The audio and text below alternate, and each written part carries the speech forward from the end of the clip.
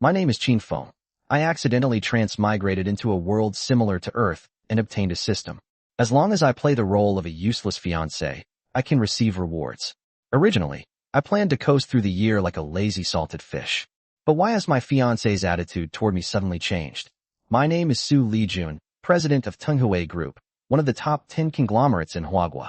Finding a fiancé was originally something I had no choice but to do. I never expected that this seemingly mediocre fiancé of mine would actually turn out to be rather suspicious. On the surface, Tenghui Group is thriving, but it will go bankrupt and undergo restructuring within a year. That bitch has a body like a washboard. What's there to be so proud of? Sooner or later, I'll have you kneeling at my feet. Xu Lijun. Chapter 1. Are you trying to fob me off like a beggar? Son-in-law, President Xu is coming back today.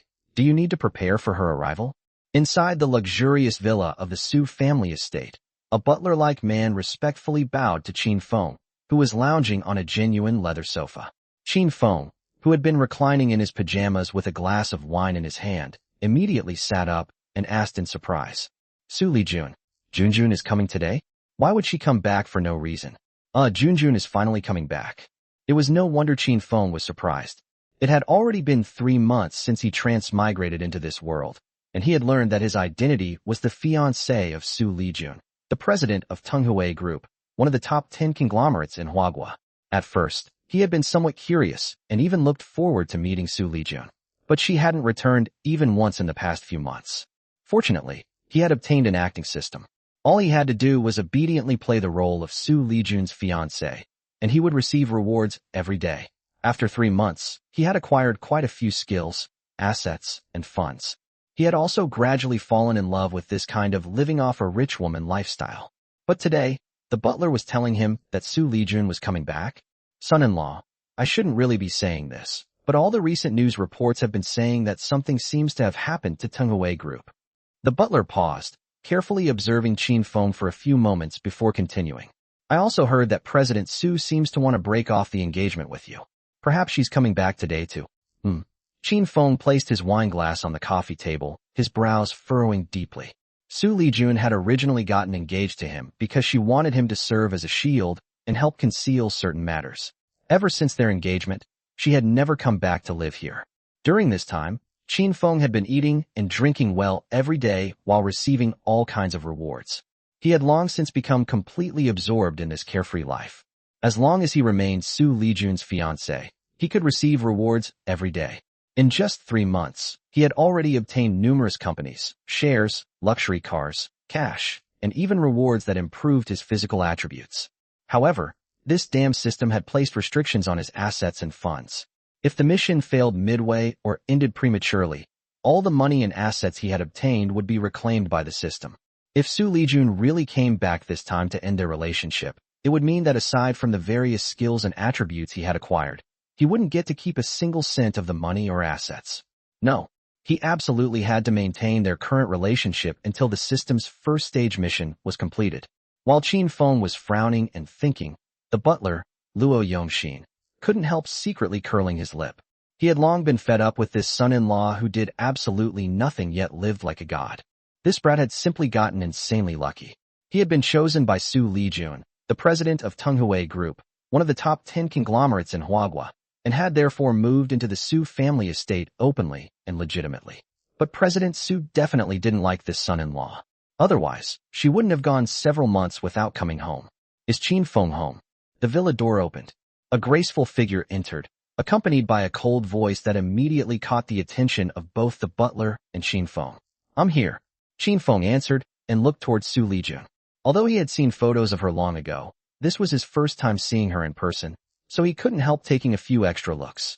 Fair-skinned and beautiful, with a slender, graceful figure, she was dressed in a sharp professional suit, yet it did nothing to conceal her extraordinary presence. Gorgeous, whether in appearance or bearing, this woman could absolutely crush most idol celebrities. Qin Feng, take this 5 million. I'll give you another 5 million later. Xu Lijun walked up to Qin Feng, took a check from her handbag, and handed it to him with an indifferent expression. From beginning to end, she maintained an aloof and icy demeanor, which made Qin Feng extremely unhappy. However, his system mission wasn't finished yet. Leaving early would mean mission failure. Qin Feng's thoughts raced. He quickly decided to stabilize this woman first and pretend that he had no idea she intended to dump him. Using the advanced acting skills he had obtained, he put on an expression of someone who was obsessed with money and accepted the check. You're really giving this to me? Wow, this is the first time I've ever seen so much money. A trace of disdain flashed through Xu Lijun's eyes. She was just about to say something when a familiar voice suddenly sounded in her mind. Dead woman, this little bit of money isn't even a fraction of my assets. Not even a tiny fraction. Are you trying to fob me off like a beggar? You. Xu Lijun immediately became furious. There were only 3 people here. Herself, Qin Feng, and the butler Luo Yongxin. And the voice was obviously Qin Feng's. But just as she was about to explode, she suddenly noticed something strange. Qin Feng was holding the check greedily. He even kissed it several times in succession, going moi, moi, moi, yet his mouth hadn't moved at all. How could she be hearing his voice? Just as she was puzzled, that familiar voice sounded beside her ears again. What's with this woman's expression? Could my acting have gotten worse? Did she see through me? This time, Xu Lijun watched very carefully. Qin Feng was blinking his innocent eyes at her. His expression genuinely looked as though he knew nothing, and his lips were tightly pressed together. Could it be? A bold, unbelievable thought quickly emerged in the mind of the sharp and capable Xu Lijun. I can hear his thoughts. Thinking this, she hurriedly took several deep breaths before forcing herself to remain calm. Qin Feng, the company has been extremely busy lately, and I haven't come back to spend time with you. I feel a little guilty about that. Take this money. Spend it however you want. If it's not enough, just ask me for more. Thank you, Junjun. You're so kind. Qin Feng beamed with delight, perfectly portraying the image of a shameless, kept pretty boy. In his heart, he couldn't help giving his own acting skills a thumbs up. She's as cold as an iceberg and always has that nasty look on her face. If my mission weren't unfinished, who the hell would be willing to be your fiancé? Several black lines appeared on Xu Lijun's forehead, and she nearly ground her teeth to pieces. This bastard really is acting. Wasn't that precisely why she had chosen Qin Feng as her fiancé in the first place?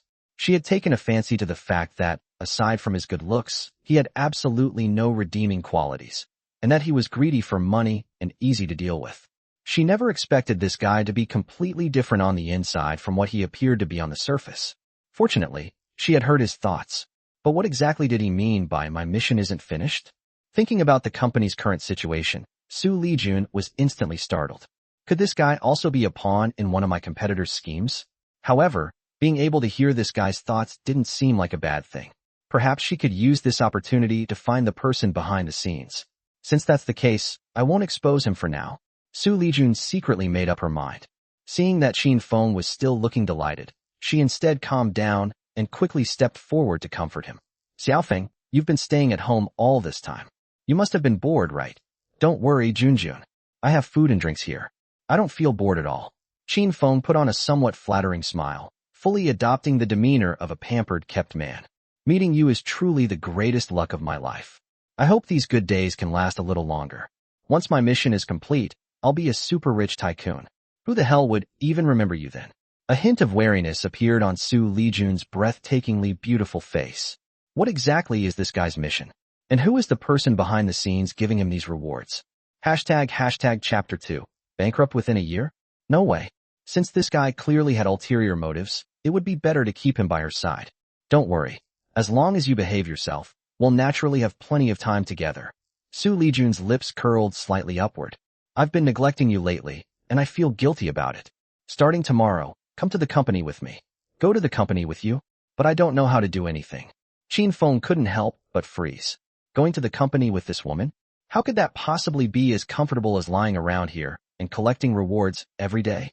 It's fine. Seeing Qin Feng's reaction, Xu Lijun's lips curved upward again as she continued.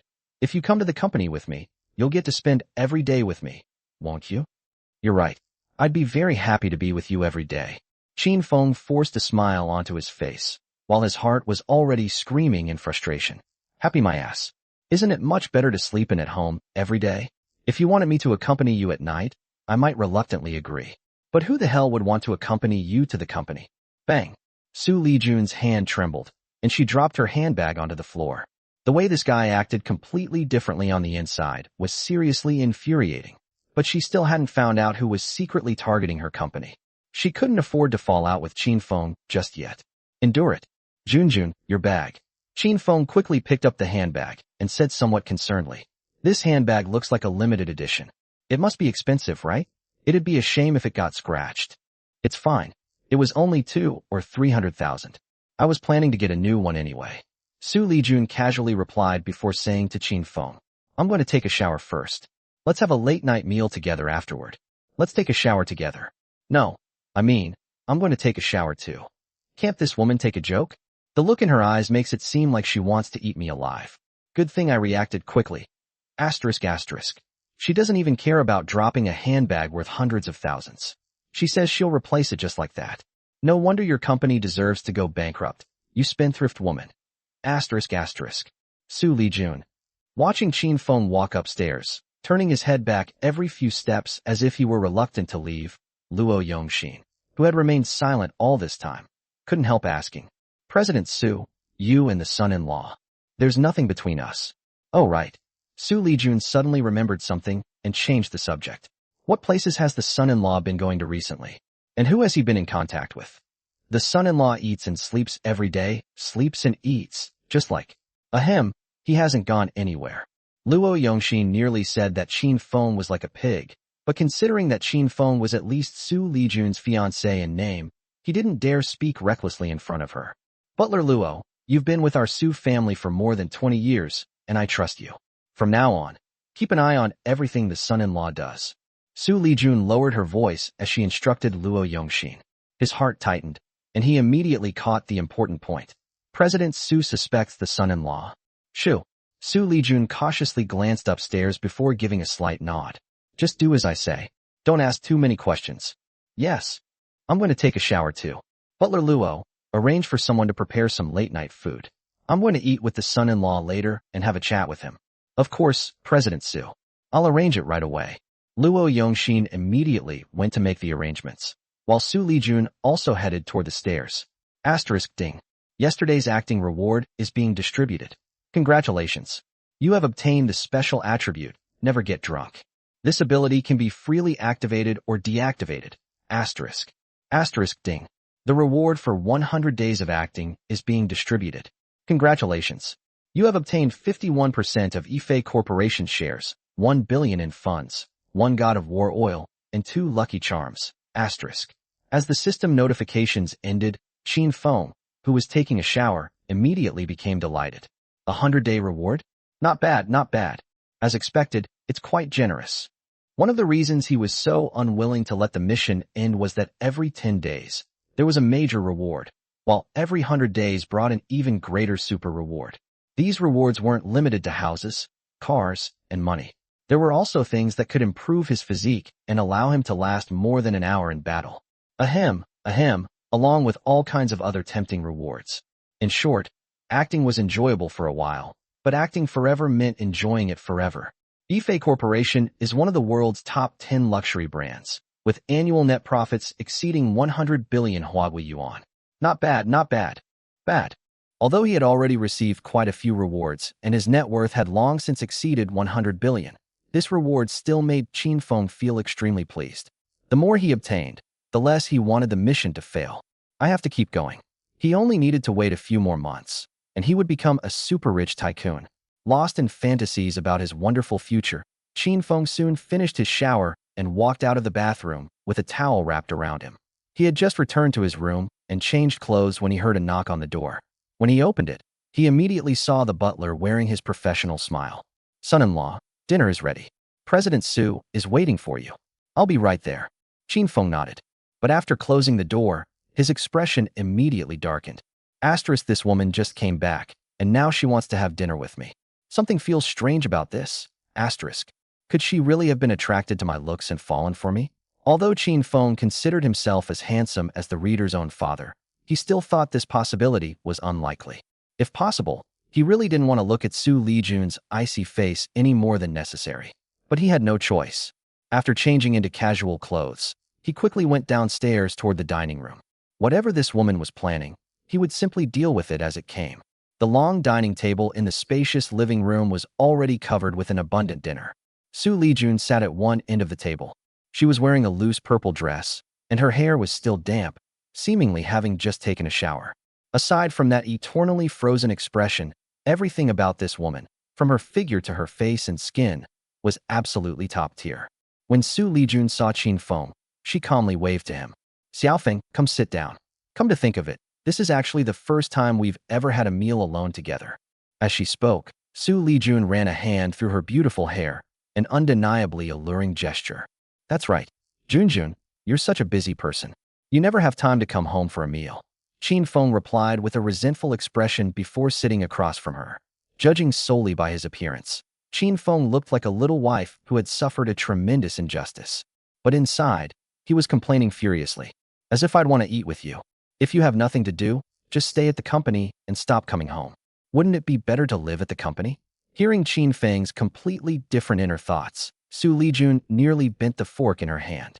Does this guy even realize who the owner of this estate is? However, she still hadn't gotten the information she wanted from Qin Feng, so she could only guide the conversation. "I haven't been home recently mainly because the company ran into some trouble. I don't even know what bastard has been secretly targeting Tenghui Group." Qin Feng couldn't help freezing when he heard this. This is the first time this woman has ever had dinner with me, and she's already talking about company matters. Why does something feel so strange? I'm supposed to be a useless good-for-nothing, a kept pretty boy, a lazy bum. What the hell do the company's affairs have to do with me? Although he was suspicious, he still put on an extremely concerned expression and said something completely meaningless. "Junjun, you've really had it tough. The development strategy of Tenghui Group is fundamentally flawed. Does it even need someone to target it? If you don't change your strategy in time, you'd better get ready for bankruptcy and restructuring within a year or two." Chapter 3. What the hell is she doing? Although Qin Feng only wanted to play his role as a useless good-for-nothing, he still paid some attention to Tenghui Group's affairs. Many things in this world were several to more than a dozen years behind Earth in terms of development, but the general direction was basically the same. On top of that, he possessed top-tier business knowledge rewarded by the system, so he had long since noticed the shortcomings of Tenghui Group. Previously, Xu Lijun had been completely devoted to her career and never came home to see him, so he couldn't be bothered to say anything. He only wanted to wait until the mission was completed, take his rewards, and leave. But now that Xu Lijun had brought up the company's situation, he felt extremely dismissive of it and had even less intention of giving her any advice. Xu Lijun, who had been paying close attention to Qin Feng's inner thoughts, was startled when she heard what he said. "The company's development strategy is wrong? Exactly what's wrong with it?" Back when her parents had died in an accident, she had taken over the company in a crisis and managed to pull the struggling business back into the ranks of Huaguo's top 10 conglomerates. Her ability was obvious to anyone. Yet Qin Feng was now saying that her strategy was wrong. Wasn't that ridiculous? Thinking about this, Xu Lijun actually relaxed. Looking at Qin Feng's seemingly concerned face, she revealed a rare smile. "It's not that hard. Starting tomorrow, I'll have you by my side, so that's all that matters." I hope I can help ease your burden." Qin Feng replied hypocritically, but he couldn't help sighing inwardly. "What the hell does it have to do with me whether your company goes bankrupt or not? I don't want to go to the company with you. Wouldn't it be better to use that time to trade stocks? Oh right, Longxin Technology stock is going to skyrocket tomorrow. I need to buy in while I can and make some extra money." At this thought, Qin Feng became somewhat excited. Although he couldn't freely use the funds and assets rewarded by the system, Xu Lijun gave him 100,000 yuan in spending money every month. He had used that pocket money to make several million yuan in the stock market in just over 2 months. And the money he earned from the stock market wasn't restricted by the system, so he could spend it however he wanted. Xu Lijun, who had been paying close attention to him all this time, was slightly stunned when she heard those two thoughts. Longxin Technology is going to skyrocket? Longxin Technology was merely a battery manufacturer. It had little to do with the currently booming chip and semiconductor industries, and she hadn't heard about any favorable news concerning the company. How could its stock suddenly skyrocket? There's no way this guy knows anything about stock trading. He must just be talking nonsense. He also said my company's decision-making was flawed. He must have been talking nonsense about that too. She had already investigated Qin Feng's background thoroughly. He was the kind of person who was useless at everything he did and couldn't even finish what he ate. How could someone like him possibly know anything about corporate strategy, future business directions, or stock market entry points? Although she still didn't understand how this guy had been bought off to deal with her, wasn't she now able to hear his inner thoughts? Xu Lijun felt that she had Qin Feng firmly under her control. With that thought, she gently put down her chopsticks and casually asked, "Hey Feng, is the money I give you every month enough?" "More than enough. I don't go out every day, so there's nowhere for me to spend it." Qin Feng answered without thinking. But as soon as he finished speaking, he regretted it and quickly added, "Of course, if you insist on giving me more, I won't refuse. Just think of it as me helping you save money. There's an old furniture factory in the western suburbs that's up for sale. They won't let it go for less than 50 million. If I could use my money, I'd buy it immediately. Within 6 months, I could make several times my investment. This woman doesn't even care about a handbag worth hundreds of thousands. What's wrong with helping her spend a little money?" Xu Lijun heard Qin Feng's inner thoughts again, and confusion rose in her heart. An old furniture factory in the western suburbs? Isn't that Yueshi Furniture Factory? She knew about that old factory. Due to poor management, its owner was looking to sell the factory land and buildings. But 50 million was slightly too high. If you were only counting the land value, it was worth at most 20 to 30 million. Moreover, both the factory buildings and equipment were outdated. She had never been involved in the furniture industry either.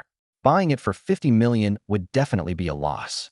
Xu Lijun shook her head slightly before suddenly realizing that Qin Feng seemed to be leading her off track. She was supposed to be investigating the person secretly targeting her, or the mastermind who had bought off Qin Feng. So why was this guy constantly thinking about such random nonsense? "Xiaofeng, from now on, you'll go to work with me every day. I won't give you your allowance for the time being. If you want to buy anything, just tell me." Xu Lijun slightly raised the corners of her lips and spoke as casually as possible. Qin Feng's face immediately fell. "Okay, Junjun. So stingy. No wonder your company deserves to go bankrupt." Hearing that again, Xu Lijun once more felt like exploding. Asterisk, why does this guy keep cursing my company to go bankrupt? Asterisk. Asterisk humph. Does he really think the master behind him is omnipotent? Asterisk. You've underestimated me, Xu Lijun. Slap. Xu Lijun slammed the utensils in her hand onto the table and stood up, saying coldly, "I suddenly don't feel like eating anymore.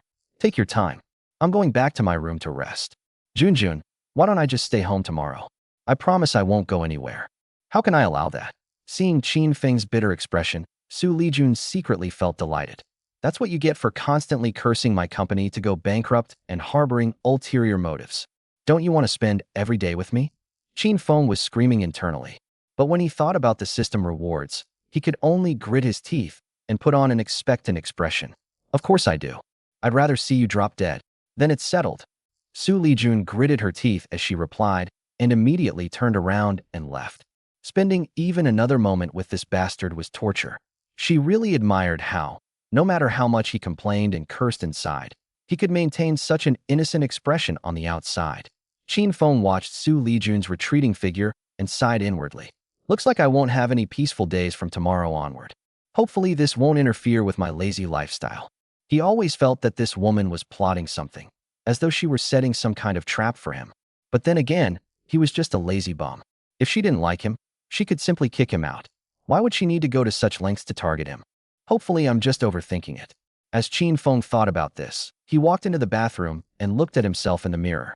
Seeing that he was still as handsome and irresistibly charming as ever, he nodded in satisfaction and muttered to himself, "Then there's another possibility. She's fallen for me.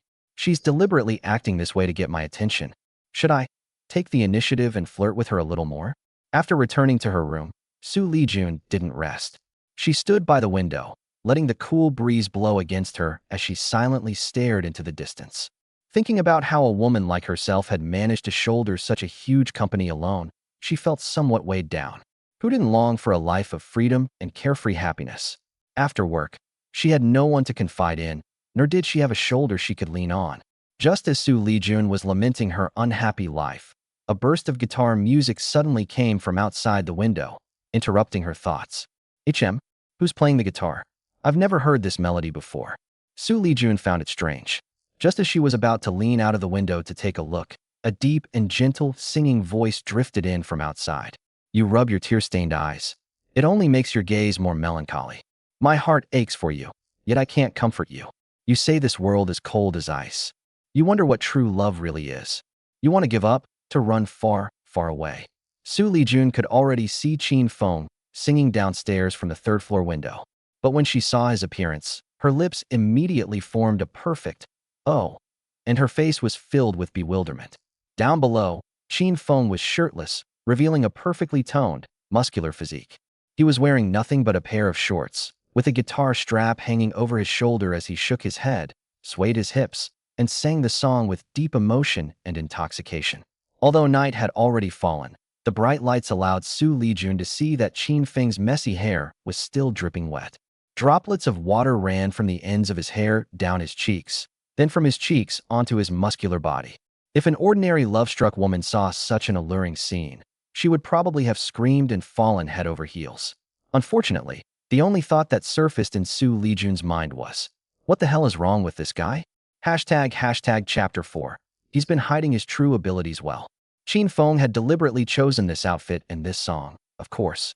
After being in this world for so long, he had already discovered that many songs, movies, and TV shows from Earth simply didn't exist here. If it weren't for the system, he could have made a pretty good living simply by plagiarizing, borrowing, works from Earth. With Earth's vast library of songs, combined with the top-tier singing voice and musical ability rewarded by the system, Qin Feng was completely confident that any woman who heard this song would fall for him. And with his perfect physique and six-pack abs enhanced by the system, he was absolutely a girl killer. In order to stall for time and successfully complete his system mission, Qin Feng resolutely decided to throw away his dignity. Ahem, to shamelessly flirt with Xu Lijun. As long as this woman developed some favorable feelings toward him, she didn't even have to fall in love with him. As long as she was willing to wait a few more months before saying goodbye to him, his goal would be achieved. While singing, he kept secretly glancing towards Xu Lijun's room. When he saw Xu Lijun standing by the window, staring at him in a daze, he felt rather pleased with himself. After finishing the song, he pretended not to notice Xu Lijun at the window, packed up his guitar, and headed back toward the villa. The moment he turned around, he struck an especially flirtatious pose, running a hand through his hair, which he had deliberately sprayed with water before coming downstairs. He even deliberately slowed down the movement. From the third-floor balcony, Xu Lijun watched him and heard a line that made her want to punch someone. "So what if she's an icy beauty? Come kneel at my feet, girl. Damn it. Who knows how many women this bastard has fooled with this trick?" Xu Lijun's face turned cold. She gritted her teeth, closed the window, and drew the curtains. The room immediately fell silent. Although she was angry inside, thinking about Qin Feng's performance just now, she couldn't help wanting to laugh. "This guy? Is he here to make me laugh? Come kneel at my feet. If I'd known he was this entertaining, I should have come home sooner." Qin Feng didn't receive any praise or invitation from Xu Lijun, so he could only pack up his things and go to bed with slight disappointment. Forget it. There's always tomorrow. That night quickly passed with everyone in the villa harboring their own thoughts. Just as the sky was beginning to brighten, someone knocked on Qin Feng's bedroom door. Disturbing someone's sweet dreams will send you straight to hell. Qin Feng had been rudely awakened from a wonderful dream and immediately became furious. He threw off his blanket and charged toward the door. He was going to teach this clueless butler or servant a lesson about proper manners. Early in the morning, "What are you knocking for?" "Oh, Junjun, what do you want this early?"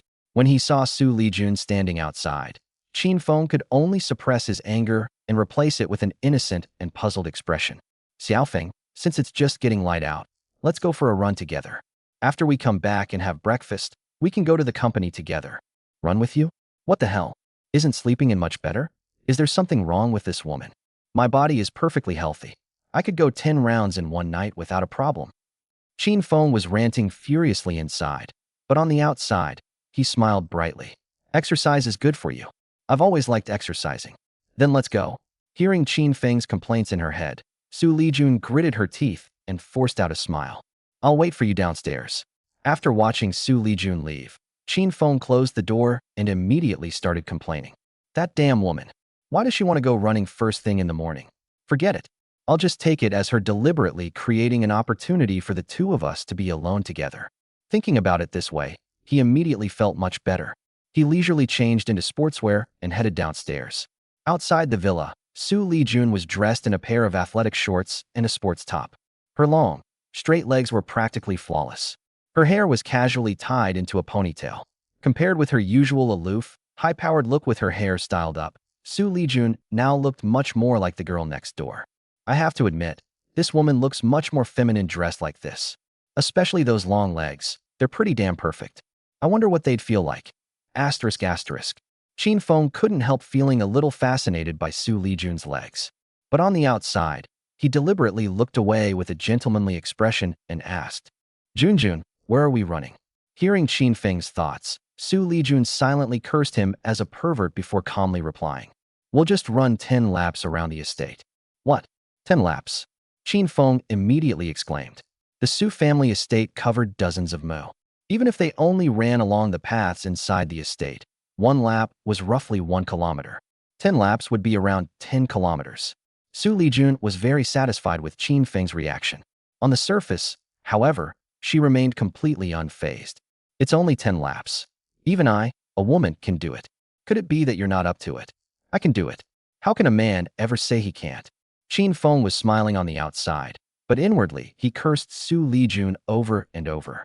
Damn, who are you looking down on? With my physique, I could run 100 kilometers without a problem. Qin Feng had received system rewards that had enhanced his physical fitness to a level beyond that of many professional athletes. With system rewards coming to him simply by lying around every day, why would he need to wake up early every morning and run around until he was drenched in sweat? But Xu Lijun had already started moving, so he could only follow after her, complaining loudly as he ran. Junjun, wait for me. Don't run so fast. Up ahead, the corners of Xu Lijun's lips curled slightly. Asterisk you? Run 100 kilometers? Asterisk. Pick up the pace. Otherwise, we'll have to go to work before you finish all 10 laps. As she spoke, Xu Lijun quickened her pace. She simply wanted to see Qin Feng embarrass himself. However, although Qin Feng looked somewhat disheveled, panting heavily, he surprisingly hadn't fallen behind even a single step after 1 lap. What's going on? This guy actually has some stamina. I'll speed up again. Xu Lijun refused to believe it and increased her pace once more. The butler had told her that this guy did nothing but eat and sleep every day. His physical fitness shouldn't possibly be this good. Junjun, I'm almost out of energy. Qin Feng's seemingly weak voice came from behind. Xu Lijun was just about to say something when she heard a voice that made her teeth itch. If I pretend to run out of energy later, will this woman hold me in her arms? It'd be even better if she let me rest my head on those long legs of hers. Stop pretending. You're not allowed to eat breakfast until you finish all 10 laps. Xu Lijun practically roared the words out before speeding up again. Asterisk, this guy can't even go for a run without having dirty thoughts. Unbelievable. Asterisk. Qin Feng was helpless too. He could only grit his teeth. Asterisk, forget it. I'll run. Asterisk. For now, he couldn't afford to make this woman unhappy. Otherwise, his 3 months of rewards would all go down the drain. Junjun, I'm coming. Qin Feng could only force himself to perk up and speed up to catch her. Xu Lijun was somewhat frustrated. No matter how much she increased her speed, Qin Feng could still keep up. Although he looked like he was running out of energy and was barely able to stay upright, his rich inner monologue had already betrayed him. 3rd lap. This woman has pretty good stamina. Is this how she trained those long legs? 5th lap. If I pretend to faint, will she give me CPR or something? 8th lap. Should I pretend I can't run anymore? Otherwise, it doesn't fit the useless fiancé persona. Asterisk asterisk. After completing all 10 laps, even Xu Lijun was breathing heavily. Yet Qin Feng still looked as though he might collapse at any moment while somehow managing to remain standing. This guy still has energy left. Xu Lijun was secretly shocked. Looks like the information from my previous investigation was wrong. Asterisk Qin Feng. You've been hiding your true abilities incredibly well. Asterisk. Hashtag chapter 5. You want me to do odd jobs? Go back, take a shower, then have breakfast, and come to the company with me. Xu Lijun spoke coldly as she headed straight toward the villa. Junjun, wait for me. Qin Feng pretended to be exhausted and followed her. From the moment they finished running until they finished breakfast, Xu Lijun kept a dark expression on her face and didn't say a single word to Qin Feng. If she hadn't suddenly gained the ability to hear this guy's inner thoughts, she really would never have known how good he was at acting. Looking at Xu Lijun's back, Qin Feng couldn't help worrying inwardly. Looks like last night's performance wasn't enough. I'll have to use something more drastic. Asterisk asterisk. Hearing Qin Feng's thoughts, Xu Lijun's expression darkened even further. What kind of tricks is this guy planning again? I need to be more careful. After they separately returned to their rooms to shower and change, They met again for breakfast. Xu Lijun still didn't pay Qin Feng any attention. Qin Feng tried several times to start a conversation, but received no response. He finally couldn't take it anymore and began cursing furiously in his head. Damn woman, why are you making that sour face? Do I owe you money or something? Let's go. Xu Lijun had only eaten a few bites. She finally couldn't stand it any longer, pulled out a tissue to wipe her mouth, stood up, and walked outside. Wait, I haven't finished eating. Qin Feng was almost going crazy. This woman was seriously unreasonable. He had been so focused on trying to start a conversation that he hadn't even had a chance to eat. Besides, Xu Lijun had only eaten 2 or 3 bites herself. They had just run 20 laps that morning. Didn't she need to replenish her energy? With all that stuff in your stomach, why would you still need to eat? Xu Lijun's voice came from the entrance of the villa. She was genuinely afraid that if she stayed any longer, she would lose her temper and drive this pawn away. My stomach is obviously empty. Qin Feng could only hurriedly grab a pastry and chase after her. Asterisk, this damn woman was perfectly fine yesterday. Why has she suddenly become so unreasonable? Asterisk. Stay calm. Asterisk, the more important the situation, the more I have to keep my cool. I can't let all my efforts go to waste. Asterisk. I refuse to believe I can't win you over. Qin Feng chased out of the villa while biting into his pastry, secretly making up his mind. Asterisk, I'll let this damn woman gloat for now. I'll find a way to make her fall in love with me little by little. Asterisk. This had nothing to do with the system rewards anymore. It had become a matter of pride. He was a man with a system, after all, and he possessed plenty of abilities that ordinary people didn't have. For example, all kinds of love songs from Earth, the acting skills rewarded by the system, and various special abilities. Asterisk, if I can't even handle one woman, then what's the point of being a man? Asterisk. Inside the estate, a brand new, eye-catching red Ferrari flashed toward Qin Feng like a brilliant flame before stopping right in front of him. The car door opened. Qin Feng swallowed his last bite of pastry and got inside. Junjun, this car is pretty flashy. Qin Feng complimented her vaguely, but as expected, he received no response from Xu Lijun. He hadn't even finished fastening his seatbelt when the car suddenly shot forward toward the estate gates. Damn, is she trying to murder her own fiancé?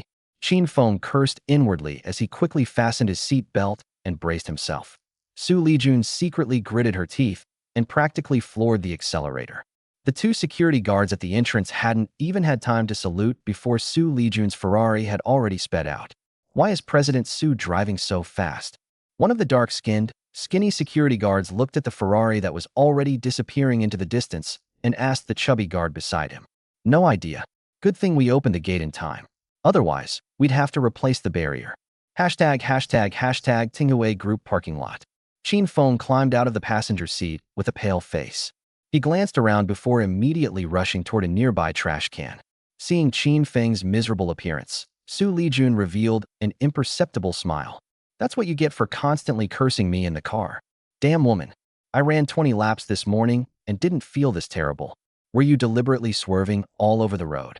Just wait until I get the chance. I'll make you understand exactly why flowers are so red. Qin Feng continued ranting furiously while Xu Lijun's smile grew more and more obvious. Asterisk, go ahead and curse. Curse as much as you want. Asterisk. The more viciously you curse me, the less guilty I'll feel when I deal with you later. When dealing with someone who clearly had ulterior motives, Xu Lijun felt absolutely no psychological burden no matter what she did to Qin Feng. Earlier, Qin Feng had kept complaining about her in the car, which had made her furious. That was why she had deliberately swerved left and right and alternated between speeding up and slowing down. Although Qin Feng's body had been enhanced by the system, he wasn't a superhuman after all. Before long, he had become completely carsick. A few minutes later, inside the president's office of Tenghui Group, Secretary Lin Wan respectfully finished reporting her work before secretly glancing at Qin Feng. Qin Feng was indeed exceptionally handsome. Combined with the improvements made to his appearance by the system, he easily attracted the attention of women who were obsessed with good looks. However, Lin Wan wasn't curious about Qin Feng simply because of his handsome appearance. It was because Qin Feng had entered the office together with Xu Lijun. Most importantly, she had heard Qin Feng call Xu Lijun Junjun. Although Xu Lijun had immediately interrupted him and corrected him, Lin Wan had still sensed the subtle relationship between the two. Asterisk, President Xu often tells her suitors that she already has a fiancé. Could this be the man she was talking about? Asterisk. After listening to the report, Xu Lijun nodded slightly and pointed toward Qin Feng. Secretary Lin, this is Qin Feng. Find him some odd jobs to do. Odd jobs. Lin Wan and Qin Feng spoke almost simultaneously. Both pairs of eyes turned towards Xu Lijun. Lin Wan, in particular, blinked in confusion and looked at Xu Lijun, afraid that she had misunderstood. Xu Lijun remained expressionless. You heard me correctly. Odd jobs. Oh, right. From now on, Qin Feng will also be responsible for cleaning this office and the elite work area outside.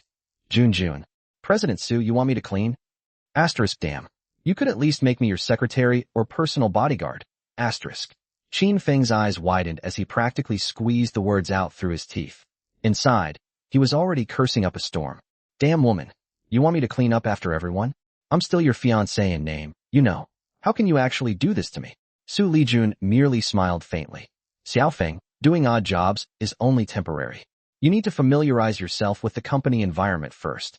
As far as this undercover agent was concerned, she wasn't worried that Qin Feng would actually leave. So naturally, she had no intention of making him too comfortable. And Qin Feng had only just sworn to himself that he would win this woman over. After thinking for a moment, he gritted his teeth. Fine, I'll do it. Damn woman. I'm staying because I want to watch your company go bankrupt step by step. By the time your company goes bankrupt, I'll already be a super rich tycoon. Then I'll pay you back, with interest. Hearing Qin Feng's inner thoughts, Xu Lijun's brows furrowed slightly. This bastard has mentioned my company going bankrupt again. Exactly how much confidence does the force behind him have? As one of Huaguo's top 10 conglomerates, Tenghui Group was involved in numerous industries. Naturally, it wasn't a company that could easily collapse, let alone within a year. Asterisk. This guy must just be saying it out of spite. Asterisk. Or perhaps seeing my company go bankrupt is simply his pathetic wishful thinking. Hashtag chapter 6. It hit the daily limit. Xu Lijun felt that she had figured out Qin Feng's true intentions, so she secretly breathed a sigh of relief and stopped thinking too much about it. As for Qin Feng's claim that he would eventually become a super rich tycoon, she naturally assumed that he would receive a substantial reward for helping someone bring down her company. She was confident enough in her own abilities to lead the company through any crisis. Besides, now she even had a self-important undercover agent by her side who had absolutely no idea that she could hear his inner thoughts. Secretary Lin explained his duties to Qin Feng. After giving Lin Wan the instruction, Xu Lijun sat down in her office chair and began going through her documents. Lin Wan could clearly sense that the relationship between the two was unusual, so she looked at Qin Feng somewhat awkwardly and forced a smile. Brother Feng, what do you think? Just call me Xiaofeng. Qin Feng shot Xu Lijun a fierce glare before continuing.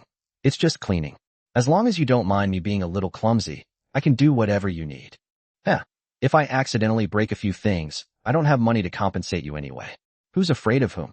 Qin Feng was just about to leave the office with Lin Wan when Xu Lijun suddenly raised her head and coldly said, Secretary Lin, if Qin Feng accidentally damages anything, make a list and charge him 100 times the original price. Why yes, President Xu. Lin Wan glanced sympathetically at Qin Feng and answered awkwardly. Qin Feng wanted to kill Xu Lijun with his eyes, but when he saw that she had already lowered her head and returned to work, he could only snort coldly and turn around. Damn woman, you're getting more and more unreasonable.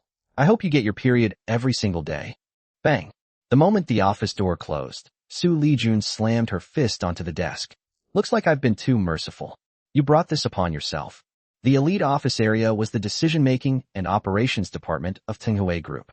There were only 20 or 30 people in the spacious hall, but every single one of them was a core member of the company. When several young and beautiful female employees saw Lin Wan bringing Qin Feng over, they immediately greeted them with playful smiles. Secretary Lin, who's this handsome guy? Is he our new colleague? Wow, this guy is really good looking. Do you have a girlfriend? Handsome, what's your name? Lin Wan hurriedly blocked the enthusiastic female employees and kindly reminded them. Stop fooling around. He was brought here by President Xu. President Xu's man. The female employees immediately withdrew their wandering hands and prepared to return to their desks. Even if they were just joking around, they definitely didn't dare mess with someone who belonged to President Xu. Lin Wan turned around and lowered her voice. Brother Feng, you'll mainly be responsible for this area and President Xu's office. If you need anything, just let me know. Several female employees who hadn't gone far suddenly became nervous when they heard this. Asterisk responsible for our area? Could he have become our supervisor the moment he arrived? Asterisk. Well, having connections in high places really makes everything easier. This place is so big. What exactly do I have to do? Clean the windows and sweep the floor. Qin Feng didn't lower his voice at all. He was Xu Lijun's fiancé in name, after all. If she wasn't embarrassed, why should he care? Lin Wan had originally wanted to save Qin Feng some face, but she could only stammer. Why you only need to do those two things for now? The trash is handled by the dedicated cleaning staff. What? Clean the windows and sweep the floor? Wasn't that the job of the cleaning staff? Not only did the female employees who had gathered around freeze in surprise, but even those who had been secretly listening nearby thought they had misheard. The person President Xu brought here is actually here to clean? The company isn't short of cleaners. Even if it were, President Xu wouldn't need to personally bring someone here for that. Moreover, even a blind person could tell that Lin Wan treated Qin Feng with respect, addressing him as Brother Feng over and over. Qin Feng's response confirmed everything Lin Wan had said. Fine. This work isn't tiring anyway. As long as President Xu is happy. Secretary Lin, you can go ahead and get back to work. Okay, Brother Feng. I'll go report the situation to President Xu first. Lin Wan gave Qin Feng a slight bow before turning around and walking toward the president's office. After Secretary Lin left, everyone continued staring blankly at Qin Feng. Qin Feng felt a little uncomfortable under all those gazes. He could only clear his throat twice before saying, "Hello, everyone. My name is Qin Feng. I'll be responsible for keeping this area clean from now on. If I don't do something properly, please bear with me." He was taking it all in stride. Was he working for Xu Lijun? Of course not. He was working for the system and getting generous rewards every single day. If eating a mouthful of shit could earn someone 1,000,000 yuan, plenty of people would probably be willing to eat enough to bankrupt the person paying them. Qin Feng had a system. All he had to do was do a little cleaning every day, and he could receive all kinds of rewards, assets, attributes, skills, and more. What was there that he couldn't do? So even though Xu Lijun had assigned him to miscellaneous cleaning duties, he could tolerate it and didn't care. Perhaps because everyone now saw him as a cleaner, the men in the office became less hostile toward him, while the women felt less distant and cautious. Oh, so he's just a cleaner. A short-haired girl who had been about to return to her desk suddenly turned around and walked toward Qin Feng with a playful smile. Feng, why are you willing to do cleaning work here? If you don't feel like working hard anymore, you can always come talk to Big Sis. Before Qin Feng could answer, another girl chimed in. Hey, Chi, don't try to steal him from me. Qin Feng is mine. Hey, you too, don't scare Xiaofeng. Another girl grabbed Qin Feng's hand and said, Xiaofeng, Big Sis will help you find a wife. Find some cleaning tools for you. Qin Feng was speechless. He could even feel several resentful, envious, and jealous gazes coming from behind him. Ladies, it's work time. Let's not fool around. Otherwise, if President Xu sees us, she'll deduct my salary. What a straight man. The moment they heard the words, President Xu, everyone immediately behaved themselves and returned to their desks. Qin Feng found a broom and casually started sweeping the floor. As he watched everyone settle down and begin working seriously, Qin Feng suddenly remembered something. It seems I won't have any chance to make some extra money today. Inside Xu Lijun's office. Lin Wan, keep an eye on Longshin Technology's stock for me. Of course, President Xu. Lin Wan immediately took out her phone and began checking. But she was extremely puzzled. Why is President Xu suddenly asking about Longshin Technology's stock? She normally doesn't even pay much attention to our own company's stock. Although she was curious, she quickly found the information and began reporting. President Xu, there are still 30 minutes before the market opens. Based on Longshin Technology's recent announcements and its stock price trend, there doesn't seem to be anything unusual. Xu Lijun immediately breathed a sigh of relief. Then she shook her head and mocked herself. I shouldn't have checked in the first place. How could that guy possibly have such abilities? Fine. Just keep an eye on it when you have time. Go back to work for now. Yes, President Xu. Lin Wan respectfully left the office. Xu Lijun quickly dealt with her documents. Before she knew it, it was already noon. Almost lunchtime. Time really flies. Xu Lijun stretched lazily before standing up and moving her arms and legs. I wonder how that guy's doing. Xu Lijun suddenly thought of Qin Feng. That guy was an undercover agent, after all. She couldn't let him remain outside her sight for too long. Thinking of this, she hurried toward the door, intending to check on Qin Feng.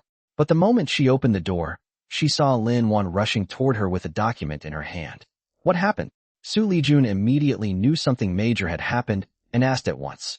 President Xu, the Longshin Technology stock you asked me to monitor, it just hit the daily limit. Hashtag Chapter 7. Betraying the company? What? Impossible. Xu Lijun was startled. She hurriedly ushered Lin Wan into the office, closed the door, then turned around and asked, what exactly happened? She was utterly shocked. She had heard from Qin Feng's inner thoughts that Longshin Technology's stock was going to surge, so this shouldn't have been some scheme targeting her. Lin Wan handed her the document and quickly explained. It's like this, President Xu. Just now, the government suddenly released a new policy. You'll understand once you take a look. Xu Lijun hurriedly took the document. She quickly spotted the shocking news. Official government website. The government will fully promote the development of new energy vehicles. Related stocks are set to face major opportunities. Listed stocks include ***, and among them, Longshin Technology was prominently listed. Xu Lijun stared blankly at the document in her hands, unable to recover for a long time. This was information officially released by the government. How had Qin Feng known about such a major piece of good news in advance? President Xu? Seeing Xu Lijun standing there as if she had been turned to stone, Lin Wan called out worriedly several times. I'm fine. Xu Lijun walked over to her office chair and gently rubbed her temples, still unable to calm down. Does this guy really have some kind of ability? Or was he just guessing? Or does he have access to some special information channel? Wait. Xu Lijun suddenly slapped the desk, startling Lin Wan, who had been watching her closely. President Xu, Secretary Lin, I have a task for you. I'll give you the money. Go quietly purchase CF Furniture Factory in the western suburbs. A furniture factory? Oh, okay. Lin Wan froze. Why did President Xu suddenly decide to buy a furniture factory? But as a competent secretary, all she needed to do was carry out her boss's orders. Xu Lijun was equally decisive. She immediately wrote Lin Wan a check for 50 million yuan. Go handle it immediately. And remember, keep this absolutely confidential. Yes. Although Lin Wan was extremely puzzled, she took the check and left. It was only after a long while that Xu Lijun murmured, was that guy just guessing? Fine, I'll trust you one more time. She had thought everything through. Even if she ended up losing money, at worst she would lose the factory buildings and equipment. The land itself would still belong to her. Outside, it was already lunchtime. Qin Feng declined invitations from several enthusiastic female employees to eat together. As he watched them leave one after another, his eyes lit up when he looked at the rows of computers. There are still 10 minutes before lunch break. I wonder if it's still possible to buy Longshin Technology stock now. After finally waiting until everyone had left, Qin Feng hurried toward a computer in the corner. Only 5 minutes left. But it's fine. I have advanced hacking skills. My typing speed is top-notch. In just a few seconds, he cracked the computer's password, quickly opened the stock market information, and searched for Longshin Technology. When he saw Longshin Technology's stock price shooting straight upward and being firmly locked at the daily limit, Qin Feng immediately cursed angrily. Damn it. I was one step too late. It's all that damn woman's fault for forcing me to come to the company. I've lost a huge opportunity. He tapped away at the keyboard and quickly found the time and reason for the stock hitting the daily limit. Just as I expected. What a shame I was still too late. I really didn't expect the government to move this quickly. With his top-tier financial knowledge, Qin Feng had already realized that new energy would become a major market trend. After 2 days of research, he had finally focused his attention on the consistently undervalued Longshin Technology. According to his calculations, riding this new trend, Longshin Technology's stock price would hit the daily limit at least 6 times, potentially doubling in value. Unfortunately, he had failed to buy it at the market opening today. He had ultimately missed the opportunity. Apart from cursing Xu Lijun a few more times, there was nothing he could do but accept it. After all, with his top-level financial expertise, there would never be a shortage of opportunities to make money. He hurriedly erased his browsing traces, preparing to leave before anyone noticed. What's this? While clearing his traces, Qin Feng noticed something unusual. There was a hidden link embedded in the browser. An ordinary person would never have noticed anything wrong, but Qin Feng possessed top-tier hacking abilities awarded by the system. He immediately realized that something was off. His fingers turned into blurs as they flew across the keyboard. Soon, he traced the hidden link to a chat application. Requires a login? Qin Feng was slightly surprised. Then the corner of his mouth curled into a disdainful smile. You think this can stop me? His hands moved like lightning as he began typing again. Qin Feng failed to notice that Xu Lijun had appeared some distance behind him. At this moment, Xu Lijun's face was filled with anger. She desperately wanted to rush over and catch Qin Feng red-handed. That's right. She naturally assumed that she had caught Qin Feng secretly communicating with someone outside the company. And that outsider was very likely the mysterious mastermind behind everything. However, to be safe, she didn't make a sound. Instead, she took out her phone and began recording while quietly approaching him. When she was only 4 or 5 meters away from Qin Feng, she suddenly heard him muttering, "You think something like this can stop me? I'm a world-class hacker. Man, I'm really getting more and more impressed with myself. Holy crap. This is actually transaction information. The person using this computer is selling company intelligence. Yeah, even though I discovered it, that damn woman made me do menial work. I'm not going to bother. Humph. The sooner that old hag goes bankrupt, the better. Then I'll see how I can crush you with money." Asterisk asterisk. Behind him, Xu Lijun's expression became incredibly complicated. She was shocked, furious, confused, and even somewhat aggrieved. If Qin Feng's inner thoughts were genuine, then he wasn't communicating with the mysterious mastermind at all. In fact, he had even discovered someone who was selling confidential company information. What confused and upset her most was that the elite department, which she had always believed was completely united and fiercely loyal to her, actually had a traitor among them. Her anger toward this traitor even overwhelmed the anger she felt toward Qin Feng for cursing her company's downfall. Over on the other side, Qin Feng's fingers began slowing down as another thought entered his mind. This guy's skills are terrible. This kind of disguise is way too easy to expose. Let me help you strengthen and modify it. Asterisk asterisk. A vein bulged on Xu Lijun's forehead. Asterisk, this damn bastard. He's actually trying to help the bad guy. Asterisk. She knew she could no longer hesitate. If Qin Feng logged out, he could simply deny everything afterward. Worse, he might collude with the owner of the computer and shift the blame back and forth, or even work together to cover it up. That would be troublesome. With this thought, she quickly stepped forward, gathered her breath, and shouted angrily, "Qin Feng, how dare you sell my company's confidential information? Holy crap, you scared the hell out of me." Qin Feng was genuinely startled. He turned around and saw Xu Lijun pointing her phone at him and recording.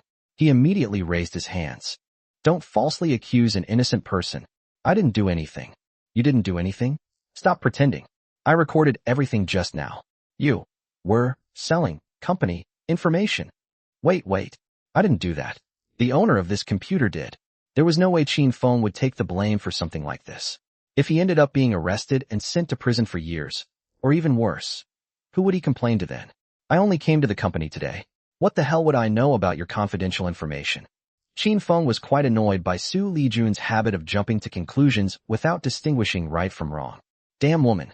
Are you really all boobs and no brains? Bah, you're built like a washboard. You've got neither boobs nor brains.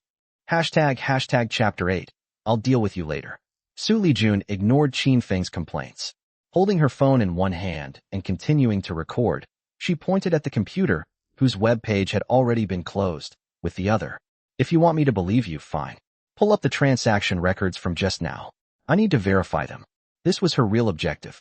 Since she could hear Qin Feng's inner thoughts, she naturally wasn't deliberately framing him. But she wasn't particularly skilled with computers either. She was afraid that bringing someone else in might accidentally damage the evidence.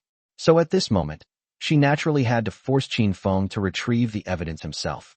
Jun, if I find the transaction records, you won't accuse me of something I didn't do again, right?" "Enough nonsense. Hurry up." Xu Lijun's expression was cold, and her voice was icy, leaving no room for negotiation. Yet her eyes were already filled with tears. Deep down, she hoped Qin Feng was merely lying to her. Fine. Just give me a moment." Qin Feng had no choice but to turn around and start typing on the keyboard. Xu Lijun nervously listened to his inner thoughts. If this guy showed any intention of destroying the evidence while he had the chance, she would kick him away without hesitation. Qin Feng, however, cooperated fully. He opened the hidden chat application and pulled up the chat records. Although he didn't particularly want to help Xu Lijun, she had been recording everything with her phone. Besides, he genuinely hadn't done this, so there was no way he was going to take the blame. "I'm not helping you. I just don't want to be misunderstood. You're lucky this time. Move. The moment Xu Lijun saw the chat records, she immediately pushed Qin Feng aside and carefully examined them. At first, she managed to maintain her composure. But gradually, her body began to tremble, and eventually she started choking back sobs. She had never imagined that someone within her own company, even right under her nose, would betray her and sell company secrets. Qin Feng felt extremely uncomfortable seeing the usually domineering Xu Lijun suddenly become so helpless. He hesitated, wondering whether he should comfort her, but when he finally opened his mouth, what came out was, I'm hungry. Go eat by yourself. Xu Lijun forced herself to answer calmly. Then, as if she suddenly thought of something, her tone softened as she looked at Qin Feng. Wait, could you help me with one more thing? What? Seeing Xu Lijun suddenly become much gentler, Qin Feng didn't believe she had suddenly changed her personality. He immediately became wary. See, could you check all the computers for me? Xu Lijun felt as though she had used up all her strength just saying those words. Qin Feng understood.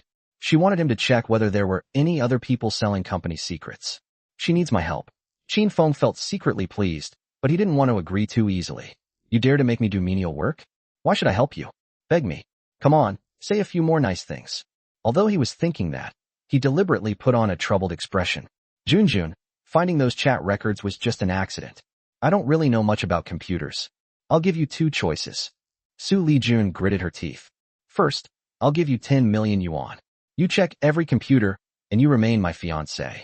Second, I'll still give you 10 million yuan, but you pack your things and disappear. I'll lock down all the computers here and bring in professionals to inspect them. She refused to beg him. Especially not this shameless, undercover agent, Qin Feng. Damn it.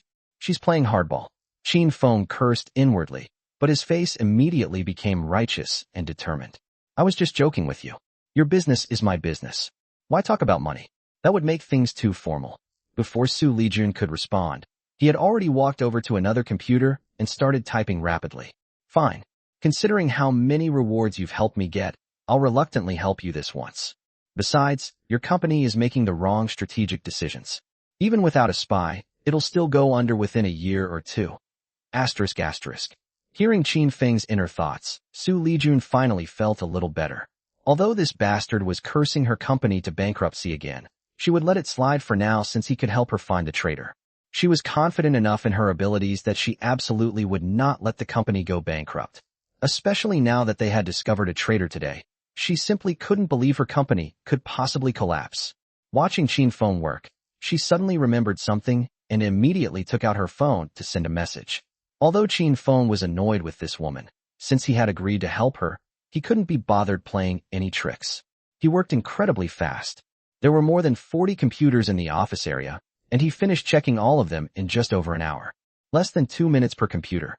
The speed made Xu Lijun suspect for a while that he might be slacking off. Fortunately, Qin Feng kept complaining as he worked. Nothing on this one either. Sigh. I exposed my computer skills today. Will tomorrow's reward be reduced? Damn. She discovered that I have another advantage besides being handsome. What if she really falls for me? Humph.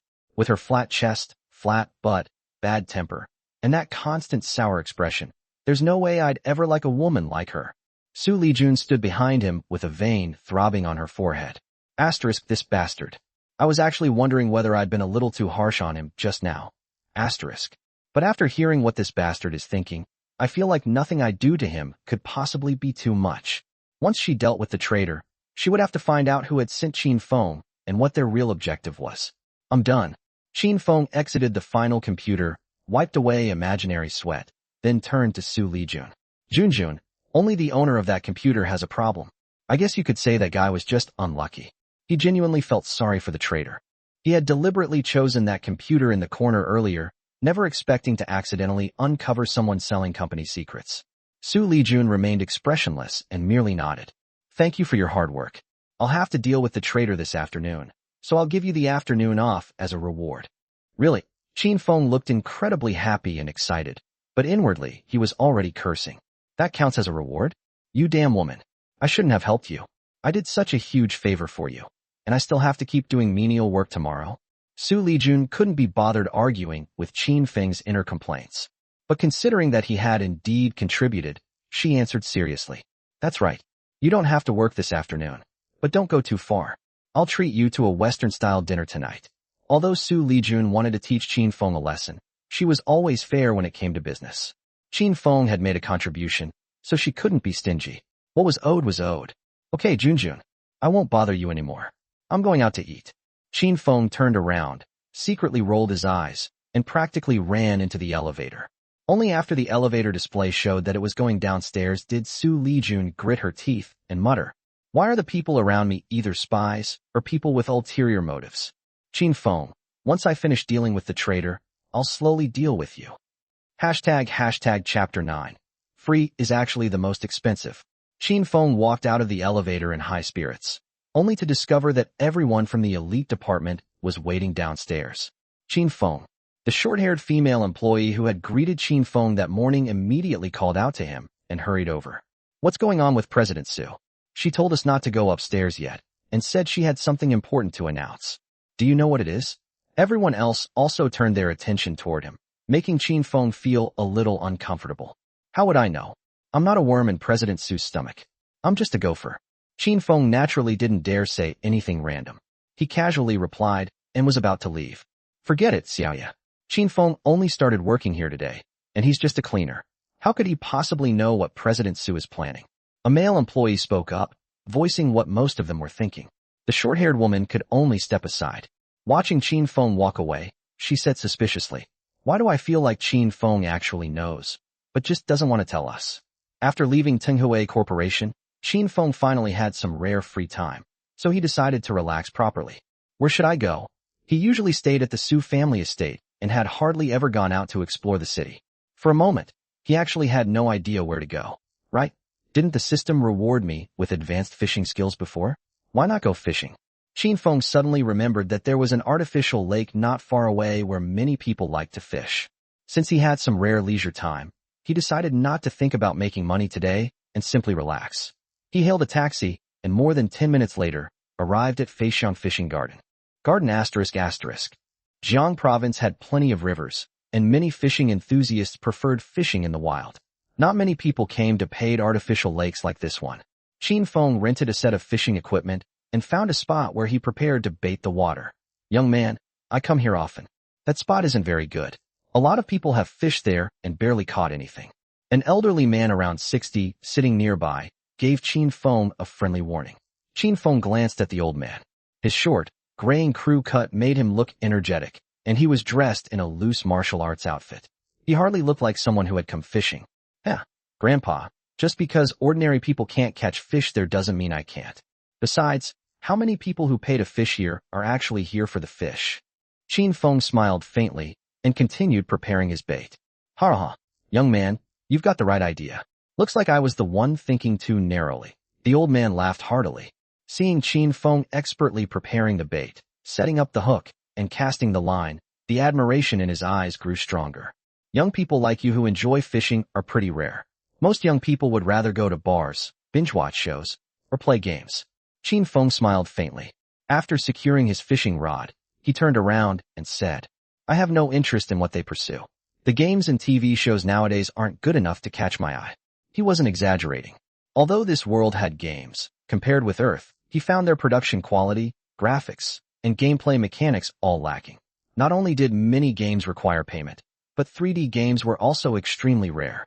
Never mind the hugely popular games like Crossfire and Game for Peace from Earth. As for TV dramas, during the 3 months he had spent at the Xu family estate, he had watched quite a few. Most of them had nearly put him to sleep. Several times, he had even considered bringing some of Earth's classic movies and TV shows to this world. In the end, however, he had taken his image as a useless fiancé into consideration and abandoned the idea. He had planned to enter the entertainment industry and make a fortune after completing his mission. But his words caused the old man's brows to furrow. "Young man, although I agree that fishing can cultivate one's temperament, you can't look down on the gaming and film industries. Take the recently popular game Wuxia Jianghu, for example. Even my granddaughter loves playing it." Qin Feng laughed without holding back. "Grandpa, I've tried that game you mentioned. It's basically garbage. If I wanted to, I could make a game that crushes it in minutes." "Oh, handsome young man, you really think you can make a game that beats Wuxia Jianghu?" A clear, delicate female voice carrying a hint of anger suddenly came from behind Qin Feng. Qin Feng turned around and discovered that a stunningly beautiful woman was standing behind him. Her appearance was breathtaking, and her aura was every bit as impressive as Xu Lijun's. The fashionable, elegantly dressed beauty was glaring at him angrily. Qin Feng couldn't be bothered with her inexplicable anger. Instead, he turned to the old man and asked, "Grandpa, do you know this young lady?" "My granddaughter." The old man explained their relationship, then added, "She really likes Wuxia Jianghu." So that was it. Qin Feng immediately understood. Naturally, insulting something someone loved would make them unhappy. But he had only been speaking the truth, so he showed no embarrassment as he said, "Then your granddaughter is pretty pitiful, Grandpa. I guess she hasn't had much exposure to good games." That was basically the same as saying the woman had never seen the world. The woman stepped beside Qin Feng and asked condescendingly, "Handsome, what exactly do you consider a good game? Among all the online games available right now, is there really any game with better graphics, story, and servers than Wuxia Jianghu?" "No." Qin Feng glanced at the woman's fair legs beneath her short skirt. He compared them with Xu Lijun's long legs in his mind and decided they were probably about equal. His straightforward answer stunned both the woman and the old man. The woman gritted her teeth. "If you admit that Wuxia Jianghu currently has no real competition, then what gives you the right to look down on it?" "Wait." Qin Feng didn't answer immediately. Instead, he turned around, gave the rod a quick jerk, and pulled up a crucian carp about the size of his palm. Only then did he calmly say, "Let's not even talk about the game's graphics, story, or even its map design. All of those are pretty low quality in my eyes. Let's talk about its business model. Actually, every game on the market has the same problem, the payment model. If you want to play, you have to buy an activation code. The cheapest activation code costs 99 yuan. Forget whether that's a price many people are willing to pay. The real question is, can you actually make enough money operating a game this way? Even a popular game like Wuxia Jianghu might have several million players willing to pay. Sure, you can make some money at the beginning. But if you want a game to develop over the long term, what are you going to do about the operating costs later?" The woman was stunned by his questions. Indeed, the gaming industry had relatively low profits, mainly because too few people were willing to pay to play. But if the game was free, who the hell would be willing to spend money developing it for people to play? And once players had paid, there was no way to keep charging them. Otherwise, the players would protest. But without enough revenue later on, maintenance and operating costs couldn't be sustained.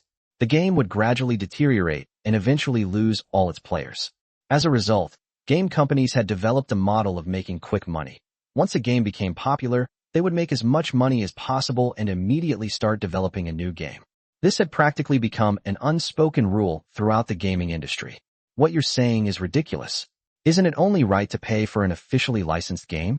If you don't charge, then what about our country's game companies, developers, programmers, and everyone else? Do they work for free?" Qin Feng put the fish away, baited his hook again, and leisurely said, I wasn't planning on saying this much. But since you look so unconvinced, I'll give you a few simple ideas." Whoosh. He cast the line again. As he secured the fishing rod, he continued, *** free is actually the most expensive. *** if I were developing a game, I'd make it completely free for everyone. As for how to make money, there are way too many ways. For example, you can create paid items in the game. Buying these items can give players various conveniences and privileges. As long as you control it properly, it won't affect the game's balance. Once the game becomes popular, hold competitions regularly to attract even more attention. With enough popularity, wouldn't sponsors come knocking? Turn online gaming into an esport. Forget it. There's too much to explain, and I'm too lazy to tell you all of it. You probably wouldn't understand anyway. After saying that, Qin Feng turned around and fiddled with his fishing rod, looking as though he had no intention of speaking to them anymore. The beautiful woman and the old man exchanged a glance. Both of them were visibly shocked. Free is actually the most expensive? Paid items. Esports. The woman repeated the phrases several times, and her eyes grew brighter and brighter. Finally, she grabbed Qin Feng by the shoulder and said excitedly, "Sir, I apologize for what I said earlier. Let me introduce myself first. My name is Guan Yanyan, and that's my grandfather, Guan Xinghai. Would you do us the honor of finding somewhere to sit down and have a proper conversation?" "Sorry, not interested."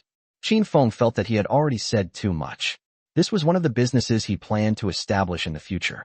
He absolutely couldn't reveal too many details. Guan Xinghai and Guan Yanyan were stunned. They had assumed that once Qin Feng heard their names, his attitude would change somewhat. They hadn't expected that he apparently hadn't even heard of them.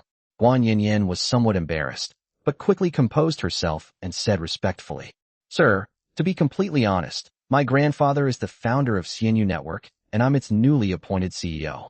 Wuxia Jianghu is one of the games developed by our company. If you're willing, we'd like to invite you." "Sorry, I'm not interested." Qin Feng now understood who they were.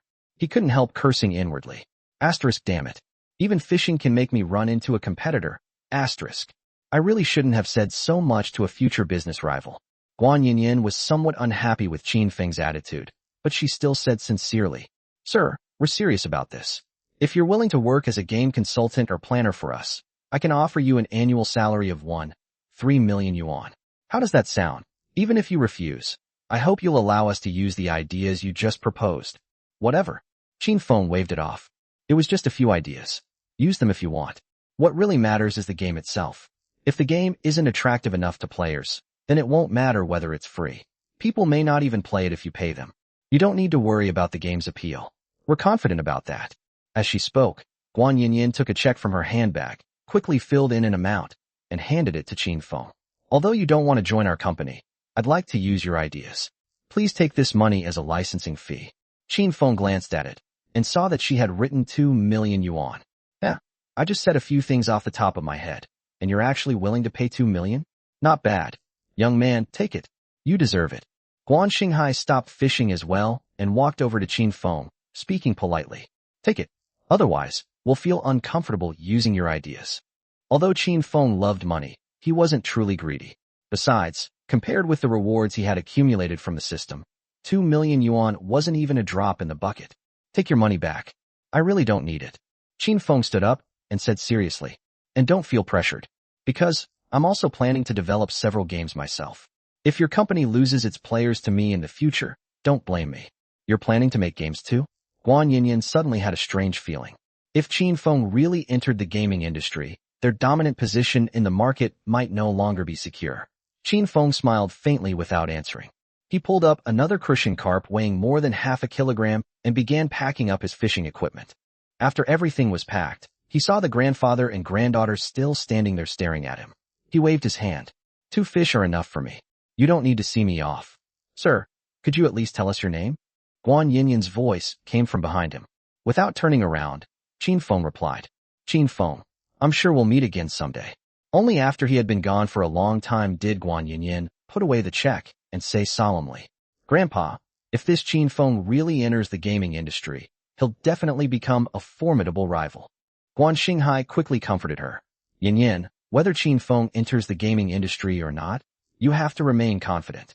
Without competitors, there's no progress." "You're right, Grandpa." Guan Yinyin immediately regained her composure.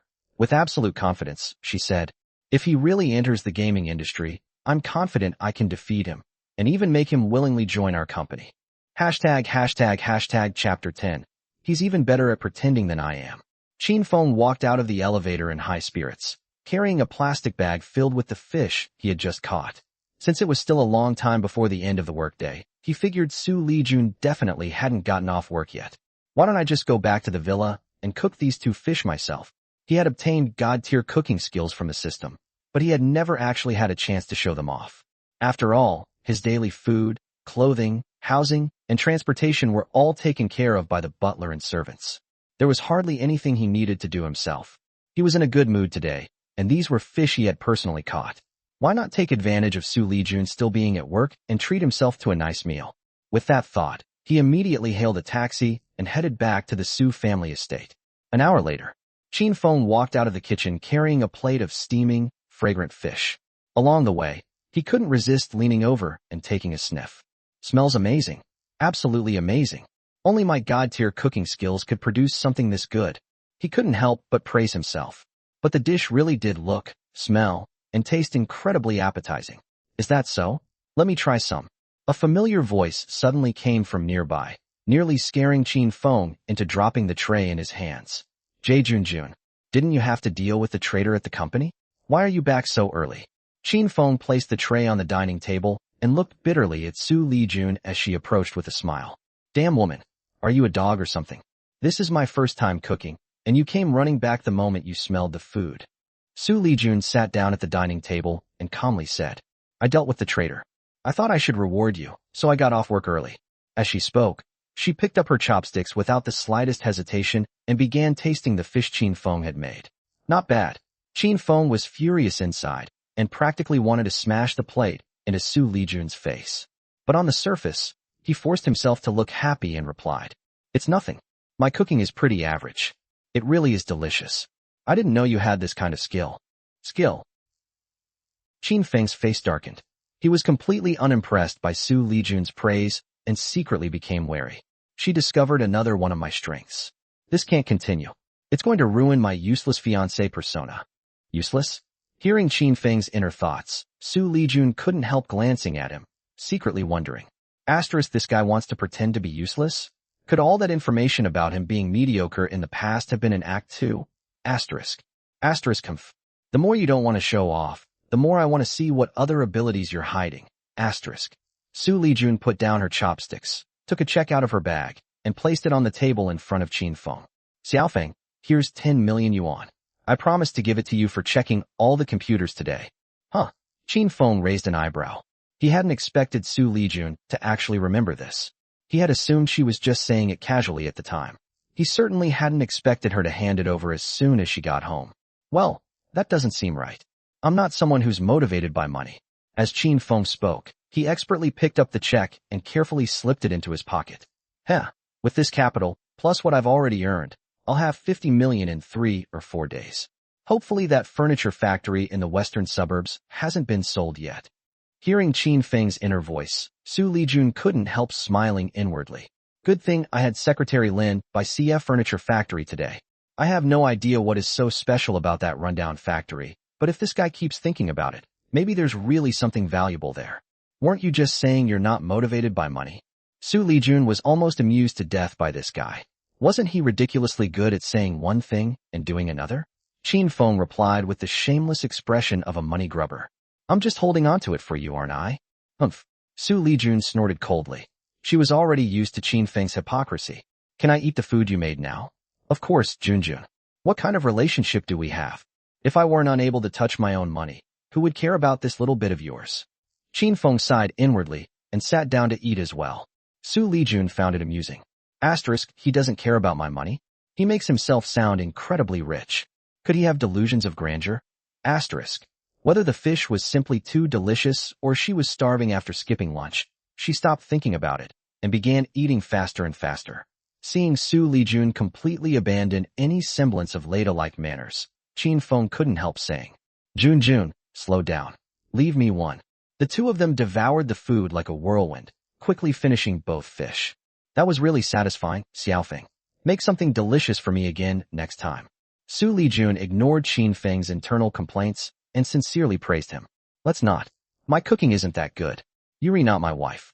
Why should I cook for you again? Xu Lijun wiped her mouth and stood up. Let's go. Go. Qin Feng looked puzzled, wondering what this woman was planning now.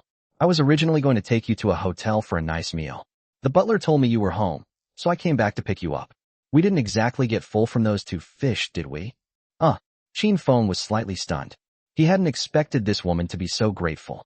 Not only had she kept her promise and given him 10 million, she was even taking him out for a nice dinner. He couldn't even find anything to complain about. This woman actually has some good qualities. Hearing Qin Feng praise her for once, Xu Lijun's lips curled into a beautiful smile. Wait for me. I'm going to change clothes. Let's go together.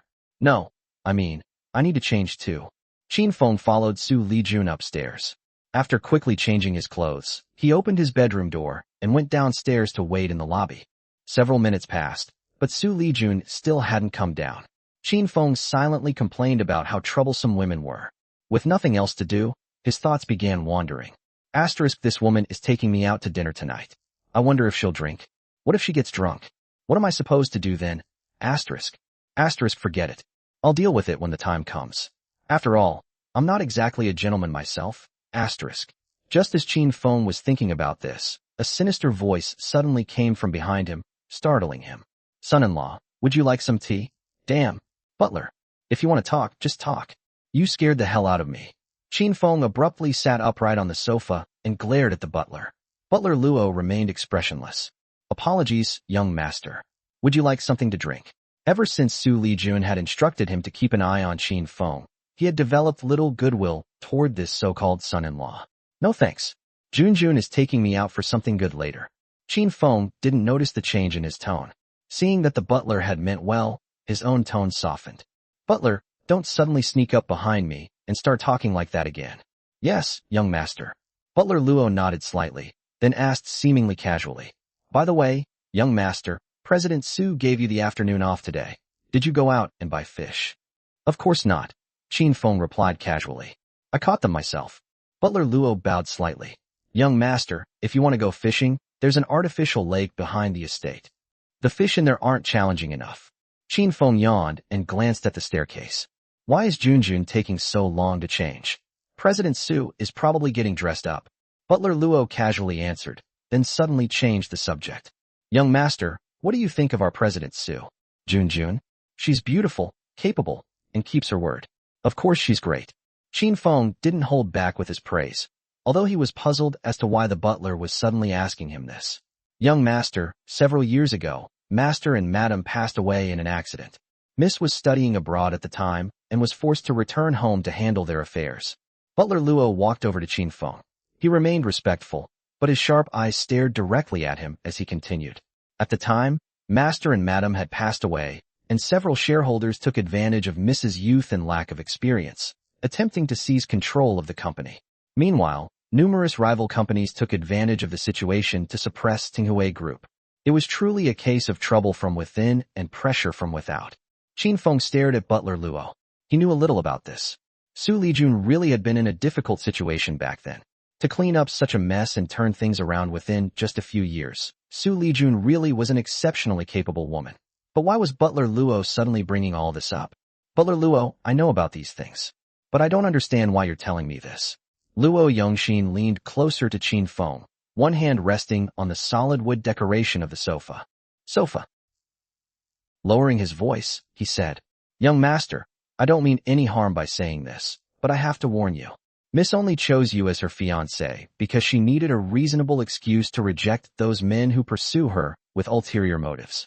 I hope you won't do anything to hurt Mississippi otherwise. As he spoke, Luo Yongxin suddenly tightened his grip. Crack! A sharp sound immediately rang beside Qin Feng's ear.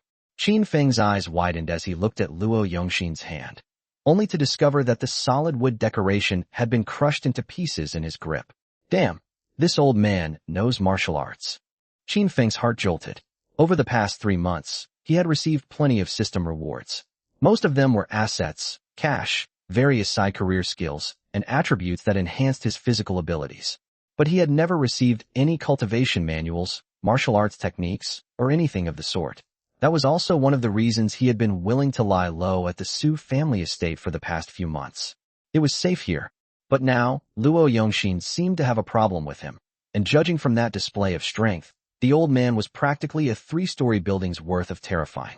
With his current strength, even if Qin Feng smashed that piece of solid wood dozens of times with a hammer, he probably couldn't break it into pieces like this. Butler Luo, what do you mean? Qin Feng gritted his teeth and stared at Luo Yongxin. His face showed no trace of fear, but inwardly, he was already panicking badly.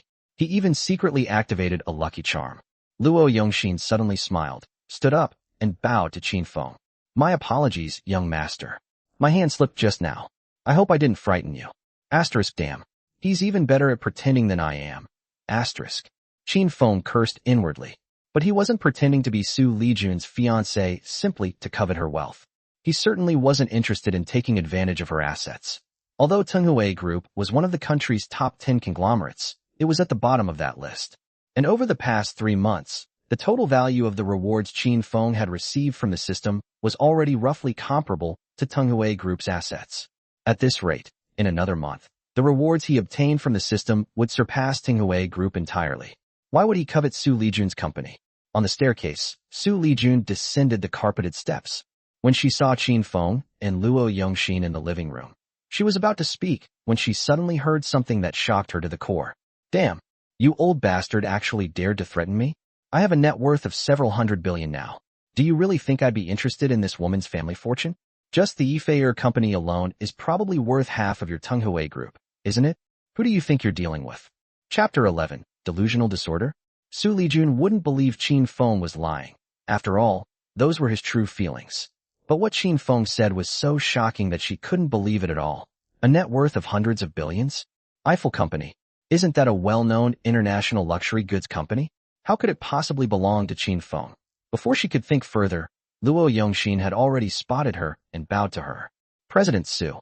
Butler Luo, Qin Feng and I won't be eating at home tonight. Xu Lijun said calmly, then looked at Qin Feng, smiled slightly, and said, Xiaofeng, let's go.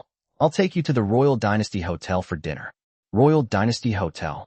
Qin Feng was taken aback, his heart tightened, and he began to mutter to himself. I also own a 25% stake in this hotel. I wonder if I'll be recognized if I go with this woman. Xu Lijun was about to step down the last step when she heard Qin Feng's words and almost lost her balance and fell to the ground. She grabbed the handrail somewhat awkwardly to avoid falling headfirst, her mind already racing. This bastard owns 25% of the Royal Dynasty Hotel? No way. The Royal Dynasty Hotel is a family business, and I know the owner. Looks like I was just imagining things. This guy is really delusional. Qin Feng and the butler rushed over when they saw Xu Lijun almost fall. Junjun, did you fall? Let me see. What a pity. You're lucky you didn't see this woman make a fool of herself. Hearing Qin Feng's thoughts, Xu Lijun immediately changed direction and slapped Qin Feng's hand hard on the back of his hand. I don't need your help. I'm fine. Qin Feng was somewhat stunned. Why is this woman so hot and cold? Isn't she going out to eat with me? Why is she getting angry just because I helped her up? Damn. Fine. I won't help you up then. What a waste. You stinky woman. You must be going through early menopause because of work stress. Qin Feng withdrew his hand with an embarrassed and aggrieved look on his face. Even the unsuspecting butler thought that Xu Lijun's behavior had been too intense. Even if Qin Feng has a problem, he can't make it too obvious. However, Xu Lijun's behavior only strengthened Luo Yongxin's conviction. The young lady didn't like this son-in-law. Their relationship was merely a transaction. Xu Lijun could only grit her teeth inwardly. This bastard's acting skills are indeed impressive. He's just short of shedding a tear. If she hadn't been able to hear his inner thoughts, Xu Lijun believed she would definitely have been deceived by Qin Feng. Xiao Feng, Xu Lijun said to Qin Feng after he had steadied himself. The reason we went to the Royal Dynasty Hotel for dinner was actually to meet the hotel owner. I'm quite familiar with him. After saying these words, she stared intently at Qin Feng's expression. Qin Feng was immediately surprised and quickly said, Jun, I think we should find a Western restaurant for a meal instead, so as not to waste money.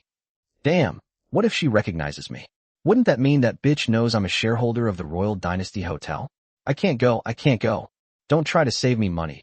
Just go to the Royal Hotel. Upon hearing Qin Feng's inner thoughts, Xu Lijun became even more determined to pursue him. Today, I'll shatter your illusions. Jun, walk. As Xu Lijun spoke, she walked out of the villa. Qin Feng had no choice but to follow, inwardly grumbling the whole way. Damn it. I hope the people at the Royal Dynasty Hotel don't recognize me. Otherwise, it'll be hard to explain.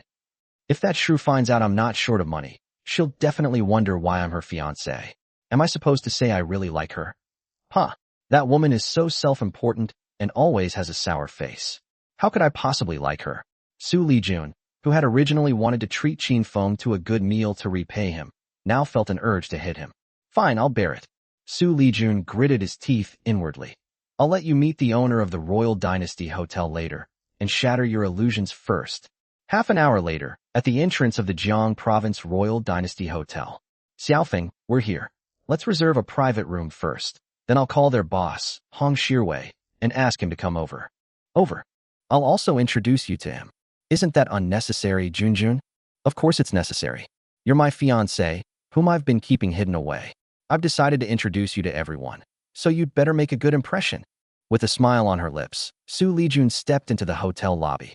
A well-dressed man with glasses saw Xu Lijun and Qin Feng and quickly came over to greet them, starting to call out from afar. Oh, isn't this Mr. Xu? It's been a while since you've been here. Xu Lijun saw the man and gave him a professional smile, saying, Manager Yi, I brought my fiancé to dinner today. Could you arrange a private room for us? At this point, she turned to look at Qin Feng and then continued, If possible, I hope you can tell President Hong to come over for a couple of drinks. No problem. I'll arrange it right away. Mr. Su, please come with me. Manager Yi first glanced at Qin Feng with surprise, then warmly led Xu Lijun and Qin Feng toward the elevator. Seeing Qin Feng rub his nose, Xu Lijun smiled and followed Manager Yi. In a luxuriously decorated private room, Qin Feng and Xu Lijun sat at a huge dining table. Having come this far, Qin Feng was too lazy to worry about whether the hotel owner recognized him. He made conversation by saying, Jun, if you really want to thank me, can I skip the company tomorrow? Of course not. Xu Lijun refused outright. But seeing Qin Feng's bitter expression, her tone softened, and she said, I'm doing this so I can see you every day. Starting tomorrow, you won't have to do odd jobs anymore. I'll arrange some other things for you. Can I use the computer? Qin Feng asked with a pitiful look. I'll find a chance to withdraw the money tomorrow, then quickly invest it in the stock market, aiming to double it within a week. Combined with what I've already earned, it should be enough to buy that furniture factory. Playing computer games? Xu Lijun was taken aback at first, but after hearing Qin Feng's thoughts, she almost burst out laughing. This guy is still thinking about that furniture factory, but unfortunately the furniture factory has already become hers. But what did that bastard say? Double your money in a week? Domestic stock trading in China operates on a T+1 settlement system, with daily price fluctuation limits of 10%, making frequent short-term trading impossible. To achieve this, you would need to make more than 10% profit on every stock you buy each day, which is impossible. Sigh, it really is delusional. The previous incident involving Lonson Technology must have been just a coincidence. Before Xu Lijun could answer, the door to the private room was pushed open. A middle-aged man with slicked-back hair, wearing a suspender suit, and sporting a large belly walked in. Upon seeing Xu Lijun and Qin Feng, the middle-aged man let out a hearty laugh. Oh my, Mr. Su, what a rare guest. Come to think of it, it's been more than a month since you last visited our Royal Dynasty Hotel, hasn't it? Manager Yi just said you brought your fiancé, but I didn't believe it. This is Hong Shirwei, the owner of the Royal Dynasty Hotel. He has a rather plump and honest appearance, giving people the impression of having a kind and benevolent face. But as the saying goes, no merchant is without guile. The fact that he was able to grow from a small restaurant into one of the top hotels in Jiang Province must be more than it appears on the surface. Xu Lijun stood up, shook hands lightly with Hong Shirwei, and then pointed to Qin Feng beside him, saying with a smile, Mr. Hong, I've been spending all my free time with my fiancé Qin Feng lately, so I brought him here as soon as I had some free time. Hara, Qin Feng, right? He's so handsome. He and President Su are a match made in heaven. Wait, Qin Feng. Hong Shirwei and Qin Feng had already shaken hands, but suddenly realized something and froze. Qin Feng applied a little more pressure with his hand, then gave a polite smile and said, What's wrong, Mr. Hong? My name should be quite common, right? This boss shouldn't recognize me, right? After all, I don't have to get involved in anything. Hong Shirwei looked slightly embarrassed and quickly let go of her hand, apologizing. I'm sorry, I suddenly remembered something else, and that's why I lost my composure. Please forgive me. Xu Lijun certainly didn't want Hong Shirwei to just give her a vague answer, so she looked at Hong Shirwei and asked, Mr. Hong, what do you think of my fiancé? Have you seen or heard about him anywhere? Hong Shirwei's expression turned somewhat strange. Finally, he gritted his teeth and said, I'm sorry, Mr. Su. This is the first time I've met Mr. Qin. I've never heard of Mr. Qin before. Xu Lijun didn't show any dissatisfaction with Hong Shirwei's words. Instead, she looked at Qin Feng with a hint of smugness. Let you pretend. Now your illusions can be shattered, right? But soon, she lost her temper again because she suddenly heard this.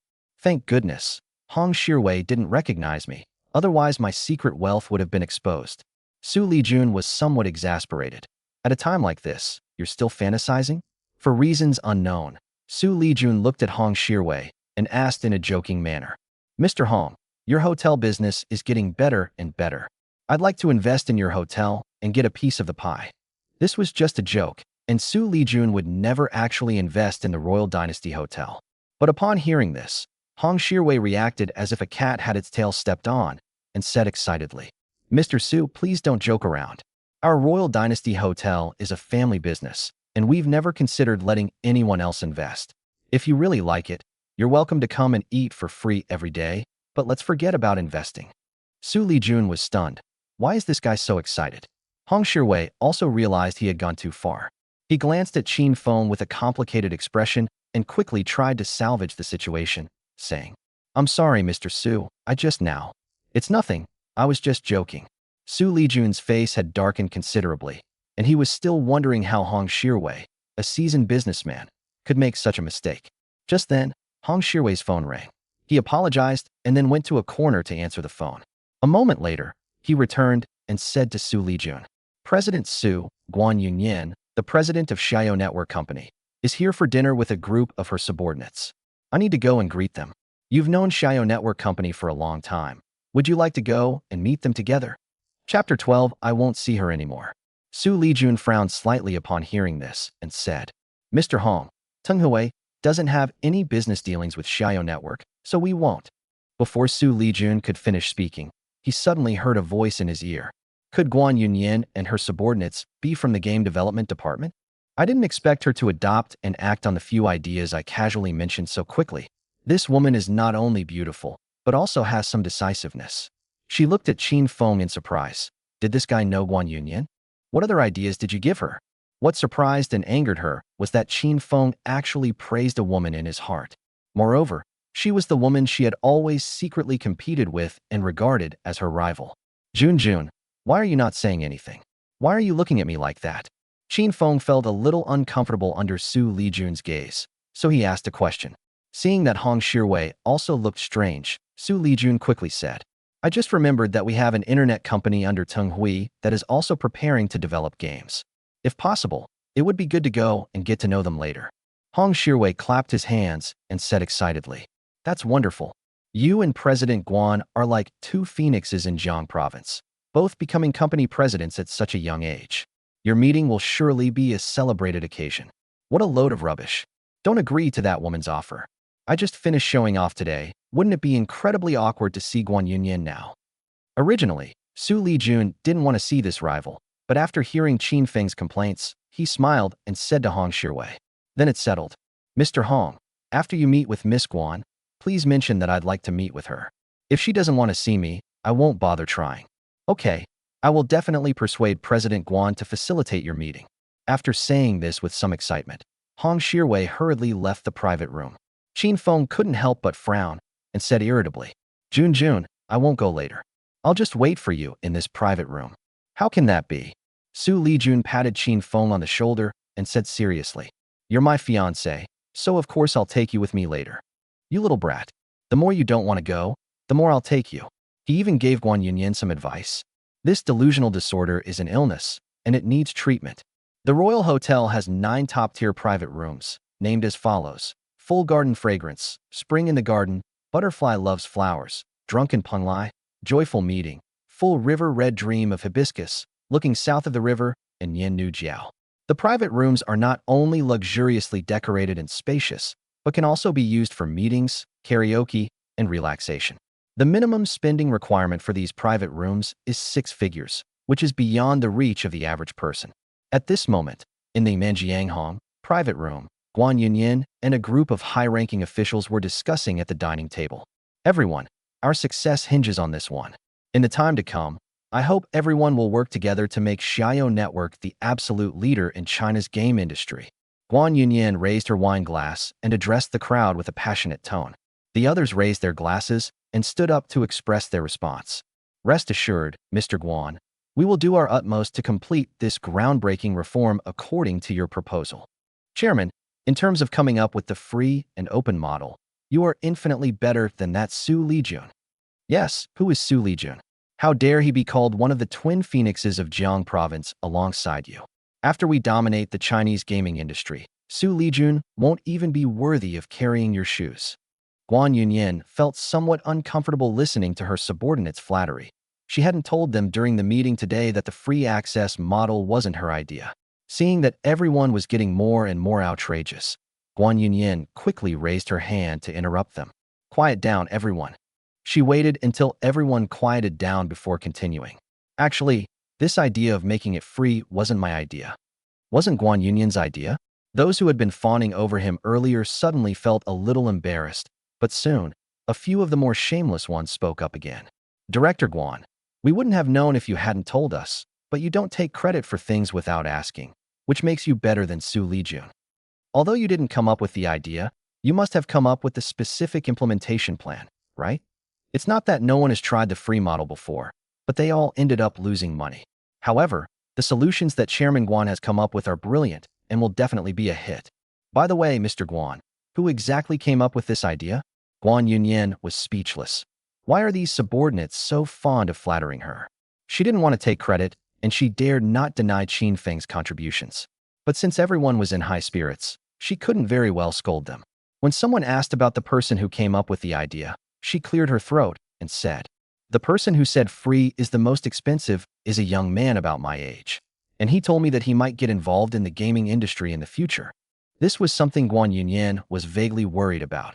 Who knew if Qin Feng was just saying it casually or if he really intended to interfere? Moreover, she could sense that the plan Qin Feng had mentioned was only part of the whole. That guy probably has many more plans. It's a pity he's unwilling to join Xiao Network. After parting ways with Qin Feng, she had a serious discussion with her grandfather, Guan Xinghai. The two became more and more excited and alarmed as they discussed, and they felt great admiration for the several solutions that Qin Feng had casually mentioned. If I could see Qin Feng again, I would definitely try to win him over. Everyone present was taken aback when they heard that the person who proposed this method was actually a young man. Even the few sycophants who knew how to flatter didn't know how to interject for a moment. "Chairman, do you mean that young man isn't currently involved in the gaming industry?" A woman in her 30s, wearing wire-rimmed glasses, asked the question. Guan Yunyan nodded slightly, but before she could speak, she heard someone knocking on the door. "Come in." The door opened, and Hong Shiwei's smiling face, as radiant as Mithra Buddha, appeared at the entrance to the private room. "Mr. Guan, have I disturbed you?" "No, Mr. Hong. Come in and have a couple of drinks." Guan Yunyan stood up and also greeted Hong Shiwei politely. Although the Royal Dynasty Hotel couldn't compare to her company, as one of the top hotels in Jiang Province, Hong Shiwei knew quite a few people. Many business deals were facilitated through his efforts, so Guan Yunyan dared not neglect Hong Shiwei's arrival. Hong Shiwei did not sit down.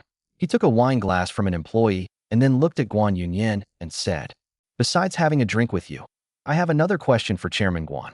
Xu Lijun, the president of Tenghui Group, is also at our hotel today. Would you like to meet with President Xu? I can arrange it." Xu Lijun. Upon hearing Hong Shiwei's words, everyone looked at Guan Yunyan. As well-known young female CEOs in Jiangxi province, many people secretly compare the two. Despite the fact that many people present had just been lavishly praising Guan Yunyan, most people actually thought that Xu Lijun was more outstanding than Guan Yunyan. When Xu Lijun's parents had an accident, he took over the position in a time of crisis and managed to handle all the crises decisively within a year.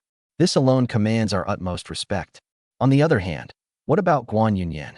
She has had a smooth life since childhood, and even since she took over as president last year, her grandfather Guan Xinghai has always assisted her.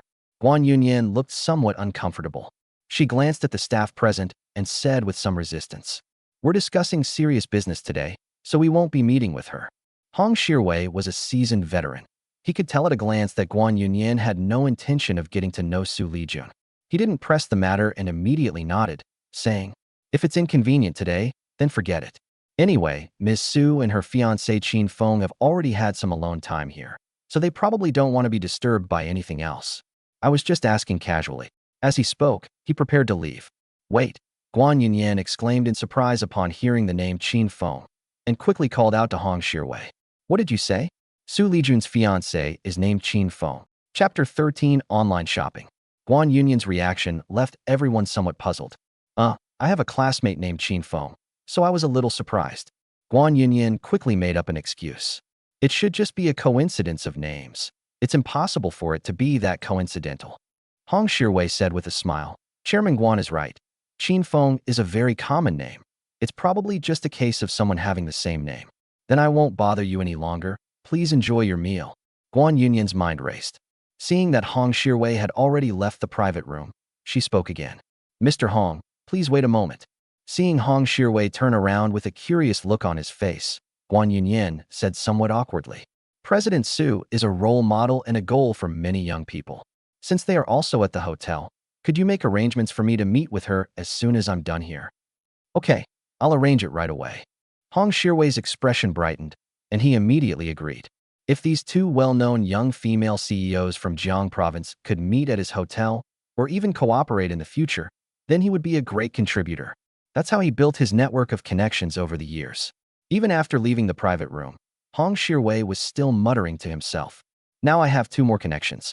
I refuse to believe that with my connections, I can't find out who you are, this person who suddenly invested in my dynasty hotel.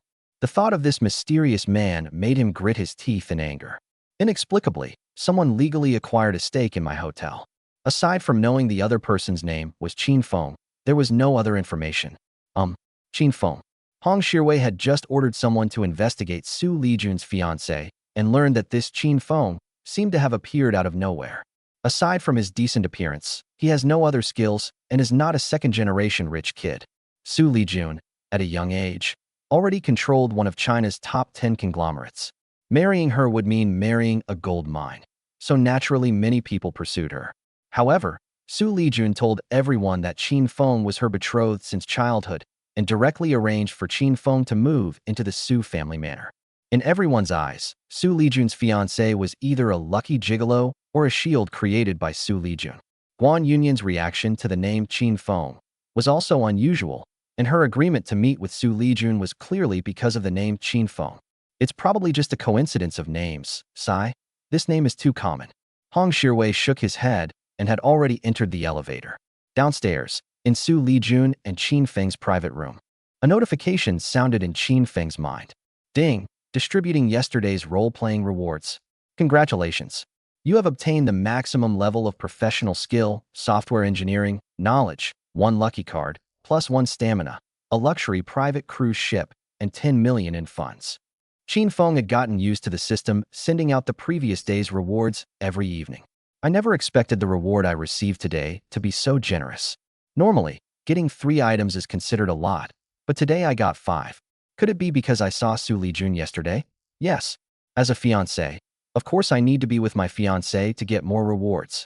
Qin Feng felt that he had wasted the first 3 months of his life, and that he needed to find more opportunities to spend time with Xu Lijun in the future. He felt slightly dizzy, but after recovering, he had mastered the full range of software engineering knowledge, and even his physical health had improved. That's how the system rewards work. Aside from the fact that assets and funds can't be used freely, they seem to be temporarily frozen. However, life skills and items can be obtained directly.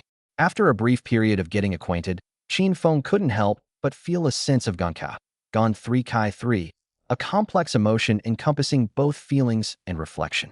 With software engineering knowledge surpassing most experts and professors, plus my previous max-level computer science certification, I can easily develop a few games that will crush all other games on the market. Jun, come and have some shrimp. Qin Feng was in a great mood and offered to peel a shrimp for Xu Lijun. Xu Lijun overheard Qin Feng's inner thoughts and couldn't help but secretly scoff. This guy's delusions seem to be getting worse. Tenghui Group also owns a game company, but it has always been operating at a loss. She knows that to make money in this industry, you have to develop a popular game. Moreover, such games cannot generate sustained profits and require the continuous development of new hit games. Although there are many gamers, very few are willing to pay for them. Moreover, every player has different preferences, so how easy is it to continuously develop games that most players like? You eat it yourself. Xu Lijun looked indifferent, wondering to herself whether she should take Qin Feng to the hospital for a checkup. Qin Feng didn't insist and ate the shrimp in 1 bite, still praising it as he did so. Great, it tastes fantastic. This woman seemed distracted on our date. Was she thinking about work again? Sigh, the internet is the future of development, but she's focusing on traditional industries. No wonder the company is going to fail. She's not really my fiancé, so I have no obligation to remind her. Anyway, once the mission is over, I'll be a super rich guy. Who cares if she lives or dies? Qin Feng was thinking about his wonderful future, completely unaware that Xu Lijun had overheard his thoughts. Is the internet the key to future development? Xu Lijun frowned. After being out with Qin Feng for so long, she had finally heard a piece of useful information. This information just sounds a bit unbelievable. Although this world is developing at a similar pace to Earth, it is about 20 years behind. At that time, the internet was still in its infancy, and even online games had not yet entered the 3D era. What makes Qin Feng so certain that the internet is the future trend? Since the company's survival was at stake, Xu Lijun dared not casually dismiss this message as Qin Feng's sick rant. She proactively picked up a dish for Qin Feng and gave him what she thought was a gentle smile, saying, "Qin Feng, what do you think of our Tenghui Group?" Qin Feng stared at the food in his bowl, his face filled with disbelief. This woman actually offered to serve me food? Unsolicited kindness is always suspicious. I need to be careful. Xu Lijun. That bastard actually suspects me of having bad intentions. Am I really that worthless in his eyes? Well, he wasn't wrong. What's with that expression? Eat it if you want. Or throw it away. Xu Lijun's smile vanished, her expression turning from sunny to cloudy, startling Qin Feng. Jun, I'm just touched. Of course I'll eat it. How could I bear to throw it away? As Qin Feng spoke, he quickly picked up the bowl and ate the food inside. What's it to you? I'm just a lazy bum. I don't know anything. Xu Lijun, his face dark, took a few deep breaths before continuing to ask, "What are your thoughts on the future of our Tenghui Group?" Her thinking was simple. It didn't matter whether Qin Feng answered or not, as long as she guided him to think in that direction. As long as that bastard stops thinking about all sorts of nonsense. Jun, under your leadership, Tenghui Company will surely achieve great success. I can't offer any help, so how could I possibly have any opinions? Qin Feng was still resentful about Xu Lijun's harsh words to him, so his tone was much harsher. Xu Lijun remained silent and waited quietly. Sure enough, she soon heard what she wanted. If the direction of development doesn't change, forget about glory, it's more likely to lead to annihilation. Once a visionary company develops and establishes a foothold in the market, it will be too late for others to catch up. They will inevitably be eliminated sooner or later. Even if I knew, I'm not telling you. Hey, I'm just kidding. There are still more than 8 months left, and no internet companies specializing in online shopping have emerged yet. I hope that by then I'll still have time to start my own online shopping company. Xu Lijun was quite surprised. Online shopping? Computers have only been around for a few years, yet mobile phone and online scams are rampant. Who would believe that stuff? Yes, you're right. Xu Lijun gave an ambiguous reply, then lowered her head in thought. Online shopping. Bang, bang, bang. A soft sound came from the door of the private room. Xu Lijun stopped thinking and immediately replied, "Come in." At the doorway, Hong Shirwei said excitedly, "Mr. Xu, have you finished eating? Mr. Guan and the others from Xiao Network have finished their dinner. If it's convenient for you, please come to the conference room to meet them." Chapter 14, We Cannot Lose Our Momentum. Xu Lijun gathered her thoughts, temporarily putting aside the matter of online shopping, and stood up to reply, "We've finished eating, let's go now." Upon hearing this, Qin Feng quickly clutched his stomach and said, "I think I ate too much just now. I need to go to the restroom." Jun, you go with President Hong. I won't go. All right, stop pretending, Xu Lijun said coldly. Come with me now. Why? Qin Feng sighed and could only stand up and follow Xu Lijun out of the private room. Xu Lijun smirked. Today I'll properly cure your delusions. Didn't you say before that you had shares in the Royal Dynasty Hotel? Humph. Now you're saying you not only know Guan Yunyan, but you also give her pointers. Just wait and see how embarrassed you'll be. Led by Hong Shirwei, the two quickly arrived at the conference room upstairs. Hong Shirwei took the lead and greeted everyone as soon as he opened the door. Chairman Guan, President Xu is here. Qin Feng walked behind Xu Lijun, but still managed to glance at Guan Yunyan. He noticed that Guan Yunyan was still dressed in business attire, paired with a tight-fitting short skirt, and was sitting casually on the small sofa in the conference room. Guan Yunyan's gaze lingered on Xu Lijun for only a second before turning to Qin Feng. Mr. Qin, it really is you. Guan Yunyan even ignored Xu Lijun, stood up, and quickly walked to Qin Feng to look him over. Miss Guan, hello. I didn't expect to meet you so soon. Qin Feng greeted her politely, but made no move to shake her hand. Xu Lijun asked in surprise, You know each other? She was a little confused. If Qin Feng really knew Guan Yunyan, then was it also true that he gave Guan Yunyan guidance?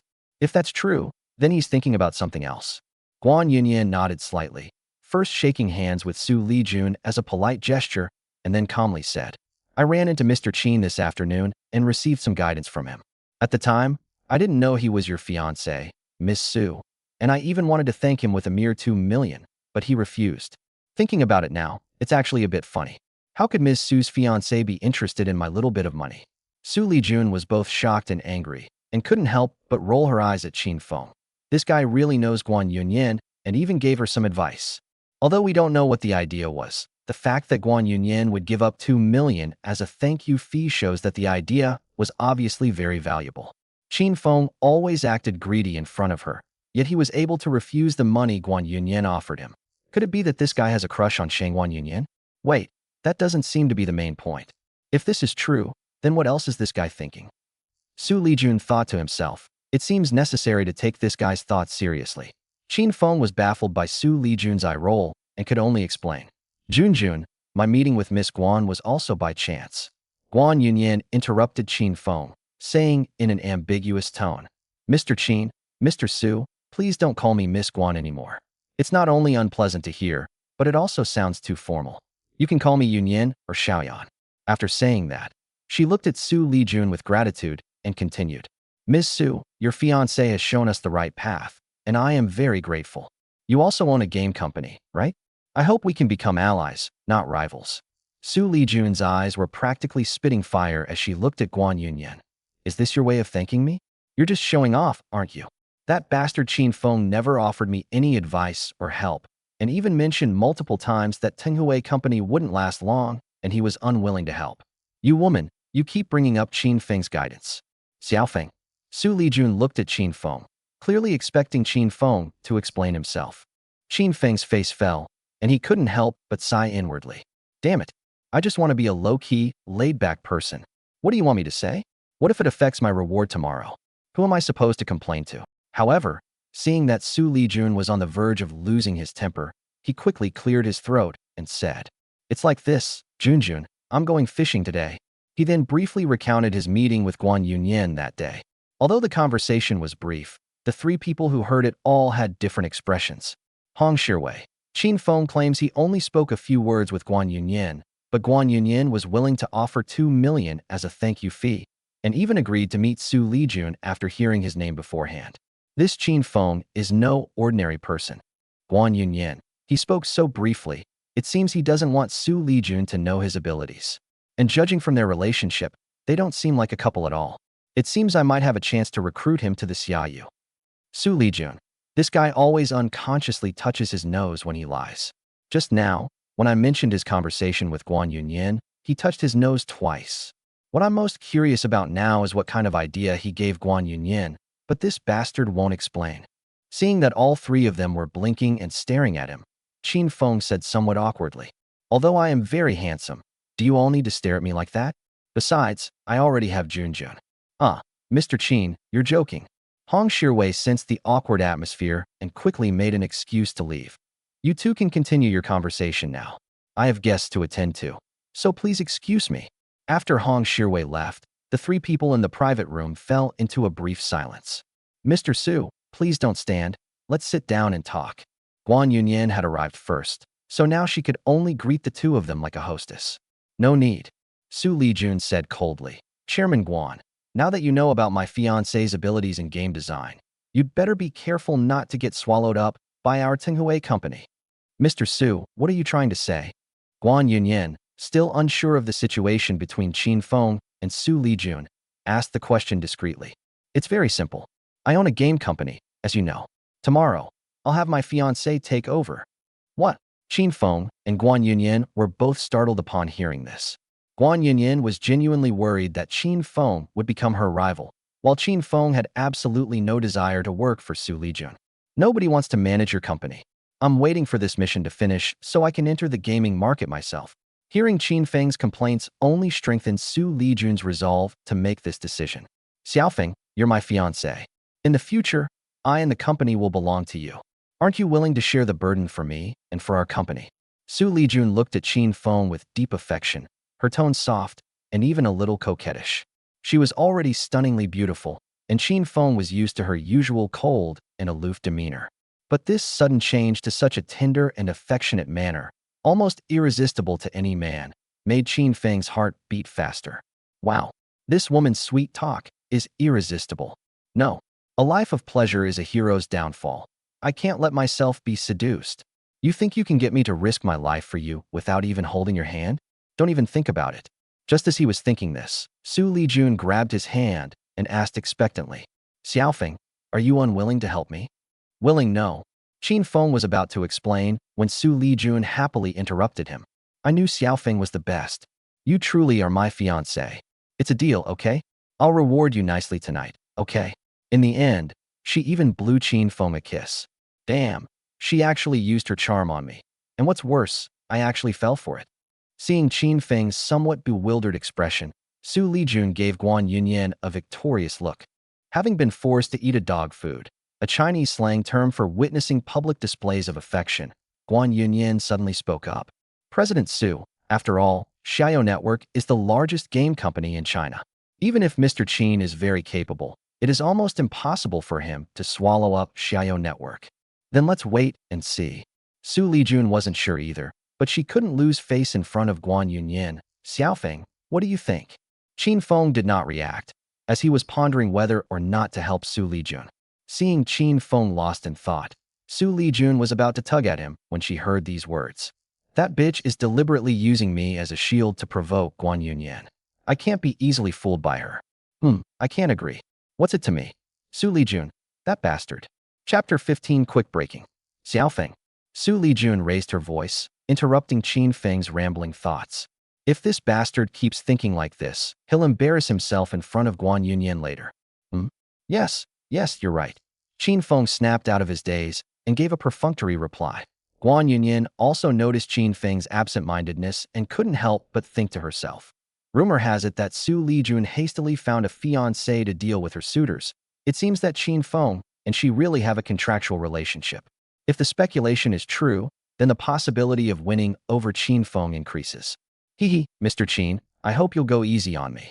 Guan Yunyan looked at Qin Feng and said something, then turned to Xu Lijun and said, By the way, Miss Xu, when are you and Mr. Qin going to have your wedding? Don't forget to let me know when it happens, and I will definitely prepare a generous gift to attend. This statement was not only a test, but also carried a hint of mockery and ridicule. Xu Lijun could certainly tell that there were rumors circulating that she was just using someone as a temporary shield, but she didn't care about it. Now that the company is on the right track, once things stabilize a bit more, we're ready to announce our breakup with Qin Feng. After hearing Guan Yunyan's words, she simply replied with a cold face. I'm currently tied up with work, so it's not the right time to get married. But if I do get married, I will definitely let you know. Guan Yunyan keenly noticed that Xu Lijun said, I'm getting married, instead of marrying Qin Feng, which further confirmed her suspicions. Okay, then I won't disturb your time together. After Guan Yunyan finished speaking, she secretly gave Qin Feng a knowing look, then took small, quick steps out of the private room. Qin Feng frowned as he looked at Guan Yunyan, a hint of doubt in his mind. What is this woman implying? Ugh, being handsome is such a hassle. He attracts so many girls. Xu Lijun took a deep breath and, suppressing his anger, said, She's already gone. Why are you still staring at the private room door? Why don't you go out and see her off? Oh dear, Junjun, you've misunderstood. Qin Feng quickly looked away and said to Xu Lijun with a serious expression, I just compared her to you, and I found that Guan Yunyan is far inferior to you in terms of looks, temperament, figure, and even assets.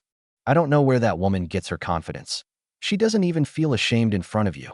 Pa, Guan Yunyan is much gentler and more understanding than you.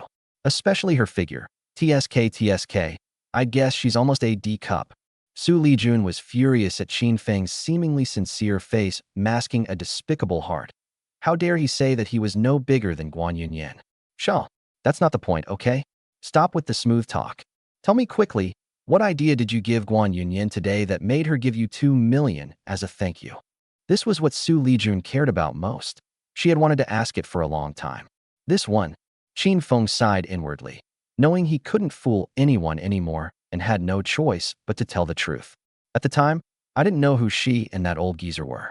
They were bragging to me about some kind of martial arts world game, and of course I wasn't convinced. He embellished the story of their meeting, and Xu Lijun listened patiently, her nerves bulging. Xu Lijun was somewhat surprised when she heard the saying, free things are the most expensive. After Qin Feng proposed several profit models after offering free services, her gaze towards him changed again. Did this bastard really come up with these methods? Although she didn't know how to develop games, she immediately understood the benefits of doing so. No wonder Guan Yunyan was willing to give Qin Feng 2 million yuan as a token of her gratitude. I didn't expect you to have some skills. Xu Lijun sincerely praised him. even though this guy was a bit annoying and always cursed him in his heart, wishing his company would go bankrupt. But objectively speaking, these ideas are indeed bold innovations with a very high success rate. June, these aren't things I came up with myself. An old man told me about them.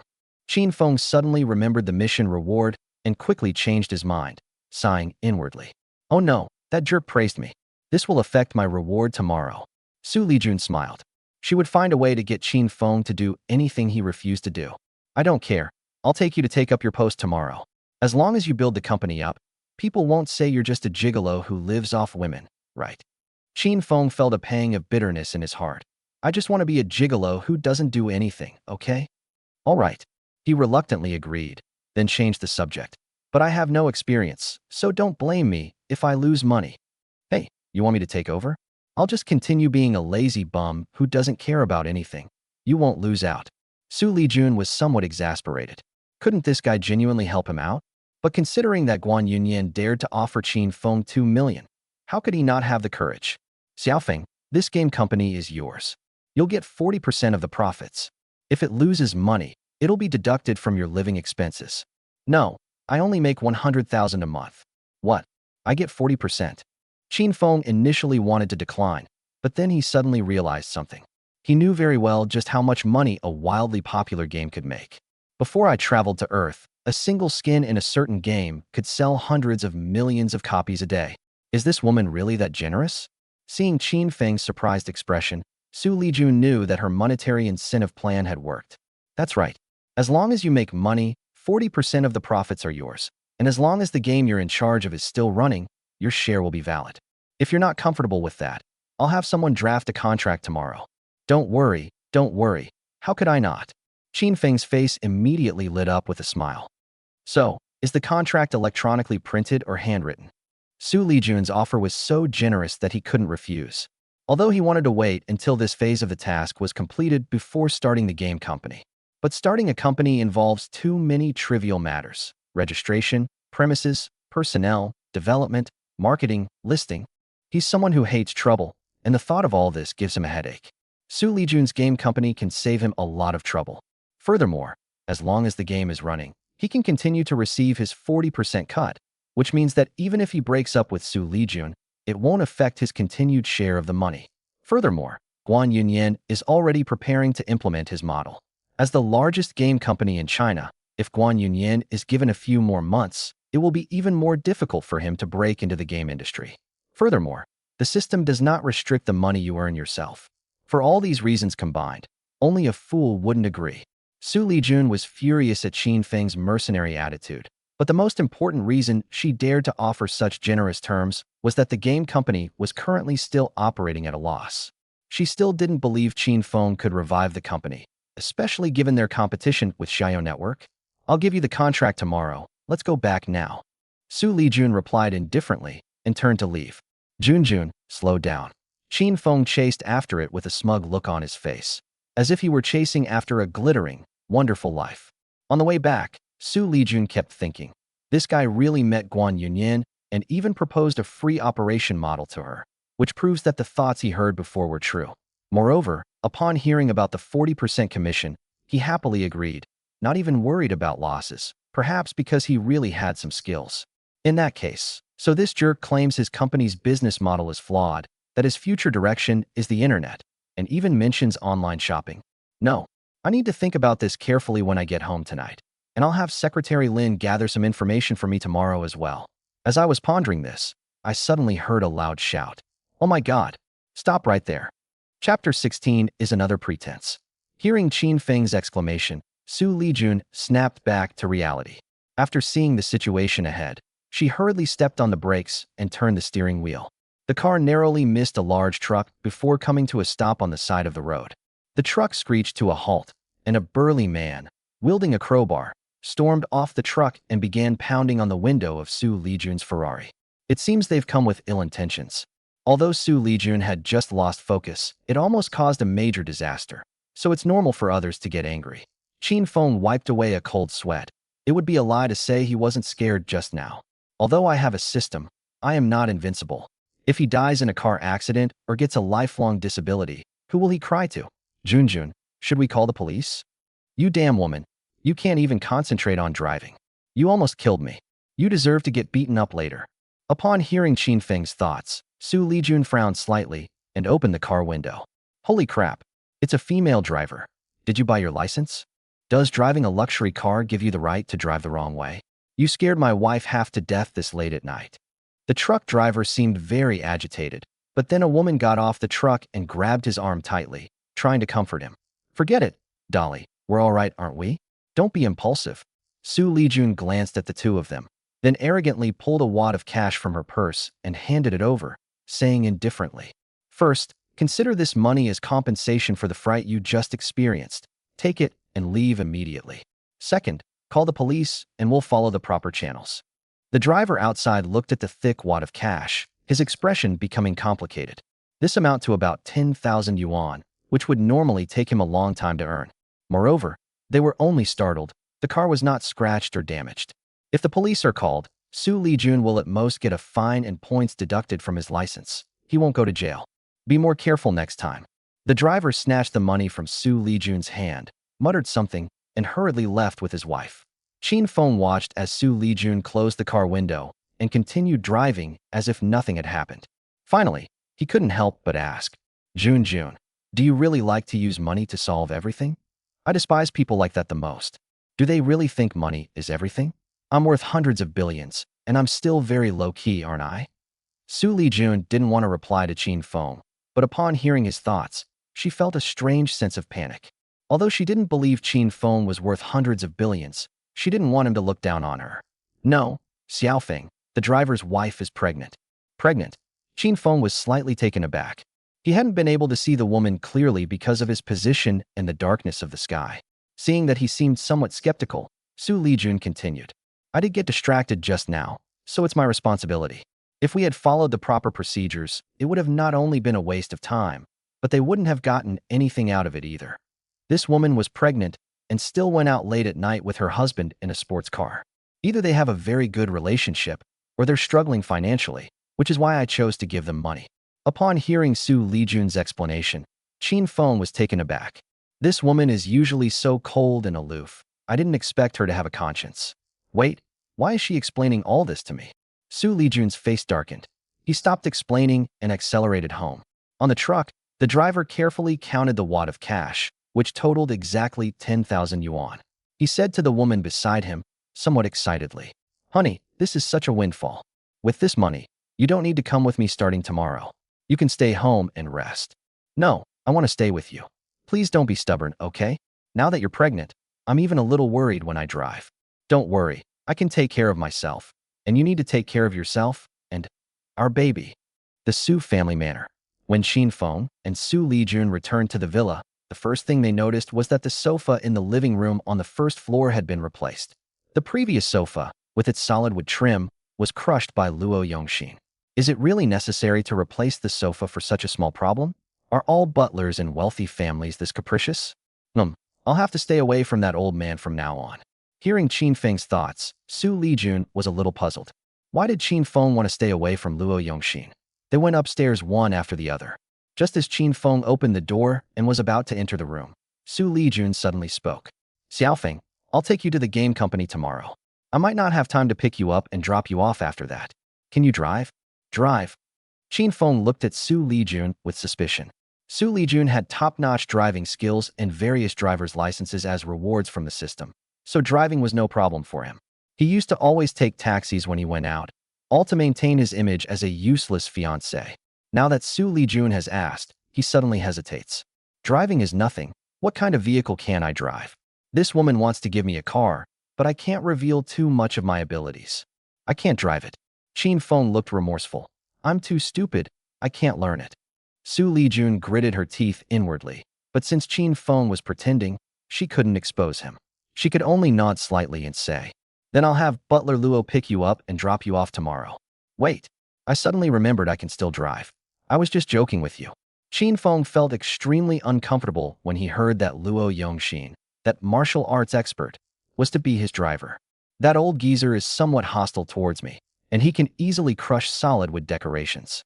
What if he gets upset and breaks my bones? Xu Lijun found it amusing. This guy seemed a little afraid of Butler Luo. and he wondered what Butler Luo had done to him. Okay, you can drive whichever car in the garage you like tomorrow. Good. Qin Feng pretended to be happy and agreed, then went into the room. None of those junk cars in your garage are good enough for me. Any random car I pick is better than any of yours. Although there were many cars in the garage, Qin Feng had already seen them. The most expensive one was a Rolls-Royce worth over 20 million yuan. Qin Feng has acquired several luxury cars, all of which are customized or limited editions. But because they are assets, he cannot use them at will. Xu Lijun looked at Qin Feng's back and felt a little strange. Was this guy delusional, or was it really true? That's probably impossible. Feeling that there was still plenty of time, Qin Feng went back to his room and looked at the guitar hanging on the wall. This was prepared by his butler after he achieved top-level musical instrument skills. Having transmigrated here and having no relatives or friends, he felt extremely empty and lonely every time the night was quiet. Especially since he acquired the role-playing system, his identity and activities were restricted, so playing the guitar when he had nothing to do was the only time he could relax. Stepping onto the balcony, feeling the gentle breeze, Qin Feng felt extremely comfortable. A moment later, he picked up his guitar and began to play and sing. Alone on this night, I'm too lonely to fall asleep. Upstairs, Xu Lijun, who was also enjoying the breeze on her balcony, heard Qin Feng start playing and singing again. For some reason, she turned on her phone to record. Chapter 17, The Wandering Singer? After Qin Feng finished singing, he felt a little better and went into his room to wash up.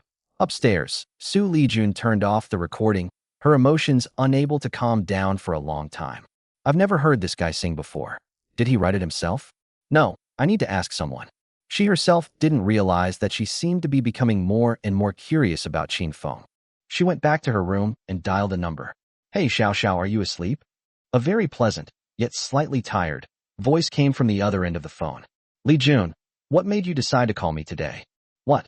Now that you're a pop diva, you don't want to contact me anymore? Xu Lijun gave a rare smile and joked with the other party. This is her only best friend, Su Xiaoxiao, a popular singer in China. Su Xiaoxiao also let out a burst of silvery laughter, and after a while she said, Jun, are you itching for a beating?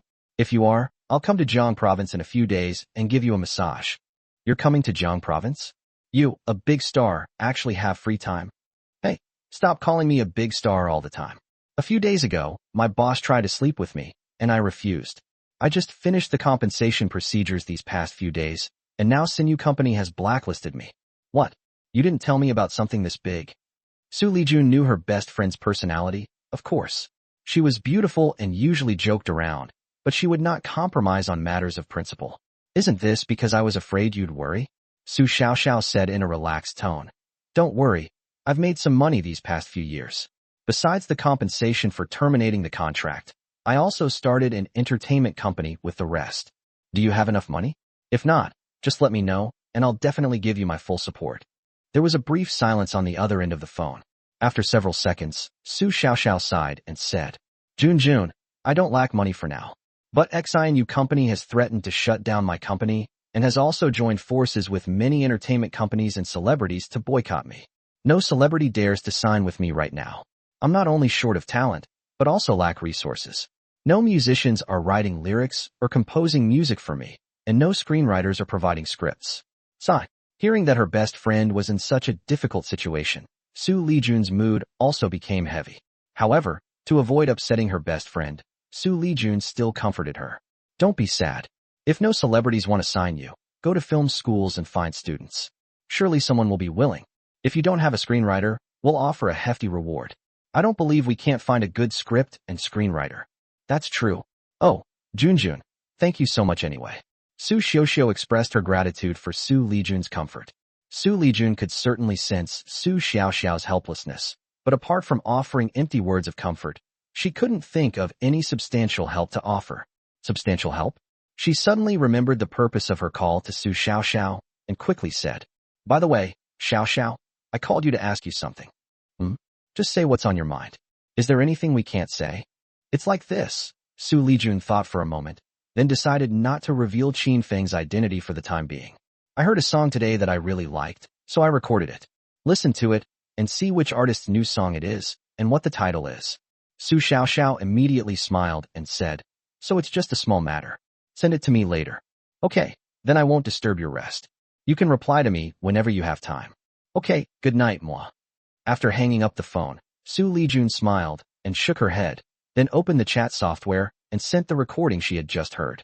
She couldn't really help with anything in the entertainment industry except money, so she could only put down her phone and go into the bathroom to wash up. I was just relaxing in the bathtub when I heard my phone ring in the bedroom. This unique ringtone was specially set up for Su Xiaoxiao. Xu Lijun frowned and muttered to himself, "Isn't there a need to rush? Let's ignore her for now. If we can't get through, we'll just know I'm taking a shower." Thinking of this, she didn't get up and continued to leisurely soak in the water. The ringing outside had only stopped for a few seconds when it started again. When did Xiaoxiao become so impatient? Xu Lijun stood up helplessly, wiped her body casually with a bath towel, and walked barefoot into the bedroom to answer the phone. Junjun, tell me quickly, where did you record this song? The moment the call connected, Su Xiaoxiao's urgent questions came through, leaving Xu Lijun completely bewildered. This is what I heard a street singer sing on the street today. She lied guiltily, mainly because she didn't want Su Xiaoxiao to investigate further. Otherwise, if Qin Feng found out that she had secretly recorded the singing, who knew what that bastard would think of her? Junjun, can you still find this street singer? I want to buy the copyright to his song. No, I want to sign him. Can you ask him if he'd like to become a singer? Xu Lijun was shocked. He didn't expect Su Xiaoxiao to react so strongly after listening to Qin Feng's song. One lie always requires countless more to cover it up, so she could only continue lying, saying, "Xiaoxiao, he's just a wandering singer, homeless and unsettled. I might not be able to find him again. Besides, he doesn't look like a star, and his singing is just SOSO. There's no need to value him so much. I won't argue with what you think of his appearance. But if you say his singing is SOSO, I won't agree." Su Xiaoxiao's tone became serious. "You're an amateur, I don't blame you. His song is not only simple and straightforward in style and melody, but also just a simple guitar, and even the lyrics are simple and straightforward, but they are perfectly matched. I can say this. If this song is the singer's original work, then once he signs with me, my company will be saved." What? This guy is that powerful? Xu Lijun blinked, feeling somewhat incredulous.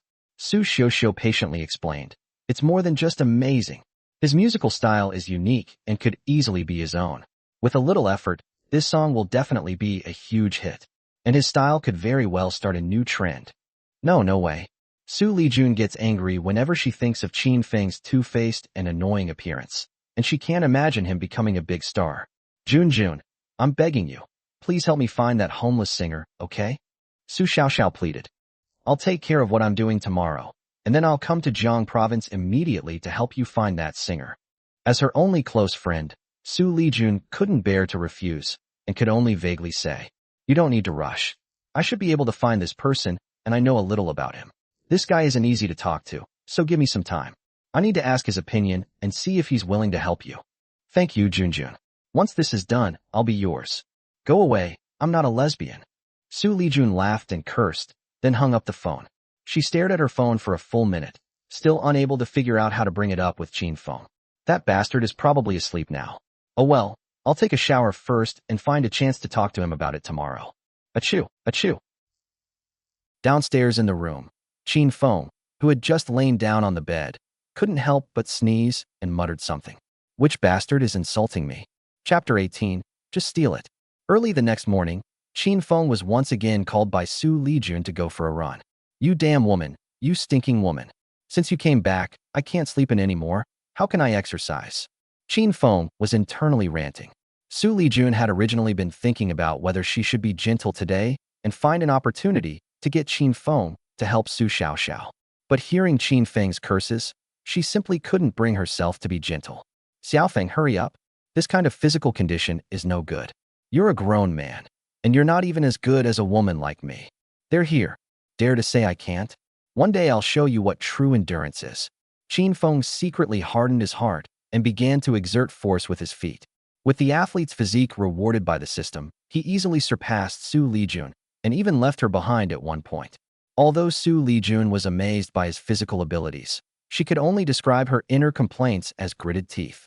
"Xiaofeng, slow down. Let's chat as we run." For her best friend's sake, Xu Lijun decided to have a chat with Qin Feng, that annoying guy. "Okay, Junjun, what would you like to talk about?" "Talking about love so early in the morning?" We can't even touch or hold hands. What's the point of talking to you? Xu Lijun, his face dark, tried his best to remain calm as he spoke. By the way, I heard you sing a pretty good song on the balcony last night.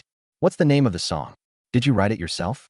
The song is called Don't Say My Tears Don't Matter to You. It's sung by a street singer. I thought it was catchy and easy to sing along to, so I learned it. Nobody in this world sings this song, so of course it's my original. Not only this song, but also other songs, movies, TV series, novels, etc.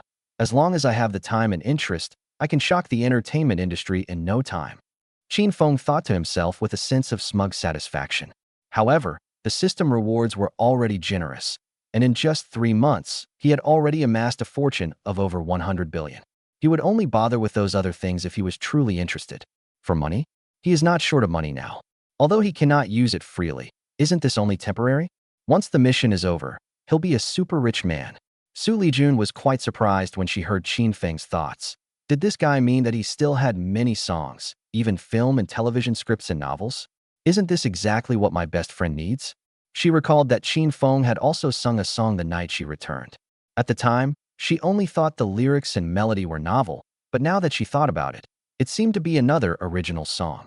By the way, Xiaofeng, what song did you sing the night before last? Hey, I thought that song wouldn't work on you, but you still couldn't resist asking me about it. Qin Feng said casually. It's nothing, I just sang it randomly. The song is called Love and Love. Is love about loving you? Xu Lijun read a sentence softly, then pretended to be nonchalant and said, Xiaofeng, I didn't expect you to write such good songs. Ever been interested in becoming a singer or something?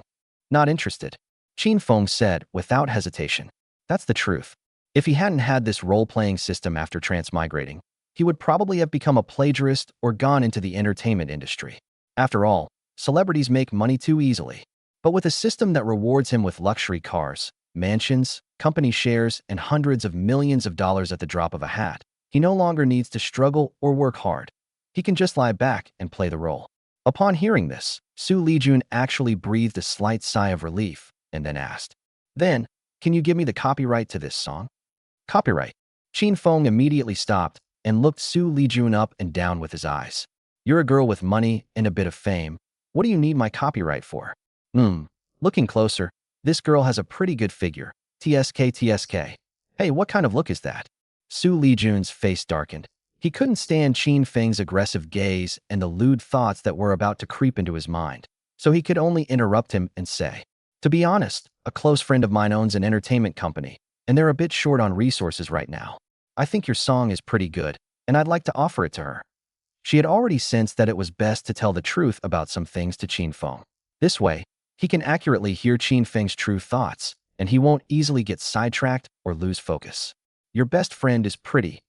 No, when did you get a best friend? Damn, I almost got the truth out of her, but birds of a feather flock together, so I guess this woman's best friend isn't any better. I'm not going to help her. Besides, the entertainment industry is such a corrupting influence. Where can you find a pure and innocent person? I can't help them, absolutely not. Xu Lijun had a cross on his head. He never expected this guy's thoughts to be so despicable. He had overestimated him. But what could she do if the other person didn't say it? She's my only best friend, and she's a really good person. Some time ago, she refused to be subjected to unspoken rules and was forced to terminate her contract and even pay a large sum of money in breach of contract fees, which is why she started her own entertainment company. But now my best friend is facing a boycott and suppression from many entertainment companies and celebrities, and her situation is very worrying. Could you? No. Qin Feng was somewhat surprised that there really were innocent girls who refused to accept unspoken rules, but he couldn't agree to something that would be thankless and exhausting. He was going to play the role of a useless fiancé, and he only agreed to go to her game company because he could get a permanent share of the profits. Moreover, he only plans to develop one game, so he shouldn't lose out by affecting the system rewards for one day. But if I agree to help her best friend, I'll have to release songs and write scripts every now and then, which would be a huge loss. Although they had ulterior motives in their hearts, they still had to put on a shameful appearance. Sorry, Junjun, if you need them, I can give you these 2 songs. Copyright doesn't matter, but I only know 1 or 2 songs, and I can only hum a part of them. It's up to your best friend whether you want them or not. I know thousands of songs. Why should I give them to you guys? You're not my wife. We're just temporary fiancés. Xu Lijun clenched her fists tightly, feeling an itch in her knuckles. She suppressed the urge to punch Qin Feng, and after her chest heaved violently several times, she gradually calmed down. Qin Feng's thinking wasn't wrong. She had approached him to act as a shield. This guy is respectful and polite to me on the surface, even a bit ingratiating. Anyone who didn't know better would think he really liked me. It was only because I was able to hear his inner thoughts that I realized how good this guy was at acting. It's not time to break up with Qin Feng yet. Let's wait a bit longer. Okay, then you sing these 2 songs properly tonight, and I'll record them and send them to my best friend. Of course, I won't let you help me for nothing. 1 million per song. How about that? Hey, talking about money is really hurting our relationship, Qin Feng said with a straight face, but quickly revealed a greedy look as he asked, will the 2 million be paid in cash or by check? Check. Xu Lijun gritted her teeth, feeling that she couldn't continue talking to this guy, or she would feel like kicking him. This guy previously refused Guan Yunyan's offer of 2 million, so why didn't he actually refuse when it came to me? She was still his fiancée in name only. Let's go eat first, then I'll take you to the company. All right. Qin Feng felt refreshed and immediately followed Xu Lijun. Another 2 million in income. That's great. Almost there. Almost there. The furniture factory in the western suburbs. Wait for me. Upon hearing Qin Feng's words, Xu Lijun finally smiled. Still thinking about that furniture factory? Sorry, CF Furniture Factory is now owned by the Xu family. Regardless of why this guy is so determined to buy CF Furniture Factory, if it's something he wants, I'll just take it from him. Chapter 19 is all trash. After dinner, Qin Feng followed Xu Lijun to the garage, randomly selected a G-Class SUV, and drove behind Xu Lijun's Ferrari. About 40 minutes later, Qin Feng followed Xu Lijun's car into a building that was over 30 stories high. Fortune Building. Upon seeing the Fortune Building, Qin Feng's expression was quite interesting. Isn't this one of the assets the system rewarded me with last month? Xu Lijun's game company is actually renting office space in his own Fortune Building? Aren't you getting off the bus? Xu Lijun walked to Qin Feng's car window, pounded on the window, and shouted. Qin Feng could only remain calm. After opening the car door, he feigned great admiration and said, Jun, it seems your game company is quite large. It's actually 30 stories high. Upon hearing this, Xu Lijun replied coldly. The shareholders of this building had a conflict and wanted to sell it. I have been planning to buy it. We'd been negotiating for months, and everything was almost settled, but some bastard suddenly swooped in last month and bought the building. Qin Feng's face darkened upon hearing this, and he couldn't help but mentally complain.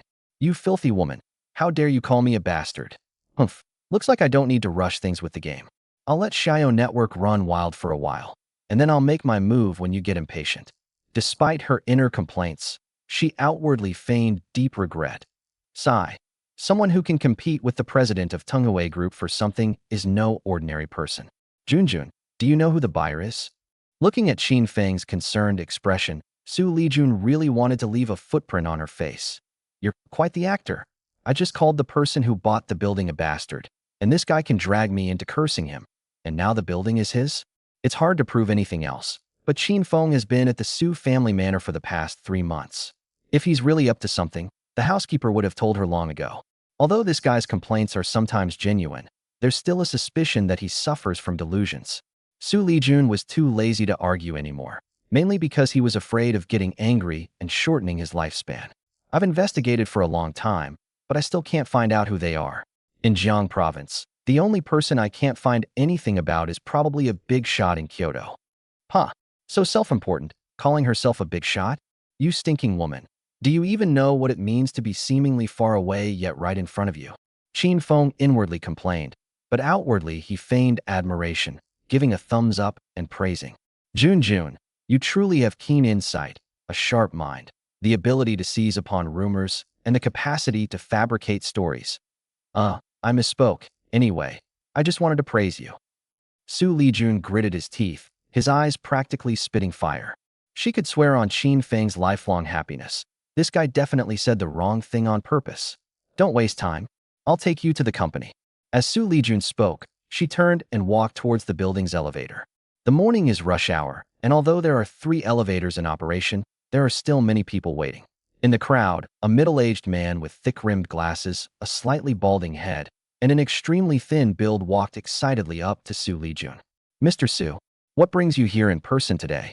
Xu Lijun remained expressionless, simply nodding slightly as he said, Xiaoli, since we've run into each other, let me introduce you.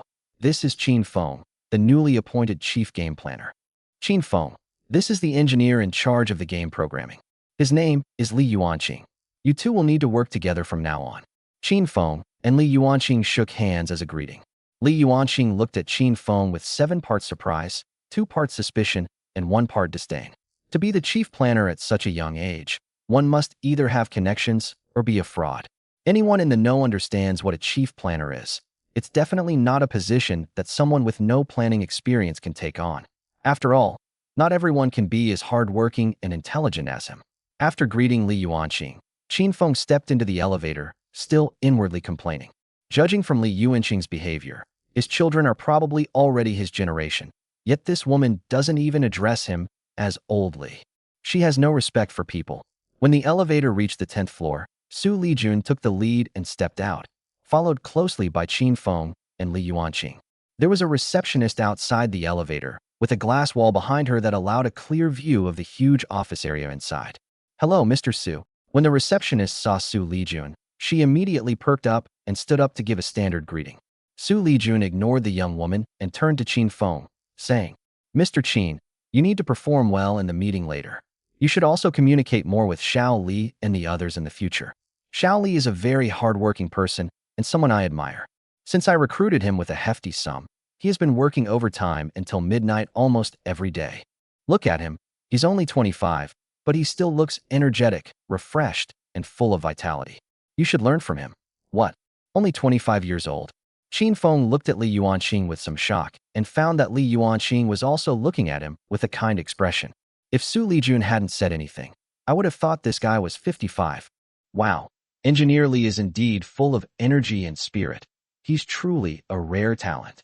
Talent my foot. At this rate, they'll be in their coffins in a few years. They're risking their lives for money. If it were me, I'd have retired long ago. Qin Feng mentally complained a few times, then looked at Xu Lijun again. You jerk. He's already in this state, and you still won't lighten his workload?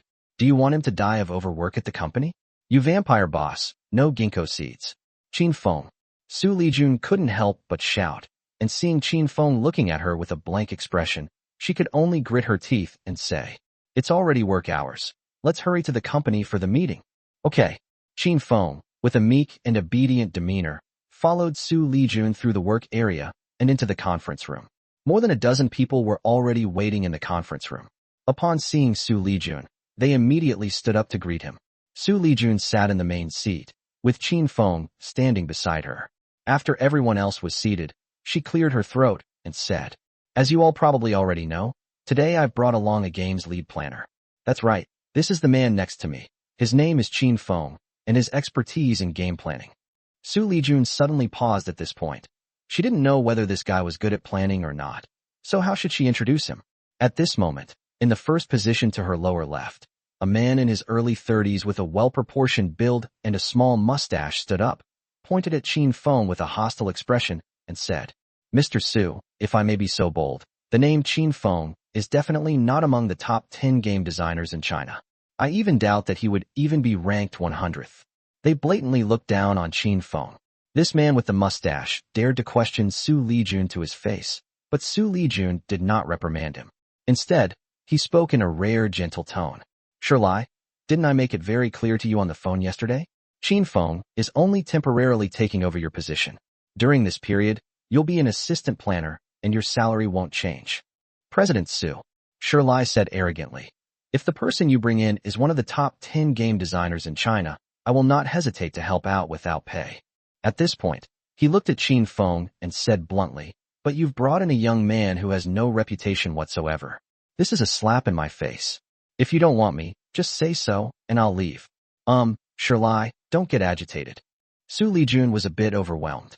Shirlai was one of the top 10 game designers in China, while Qin Feng, apart from proposing an idea and direction, had not yet demonstrated sufficient game design ability. She specifically mentioned this to Shirlai yesterday, hoping he would assist Qin Feng for a while. If Qin Feng's skills are not up to par, he can take over again. If Qin Feng's skills are indeed very good, then Xu Li's salary will remain unchanged. Unexpectedly, Xu Li, who clearly agreed yesterday, has now gone back on his word in front of everyone. Mr. Su, please forgive my bluntness. Today it's either me staying or him leaving. The rest of the people in the conference room fell silent, at a loss for what to do. Even Xu Lijun felt overwhelmed. If she forced Xu Li to leave this time, she would find it difficult to find someone with better planning skills than Xu Li. Just as she was struggling with her decision, a loud shout rang out in the conference room, making everyone's ears ring. Xu Li, is that it? You haven't even made a hit game yet. What are you so arrogant about? If your game design skills are so poor that you can rank among the top 10 in China, then I can only say, Chinese game designers are all trash. Chapter 20 Free Games. The one who said this was Qin Feng, who had been silent until now. Originally, Xu Lijun wasn't too interested in planning the game, except for getting some benefits in return. Previously, I was considering whether to wait for Guan Yunyan to get things going first, and then make my move when Xu Lijun got anxious and thought I didn't have any real skills. Unexpectedly, he encountered this arrogant and disdainful former planner right away, so he naturally lost his temper. Xu Li never expected Qin Feng to be even more arrogant than him. After being scolded by Qin Feng, he was stunned for several seconds before he came back to his senses. What did you say? You dare call me trash? Scolding you is too lenient. This guy showed no respect to Qin Feng, so Qin Feng naturally didn't want to be polite either. Mr. Shit, I've played your games. You developed that Train Hero game, right? It's definitely your masterpiece. My name is Xu Li. It's a homophone for good fortune. Xu Li gritted his teeth in anger. Qin Feng was deliberately mispronouncing his name to insult him. He suppressed his anger and continued. Also, Train Hero is just a single-player game. It's not my masterpiece. Of course it is. It matches your talkative and rambling personality perfectly. In the conference room, a few people couldn't help but laugh out loud, but sensing that the atmosphere was not right, they quickly suppressed their laughter. Even Xu Lijun secretly rolled her eyes at Qin Feng, saying, this guy really knows how to insult people. If this guy isn't an undercover agent, he's quite an interesting person. Bang! Xu Li slammed his hand on the table and pointed at Qin Feng with the other, cursing. I'm not going to waste my breath arguing with you. Either you come out and fight me one-on-one, or you tell me. Which popular game on the market did you develop? Fighting when you can't win an argument is something only children do. Qin Feng calmly sat down next to Xu Lijun, then completely ignored Xu Li and scanned the crowd, saying, I've tried all the popular games on the market, including the currently very popular game, The Legend of Heroes, which I consider a joke. The crowd exchanged bewildered glances, all feeling that Qin Feng seemed to have become a bit arrogant. Ha! Xu Li burst into laughter, laughing for a while before clutching his stomach and saying, Qixia Zhenghu, a key game developed by Xiaoyo Network, the largest game company in China, has continuously broken records in terms of registered users, online users, and player satisfaction. Do you still see this as a joke? Tell me, what kind of game do you consider a good game?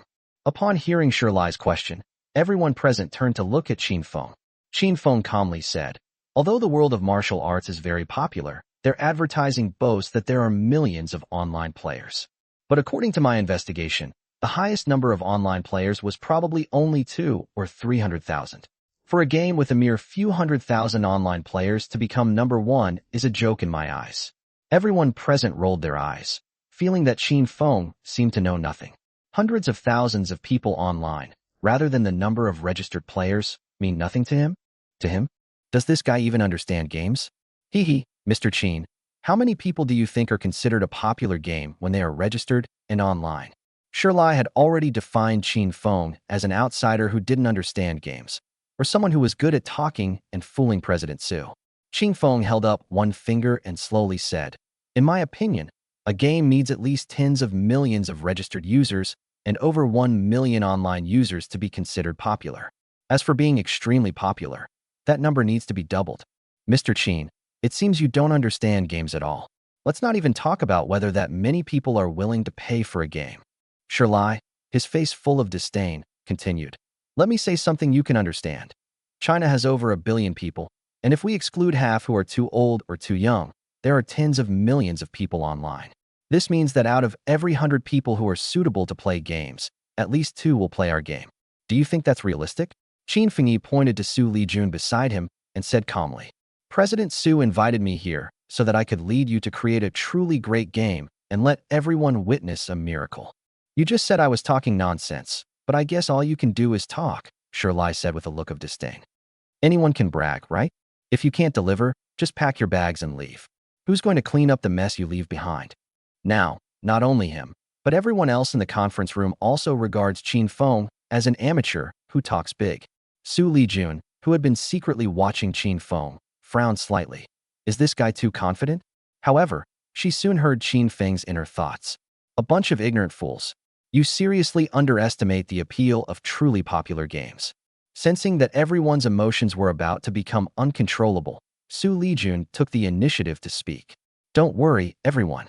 If Qin Feng doesn't do well, he won't be able to run away so easily, because he also has another identity, my fiancé. What? Mr. Su's fiancé? Everyone was stunned, their eyes constantly shifting between Qin Feng and Xu Lijun. I'd heard long ago that Ms. Su had a fiancé she was betrothed to since childhood, but I never expected to actually meet him today. Oh dear, Mr. Su, why didn't you say so sooner? Xu Lijun felt extremely embarrassed. He had really offended Mr. Su now. The reason he dared to get angry and put on airs before was not only because he was confident in his own abilities, but also because he was dissatisfied with Qin Feng's age and seniority. How could he possibly accept being a top 10 strategist in China working for an unknown nobody? But now, this guy is transformed into Xu Lijun's fiancé. Putting aside his abilities, just his status alone makes him someone he can't afford to offend unless he resigns and gets out immediately. Xu Lijun glanced at Qin Feng and saw that he seemed completely unaffected, so she could only wave her hand and say, "It was all a small misunderstanding. Everyone, please sit down and let's listen to Mr. Qin's plan." This time, Xu Lijun didn't dare to object and obediently sat down. But he harbored a deep resentment towards Qin Feng, so he got his position through connections. Ugh, pretty boy. Many people in the meeting room felt that Qin Feng was living off a woman, and some even expressed a desire to see what would happen, ready to hear what Qin Feng would have to say. Qin Feng stood up, ignoring the various thoughts swirling in everyone's eyes, and said with composure, "Hello everyone, my name is Qin Feng. Although I don't have any achievements in game design, I have many good ideas that I need everyone's joint efforts to create a super popular online game. Mr. Qin, every game developer wants to create a wildly popular game. Could you share some specific ideas and strategies?" This time, it was an overweight young man who spoke.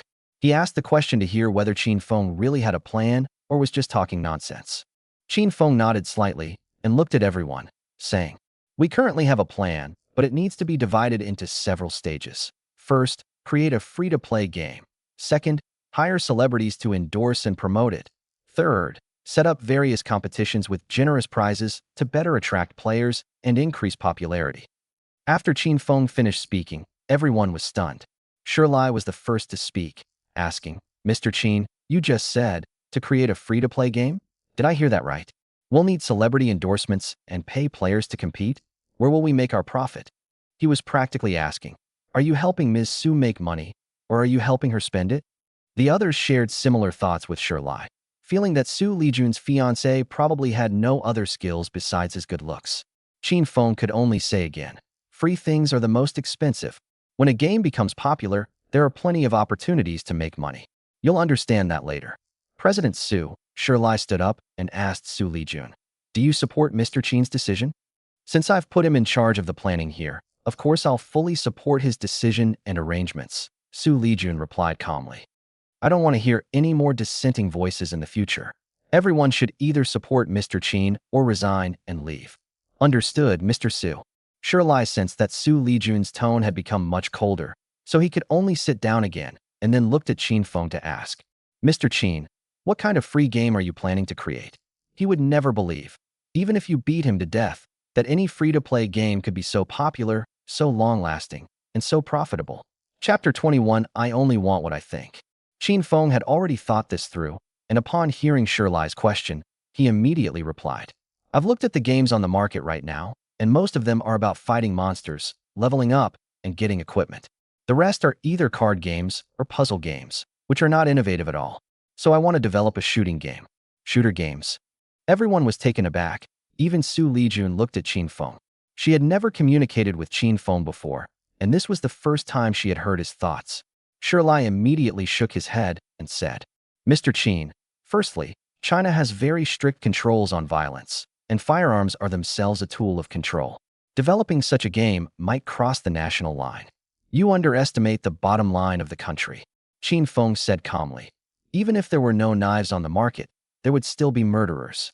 Therefore, controlling weapons can only reduce crime, not eliminate it. Both shooting games and leveling up games involve killing people, and playing games is essentially the same as passing the time and relieving stress. In some ways, having a shooting game might reduce crime. The saying, "prevention is worse than cure," applies here, and the government surely understands this principle even better.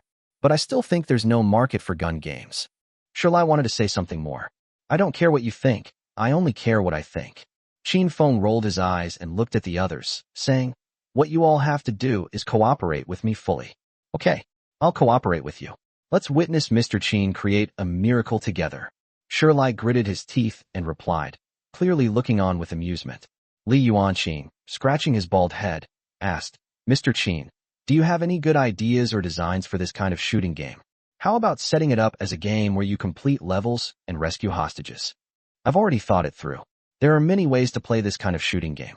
First, let's talk about the bomb defusal mode. It's divided into 2 teams, terrorists and police, with 5 people in each team at the start. The terrorist's task is to plant the C4 bomb, while the police are responsible for stopping them. What Qin Feng described to them was CS, his favorite game as a child. These kinds of shooting games were once incredibly popular, from Counter-Strike to later Crossfire, and then Peacekeeper Elite, and so on. Shooter games will never lack a market or players. Unfortunately, no similar game was found in this world, which made Qin Feng quite bored during those 3 months of lying down. So now that he wants to develop a game, this is the first thing that comes to mind. As Qin Feng narrated, the expressions on the faces of the people in the conference room changed continuously. From initial disdain, contempt, and even composure, to later surprise, astonishment, anticipation, and fervor. Especially Xu Lijun, as a game designer, he certainly understood how high the success rate was of Qin Feng's design. This is enough to start a trend. In particular, Qin Feng's plan to hold various competitions every year could even turn online gaming into a profession, a competition, and a unique online gaming culture. Xu Lijun, who had been silent all along, gradually changed her gaze as she looked at Qin Feng. This guy seems to have some real skills. That's all for now, Qin Feng said, picking up a bottle of mineral water from the table and gulping down several mouthfuls before continuing. Besides this demolition mode, there are many other ways to play shooting games, which I will gradually introduce in the future. Mr. Qin, Xu Lijun's tone was much more respectful now. I fully agree that this game is feasible, but I still can't understand how it will generate revenue. The others nodded in agreement. Although everyone had confidence in the game, how would they make a profit if it were released for free? It's very simple. The props are charged for. Item-based monetization? Xu Lijun asked, puzzled. You mean, while entering the game is free, all weapons will cost money? That's bound to get us criticized, and it's unfair to players with limited financial resources. Who said anything about disrupting the game's fairness? Qin Feng said calmly. There are many ways to monetize through in-game items. For example, we can give weapons and items cool skins, various limited edition character appearances, bulletproof vests, dazzling chat text, and so on. For paying players, we can set up VIP levels, exclusive badges, and so on. What he's saying is nothing more than the same old tricks used by game companies. But in this world, it's simply a groundbreaking idea. The way everyone looked at him changed to one of admiration and fervor, with no longer a hint of disrespect. Mr. Qin, I was too arrogant before, please forgive me. As soon as Qin Feng finished speaking, Xu Lijun couldn't help but stand up, bow to Qin Feng, and say, I also hope that you will be magnanimous and allow me to follow you and complete this game together. If he dared to slam his fist on the table in front of Xu Lijun before, without worrying about being kicked out, now he is extremely worried that Qin Feng will not give him the opportunity to witness the appearance of this game. Seeing Xu Lijun sincerely apologizing to Qin Feng, Xu Lijun's lips curled up slightly, and she turned to look at Qin Feng. Qin Feng stood up nonchalantly and said, Planner Xu, ignorance is no excuse. I'll need your assistance in many areas in the future. Let's have a pleasant collaboration. Xu Lijun quickly extended his hand and shook hands with Qin Feng. Slap, slap, slap. Applause immediately erupted in the conference room, a happy ending for everyone. With Qin Feng's idea, They were confident that they could make the company one of the top game companies in China. Xu Lijun hadn't expected Qin Feng to win over everyone so easily. Just as she was thinking about whether to praise Qin Feng to his face, she saw that Qin Feng was also looking at her. And then a voice instantly entered her ears. "Hey little girl, you've seen how powerful I am, haven't you? Feeling a little admiring of me, even falling in love with me? No, wait, you're always so cold and aloof. I don't need you to love me. As long as I can drag this out until the mission is over, that's all that matters." Xu Lijun. Looking at Qin Feng's calm and even somewhat innocent appearance, who would have thought that he was so shameless? Feeling cold? Do you still want me to admire him and fall in love with him? This is absolutely outrageous. The slight goodwill Xu Lijun had just felt towards Qin Feng vanished instantly. Suppressing the urge to kick him, she stood up with a cold face and said, "Since everyone agrees with Qin Feng, then the rest of the work will be handled by Qin Feng. I have other things to attend to, so I'll head back to the company first. Jun. From now on, call me General Manager Su at the company." "All right, Mr. Su, have you forgotten something?" After Qin Feng finished speaking, he couldn't help but think to himself, "Is this woman going through menopause? I conquered these people with my own strength, and instead of saying a few words of praise, you're giving me that sour look?" Hearing Qin Feng's complaints again, Xu Lijun could only suppress her anger and calmly ask, "What did you forget? How about we find a private office to talk? There are so many people watching here." Chapter 22. The Wanderer makes his move. Although Xu Lijun was a little angry with Qin Feng, seeing his hesitant expression, she knew that he must have something to say. She was just about to ask Qin Feng to go out with her when she heard Qin Feng's annoying inner monologue. "That woman has a bad memory. We agreed to sign a contract yesterday. Why is she trying to run away now? How should I bring this up? Asking directly might make me seem a bit unreasonable." Xu Lijun then understood what Qin Feng wanted to say. However, it was indeed said yesterday that a contract would be signed with him upon arrival at the company, which is perfectly reasonable. "I know what you want to say. You go back to work, and I'll have Secretary Lin print out the contract when I get back to the company. I'll bring it to you tonight." After Xu Lijun finished speaking, he turned around and walked out of the meeting room. Just as I reached the door, I heard Qin Feng's inner thoughts again. "Is this woman on some kind of telepathic connection with me? This woman has a pretty good figure. Her hips sway as she walks. I really want to take a picture and see what it feels like." Bang! Xu Lijun quickened her pace and left, then slammed the conference room door shut behind her. Sadder. She gritted her teeth and cursed under her breath before quickly leaving. As the president of Tenghui Group, and because he likes to do many things personally, he has too many things to do every day. Inside the conference room, everyone stared blankly at the door. Qin Feng was the first to react and said to everyone with a smile, "Stop staring at her. Junjun's been in a bad mood these past few days. Please be understanding. I'll deal with her when I get back tonight." Upon hearing this, everyone responded in unison. "President Qin, we understand. Women, there are always a few unreasonable days every month. Ahem, during the day Mr. Su is the boss, but at night when we get back, Mr. Qin, you're the boss." President Qin is capable. He can win over a woman like President Su. Regardless of whether these people were sincere or not, Qin Feng felt quite good being flattered by a group of people. No wonder so many people like to flatter. All right, let's get down to business. Qin Feng felt it was about time, so he stopped the barrage of flattery and said seriously, "Let me assign tasks first. Shirlai, work with me to create a detailed design plan. Once that's done, I'll find Xiao Li, and we'll work on the game map, characters, items, and so on." Just as Qin Feng and his team were beginning to plan a shooting game, Xiao Network Company suddenly announced some major news. To thank all players for their support of Xiao Network, our company has decided that Qi Xiajianghu will be free to play starting today. Players who previously purchased activation codes can choose a full refund or in-game item compensation. Compensation options. This news sent the entire gaming industry into an uproar. Various news forums and chat groups are buzzing with discussion. Has the CEO of Xiao Network lost his mind? He actually wants to make the most popular game, Qi Xiajianghu, free? Yes, the number of players who bought the official version has exceeded 1 million. If they all ask for refunds, how much money will they have to spend? Why would they return the money they've already received? What are they thinking? Even if they don't refund the money, what's the point of them offering it for free? Sigh, they say big breasts mean no brains. Looks like Guan Yunyan is a spendthrift CEO.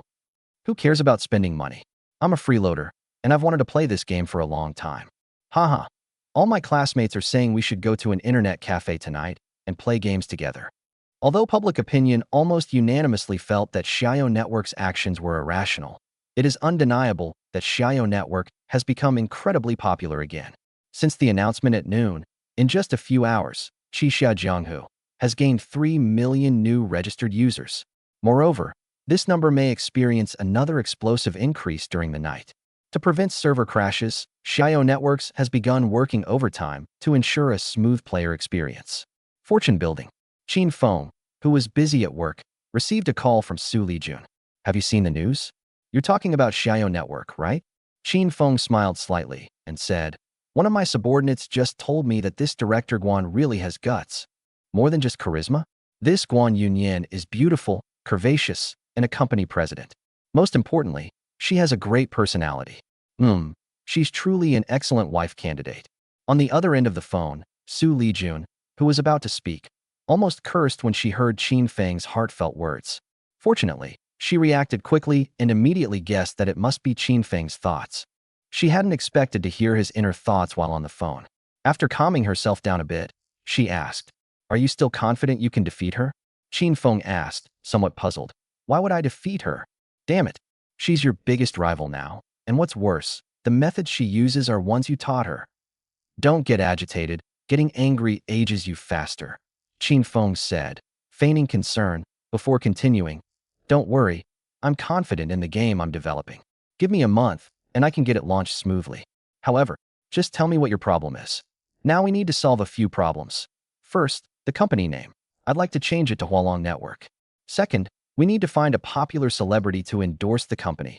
You need to arrange that as soon as possible. Third, promotion. It would be best to find some moderately famous bloggers to try out the game. These are minor issues. The name is up to you.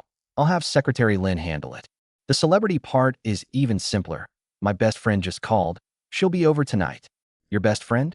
"The one who got blacklisted in the entertainment industry." Qin Feng was immediately annoyed and started to complain in his mind.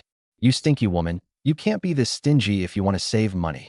If I let your best friend be my spokesperson, those entertainment companies will try to sabotage me. I don't want to deal with that." Xu Lijun had considered that having Su Xiaoxiao as the spokesperson might not be appropriate, but Su Xiaoxiao was her best friend, and she had always wanted to help her. Hearing Qin Feng's inner monologue, she could only say softly, "Xiaofeng, please help my best friend. I'll treat you to dinner tonight, okay? Have a meal?" Qin Feng immediately rolled his eyes. "You're making it sound like I've never eaten before. Eating alone with you wouldn't give me any advantage. It's pointless. Take it or leave it. My best friend will be the spokesperson anyway. Don't forget, I'm a major shareholder in the game company." Xu Lijun hung up the phone after speaking, feeling a deep sense of frustration. That bastard can't even let himself have his way just once. However, Su Xiaoxiao suddenly arrived, wanting Qin Feng to sing that evening and then grant him the copyright. Thinking of this, Xu Lijun had no choice but to call Qin Feng again. "What's wrong, Mr. Su?" Qin Feng answered the phone in a businesslike tone, clearly not daring to provoke this emotionally unstable woman. "Xiaofeng, don't be so serious. Just call me Junjun." "Okay, Mr. Su." No, Junjun. Is there anything else?" "Damn, something's definitely up. Trying to trick me? No way. Unless they use their charm on me." Chapter 23. You're too kind. Xu Lijun was also helpless about Qin Feng's thoughts. However, Su Xiaoxiao would arrive that evening, and there were some things she needed to discuss with Qin Feng beforehand to avoid any mishaps. "Xiaofeng, my best friend is getting off the plane tonight. Let's pick her up together." Her tone was unusually gentle, as she was still worried that Qin Feng would refuse. "Is that all?" "No problem." Qin Feng readily agreed.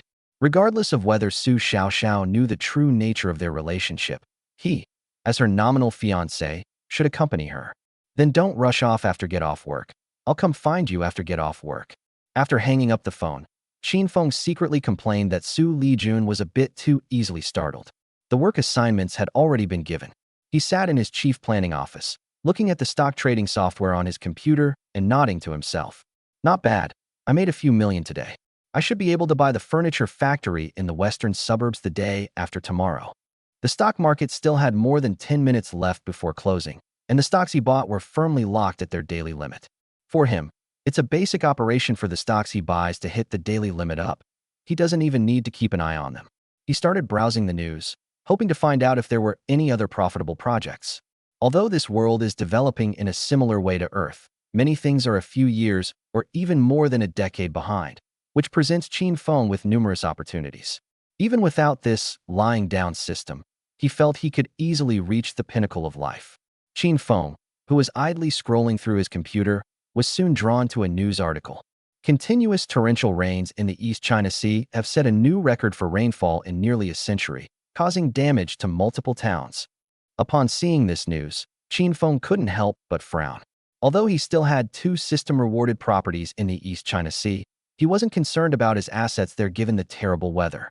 He checked his available funds, which, including stocks, amounted to about 45 million.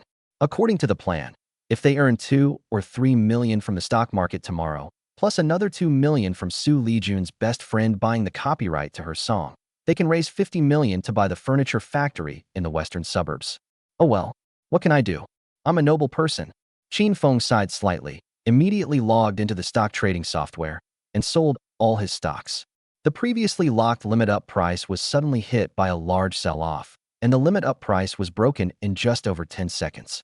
The manipulators behind the scenes were startled and quickly spent a large sum of money to push the stock back to its daily limit. Qin Feng didn't care what these market makers and shareholders thought. He made a series of moves and sold all his stocks in less than 2 minutes, then transferred all the money back to his bank card. Looking at the funds in the card, 45.73 million.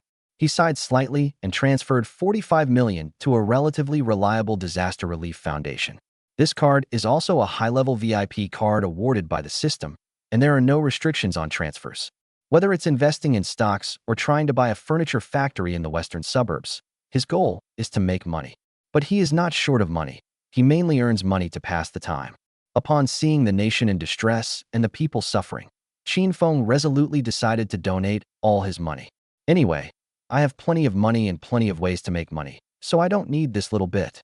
He comforted himself, and after transferring the money, he simply made a note and didn't ask about it again.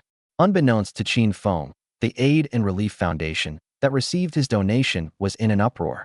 President, we just received a donation of 45 million. Which large company donated it? We're investigating.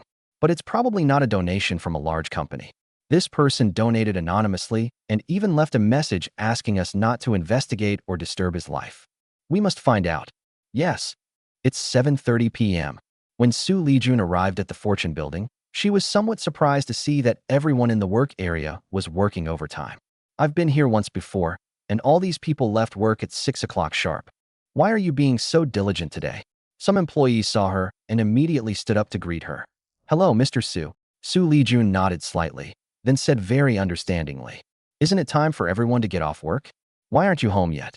Just then, Xu Lijun and several other high-ranking officials, including Li Yuanqing, walked over. Upon hearing her question, Xu Lijun quickly explained. President Xu, you don't know, President Qin is an all-rounder. Today he not only planned, but also knows how to make and test game programs, and he got all the basics done. President Qin has already set up the framework. If we can't develop the game quickly, then we're utterly useless.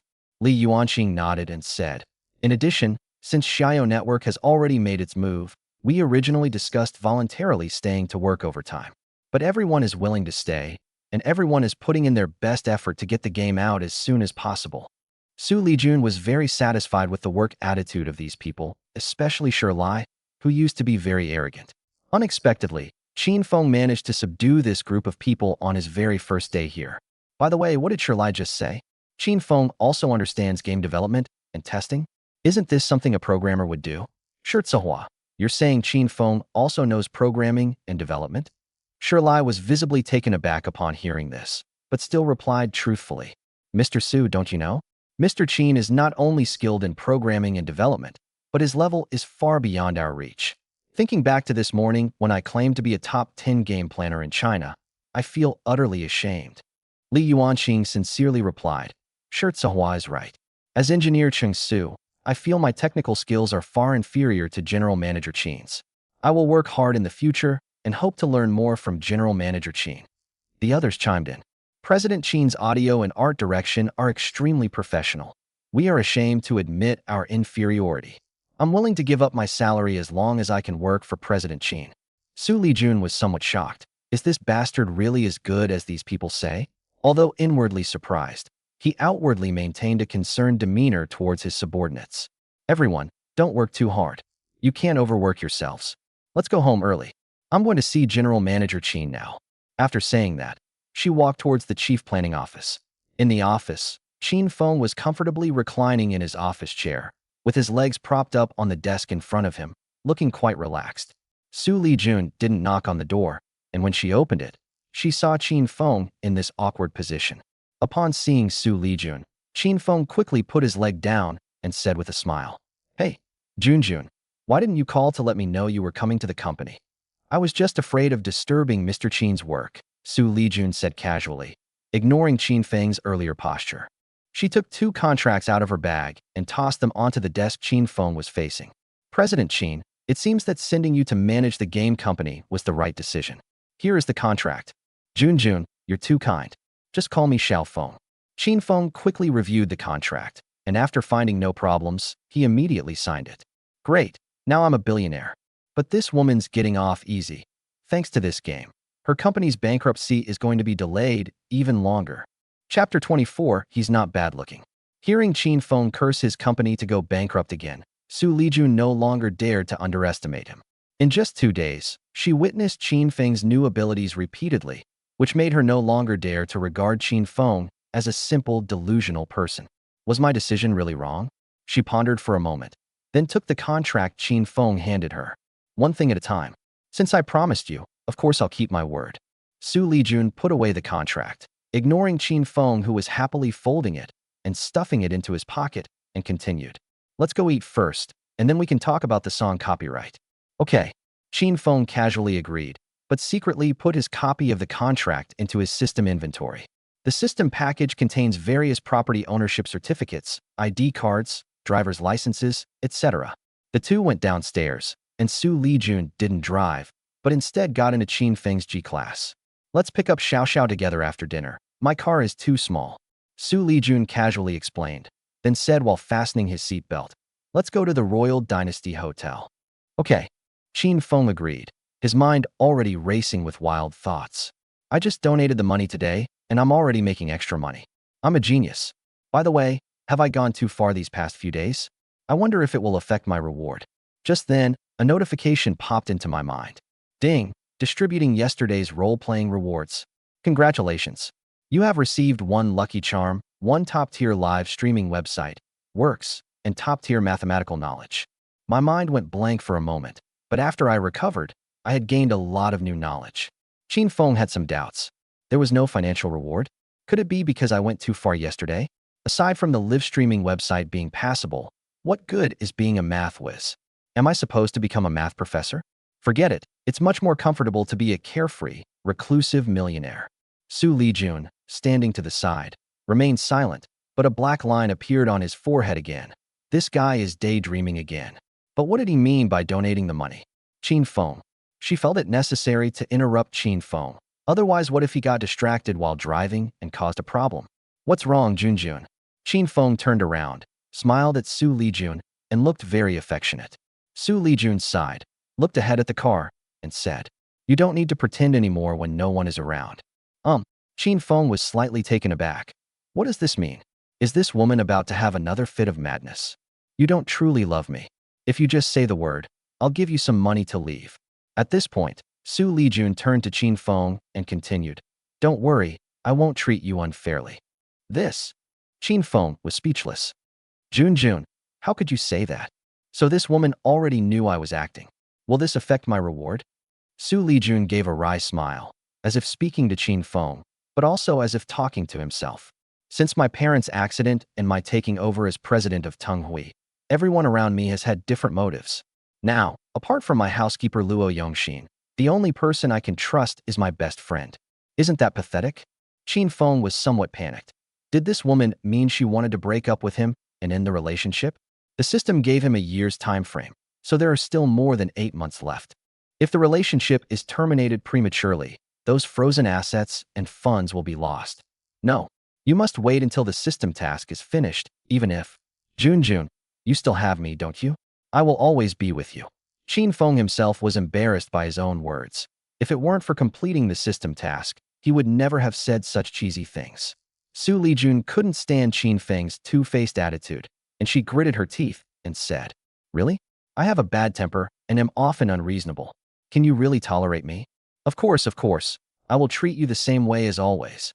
"Ugh, I hate you as much as ever. You damn woman, I haven't finished my mission yet, so I'll try to appease you first." Xu Lijun instantly realized that what he had just said was like casting pearls before swine. This guy keeps mentioning the mission, so it seems that the mission is very important to him. Since that's the case, there's no need to blame or feel guilty. We must find the person who posted this bastard's message before kicking him out. Of course, Xu Lijun wouldn't leave easily until he knew the guy hadn't completed his mission, and he wouldn't let Qin Feng have an easy time during this period. "Xiaofeng, you're so kind. I was just overthinking it." "Junjun, I've always been this good."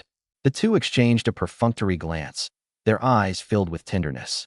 But inside, the situation was quite different. Inside the Manting Feng private room at the Royal Grand Hotel. "That's the situation. Do you think we should tell Xiao that you sang the song?" Xu Lijun briefly explained the purpose of Su Xiao's visit, and then stared intently at Qin Feng. Qin Feng frowned slightly, clearly not wanting to stand out anymore. "This is a one-time exception. Let's not do it again." After some thought, Qin Feng replied, "Just these two songs. After recording them, I'll write down the lyrics for her. Junjun, I'm only doing this because she's your best friend. I wouldn't sell them to anyone else for any amount of money." "Thank you, Qin Feng."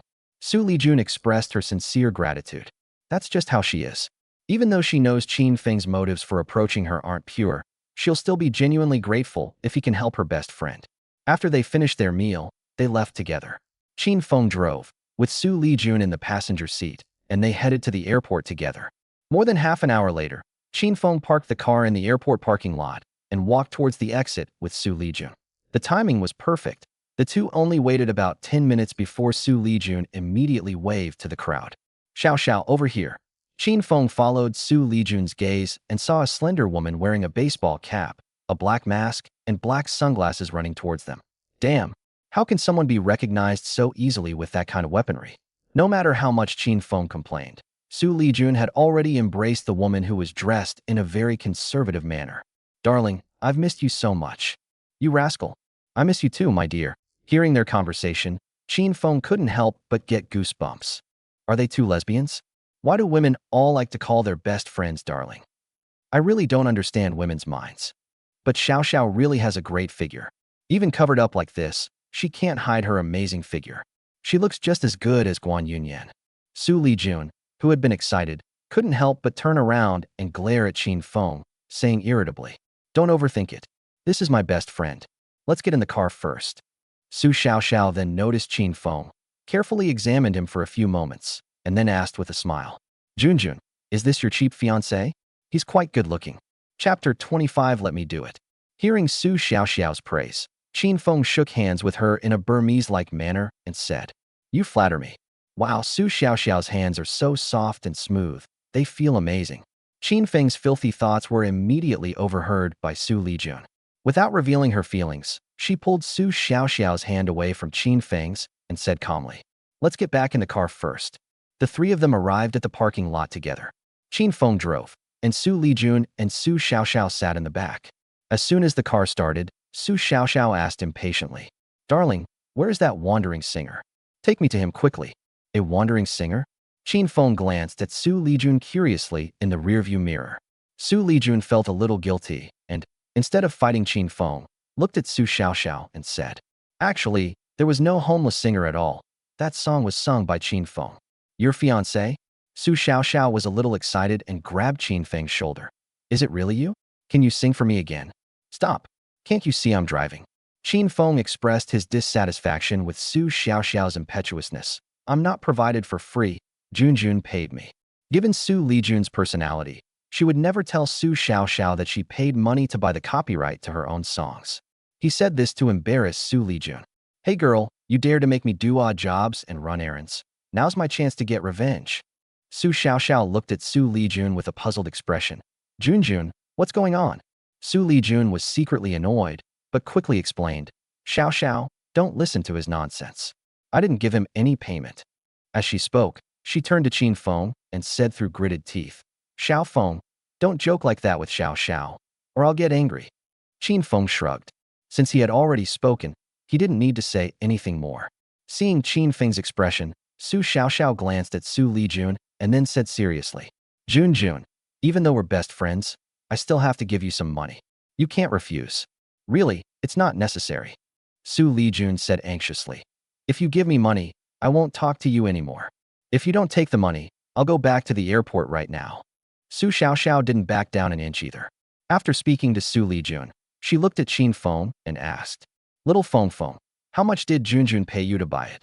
Qin Feng, you can't say. Xu Lijun was clearly a little angry. Now you know how to get angry, huh? Humph. Let's see if you dare to give me that attitude all the time. Qin Feng thought to himself that he had complained, but then smiled and said, I didn't say that Junjun gave me money. I said it was a reward. Is there a difference? Xu Xiaoxiao was taken aback, clearly not having recovered yet. No matter what the reward is, I'll give it to you myself. Really? Qin Feng said with a grin as he drove. Junjun's reward was a kiss. So, are you going to give it to me yourself? Oh. Xu Xiaoxiao was stunned, while Xu Lijun, who was still angry, couldn't help but burst out laughing. She pinched Qin Feng's arm in an annoyed tone. You're never serious. It hurts. I'm going to die. Huh. So this is the payment? I really can't give it to you. Xu Xiaoxiao sighed with envy as she watched the two of them making their little gesture. Xu Lijun quickly withdrew her hand and chimed in. Yes, the reward is a kiss. That guy is so naughty.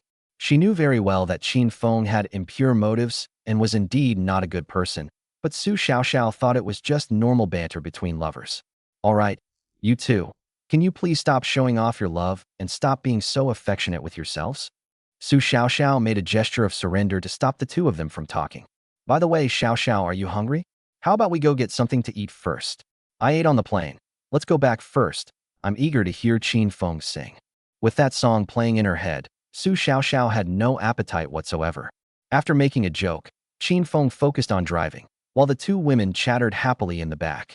Upon arriving at the Xu family manor, the butler still hadn't rested, so Xu Lijun asked him to arrange some late-night snacks.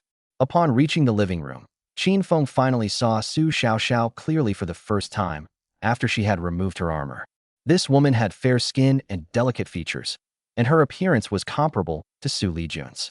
The difference is that Xu Lijun is like a lady from a prominent family, while Xu Xiaoxiao is more like a girl from a modest family or a young lady from a wealthy family. As a celebrity, Xu Xiaoxiao's appearance and temperament certainly make it easy for her to gain fans. Wow, I didn't expect Xu Xiaoxiao to be so pretty.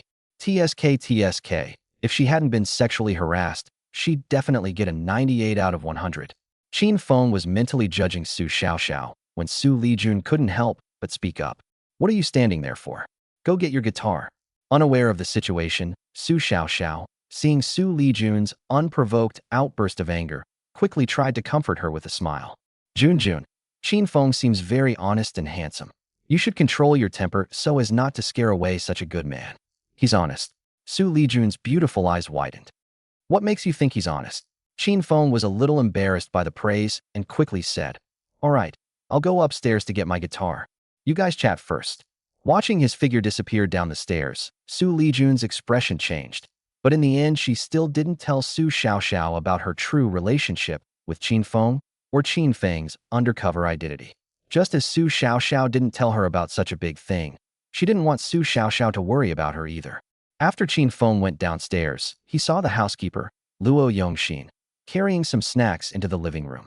Ever since witnessing Luo Yongxin's ability to crush solid wood furniture with his bare hands, Qin Feng felt somewhat intimidated every time he saw this guy, and could only curse the system for not giving him any ability to protect himself.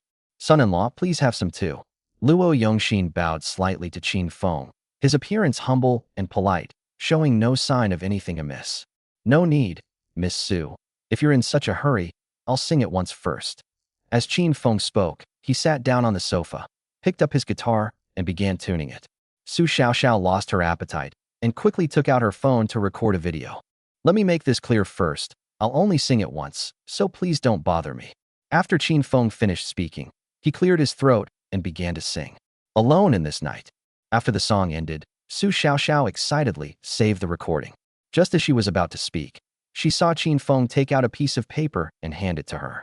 This is lyrics, Qin Feng replied casually, then stood up. If there's nothing else, I'll go back to sleep. Su Xiaoxiao quickly took the lyrics, but Xu Lijun grabbed Qin Feng's hand and said softly, Xiaofeng, isn't there one more song? Qin Feng had been waiting for this, and immediately said with a forced smile, Jun, the payment for that song has been given, but the payment for this song hasn't been given yet. You're going too far. Xu Lijun's face turned red. Of course, she knew that the reward Qin Feng was talking about was not the 2 million. Seeing Xu Lijun's face turn as red as a ripe apple, Qin Feng felt overjoyed and no longer cared about the 2 million. Oh, Jun, don't be shy. Hurry up and pay the fee. I'll give the second song to Xiaoxiao too. Upon learning that there was another song, Su Xiaoxiao excitedly exclaimed, Honey, hurry up and kiss him. If you're shy, then let me. Chapter 26 My Heart is Pure. As soon as Su Xiaoxiao finished speaking, she realized she had said the wrong thing and immediately stuck out her tongue, saying, No, I was just kidding. Xu Lijun knew, of course, that Su Xiaoxiao was eager for the song, so he immediately comforted her. It's all right, just laugh it off. This guy did it on purpose. Qin Feng looked at Xu Lijun with a knowing smile, as if he had her completely under his control. Okay, the payment, right? I'll pay. Xu Lijun gritted her teeth and leaned close to Qin Feng. Under the envious gazes of Su Xiaoxiao and the shocked gazes of Luo Yongxin, she stood on tiptoe and kissed Qin Feng on the cheek. Qin Feng could clearly smell the fragrance emanating from Xu Lijun and sensed the panic in her heart. Although it was just a fleeting touch, it still made Qin Feng feel extremely happy. Oh, Jun, are you serious? I was just joking. Even if you don't give me a reward, I'll still give it to Xiaoxiao. Hey, 2 songs for a kiss. I'm actually losing out. You're the one who got a good deal. You. Xu Lijun gritted his teeth secretly, but he couldn't show it in front of Su Xiaoxiao, so he could only snort coldly and say, Sing it now. Okay. Qin Feng smiled and sat back on the sofa.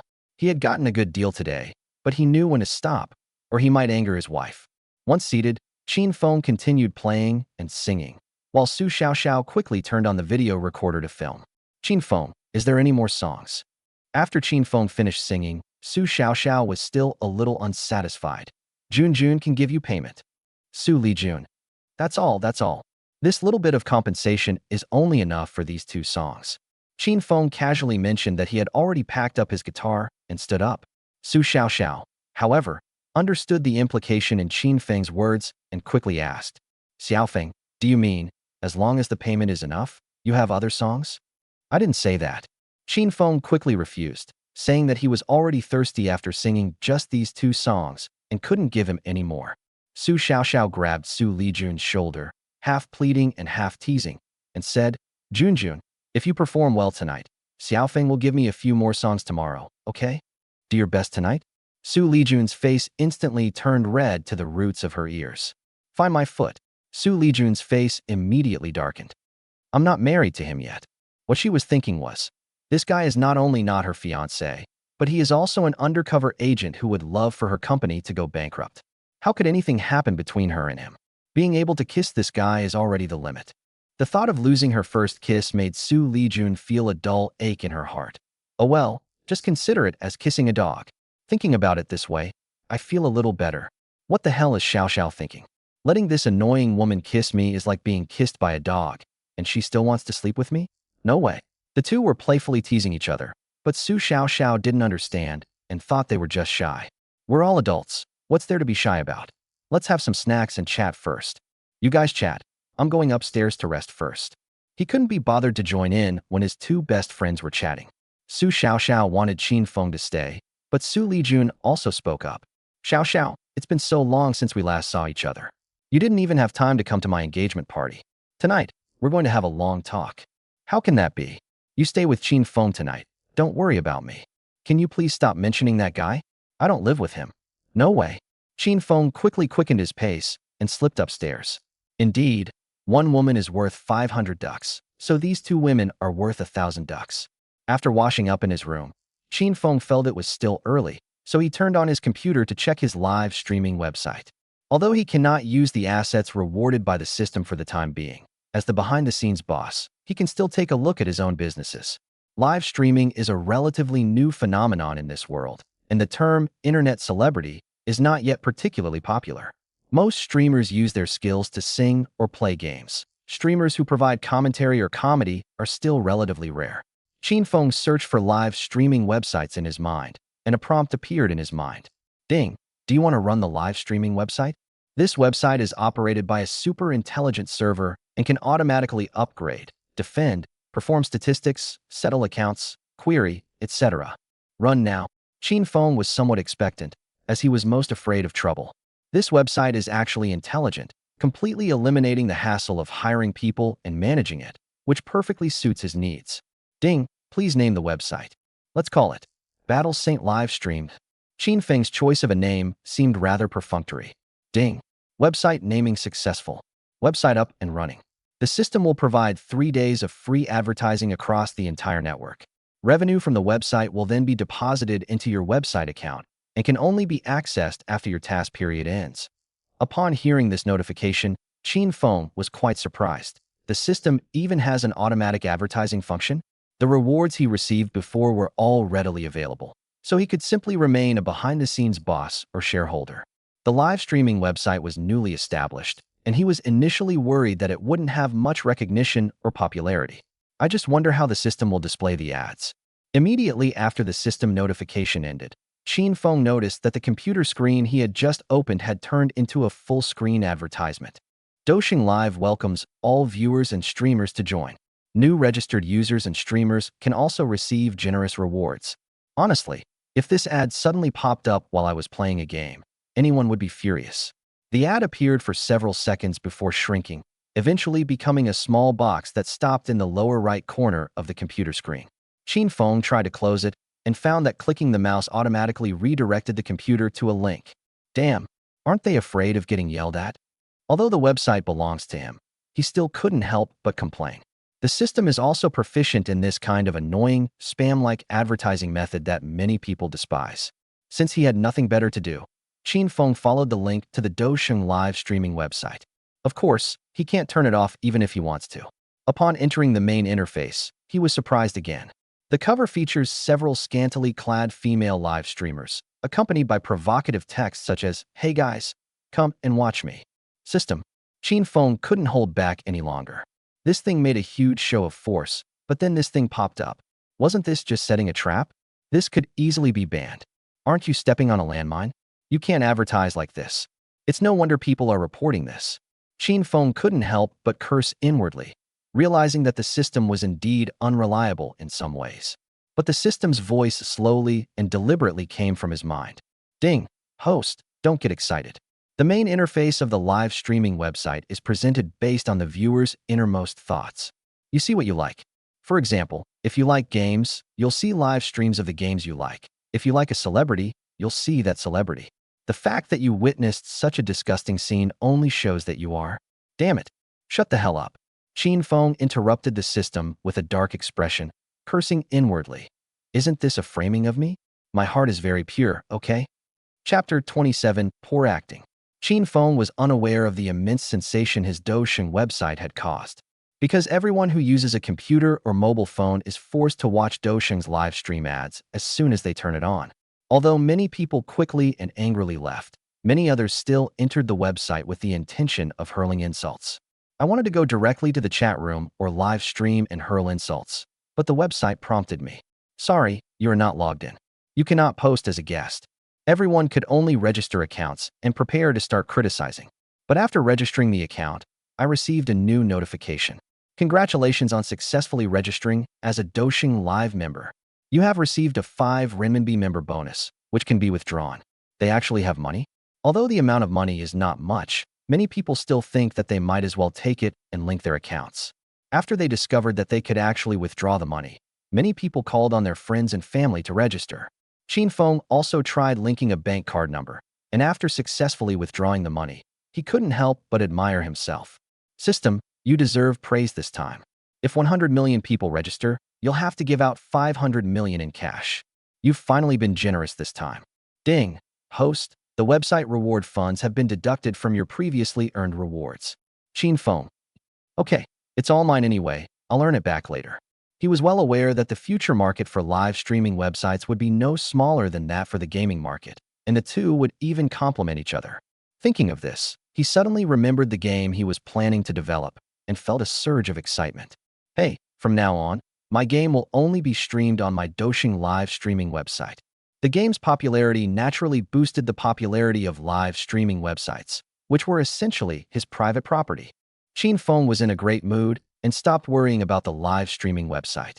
He went into the bathroom to wash up. But what he didn't know was that his Battle Saint live streaming website was currently flooding major websites, forums, and chat groups. This newly launched website is really generous, giving 5 yuan per account. It's not much, but a friend of mine registered 4 accounts and received the money from all of them. What surprised me wasn't the website's financial strength, but their terrifying advertising methods. A hacker friend of mine said that achieving that level of technical skill is extremely difficult. I know that too. Hackers can control many computers, but how do they control mobile phones? I have to say, this Battle Saint livestream that suddenly appeared is really amazing. I'll follow them and see if they have any big moves next. There aren't many streamers on this website yet, and I was originally planning to quit. But guess what good stuff I found? Stop keeping me in suspense. Tell me already. Hey, I discovered this live streaming website offers thousands of games. Most of them are beautifully made and run smoothly. And most importantly, they're all free. What? Thanks to the reminders from some concerned individuals, many people logged back into the Douxing live streaming website. Whether on mobile phones or computers, everyone has indeed found a large number of free games. These games are diverse, beautifully crafted, and free to play, attracting tens of millions of players in just a few hours. Seeing the soaring popularity of Douxing Live, many lesser-known streamers immediately registered streamer accounts on the platform and started broadcasting. Because it's a new website with few streamers but a large audience, these streamers' live streams easily surpassed the viewership numbers they received on other platforms. In addition, the benefits that Douxing Live offers to its streamers have given more and more small streamers hope, leading them to switch to the platform. That night, Douxing's live stream was the talk of the town, constantly topping the trending searches on various news websites and topic lists. Many people are also investigating who the boss behind Douxing Live is, but they have not found any clues after searching all night. On its very first night, Douxing Live became a hit, keeping many people up all night discussing, watching, and even playing the free games on the platform. Qin Feng, who was completely unaware of this, slept soundly until dawn before being awakened by the knocking on the door. Seriously? Even my best friend is here, and she won't leave me alone. Qin Feng stretched and, too lazy to put on clothes, reluctantly got out of bed and opened the door, shirtless. Xiaofeng, I made breakfast. Do you want some? Outside the door, Su Xiaoxiao, wearing a loose-fitting slip dress, had just opened her mouth when she was immediately attracted by Qin Feng's perfect physique and six-pack abs. Early in the morning, not only were the men experiencing erections, but Su Xiaoxiao also felt her blood pressure soaring, almost uncontrollable. You have a great figure. It's SOSO. Sorry, I thought it was Junjun. You guys go ahead and eat. I'll just put on some clothes and come over. Qin Feng quickly closed the door and then found a piece of clothing to put on. I thought it was that stinky woman Xu Lijun who was making me go for a run. I was so careless. After a quick wash, Qin Feng opened the door and headed to the dining room. Before even reaching the restaurant, they could see Xu Lijun and Su Xiaoxiao whispering intimately in each other's ears. Upon seeing Qin Feng, both of them blushed simultaneously, their eyes darting away, unable to meet his gaze. Good morning. Qin Feng greeted them nonchalantly, then sat down opposite them and took a big bite of a pancake. Huh. Qin Feng was slightly taken aback, carefully examining the half-eaten pancake in his hand, then looked at Su Xiaoxiao and praised her. Not bad, Xiaoxiao. I didn't expect you to be so beautiful and make such delicious breakfasts. Whoever marries you will be blessed for many lifetimes. To be honest, her skill level is almost on par with mine. She's beautiful, and her cooking is even better. This is not an exaggeration on Qin Feng's part. Ever since he acquired god-level culinary skills, his tastes have become increasingly discerning. He could hardly swallow ordinary food, let alone such heartfelt praise of others. Is it really delicious? Su Xiaoxiao asked with a strange expression. Seeing Qin Feng nod in agreement, She pointed at Xu Lijun and said with a grin, "This egg pancake was made by Junjun, MMM." Before she could finish speaking, Xu Lijun covered her mouth. "Just eat your food. Why bother talking to him so much?" Xu Lijun feigned a fierce look, glared at Su Xiaoxiao, then pushed the plate of egg pancakes in front of Qin Feng and said in a cold tone, "I'll give you everything you like to eat. I'm not hungry." Qin Feng blinked and noticed that Xu Lijun's gaze had only met his for a brief moment before she looked away. He couldn't help but find it amusing. "Thank you, Junjun. That jerk, she wants to feed me, but doesn't want to show any concern. Her acting is so clumsy." Chapter 28, They came knocking. Although Qin Feng inwardly complained, he still glanced at Xu Lijun a few more times. "I never expected this woman to make such perfect egg pancakes. I wonder how good she is at making other dishes." As the president of one of the top 10 conglomerates, being able to cook is already quite remarkable, but to be able to cook in a way that Qin Feng highly praises is truly impressive.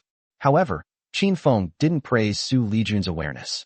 He lowered his head and pretended to eat his breakfast quietly, but in reality, he was thinking about something. The live streaming websites are operating normally now, so the game needs to hurry up, otherwise it will be difficult to attract viewers again once this wave of advertising hype ends. When Xu Lijun heard him mention live streaming websites, she became quite uncomfortable and turned to Su Xiaoxiao, saying, "Xiaoxiao, my phone seems to be infected with a virus. I scrolled through my phone this morning and a live streaming website popped up, and I can't exit it no matter what I do." "You got infected too?" Su Xiaoxiao, who was sipping her porridge, immediately put down her bowl when she heard Xu Lijun mention it, and said angrily, "My phone got infected with this virus too. I even registered for a membership this morning. I was going to yell at them, but then I found the games inside were pretty fun, so I forgot to yell at them." Upon hearing their conversation, Qin Feng quickly began to drink his porridge. Judging from their grim expressions, I can't let these two women know the website belongs to me. I need to finish eating quickly and get to the company. Upon hearing Qin Feng's thoughts, Xu Lijun immediately opened her eyes wide and stared at him. What did this guy say? Is that annoying live streaming website his? How could that be? Etc. She suddenly remembered what Shi Lai and Li Yuanqing had said when she went to see Qin Feng after get off work yesterday. Qin Feng's software expertise far surpassed theirs. This guy also helped me uncover a spy in the company, which proves his extremely high level of computer skills. With this level of skill, you should be able to create a live streaming website or even run an online advertising platform, right? The more she thought about it, the more she realized it made sense, and her gaze towards Qin Feng gradually became strange. Hey, what kind of look is that?" Qin Feng couldn't stand Xu Lijun's intense gaze any longer and quickly spoke up to break the tension. "We've only been apart for one night. You don't need to look at me so affectionately, do you?" Upon hearing this, Xu Lijun blushed slightly. Before she could lash out in denial, Su Xiaoxiao said with a face full of shame, "It's all my fault. If I hadn't come, you wouldn't have had to sleep separately. I just wanted Qin Feng to give me a few more songs. I hope you won't blame me, Junjun." "Xiaoxiao, what nonsense are you talking about?" Xu Lijun knew that her best friend had been led astray by Qin Feng, so she quickly corrected her. "Don't listen to his nonsense. I haven't even moved in with him yet." Qin Feng nodded in agreement. "Yes, Xiaoxiao, Junjun and I haven't reached that point yet. You can stay as long as you want. Anyway, I only have those 2 songs. I'm going to work now." After he finished speaking, he pulled out a tissue and wiped his mouth as he walked. After Qin Feng had been gone for a while, Su Xiaoxiao asked with a puzzled look, "Junjun, you two really didn't do that?" Seeing Xu Lijun nod firmly, she couldn't help but sigh. What a waste. If I had a boyfriend that handsome with 6-pack abs, I would have devoured him long ago. What nonsense are you spouting, this guy? Xu Lijun really wanted to tell her best friend the truth, but considering that Su Xiaoxiao was already in trouble, she couldn't add to her worries. So, she steeled herself and said, "This guy has some issues in that area and is currently undergoing treatment, so we can't take things to that level for now." Achoo! Qin Feng, who had just stepped outside, sneezed violently. "Really?" Su Xiaoxiao said with a regretful look. "What a pity for such a good-looking face. It's all looks and no use." Cough, cough, cough. "Darling, you've really had a hard time." "It's okay, I'm still young. Is there any cure?" I think so. Can we talk about something else?" Xu Lijun felt guilty and didn't want to say more about the matter, otherwise she would easily be exposed. This kind of thing is private, and Xiaoxiao will be leaving soon, so she's not worried about Qin Feng finding out that she slandered her. Su Xiaoxiao said somewhat dejectedly, You know what I want, but your little man doesn't seem willing to help me. Me. There's nothing I can do about it. I can't exactly force him. Xu Lijun also felt helpless. Qin Feng and she were not truly in love, and she could not force Qin Feng to help Su Xiaoxiao willingly. Do you know roughly how many other songs he wrote? Su Xiaoxiao asked again, unwilling to give up. I don't know. That guy's being all mysterious, claiming he knows thousands of songs. Xu Lijun recalled Qin Feng's previous thoughts, and then couldn't help but laugh. But that's obviously bragging. Who can write thousands of songs, and every single one of them be good? Several thousand. Su Xiaoxiao opened her eyes wide and suddenly realized that she was right not to rush to book a flight back home. Even if it's not thousands, a few dozen would be enough. As long as he's willing to help me, I can use these songs to create a group of stars. Darling, you have to help me, okay? Looking at Su Xiaoxiao's pitiful appearance, Xu Lijun felt a bit overwhelmed. I'll try my best, but honestly, I'm really not confident. You can give him a reward. Su Xiaoxiao whispered a few words in Xu Lijun's ear with a grin. Hey, are you trying to die? Xu Lijun's face instantly turned red, and in her haste, she said again. Didn't I tell you?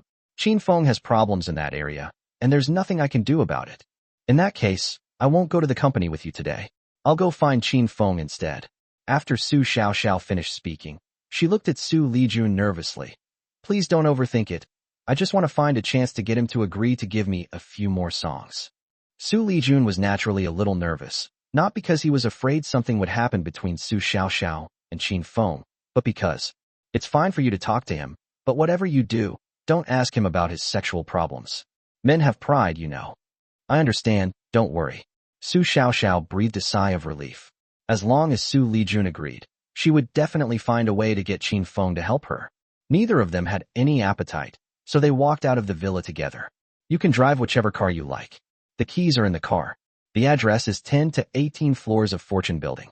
The office is on the 16th floor.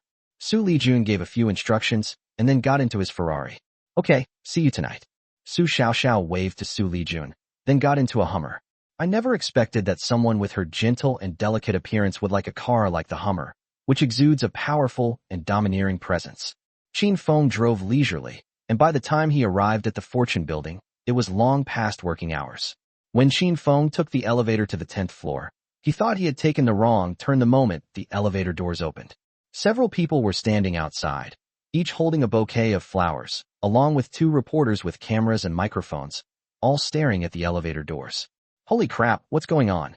Qin Feng stepped out of the elevator, looking somewhat bewildered at Xu Lijun and his subordinates behind the crowd, hoping for a response. Xu Lijun simply gave him a thumbs up, without offering any explanation. A female reporter holding a microphone walked up to him excitedly and said in a hurried tone, Mr. Qin, please forgive our intrusion. We are special reporters from our Aid to the People Relief Foundation. Besides thanking you in person for your generous donations to the disaster area, we also hope you will allow us to conduct an exclusive interview with you. Qin Feng quickly interrupted the female reporter, saying somewhat helplessly, Didn't I specifically add a note saying don't bother me? Why are you still showing up here? Chapter 29 Noble People. Worried that Qin Feng would be angry about this, the female reporter quickly said, Mr. Qin, may I have a private interview with you? Don't worry, it won't take up too much of your time. Come to my office, Xu Lijun. Aren't you going to get back to work? After Qin Feng finished speaking, he walked straight to his office. It's not a bad thing that the donation was exposed, but he would refuse if it were filmed and made into the news. Showing off doesn't suit his good-for-nothing image, and it wouldn't be worth it if it affected his reward.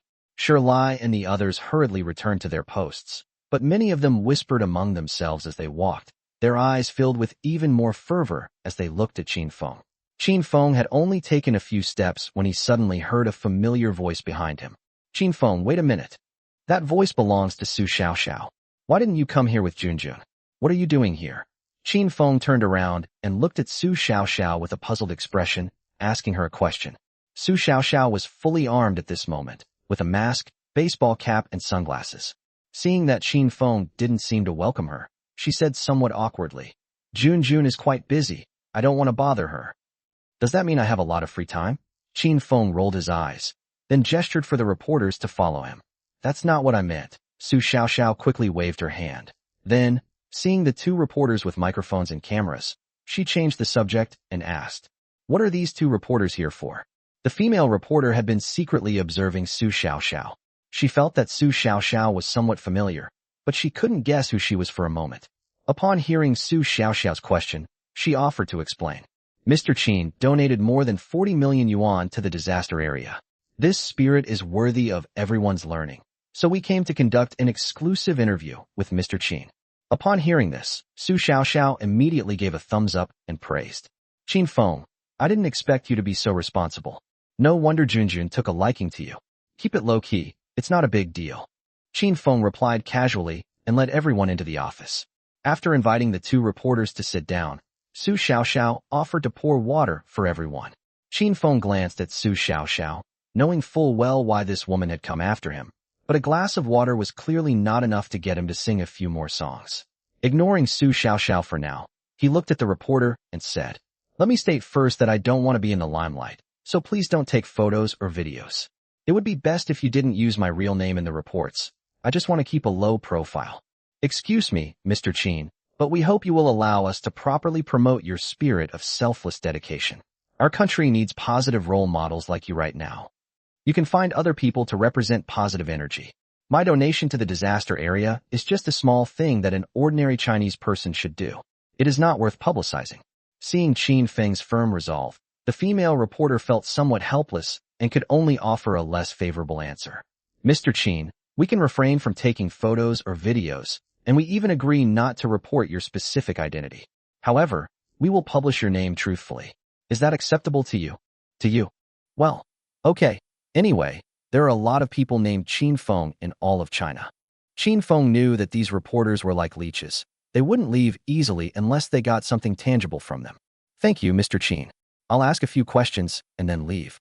"Go ahead and ask."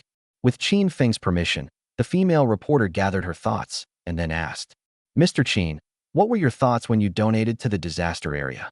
This is a very common question from reporters, and people who answer it usually say something passionate and full of a sense of justice.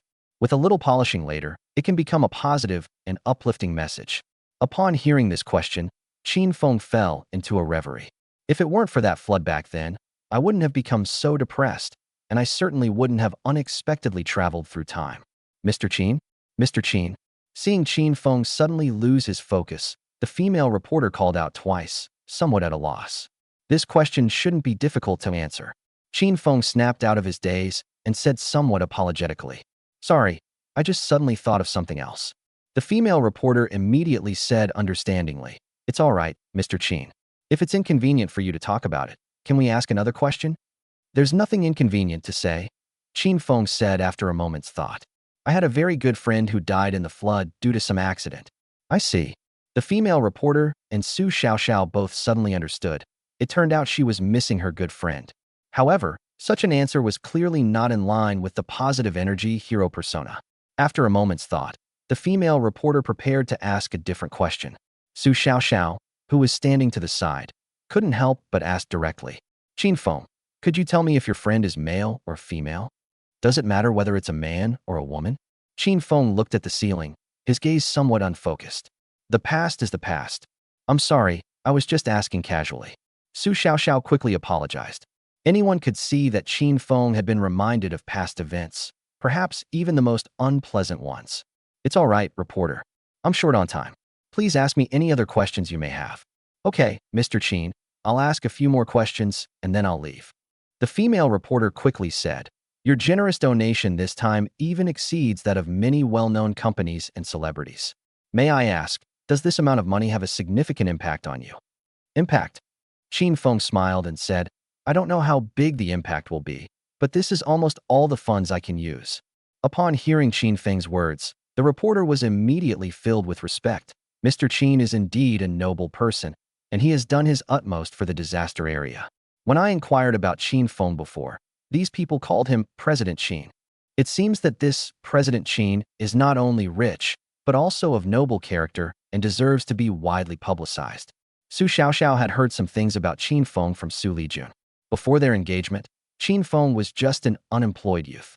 Perhaps the money came from Junjun, who had Qin Feng donated in his name. Xu Xiaoxiao thought to herself, preparing to ask Xu Lijun when she got home that night. The reporter asked a few more questions, which Qin Feng answered. He then refused the request for high-profile publicity again, and the reporter left with a slight sense of regret. Qin Feng, did you pay for all this money yourself, or did Junjun pay for it with you? The office door had just closed when Su Xiaoxiao couldn't help but ask. Qin Feng casually said, I guess we should count it as a joint payment. He earned those tens of millions by investing in stocks using the living expenses Xu Lijun gave him, so there's nothing wrong with saying that. But Su Xiaoxiao had an expression that said, I knew it. It must have been Junjun who paid the majority of the bill. Then you go ahead with your work, I won't disturb you. I'll go out for a stroll first. Seeing that Qin Feng was already busy at the computer, Su Xiaoxiao tactfully took her leave. Qin Feng looked up and smiled slightly.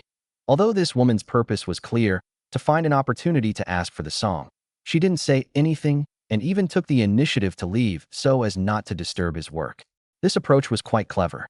If Su Xiaoxiao asks for a song as soon as the reporter leaves, it will make Qin Feng look down on her. After leaving Qin Feng's office, Su Xiaoxiao remembered that Xu Lijun had said that floors 10 to 18 of the Fortune building had been rented, so she decided to go and take a look at the other floors. When they reached the elevator, the two reporters hadn't come downstairs yet. When the female reporter saw Su Xiaoxiao, she suddenly smiled and asked, Excuse me, are you the famous actress Su Xiaoxiao? Chapter 30 Debut at the Peak. Su Xiaoxiao was startled and quickly checked her hat, mask and sunglasses. Seeing this, the female reporter smiled even more broadly and quickly said, You're all bundled up, don't worry. So where did you get the idea that I'm the big star Su Xiaoxiao?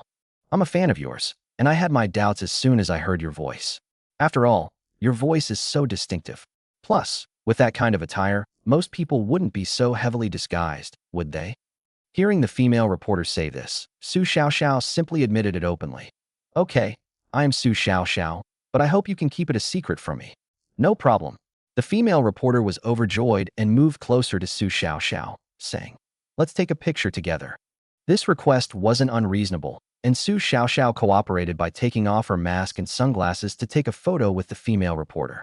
After the photo shoot, the female reporter looked at Su Xiaoxiao, who had put her sunglasses and mask back on, and asked curiously, Miss Su, you and Mr. Qin. He is my best friend's fiancé, and he recently developed a game and wants me to be the spokesperson. Su Xiaoxiao was afraid that the reporters would report things inappropriately, so she immediately explained the reason and purpose of her visit. I see. The female reporter suddenly realized. Seeing the elevator doors open, she smiled and said, Then we'll meet again someday.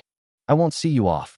Su Xiaoxiao waved her hand, and once the elevator doors closed, she immediately lost interest in visiting. She walked to the company's conference room, which was empty and quiet as no meeting was taking place. I took out my phone and listened to Qin Feng's song twice. Then, after thinking for a while, I cut out a section from one of the songs and posted it on my studio's official Weibo account.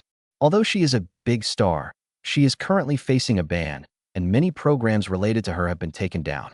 Even the official Weibo account is often flooded with paid trolls. Every time it posts an update, countless insults and provocations will appear. This time was no exception. In less than 2 minutes, her post was shared thousands of times, and the comments were all unanimously abusive. Hey, Xiaolin Entertainment posted something again? You should probably shut it down already. Nobody reads what you guys post. Is this a song? Without any well-known lyricists and composers to help you, what good songs can you possibly write? I'm not listening. What's the point of someone like you running an entertainment company? You don't even have a single famous artist. You might as well just declare bankruptcy. I don't know what to say, just curse. Brothers, don't just curse. Let's report this song together and say it's plagiarized. Yes, no need to listen anymore. Just report it, and that's it. Seeing that her post had only been up for a few minutes, yet was already met with a barrage of insults, Su Xiaoxiao suddenly felt a little wronged. Just because he refused the unspoken rules, he has to pay a huge penalty for breach of contract and be blacklisted? I own an entertainment company, and these people still won't leave me alone. They've even sent a large number of online trolls to insult or report me every time I post something. Seeing the most liked and shared abusive comment, she couldn't hold back any longer and replied directly below. I did not plagiarize. This song is original. It would have been better if I hadn't replied. As soon as I did, countless follow-up comments appeared below. Oh, getting angry? Putting aside plagiarism, how come there's only one paragraph? Haven't you figured out how to revise the rest?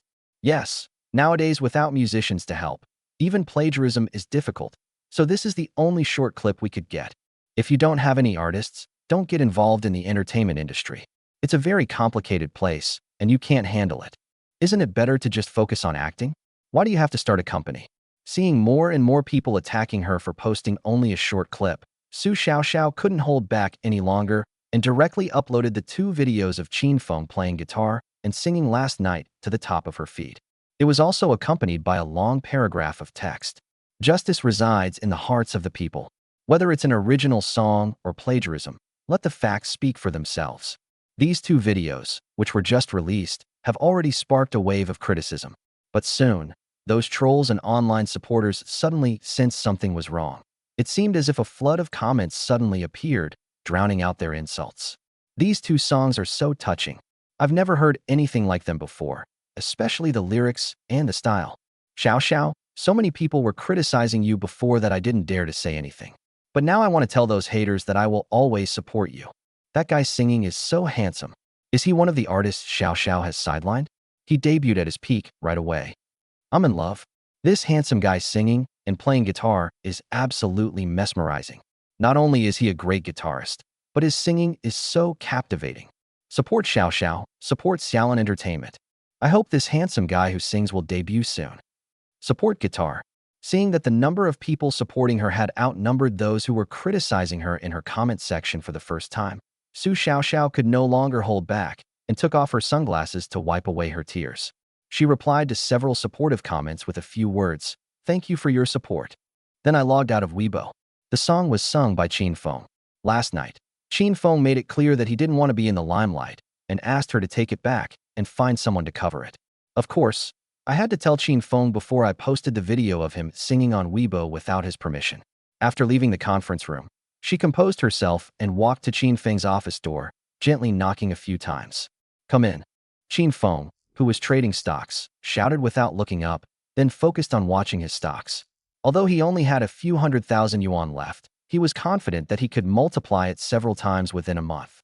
"Qin Feng, I have something I want to tell you. I hope you won't be angry after hearing it. I told you I only know those 2 songs. I'll write another one for you when I get inspiration." Qin Feng didn't turn around, but he had already finished the operation and was preparing to exit the software. Xu Xiaoxiao bit her lip, looking like she had done something wrong, and said with a flushed face, "That's not it. I just posted the video of you singing last night on Weibo." "That's good. Wait a minute." Qin Feng suddenly raised his head, stared at Xu Xiaoxiao with wide eyes, and asked, "You posted the video of me singing?" Yes. Qin Feng rubbed his forehead, realizing that women really were all liars.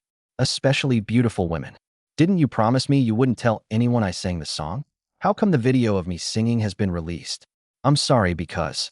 Xu Xiaoxiao didn't say anything, but tears instantly streamed down her face. Recalling those insults felt like sharp knives stabbing into her chest. She simply couldn't bear it. Hey, don't cry." Qin Feng suddenly felt a headache coming on. "It's no big deal. You've already made it. So be it. It's just one less day of bonus, right? Never mind. Anyway, I don't lack money." Hearing that Qin Feng had forgiven her so easily, Xu Xiaoxiao was still somewhat incredulous. You forgave me?" Qin Feng stood up helplessly and said, "Well, you've already posted it. What can I do? It's probably too late to delete the video now, isn't it?" He understood the power of netizens, especially a celebrity like Xu Xiaoxiao, whose posts would be quickly forwarded and saved. "Thank you. Tonight, I'll treat you and Junjun to dinner." Xu Xiaoxiao didn't know how to express her gratitude, so she could only say something cliché like, "I'll treat you to a meal." Qin Feng took out his phone, waved his hand, and said, "What's so great about the food? What's your Weibo account name? I'm going to check out my videos, see if I have the potential to be a big star." Chapter 31 was really tough. Seeing that Qin Feng didn't seem angry, Xu Xiaoxiao breathed a sigh of relief and quickly moved closer to him, saying, "My official account is called Xiaolin Entertainment. Xiao, search for it." "Yes, that's it." Qin Feng found Xu Xiaoxiao's official account, but instead of immediately watching the 2 pinned videos, he casually browsed through Xu Xiaoxiao's past posts. Xiaolin Entertainment, my Xiaolin Entertainment company was officially established today. Please give it your support. Comments below. Girl, put down your bra. Support your grandma's leg. You even run a studio. A straightforward person would say, "You're SOSO at acting, but running a company isn't your forte. You should just close it down. The wind blowing through his underwear made his balls feel cold. I'm making this a promise. Your studio will go bankrupt within a year, or I'll perform a Sun fan demonstration. Xiaolin Entertainment, Xiao Xiao. I'm so happy to have signed 2 well-known artists today. Comments below. Male, likes women. You signed 2 washed-up artists who can't get any roles. What's so great about that? Eisenjoro Doobie. With just these 2 washed-up celebrities, the company will go bankrupt in 6 months. Little Waste Fairy. Without popular celebrities, no one will watch my TV shows. Don't believe anything about selfies. They even make TV shows? Do they have scripts? Qin Feng found it amusing, and after scrolling through a few more posts, he found that almost all of them were filled with insults. It seems like your fans don't have a high opinion of you. No, these are all trolls hired by the company I terminated my contract with. I still have some loyal fans. Su Xiaoxiao felt embarrassed and didn't want Qin Feng to look down on her, so she quickly explained. Qin Feng remained non-committal, then clicked on the pinned video and read the comments. The recording quality of the phone is still a bit lacking. It would be better if we had a dedicated recording device. Qin Feng said it casually, but in his heart, he felt some sympathy for Xu Xiaoxiao. Xu Lijun had previously mentioned that Xu Xiaoxiao was in a difficult situation, but she didn't expect that even her social media posts would be met with a barrage of insults. It seems there's no shortage of haters in any world, but Xu Xiaoxiao seems to have a bit too many. Upon hearing Qin Feng's words, a glimmer of expectation appeared in Xu Xiaoxiao's eyes. Qin Feng, will you help me? I can rent the best recording studio for you. You're overthinking it. Qin Feng shook his head and said, although I sympathize with you, I still don't want to stand out. I'll let it go this time for Junjun's sake, but that's all I can do for now. Xu Xiaoxiao looked disappointed upon hearing this, but quickly smiled and said, I was being greedy. I won't bother you anymore. I'll go find Junjun. Let's have dinner at the Royal Dynasty Hotel tonight, and I'll go back to the company first thing tomorrow morning. All right. Qin Feng nodded slightly. Xu Xiaoxiao didn't hold any appeal for him. It would be better to go to Xu Lijun instead.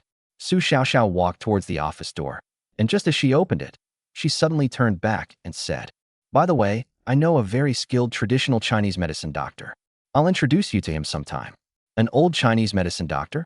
Qin Feng was slightly taken aback. Why would you introduce an old Chinese medicine doctor to me? I'm not sick. I didn't say you were sick, Xu Xiaoxiao explained nervously. This old Chinese medicine doctor's skills are really good. He's an authority in the whole country, and even the world.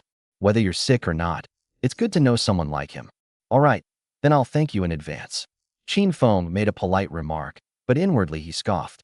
Could any medical skill be better than the top-tier traditional Chinese medicine level he obtained from the system? Xu Xiaoxiao didn't dare to say too much, afraid that Qin Feng would feel inferior. She waved goodbye to Qin Feng again, and then left the office. Qin Feng glanced at the time and left the office to check the game progress. He has top-notch software engineering skills, and people like Shirlai are eager to get his guidance. With his help, the game can be launched faster. Shanghai, Wentian Entertainment Group. Inside the CEO's office, several senior executives were all staring at a single computer screen. The video playing on the computer was the one pinned to the top of Xu Xiaoxiao's screen. Does anyone know this young man who's singing? President Wang Wenxuan lit a cigar, reclined in his comfortable office chair, and asked calmly. The executives exchanged glances and shook their heads. I've never seen this person before.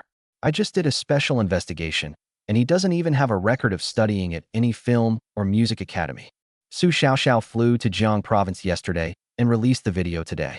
Moreover, judging from the footage of the video, it should have been filmed at night, so if nothing unexpected happens, Xu Xiaoxiao went to Jiang province to meet this young man and recorded this video last night. Judging from the background of the video, it was filmed in a very luxurious villa, and Xu Xiaoxiao has a close friend who is Xu Lijun, the president of Tenghui Group, one of the top 10 conglomerates in China. If the video was filmed at Xu Lijun's house, could the person singing also be at Xu's house? The senior executives quickly deduce a lot of useful information by exchanging words. Wang Wenxuan slowly exhaled a smoke ring, then suddenly grinned, revealing a mouthful of yellowed, rotten teeth, and said, interesting, they actually managed to find such a powerful ally. First, investigate whether this young man is really in the Xu family and what his relationship is with them. If possible, poach him by any means necessary. Chairman Wang, what if we can't dig it up? Is this your first day working for me? Wang Wenxuan slammed his cigar into the ashtray, a fierce look on his face. If you can't dig him out, then find a way to destroy him. Yes. Jiangxi Province. At 6 p.m., Qin Feng, who was watching his live stream on his computer, received a call from Xu Lijun. Xiaofeng, are you off work yet? Not yet. The game is still in the early stages of development, and there's a lot to do. Why are you making those random phone calls? You're interrupting my live stream of beautiful girls. Xu Lijun. You've really worked hard. Junjun, I'm already so touched that you care about me. I don't mind not eating or sleeping so that the game can be finished as soon as possible. Qin Feng bowed deeply, his tone slightly weary, confident that he had phrased his words perfectly and that Xu Lijun would be moved to tears. She didn't expect Xu Lijun to fall in love with her. She just wanted him not to rush into ending their relationship. Unfortunately, he didn't realize that his smug thoughts betrayed him. My acting skills are getting better and better. If I were that stinky woman, I'd probably be moved by my own performance too. You really touched me. Xu Lijun gritted her teeth. Don't work so hard for now. Xiao Xiao said she insisted on treating us to a meal. We'll be waiting for you at the Royal Dynasty Hotel. I still have to work overtime. Snap. The call ended. Qin Feng stared blankly at his phone, feeling bewildered. What's wrong with this woman? Can't you even offer a word of praise to your hard-working fiancé? Or even if he's just your subordinate? Looks like her period must have started. Xiao Xiao mentioned some old Chinese medicine doctor today. Maybe he can help her. I'll ask Xiao Xiao to introduce him to her when I have time. Qin Feng was deep in thought when he shut down his computer. He was about to leave when a system notification sounded in his mind. Chapter 32 Cultivation Technique Rewards. Qin Feng was already used to the system distributing rewards every evening. However, after hearing about the mission reward, he was stunned for quite a while. Ding! Distributing yesterday's rewards. Congratulations on obtaining Bejiquan Grandmaster level. There's only one reward this time. They have no assets, funds, or life skills. Cultivation technique. This is what Qin Feng has been wanting for a while, especially after witnessing that old guy Luo Yongxin crush solid-wood furniture with his bare hands. He is even more eager to have the strength to protect himself. Although he has a physique comparable to an athlete, and even has cheat codes like Lucky Charms and Unlucky Charms, he doesn't even have a chance to fight back if he encounters someone unreasonable. Now things are great. He has acquired a cultivation technique, and it's at the Grandmaster level. Start learning now. His head spun slightly, and a flood of memories immediately filled his mind.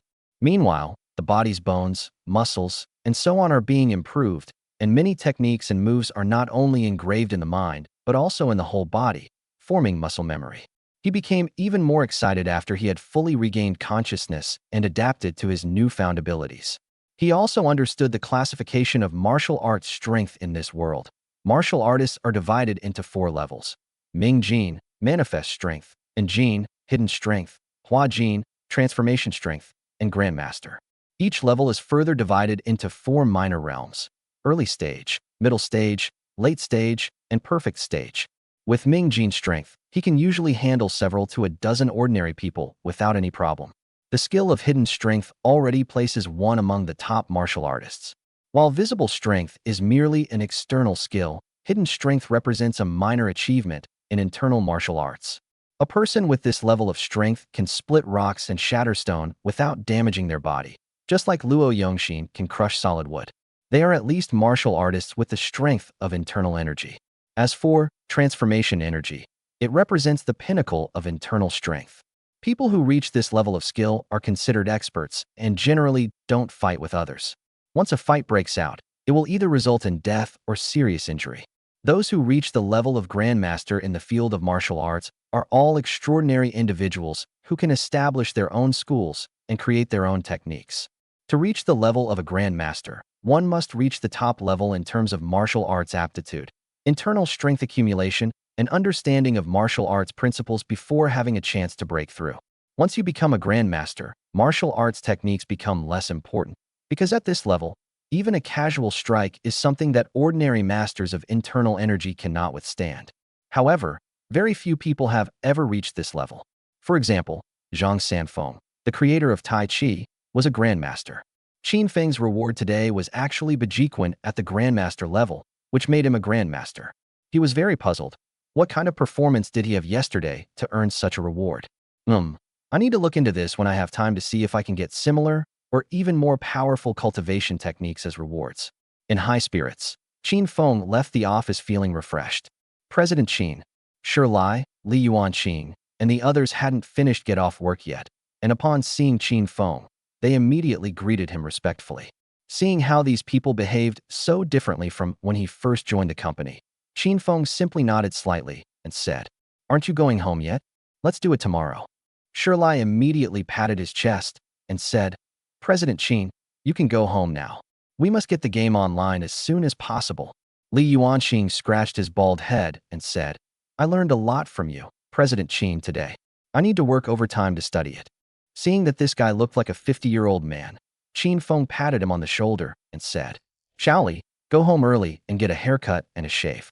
If you have time sometime, maybe get a hair transplant or something. Don't look like a filthy old man. People who don't know better might think I, as your boss, am heartless." "Okay, Mr. Qin, I'll get on it as soon as the game launches smoothly. Whatever you want, just take care of yourself." Qin Feng walked towards the elevator and replied casually.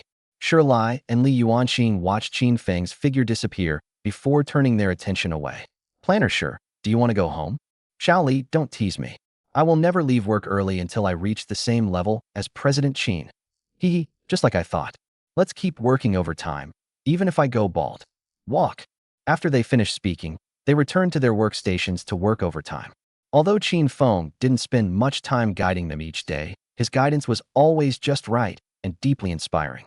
The more they interacted with Qin Feng, the more they admired his skill level. If before, their primary motivation for working was money, and creating a hit game was secondary, now both of them just want to learn more from Qin Feng.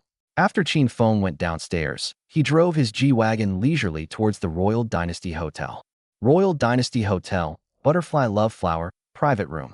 Xu Xiaoxiao and Xu Lijun looked at the table full of delicious food, but did not start eating. "Xiaoxiao, are you really leaving tomorrow? Why don't you stay and play for 2 more days? I'll take care of things here and then spend 2 more days with you."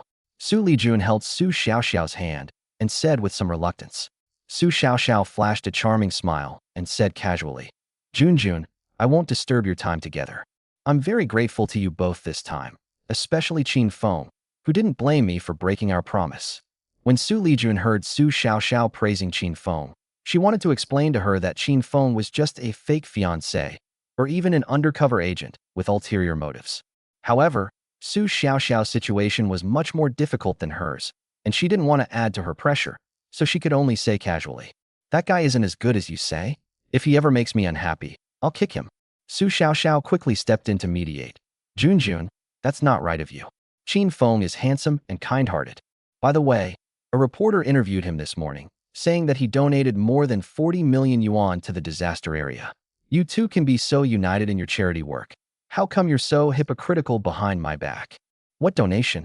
More than 40 million. Xu Lijun's eyes widened immediately. Where did Qin Feng get so much money? You do not know? Xu Xiaoxiao was a little dumbfounded.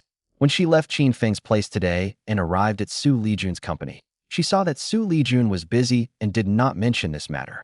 To everyone's surprise, Xu Lijun looked completely bewildered. Seeing that Xu Lijun was indeed unaware of the situation, Xu Xiaoxiao slapped her forehead. Qin Feng said it himself today. You deserve credit for this donation. My credit? Xu Lijun blinked, suddenly remembering Qin Feng's earlier thoughts. Lanson Technology stock is going to surge tomorrow. I need to buy some and make some extra money. The very next day, Lanson Technology's stock price hit the daily limit. This guy made his fortune in the stock market with the allowance I gave him. Adding the 10 million I gave him for finding the spy, he turned over 30 million into 30 million in just 3 months using the 300,000 I gave him for living expenses. Xu Lijun still found it hard to believe. Did he really have this ability to make money? If this is true, it means that other things might also be true. Recalling Qin Feng's innermost thoughts, which she had dismissed as delusions, Xu Lijun felt her head buzzing. This little bit of money isn't even a drop in the ocean compared to my assets.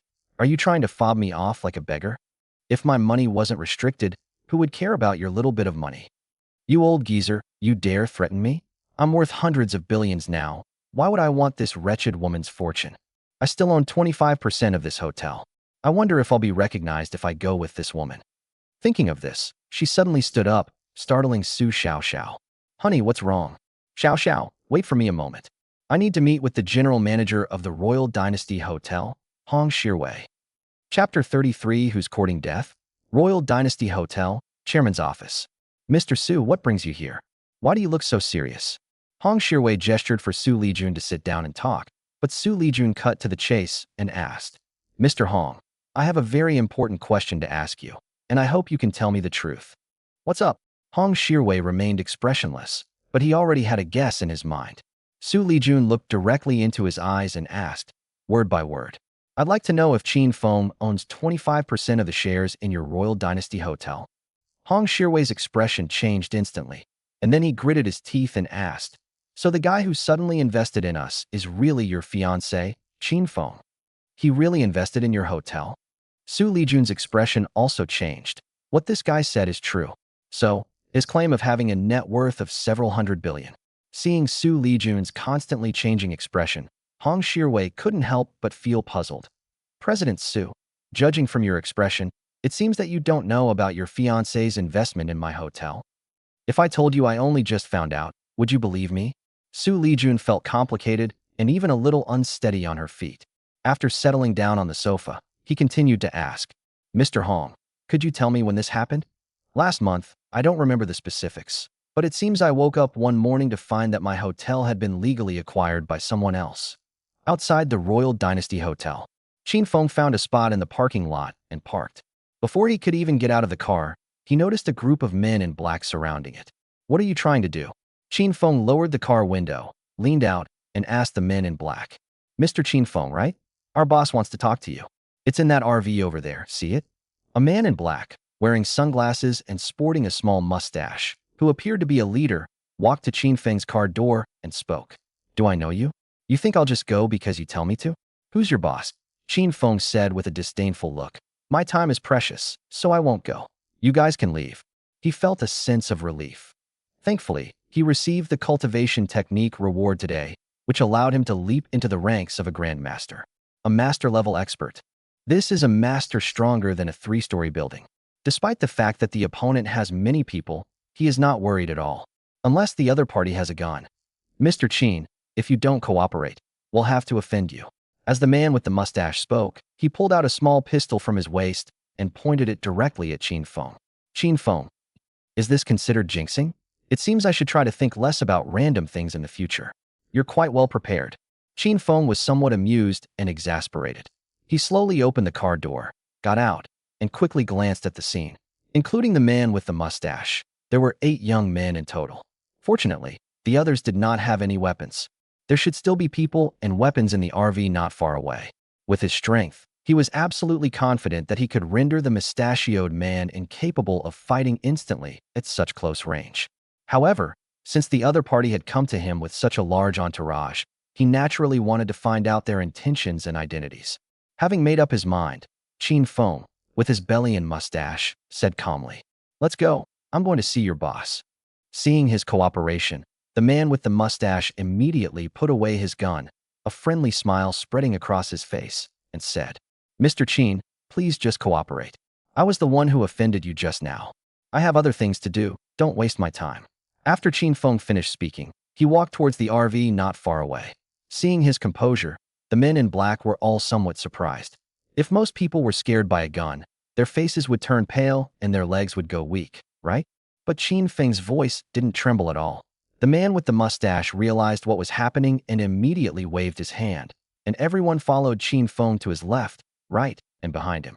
As soon as I approached the RV, its electric door slowly opened. Judging by the thickness of the electric gate, it probably can't even be penetrated by a bullet. The man with the mustache gestured for Qin Feng to proceed, his expression still respectful as he said, Mr. Qin, our boss is waiting for you inside. Please go in. Without hesitation, Qin Feng stepped inside. Although he was confident in his abilities, he still secretly used a lucky charm just to be on the safe side. Lucky charm increases luck for 1 hour upon use.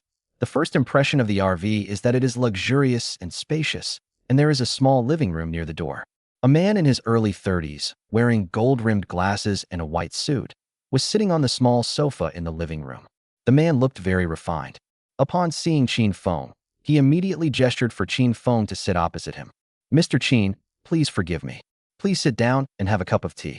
Qin Feng sat down opposite him, too lazy to mince words, and said directly, "We probably don't know each other. Just tell me what you want to talk to me about. I might not be able to agree to your request." Mr. Qin is indeed a man of few words.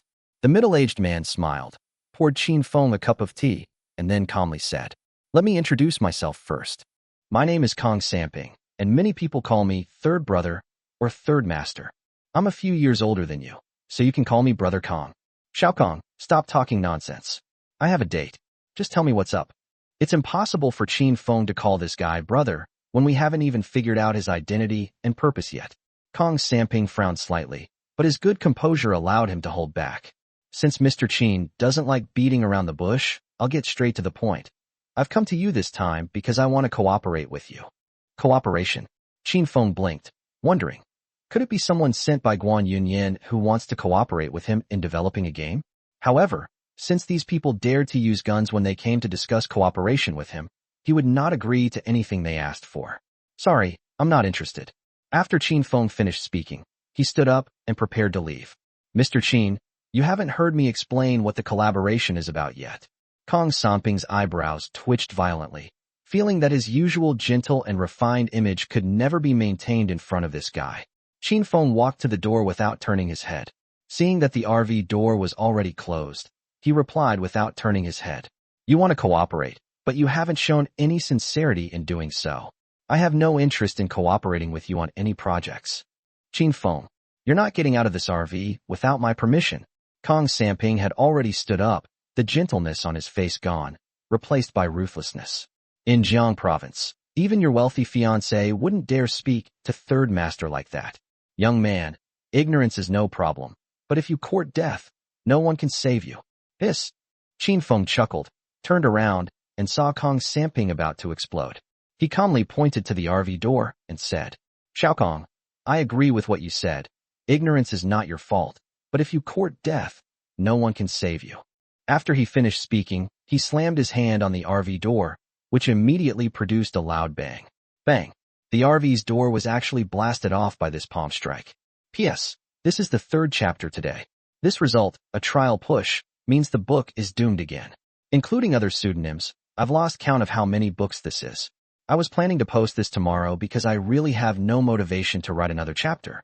Only 2 or 3 votes, no comments, nothing. The legendary solo writing mode.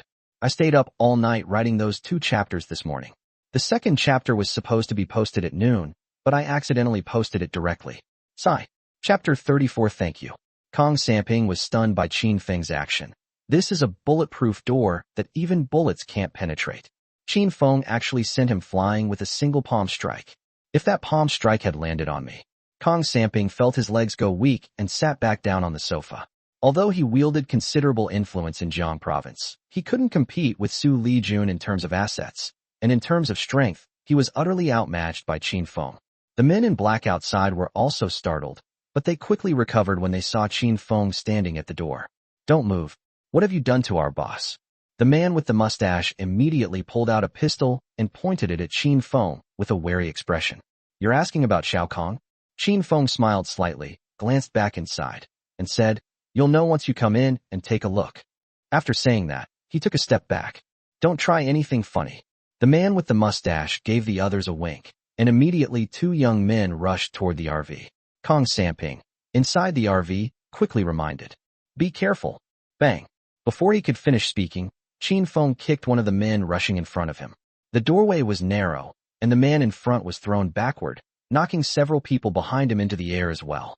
Seeing that things were not going well, the man with the mustache quickly retreated to avoid the danger. "Good for you."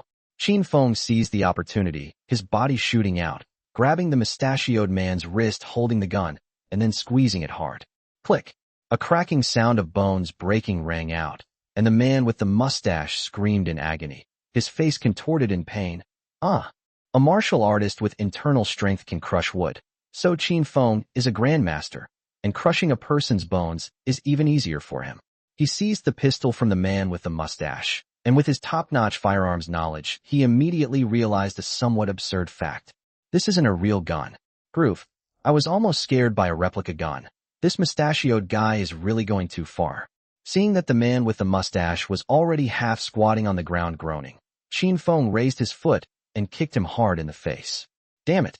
You tried to scare me with that toy gun. When Qin Feng recognized that the pistol was fake, the mustachioed man, who had been kicked and rolled several times, didn't dare to utter a sound. Hearing his subordinate's screams of agony outside, Kong Samping, who was inside the RV, quickly got out. Mr. Qin, please don't take action. It's all a misunderstanding. We are genuinely interested in cooperating with you. Is this all the sincerity you've shown? Qin Feng brandished the toy gun in his hand and said with a look of disgust, if I hadn't practiced, I would have been traumatized by today. Tell me, who sent you guys? After he finished speaking, he picked up a toy gun and pointed it at Kong Samping. Even though he knew it was a toy gun, Kong Samping still felt fear when he glanced at the mustachioed man lying outside and the RV door. Mr. Qin, we are uncouth people, and it's wrong of us to approach you with such a rude method to seek cooperation. Perfect timing. I'm a rough guy too, and I can easily hurt people if I don't hold back. Qin Feng said, already walking step by step towards Kong Samping. Who sent you? Stop, Mr. Qin. It's Wan Wenshuan, the president of Wentian Entertainment, who sent us to see you. Wentian Entertainment? What the heck is that? Qin Feng asked, somewhat puzzled. Kong Samping stopped in suspense and immediately explained. Wentian Entertainment is the largest entertainment company in China. President Wan Wenshuan was very impressed with your talent after seeing your singing video, so he specially invited us to contact you. Is this how he appreciates me? Qin Feng finally understood. Xiao Kong, tell Wan Wenshuan that I have no interest in cooperating with him. Putting aside the fact that he has no interest in developing a career in the entertainment industry, even if he did, he wouldn't work for someone else. Besides, why invite me in this way? Mr. Qin, you might want to consider this. Chairman once said that if you agree to cooperate with Wentian, he can offer you generous benefits. Unnecessary. After he finished speaking, he threw the toy gun at Tang Samping's feet, turned around, and walked away without looking back, saying, also, don't come looking for me again, or I won't be so polite next time. Mr. Qin, Chairman Wan's influence extends beyond the entertainment industry. He won't give up. Qin Feng paused, and Kong Samping, thinking he was hesitating, quickly continued. If Chairman Wan comes to you personally, it might mean the real gun. Tell that guy surnamed Wan. Qin Feng turned around and said, word by word, tell him not to mess with me, or he'll regret it. When he said those words, his suppressed anger was palpable to Kong Samping and his subordinates, who dared not meet Qin Feng's gaze. After Qin Feng's figure disappeared, Kong Samping noticed several people watching in the distance. He could only say with a dark face, take A Young to the hospital first. We'll talk about it when we get back. Boss, what do we do with this door? No, I don't want it anymore. Once Qin Feng arrived at the hotel lobby, he calmly inquired with the lobby manager based on the information Xu Lijun had sent him. The manager recognized Qin Feng and personally led him to the Butterfly Lovers' private room. Mr. Qin, I won't go in. Okay, thank you for your help. Qin Feng smiled and pushed open the door. Inside, Su Xiaoxiao and Xu Lijun were chatting. Upon seeing Qin Feng, Su Xiaoxiao immediately stood up to greet him. Xiaofeng, you're finally here. The food would have gotten cold if you hadn't come soon. I was too busy at work, so I'm late. Qin Feng smiled slightly and walked to the seat opposite the two men to sit down. Su Xiaoxiao waved and said, why are you sitting so far away? Come sit next to Junjun.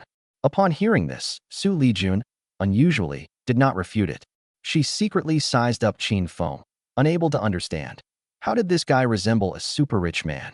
Qin Feng glanced at Xu Lijun, and seeing that she didn't say anything, he could only rub his nose and sit down next to her. Now that Xiaofeng is here, let's start eating, Su Xiaoxiao said, raising her wine glass to the two of them. My flight is tomorrow at noon, so let's drink until we drop today. I'll start by toasting you all. Leaving tomorrow? Qin Feng nodded slightly, and after having a drink with Su Xiaoxiao, he casually asked, Xiaoxiao, do you know about Wentian Entertainment? Upon hearing this, Su Xiaoxiao immediately said angrily, Qin Feng, this is the company I signed with before. Recently, I started an entertainment company, and Wentian Entertainment has joined forces with other entertainment companies and artists to try to blacklist me. Why are you suddenly asking about this? Nothing, just asking casually. Qin Feng thought for a moment, then continued, since you and Junjun have a good relationship, I'll sing you a few more songs when we get back tonight. Wentian Entertainment, you dare send someone to threaten me? Do you think you'll get away with this? Real. Su Xiaoxiao was overjoyed, feeling that happiness had come so suddenly. How many songs? She pinned those 2 songs to the top of her chat list to silence the criticism from her haters. Even though she hasn't released any new songs since, others can still stir up trouble. But if she can produce a few more new songs, she will have enough room to maneuver to help her company get through the most difficult period. Xu Lijun frowned slightly upon hearing Qin Feng's thoughts. Had Wentian Entertainment threatened him? If it's true, why doesn't this guy explain the situation to them, and even ignores their threats and continues to help Su Xiaoxiao? Regardless of the reason, Xu Lijun felt it was necessary to thank Qin Feng, so she proactively filled Qin Feng's glass with wine. Qin Feng, I thank you on Xiaoxiao's behalf. Chapter 35, Don't Go Too Far. Seeing Xu Lijun offer him a toast, Qin Feng was somewhat surprised and drank with her, still pondering. That woman's expression towards me today is really strange, and why is she suddenly being so polite? Have I gotten even more handsome? Xu Lijun heard Qin Feng's thoughts, but just pursed her lips slightly, too lazy to argue with him. She has now confirmed that Qin Feng owns shares in the Royal Dynasty Hotel, and most of the other things are probably true as well. But if Qin Feng is truly a billionaire, why would he feign affection for her and act as her fiancé? Furthermore, who is the person behind this billionaire who issued the mission? For various reasons, Xu Lijun decided not to rush to expose Qin Feng and to wait for an opportunity. Being able to hear Qin Feng's thoughts is her greatest support, so she is not worried for the time being. Jun, I feel embarrassed when you look at me like that. Qin Feng couldn't stand Xu Lijun's direct gaze any longer, so he coughed a few times to remind her, but inwardly he was already complaining. Could this woman really have a crush on me? All I did was sing a few songs for her best friend. If anyone should be interested, it should be her friend Xiaoxiao who's interested in me. I have to say, Xiaoxiao is beautiful and gentle, much better than this woman. It's just a pity she's in the entertainment industry. Xu Lijun's forehead creased with exasperation, and he could only grit his teeth and say, I was thinking about something. Who cares about you? Su Xiaoxiao, standing to the side, tugged at Xu Lijun's arm and said with a grin, Okay, honey, you two stop showing off your love. Let's eat quickly, and then we'll go back and listen to Qin Feng sing, okay? Not good. Qin Feng chuckled and flatly rejected Su Xiaoxiao's suggestion. I won't offer it for free. Jun, you know what I mean. Hey little girl, you don't want to see me, do you? I'll annoy you. Don't go too far. Xu Lijun immediately bristled, her eyebrows furrowed, her almond eyes wide open, glaring fiercely at Qin Feng. Qin Feng said calmly, Jun, I'm your fiancé, and Xiaoxiao is your best friend. You don't need to be shy, come on. After he finished speaking, he turned to the side and leaned his face towards Xu Lijun, saying, Give me a kiss, and I'll give Xiaoxiao a song. If you want to help Xiaoxiao, don't refuse. Why don't you just die? Looking at Qin Feng's face so close to hers, Xu Lijun really wanted to take off her high heels and slap them on him. But Xiaoxiao beside him was already extremely excited, gripping his arm tightly with both hands and saying urgently, Darling, give me a kiss, and it'll be a song. Hurry, give me 1,000 kisses. Holy crap, Qin Feng exclaimed in shock, turning to look at Su Xiaoxiao with a horrified expression. Xiaoxiao, do you want Jun to eat me or something? Birds of a feather flock together, indeed. This Su Xiaoxiao seems harmless on the surface, but she's so ruthless. Thank goodness this jerk didn't want to kiss me. Just as he was thinking this, he suddenly heard Xu Lijun's voice gritting his teeth. Okay, you said 1 kiss and 1 song. No, I was just kidding. Before Qin Feng could finish speaking, Xu Lijun grabbed his head and started pecking at it like a chick pecking at rice, making mwah mwah mwah mwah mwah mwah mwah sounds. Su Xiaoxiao was so excited that she danced around, counting rapidly. 1, 2, 3, 4, 5, 6. Stop, stop, stop. It doesn't count. It doesn't count. Qin Feng was on the verge of tears. Although he possessed grandmaster-level strength, he wasn't about to injure Xu Lijun over something so trivial. He could only shout for a halt while silently mourning in his heart. Damn it, this woman actually did it for real. What a huge loss, what a huge loss.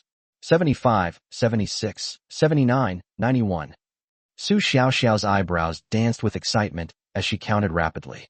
Hearing Qin Feng's thoughts, Xu Lijun hardened her heart and continued to peck wildly. You want me to kiss you, right? I'll kiss you my fill this time. I was wrong.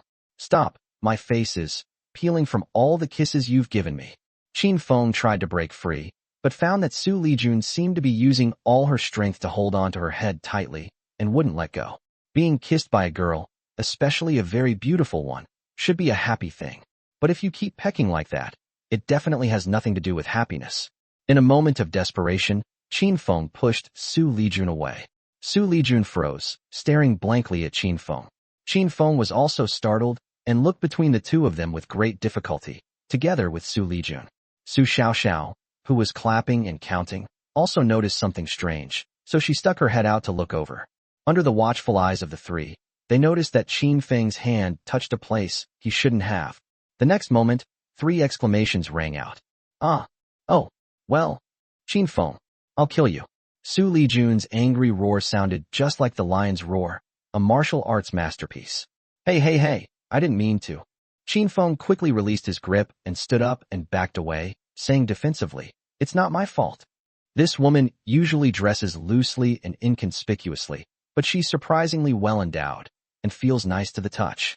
I'll fight you to the death. Upon hearing Qin Feng's thoughts, Xu Lijun was filled with shame and indignation and wanted to fight Qin Feng to the death. Su Xiaoxiao quickly grabbed her, comforting her with a smile. Oh honey, it's no big deal. You've been kissing him for so long. What's wrong with letting him touch you? You're going to do that sooner or later anyway. Xiaoxiao is right. Look at my swollen face. What did I say? Qin Feng looked aggrieved, but he was secretly pleased. If I'd known this woman would react so strongly, I should have pinched her, tame her yelling at me. You shameless. Xu Lijun was furious. This guy is despicable and shameless. Qin Feng, however, calmly said, who's shameless? You were just holding my head and kissing me like crazy. What about that? Xu Lijun's face flushed red, and then turned to Su Xiaoxiao and said, Xiaoxiao, did you count them correctly just now? Su Xiaoxiao was overjoyed and nodded quickly. At least 100 times. Let's round it up to 100. Why round it up? Xu Lijun looked at Qin Feng and said through gritted teeth, let's say 200. Qin Feng quickly shook his head, don't go too far. If even 100 songs are too much trouble, why 200? Don't try to back out. Seeing the two haggling, Su Xiaoxiao stepped in as a peacemaker. Xiaofeng, Junjun, how about you both compromise? Let's say the quantity is 200, but Junjun, you can let Xiaofeng touch you one more time. Get out of here. Qin Feng and Xu Lijun, unusually united in their words, shouted at Su Xiaoxiao together. Chapter 36 Drunk. After the two of them finished shouting to Xiaoxiao, Xu Lijun's voice softened again. Xiaoxiao, stop fooling around. I'm just trying to help you. I know, let's stop arguing. Please sit down and listen to me for a moment. Su Xiaoxiao pulled Xu Lijun back to her chair and then invited Qin Feng to sit down. Qin Feng and Xu Lijun snorted at each other, not wanting to sit together, so Su Xiaoxiao had no choice but to sit between them.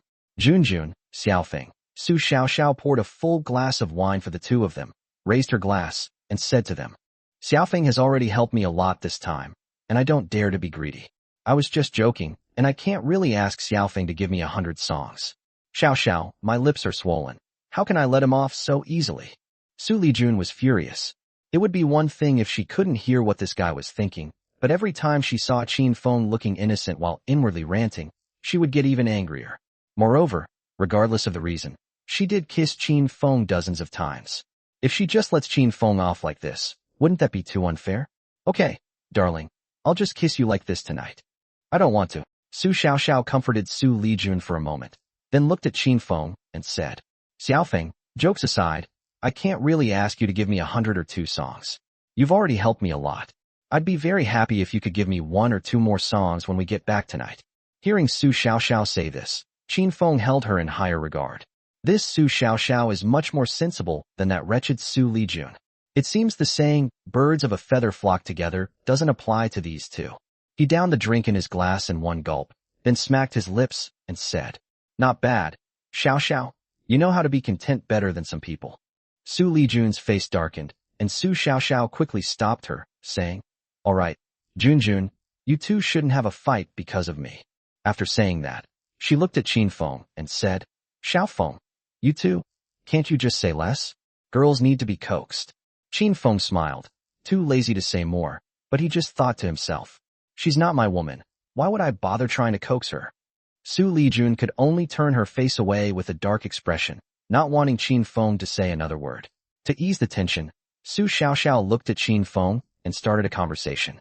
By the way, Xiaofeng, what song are you planning to send me?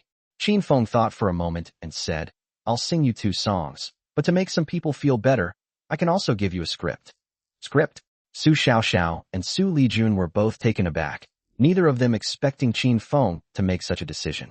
Xu Lijun, in particular, had heard Qin Feng's thoughts before and seemed to know a lot about songs and movies. This time, they're willing to offer the script. It might actually be worth dozens of songs. Just as Xu Lijun was guessing, he heard Qin Feng's voice again. Oh dear, which script should I give it to? Watermoon Cave? The Return of the Condor Heroes? I'll save those classics for later when I invest in my own projects. I'll just write whatever comes to mind tonight. Just as Xu Lijun was looking exasperated, Xu Xiaoxiao excitedly grabbed Qin Feng's arm and said, Xiaofeng, you can also write screenplays? How long will it take? I believe your screenplay must be very good. I'll give it to you first thing tomorrow morning. Qin Feng thought about it for a moment and figured that with his top-notch hacking skills and professional screenwriting and directing abilities, he should be able to finish writing a short script in one night. Xu Lijun couldn't help but interject, Xiaoxiao's script isn't in a rush. You can take your time writing it. She was really worried about Qin Feng's idea of just writing a book casually. Xu Xiaoxiao nodded and said, Jun is right. I'm not in a hurry for the script. You can take your time writing it. Anyway, even if I have the script, I can't find any actors right now. All right then, I'll give it to you in a few days. Qin Feng had originally planned to stay up all night, but he was happy to give it to him in a few days so he could relax. Qin Feng's generosity made Xu Xiaoxiao's impression of him soar, and she kept toasting him. Seeing that Qin Feng genuinely helped Xiaoxiao, Xu Lijun stopped caring about Qin Feng's wild thoughts. With Xu Xiaoxiao's deliberate efforts to lighten the mood, the atmosphere among the 3 gradually improved, and before they knew it, they had drunk a bit too much. Qin Feng possesses the immunity to drink 1,000 cups ability, a reward from the system, meaning he can drink as much alcohol as he wants without any problems.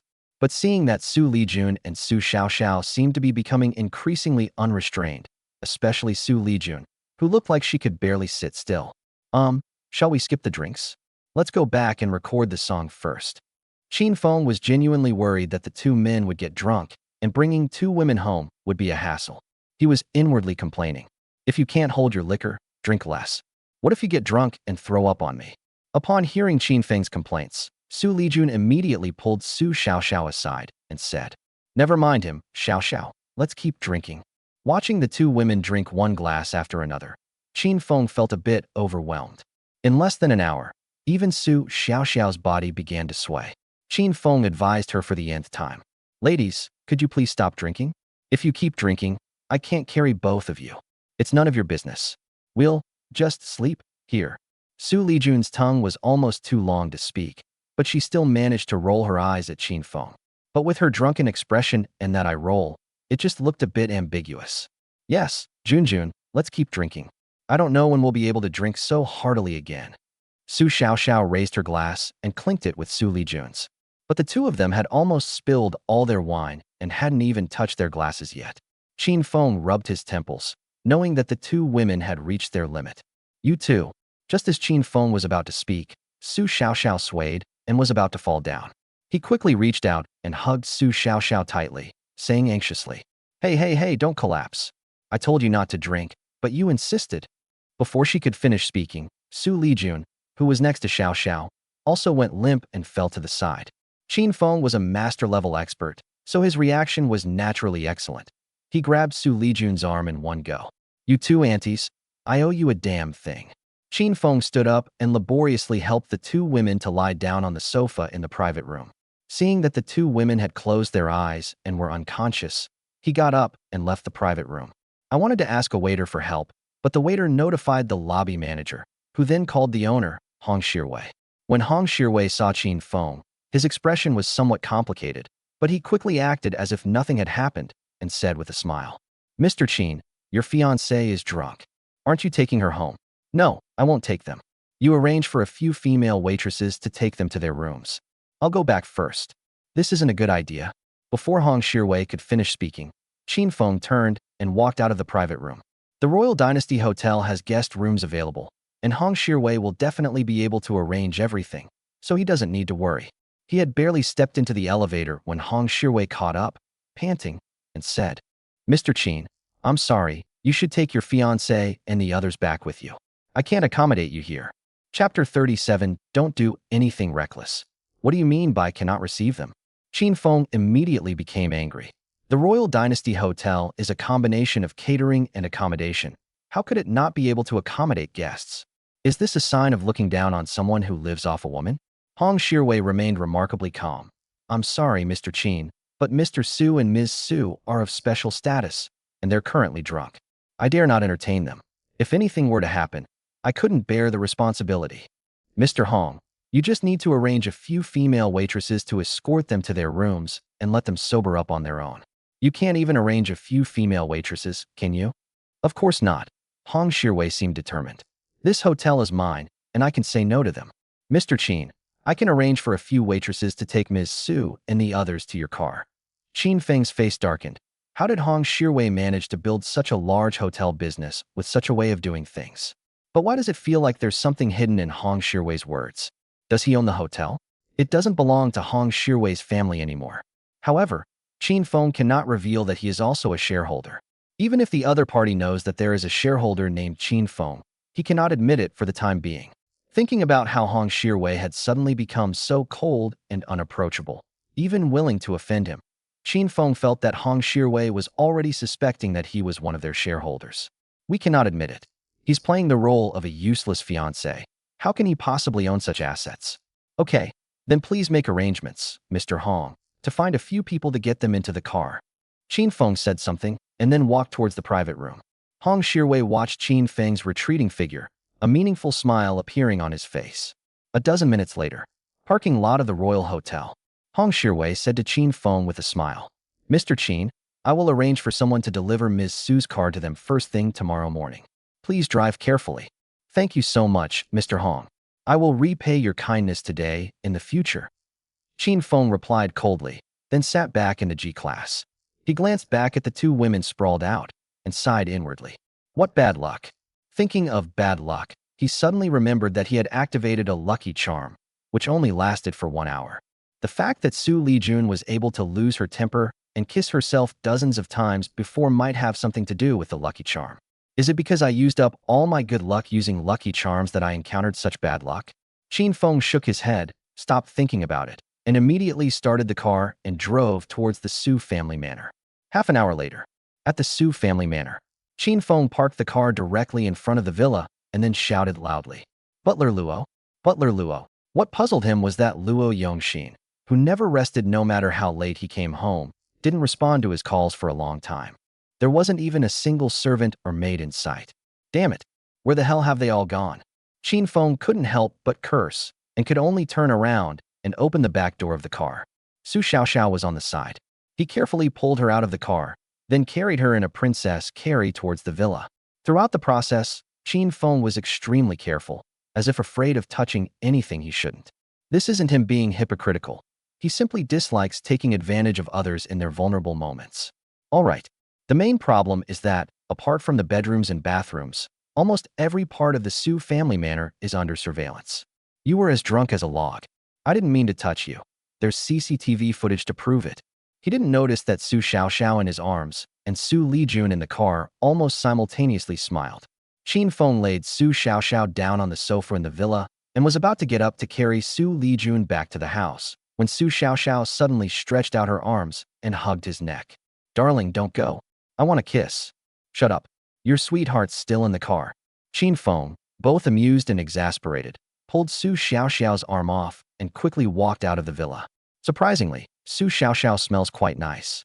When dealing with Xu Lijun, Qin Feng was not so gentle. He pulled Xu Lijun out of the car and then grabbed her waist as he walked towards the villa, still feeling resentful. That bitch. Always giving me attitude, forcibly kissing me today, and now I have to take care of her when she's drunk. I'm so indebted to her. This guy seems to weigh a little more than Su Xiaoxiao. Sigh, their figures are about the same, and he's not extra in the right places. At this moment, Xu Lijun, in an awkward, face-down position, was gritting his teeth, inwardly cursing as well. You bastard. You're so gentle with Xiaoxiao, but so rude to me. And you even dare to complain about my weight. That's right. Both she and Su Xiaoxiao were pretending to be drunk. Although neither of them had Qin Feng's ability to drink without getting drunk, both of them were beautiful women and their social lives involved a lot of drinking. so they had long since developed a high alcohol tolerance. The two of them were tacitly acting out this time in order to observe Qin Feng. To Su Xiaoxiao, Qin Feng was undoubtedly a rare gentleman. But Xu Lijun really wanted to burst out and start cursing. However, considering that the acting wasn't over yet, she had no choice but to endure it. Upon arriving at the villa, Qin Feng walked to an empty sofa, tossed Xu Lijun onto it like a dead pig, and then turned to get some water from the refrigerator.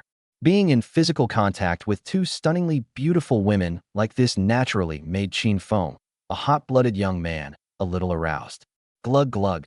After a few sips of ice water, I finally felt much better. Where has that old geezer gone off to? Did he run off with that maid to the rockery behind the house? Qin Feng frowned and muttered to himself, took a few more sips of water, and then looked at the two women. You guys sleep here.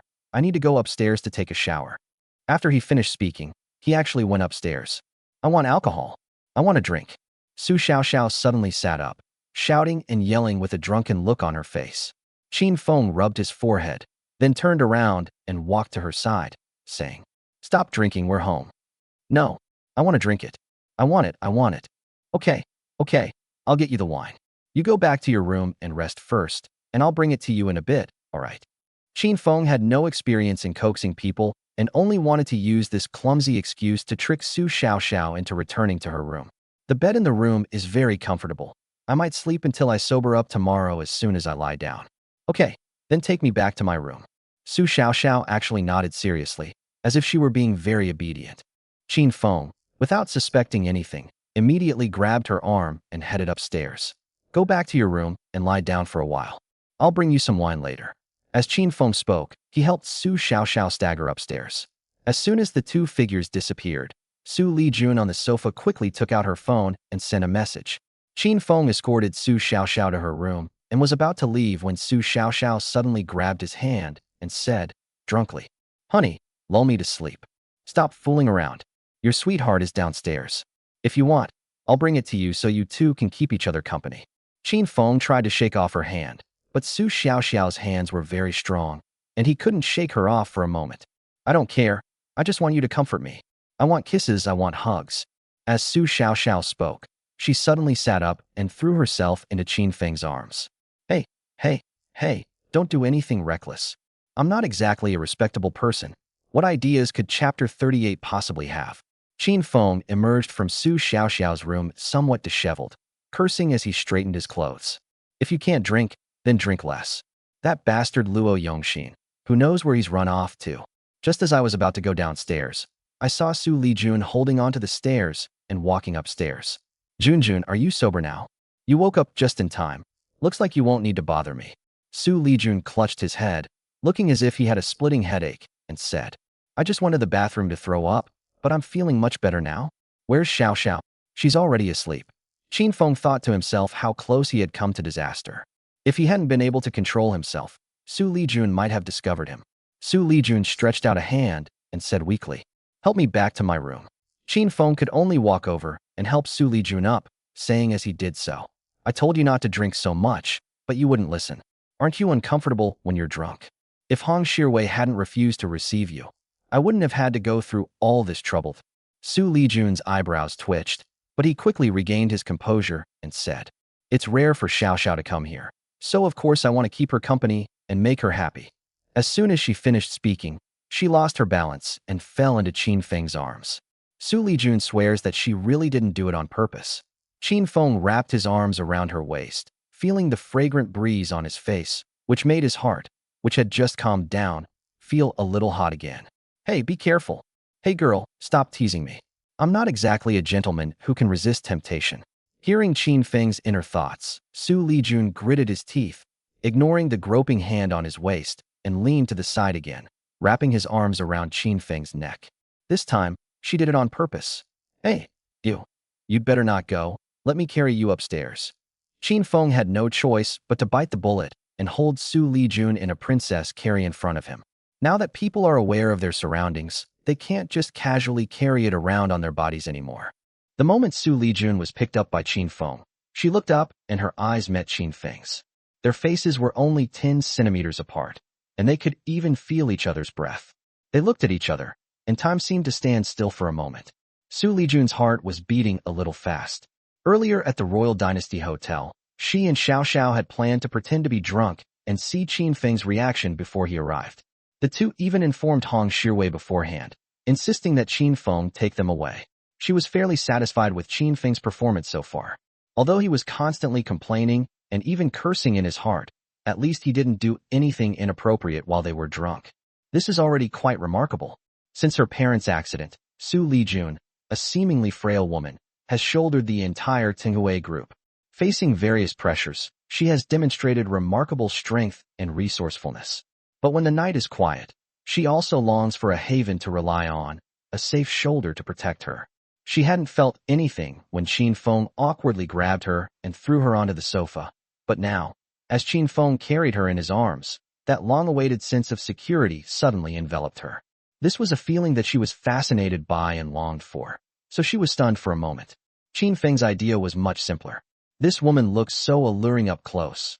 Those red lips, I really want to taste them. Xu Lijun's face suddenly flushed red, and she gently closed her eyes.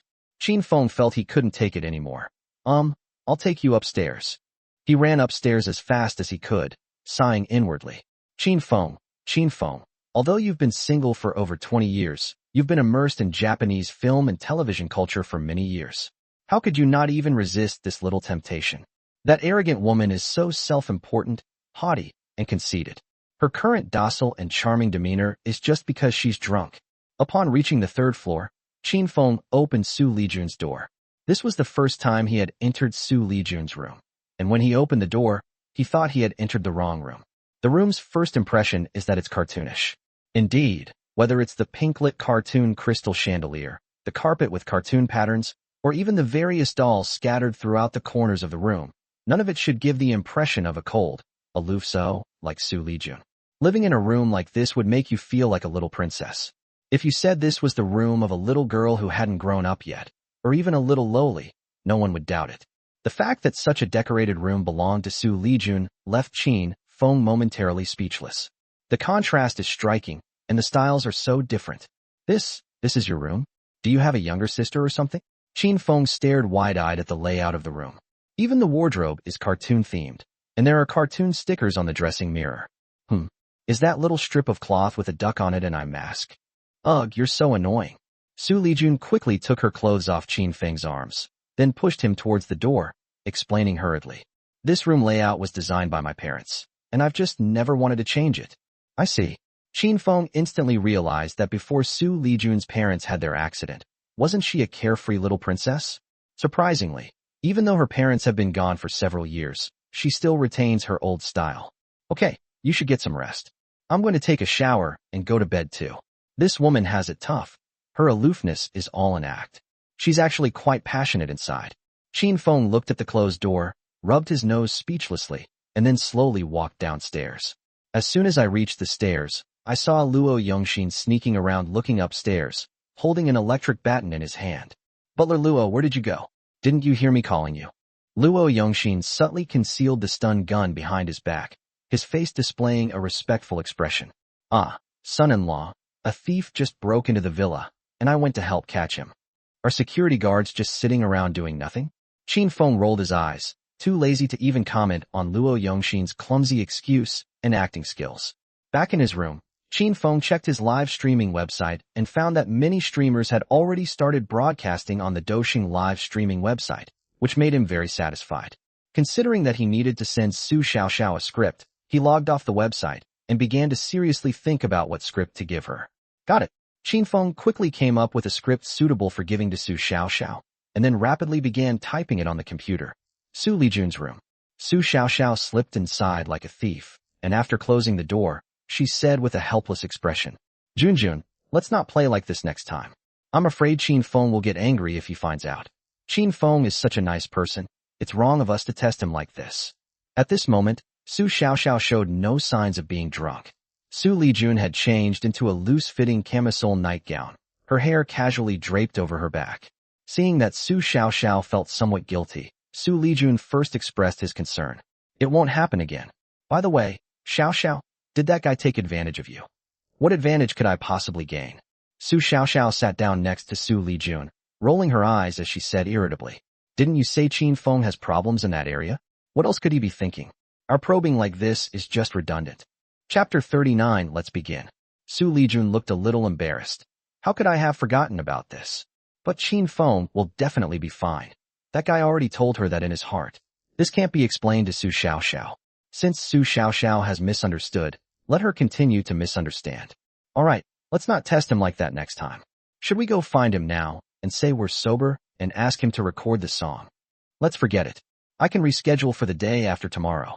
There's no one at the company right now anyway. After Su Xiaoxiao finished speaking, she suddenly stared at Xu Lijun and smiled strangely. What? What do you want to do? Hee, darling, you kissed Qin Feng so many times today to help me get the song. I really want to thank you now. No need to thank me. Oh, help me. Downstairs. Qin Feng, who was typing rapidly, paused slightly, then frowned and looked at the ceiling, saying, Is this woman going on a drunken rampage in the middle of the night?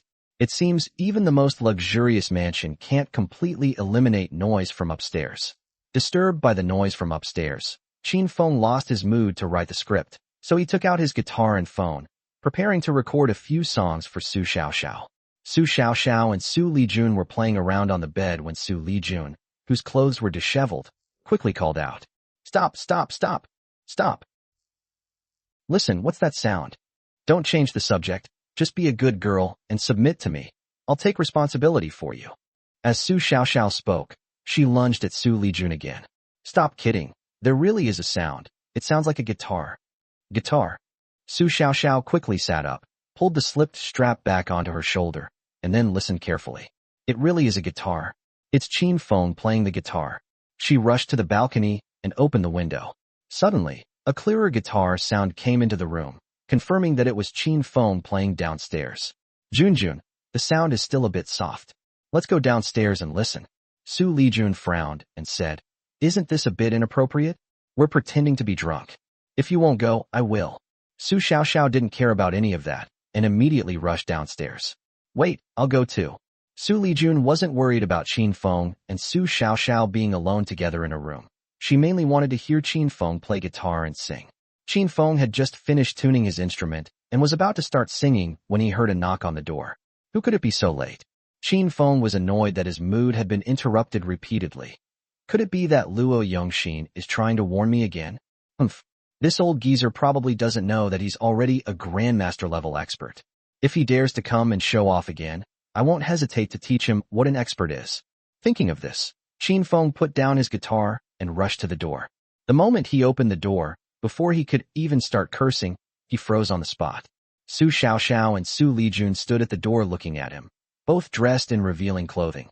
Their loose collars even revealed a cleavage. You are doing this. Qin Feng quickly looked away, wondering what had gotten into these two women. If someone contacts you in the middle of the night, it probably isn't to have a heart-to-heart talk, right?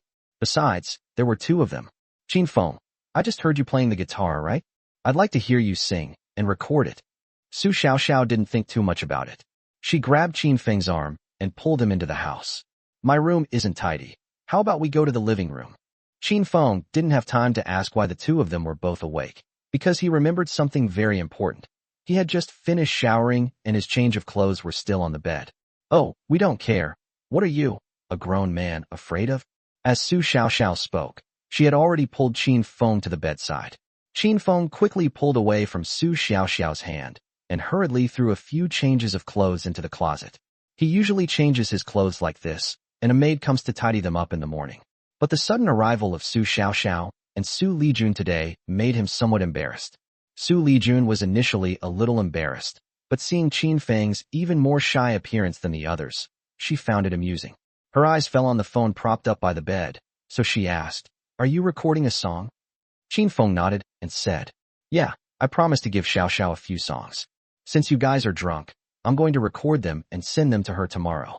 Su Xiaoxiao was about to speak, but her gaze was drawn to the content on the computer screen in the corner. Qin Feng, is this a script? This typesetting format is generally used for writing screenplays. Su Xiaoxiao is naturally quite perceptive when it comes to scripts and music. Qin Feng did not deny it, and nodded, saying, Yes, I was initially planning to write a script, but it felt a bit noisy. So I thought I'd record a song first.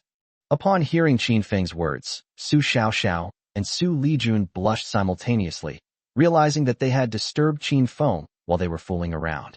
However, Xu Xiaoxiao still said with great gratitude, "Thank you so much, Xiaofeng. I didn't expect you to be so thoughtful. I don't know how to repay you." "What's this talk of repaying? Didn't Junjun already give me a reward?" Qin Feng said, glancing at Xu Lijun with a half-smile, before continuing.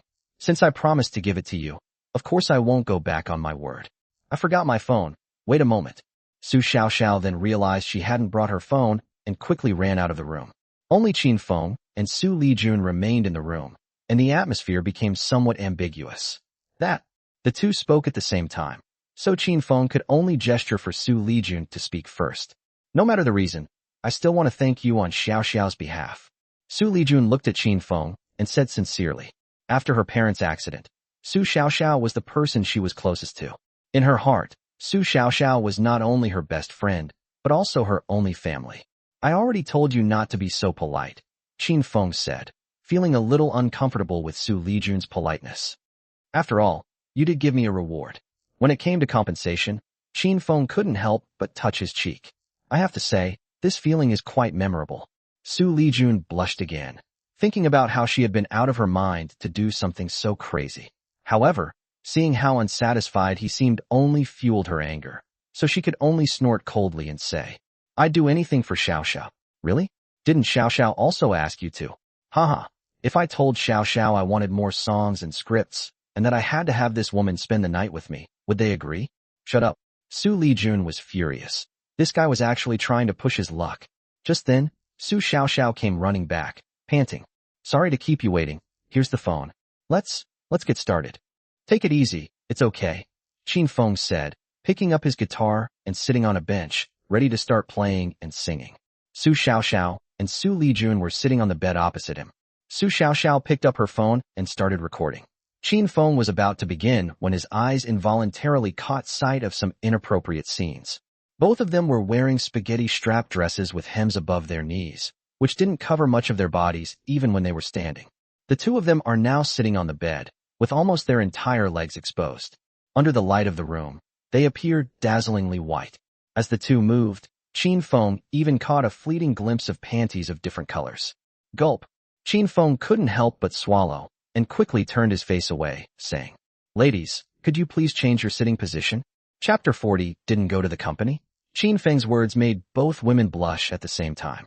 Xu Lijun glared at him with a hint of embarrassment and annoyance, then turned Jun Jun to the side. Xu Xiuxiu also turned her body to the side, but said with a grin, "So what if you see it? What can you do about it?" Qin Feng's eyes widened immediately. This woman is so bold. She actually dared to talk back to him in front of Xu Lijun? Could it be that this woman underestimated him because he acted too gentlemanly when he was drunk? How can anyone tolerate this? Hey, how dare this Xiao Xiao look down on me? Does he want to test my fighting prowess? Xu Lijun, of course, understood what Xu Xiaoxiao meant. She was implying that Qin Feng had some kind of problem. However, this was just a lie to Xu Xiaoxiao, and fearing that Xu Xiaoxiao might let it slip, she quickly said, "All right, Xiao Xiao, stop fooling around. Xiaofeng, you can start now." After all, he was Xu Lijun's fiancé, and Qin Feng couldn't take advantage of Xu Xiaoxiao in front of Xu Lijun.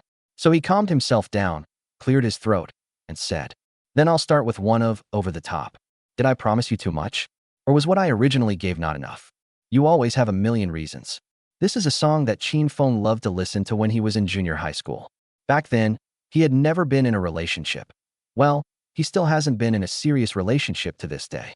However, many classmates liked this song back then, as if singing it made them the lovelorn man who was hurt by a woman. Looking back now that I'm a little older, it seems pretty silly. People in this world had never heard of this song before. Xu Xiaoxiao and Xu Lijun listened very attentively, and in the end, both of their eyes were red. When Qin Feng sang the part, "How could I bear to blame you for making a mistake? It was because I gave you too much freedom, making you even more lonely, which led you to fall into the whirlpool of emotions." Xu Xiaoxiao couldn't hold back her tears. However, she refrained from making a sound and continued recording with her phone. Xu Lijun wasn't much better off. She hadn't expected Qin Feng to sing such a passionate song, and she couldn't help but think to herself, did this guy ever love a woman like this? How can he sing such a passionate song? as Qin Feng sang. He recalled the days when he sang this song before, when he was carefree but complained without any real illness. Gradually, he closed his eyes. After the song ended, he opened his eyes and found both women looking at him with tears streaming down their faces. He couldn't help but ask, "Hey, you two, what's with those expressions? It's just a song, no need to get so into it." "Qin Feng, I'll try to be less harsh with you in the future," Xu Lijun said, speaking in a rare, gentle tone.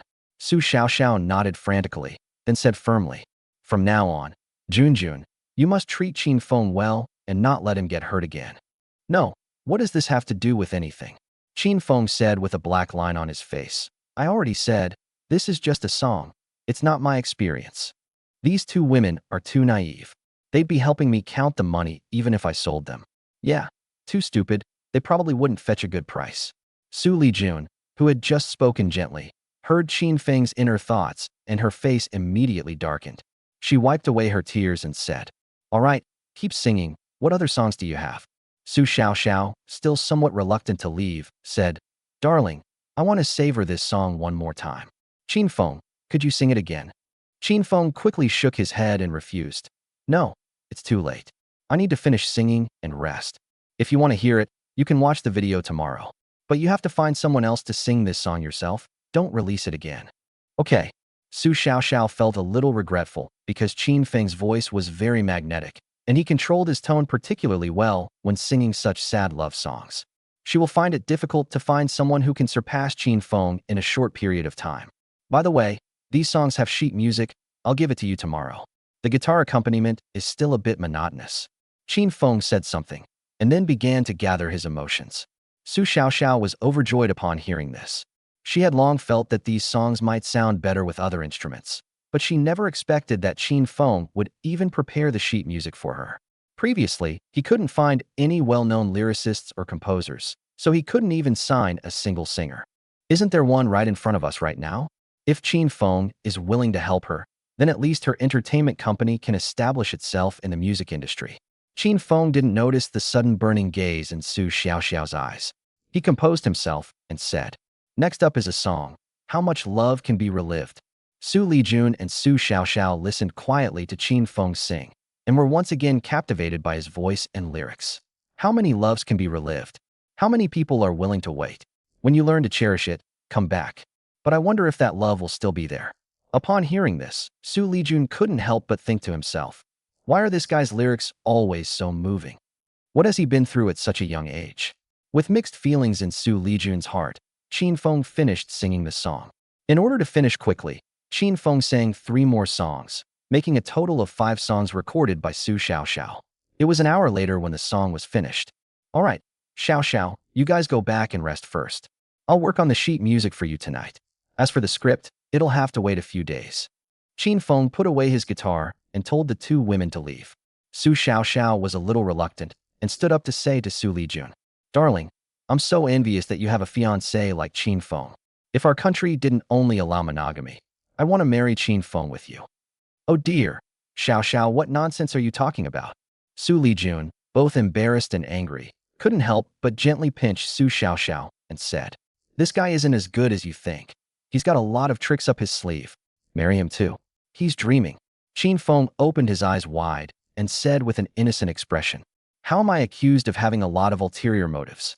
Isn't this just collateral damage? Xiaoxiao is so sensible. That woman never lets me have my way." Xu Lijun, his face dark, pulled Xu Xiaoxiao toward the door, coldly snorting, "Whether you're full of tricks or not, you know it yourself." Xu Xiaoxiao, her face full of reluctance, turned back to Qin Feng every few steps and said, "Xiaofeng, you can give me the sheet music another day. Don't overwork yourself, otherwise Junjun will feel sorry for you." "I wouldn't feel sorry for him. Xiaoxiao, you should open your eyes wider too. Don't let this guy." Xu Lijun's voice gradually faded away, and Qin Feng couldn't help but complain. "They didn't even tell me to close the door." He walked over, closed the door, and sat down at the computer to write lyrics and sheet music. Another hour passed in this busy work. "This is so damn tiring. I should try to take advantage of others less often in the future. There's no benefit to it." After writing the last word, Qin Feng lay down on the bed and fell asleep. The next day, Qin Feng stretched and looked out the window to see that it was already bright outside, so he took out his phone to check the time. Damn, it's already 8:30. It was only 6 or 7 o'clock when Xu Lijun told him to go for a run. Even if she didn't ask him to go for a run, given that woman's personality, she should at least have the housekeeper wake her up for breakfast and to go to work. Could it be that she was touched by his help to Su Xiaoxiao, and therefore tolerated his lateness by a day? That must be the reason. Thinking of this, Qin Feng calmly got up, washed up, changed his clothes, and went out of the room. As soon as he came downstairs, he saw Xu Lijun and Su Xiaoxiao whispering to each other on the living room sofa. Huh? Junjun, you didn't go to the company either? Upon hearing Qin Feng's voice, Su Xiaoxiao immediately stood up with delight and said, Xiaofeng, you're finally awake. Junjun made your favorite egg pancakes. We're all waiting for you to have breakfast. Chapter 40. When you got off easy. You two have been waiting for me. Qin Feng felt a pang of emotion upon hearing Su Xiaoxiao's words. It wasn't for nothing that I took care of you guys last night. I'm so touched. Xu Lijun rolled her eyes at him and said indifferently, It wasn't that I was waiting for you the whole time. Xiaoxiao was leaving today, so I didn't go to the company. It was Xiaoxiao who insisted on waiting for you and didn't want to bother you. Thank you very much, Xiaoxiao, Qin Feng said, then turned and went upstairs, saying, Wait for me. I'll give Xiaoxiao what I wrote last night. A short while later, Qin Feng brought down the lyrics and sheet music he had written the night before. Su Xiaoxiao excitedly took the lyrics and sheet music, not knowing how to thank Qin Feng. Darling, please forgive me. After Su Xiaoxiao finished speaking, she actually stood on tiptoe and quickly kissed Qin Feng on the cheek. Ah, this. Qin Feng was stunned, and Xu Lijun was also dumbfounded. After a long while, Qin Feng touched his cheek and said, Xiaoxiao, how could you do this? Junjun is watching. Xu Lijun immediately became angry. Does that mean I can get away with it just because I didn't see it? Su Xiaoxiao quickly moved closer to her and said in a coquettish tone, Okay, darling, don't be angry. I just didn't know how to thank Qin Feng. I won't take it from you. Xiaoxiao, don't be fooled by this guy's appearance. Xu Lijun said with some heartache. He's got a lot of tricks up his sleeve. Don't let him sell you out, and then help him count the money. Hey, can you at least not talk bad about me in front of me? Qin Feng rubbed his nose. This woman was jealous, but she didn't have to go so far as to slander him. However, being kissed by Xiaoxiao felt much better than being kissed by this stinky woman. Knowing she was in the wrong, Su Xiaoxiao quickly pulled Xu Lijun towards the restaurant, saying as she did so, Okay, honey, I'm leaving in a bit. I don't know when I'll be back, so please don't be angry. Xu Lijun opened his mouth, but ultimately said nothing. I'll wait until I've confronted Qin Feng, or until Su Xiaoxiao's company has stabilized, before I truthfully reveal Qin Feng's true colors to her. Qin Feng followed them into the restaurant as if nothing had happened. Seeing the milk and egg pancakes that had been prepared, he picked them up and started eating. TSK, Junjun, your cooking skills are pretty good. I wonder how your other dishes are. Qin Feng sincerely praised him, saying that ever since his culinary skills reached a godlike level, his mouth has been hard to satisfy. He never expected that Xu Lijun's egg pancakes would taste so delicious. Putting aside the fact that this woman had a bad attitude towards him, she had a good figure, was beautiful, and had pretty good cooking skills. If this woman didn't have such a sour face, she'd be a good wife candidate. Eat slowly, or you'll choke. Xu Lijun's soft voice made Qin Feng abandon his previous idea. I take back what I just said. This woman deserves to grow old alone and become an old maid. Snap. Xu Lijun slammed his hand on the table, startling Su Xiaoxiao and Qin Feng. She glared at Qin Feng, gritting her teeth, and said, Stop eating. What time is it? Go to work. Would you dare curse yourself to grow old alone? That bastard wants to eat the breakfast I made myself. He'll be so happy. Junjun, don't be angry. I was just too excited and kissed him. I really didn't mean anything by it. Su Xiaoxiao was a little nervous, thinking that Xu Lijun was still angry about that matter. Qin Feng stared at Xu Lijun, and after several seconds nodded. Okay, I'm going to work. Since he's a useless fiancé, he might as well be a coward. I'm too lazy to argue with her. Anyway, I'll stick to it for a few months, and I'll be a super rich man. Then I'll turn around and leave without a second thought, leaving Xu Lijun to look up to me. Watching Qin Feng leave without a word, Su Xiaoxiao almost burst into tears. She rushed over, grabbed Qin Feng, and then said to the two of them, Junjun, Xiaofeng, I was wrong, okay? Please don't do this, okay? Make up quickly. Xiaoxiao, this is none of your business. Xu Lijun sighed, stood up, and said, My relationship with Xiaofeng hasn't reached that point. Su Xiaoxiao was slightly taken aback, then turned around and said, All right, honey, Xiaofeng's problem in that area can be treated. I know a very skilled traditional Chinese medicine doctor. I'll introduce him to you in a few days. Stop. Qin Feng and Xu Lijun spoke in unison, but Xu Lijun looked embarrassed, while Qin Feng's eyes widened. Who's impotent? Xiao, who told you that? I said it. Xu Lijun rubbed his forehead. Sure enough, the truth will eventually come out. I just didn't expect the lie to be exposed so quickly. I have such a bad temper.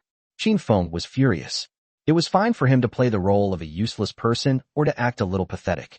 He could tolerate it since it was for the reward. But can anyone tolerate being told they have a problem in that area? Su Xiaoxiao was also stunned.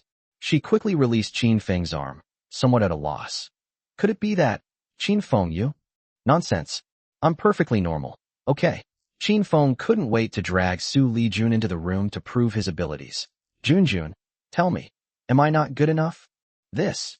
Su Xiaoxiao looked at Xu Lijun somewhat awkwardly. Wasn't the reason she dared to kiss Qin Feng in front of Xu Lijun before because she knew Qin Feng was impotent? But given the current situation, it seems, maybe, Junjun lied to me. Xu Lijun, somewhat embarrassed and angry, simply puffed out her chest and said, So what if I said it? You never dare to touch me. What else could it be but impotence? Hey, what do you want to do? Before she could finish speaking, she saw Qin Feng rushing towards her with a dark expression. Seeing this, Luo Yongxin, who was not far away, immediately rushed to Xu Lijun's side and said with glaring eyes, Young master, what do you want to do? Get out of my way. I'm going to show her today whether I'm capable or not. As Qin Feng spoke, he reached out to pull Xu Lijun. Luo Yongxin's face immediately darkened, and he reached out to block. He was confident that he could easily subdue Qin Feng without even having to exert any effort.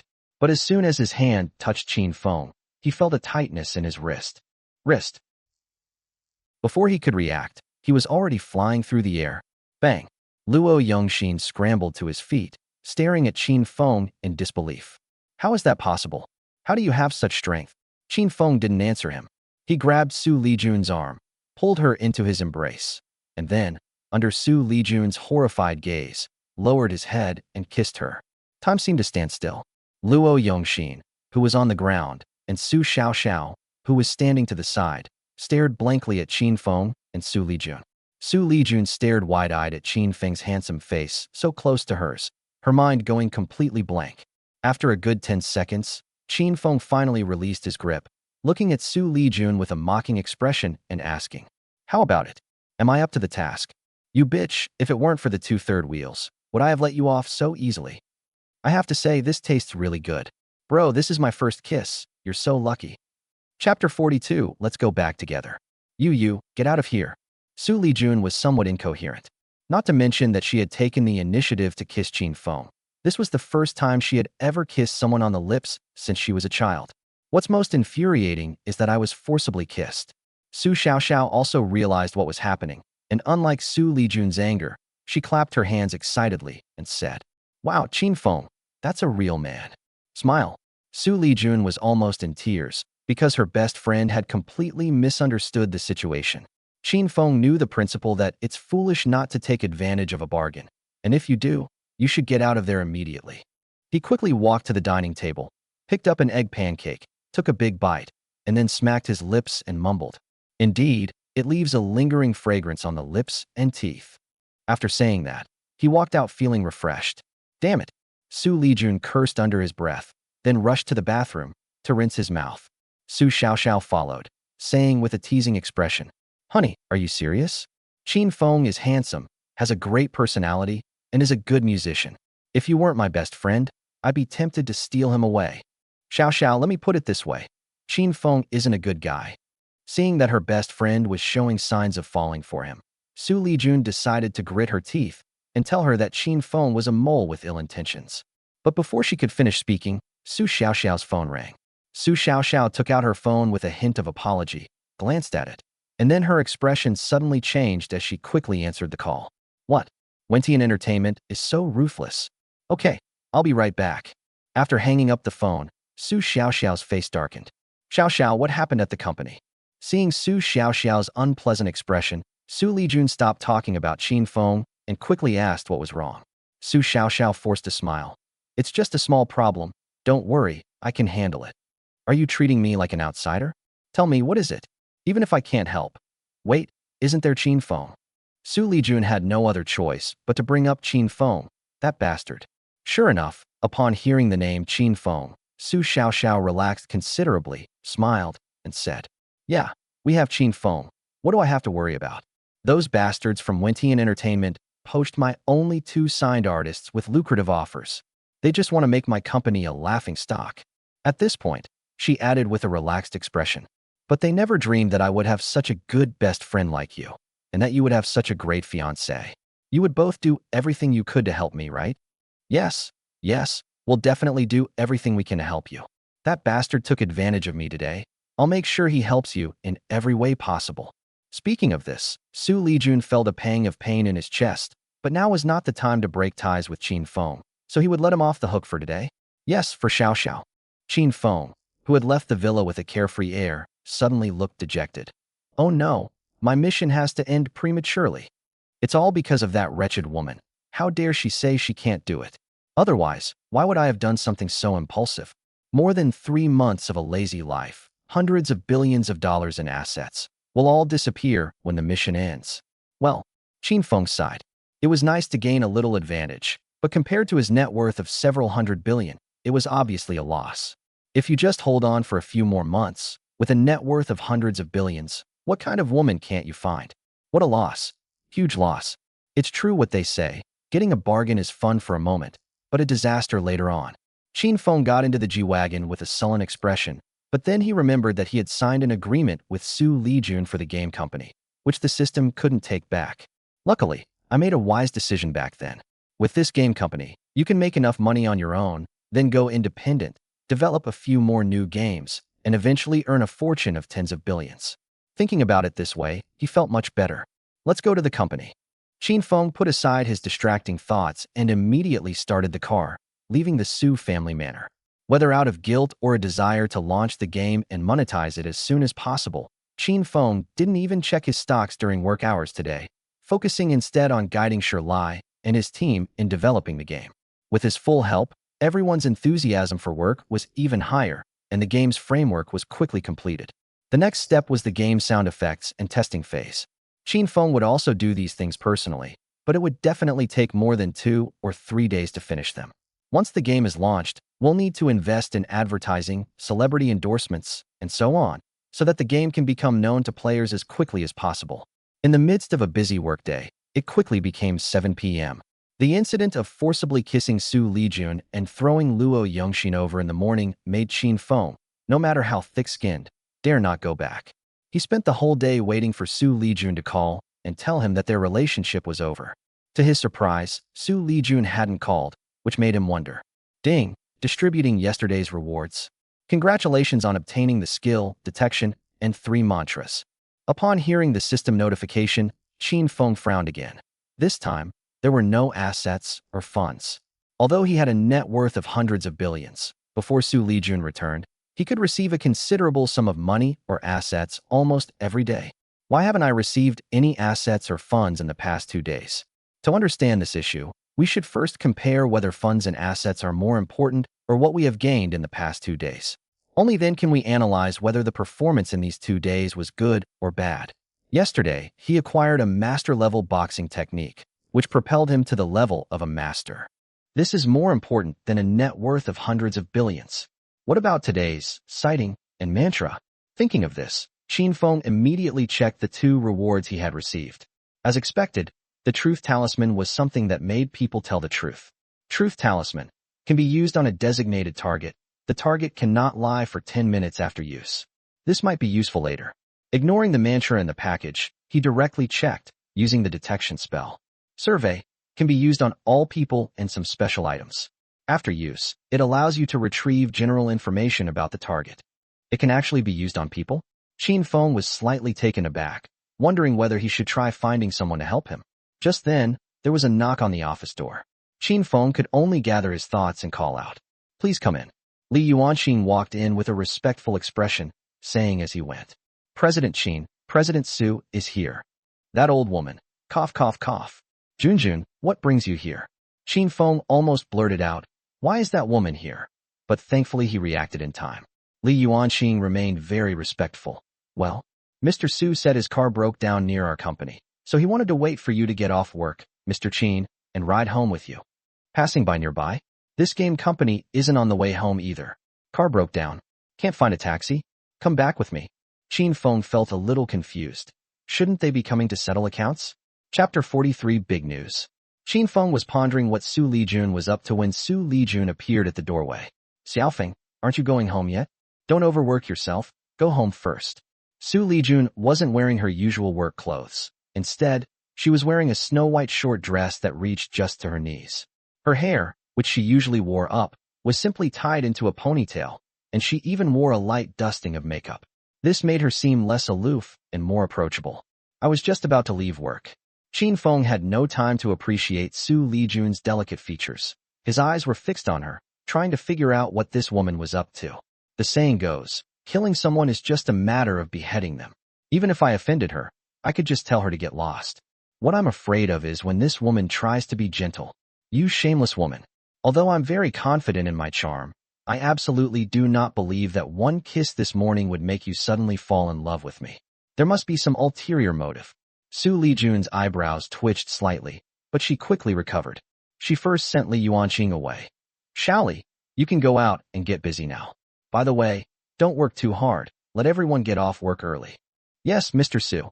Li Yuanqing tactfully excused himself and left, closing the office door behind him. Xu Lijun then walked step by step toward Qin Feng, a smiling expression on her face, her usual coldness completely gone. Qin Feng retreated step by step, and was soon forced against the wall by Xu Lijun. Hey, what do you want to do? Let me make this clear. I'm a respectable person.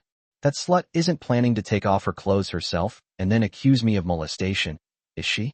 Damn, that's too ruthless. If she dares to do that, I'd better knock her out right now. Xu Lijun paused, her chest heaving a few times before she took a deep breath, then looked up at Qin Feng and said, why are you so afraid of me? I'm not going to eat you. Junjun, you're joking. I acted on impulse this morning. Did something happen this morning? I don't know anything about it. Xu Lijun blinked her big eyes at Qin Feng, her eyes filled with doubt. Oh my god. Did you learn this acting skill from Su Xiaoxiao? Qin Feng stared blankly at Xu Lijun, his mouth agape.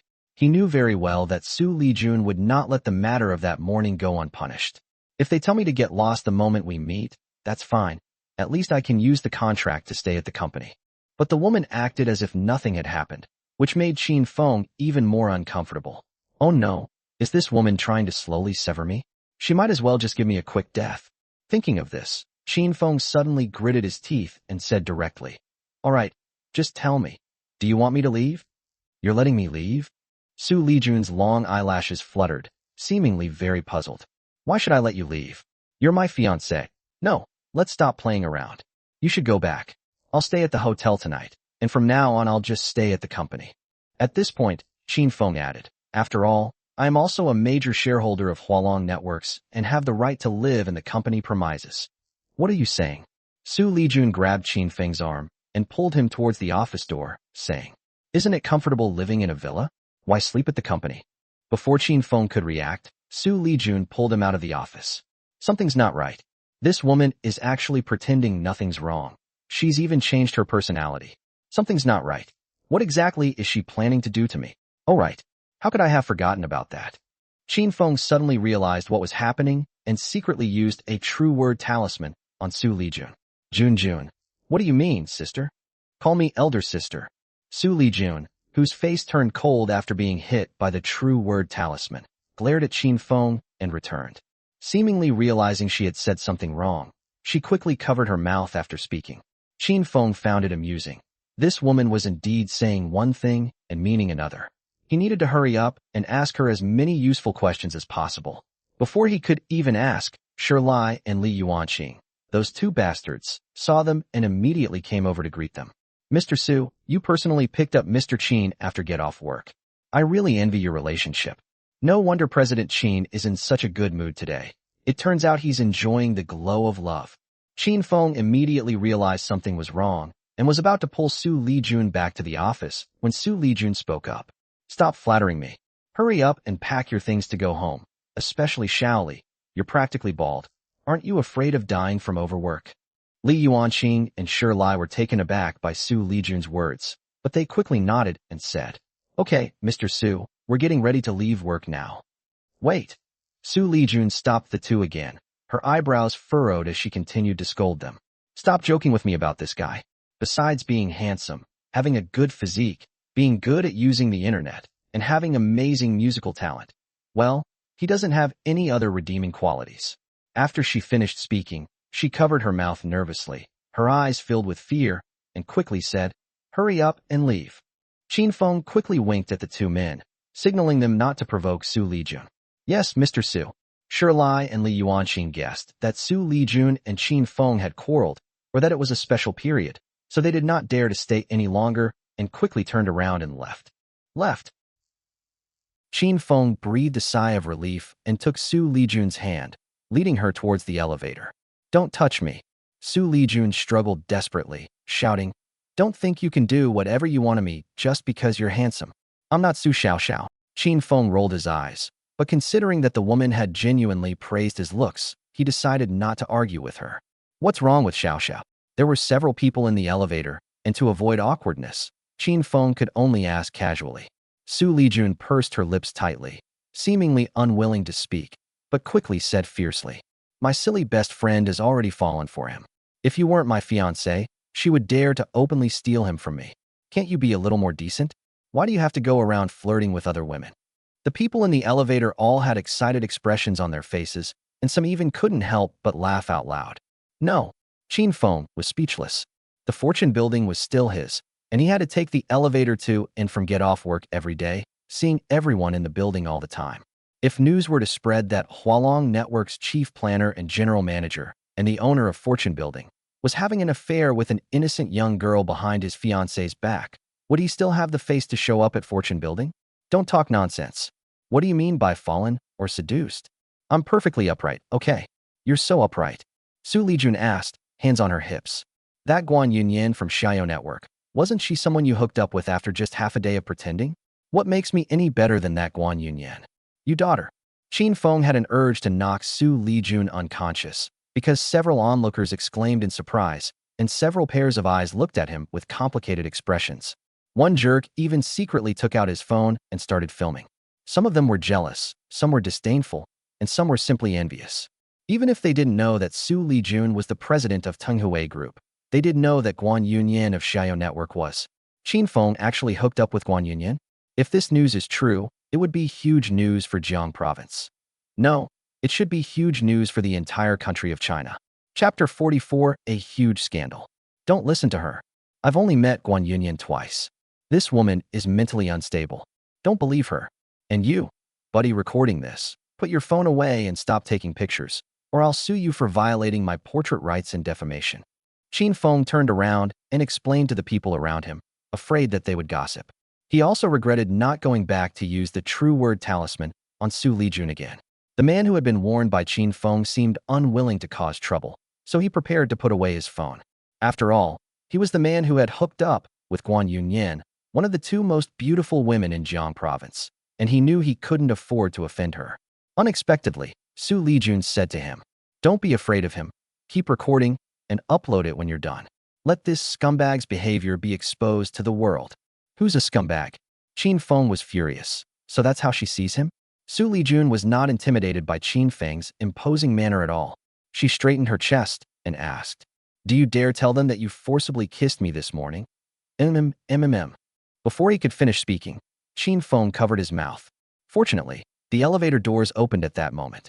Qin Feng pulled Xu Lijun out of the elevator while warning the people inside. Don't you dare say anything out of line, or I'll never forgive you. The people in the elevator watched the two leave before they stepped out. A female bystander suddenly slapped her forehead and said to the group, Hey, I think those two look familiar. Isn't that guy the one Su Xiaoxiao recently posted singing on Weibo? Now that you mention it, I remember now. This man is Xu Lijun's fiancé, the president of Tenghui Group, and his name is Qin Feng. Yes, it's Qin Feng. That beautiful woman is Xu Lijun. I never expected her to be so pretty. Qin Feng is really ungrateful. Is this Qin Feng that powerful? Both of Jiang province's top phoenixes are connected to him. That's not all. Didn't you hear Xu Lijun just say, Xiao Xiao has fallen for him? This Xiao Xiao must be the big star Su Xiao Xiao. Wow, we stumbled upon a huge, juicy story while riding the elevator. Dude, can you send me a copy of the video I just recorded? Qin Feng dragged Xu Lijun into the parking lot, and only after getting into the car did he say with a dark face, You wretched woman, aren't you ruining my reputation? Oh, and you're ruining Miss Guan's reputation too. If word gets out, you're worried about ruining your reputation? Xu Lijun's voice was even louder than Qin Feng's. You're a filthy and despicable person. You even molested me this morning. I've been wanting to expose your true colors to Xiao Xiao, but unfortunately, you've got too much luck. What luck did I have? Qin Feng was too lazy to argue with the woman, so he decided to send her back and then find a hotel for himself. Of course, it can't be called luck. You do have some real skills. Xu Lijun seemed much calmer and lowered his voice to say, Xiao Xiao is my best friend, my best confidant, and my sister. She's as important to me as a younger sister, and I would never allow anyone to hurt her. I never intended to hurt anyone. Qin Feng snorted coldly and started the car. Tell me, what do you want to do to me? If you really hate me that much, then let's end things here. I'll take you home first, and I'll return the car to you. From now on, I'll live at the company. Can we not end our relationship yet? Xu Lijun lowered her head. I need you right now, even though you're still so annoying. Qin Feng frowned, calculating the time. 10 minutes shouldn't have passed yet. He was quite surprised that this woman could say the words, I need you. Do you think I still have any use? Are you planning to use me and then kick me to the curb? Do you think I'm out of my mind? Qin Feng started the car and drove towards the Su family manor. I admit that I meant it, Xu Lijun admitted directly. I know it's not fair to you, but I hope you can help Xiao Xiao. Why should I help her? Qin Feng scoffed. He wanted to kick him out, and now he needed Qin Feng's help? I'm not a T-dog. I won't agree to anything without getting something in return. I'm willing to pay any price. Oh, Qin Feng turned back to look at her with a mocking expression. Is it really any price? You want me to spend the night with you? Would you even agree to that? And anything? Xu Lijun blushed, but still gritted her teeth and said, Of course I have some bottom lines. The company was left to me by my parents. I can't give you all of it, but I can give you 10% of the shares. Besides that, if you want my life, I'll give it to you too. What if I wanted you? Don't go too far. Xu Lijun gritted her teeth, but quickly softened her tone and said, If you can really help Xiao Xiao Company overcome its difficulties and develop into a well-known entertainment company in China, I can spend the night with you. That last sentence seemed to have used up all her strength. Is it really necessary? Qin Feng shook his head, indicating that he couldn't understand women's friendship. Or rather, they couldn't understand Xu Lijun's feelings for Xiao Xiao.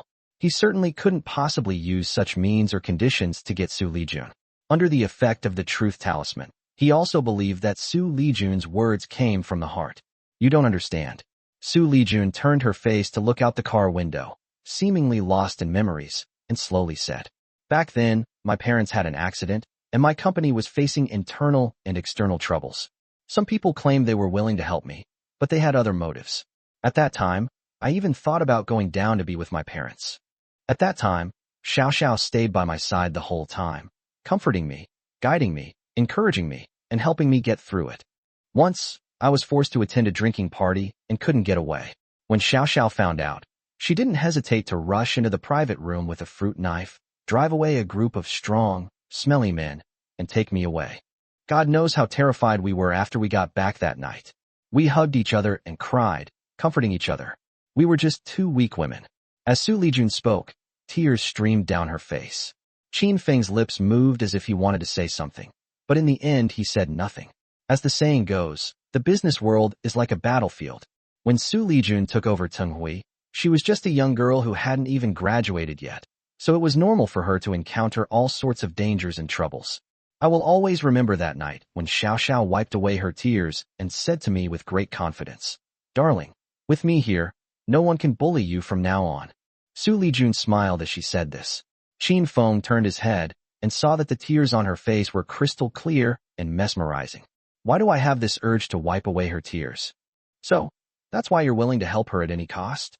He understood to some extent that their relationship, which went beyond friendship, was like a bond of life and death between men. Xu Lijun turned to Qin Feng and said, "That's right. From that night on, I secretly vowed that I would do anything to be good to Xiao Xiao. Even if she wanted my company, my man, or my life, I would give it to her." "Can men give it too?" Qin Feng was about to make a joke when Xu Lijun's expression suddenly changed. She quickly wiped away her tears and gritted her teeth, saying, "What did you do to me, you bastard? Why am I telling you all this?" Chapter 45. This detection technique. It's time for this spell talisman. Qin Feng turned his head and saw Xu Lijun's ashen face, and quickly shook his head, saying, "It's none of my business. How was I supposed to know you'd suddenly say so much? I never expected this woman, who's usually so cold, to have such a soft side." Xu Lijun glared at Qin Feng, only to find that he was staring straight ahead, looking completely focused on driving. She could only grit her teeth and say, "I guess I had a brain fart just now and said all that to you. Now I'll just ask you one question. Are you willing to help Xiao Xiao?"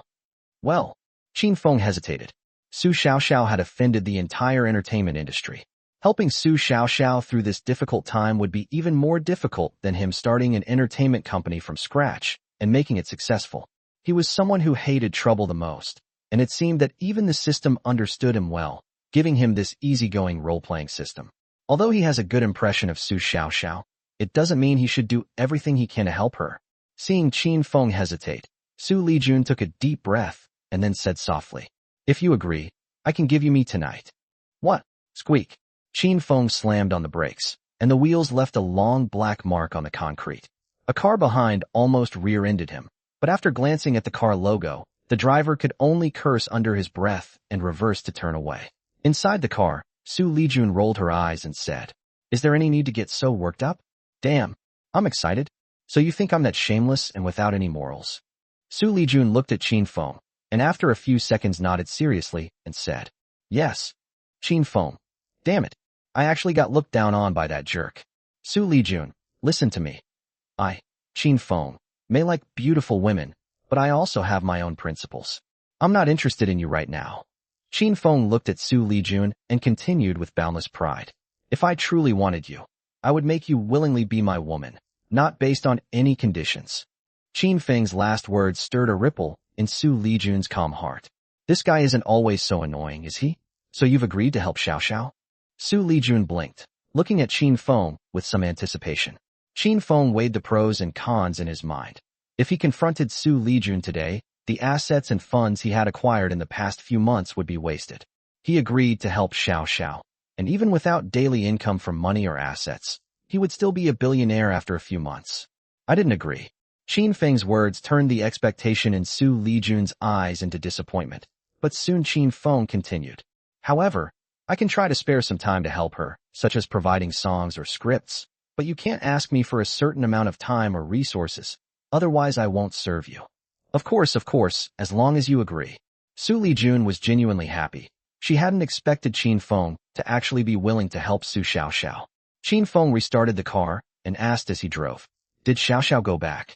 Yes, she originally wanted to go back a day later, but today one of her company's artists was poached, so she had to rush back. When Xu Lijun mentioned this, he was indignant on Xiao Xiao's behalf. Those bastards from Wentian Entertainment, they don't want to give Xiao Xiao a way out. "All right, stop being angry. I'm here for you." Qin Feng offered a casual word of comfort, but he wasn't entirely optimistic himself.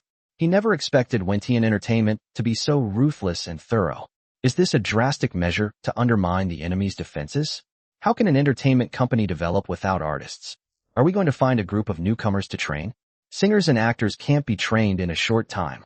Xu Lijun felt a warmth in her heart. "Yes, with you here, we can definitely help Xiao Xiao get through this difficult time, right? Don't have too high expectations of me, because the higher the expectations, the greater the disappointment." Qin Feng didn't dare to make any guarantees, and couldn't help but complain inwardly. "This is the end of my lazy, carefree life. This woman practically offered herself to me, and I even pretended not to want her. Ugh, what a huge loss." Upon hearing this sarcastic remark, Xu Lijun's lips curled into a charming smile. "Xiaofeng, how are you going to help Xiao Xiao? I need to think about that. After all, it's quite embarrassing to not have any artists available."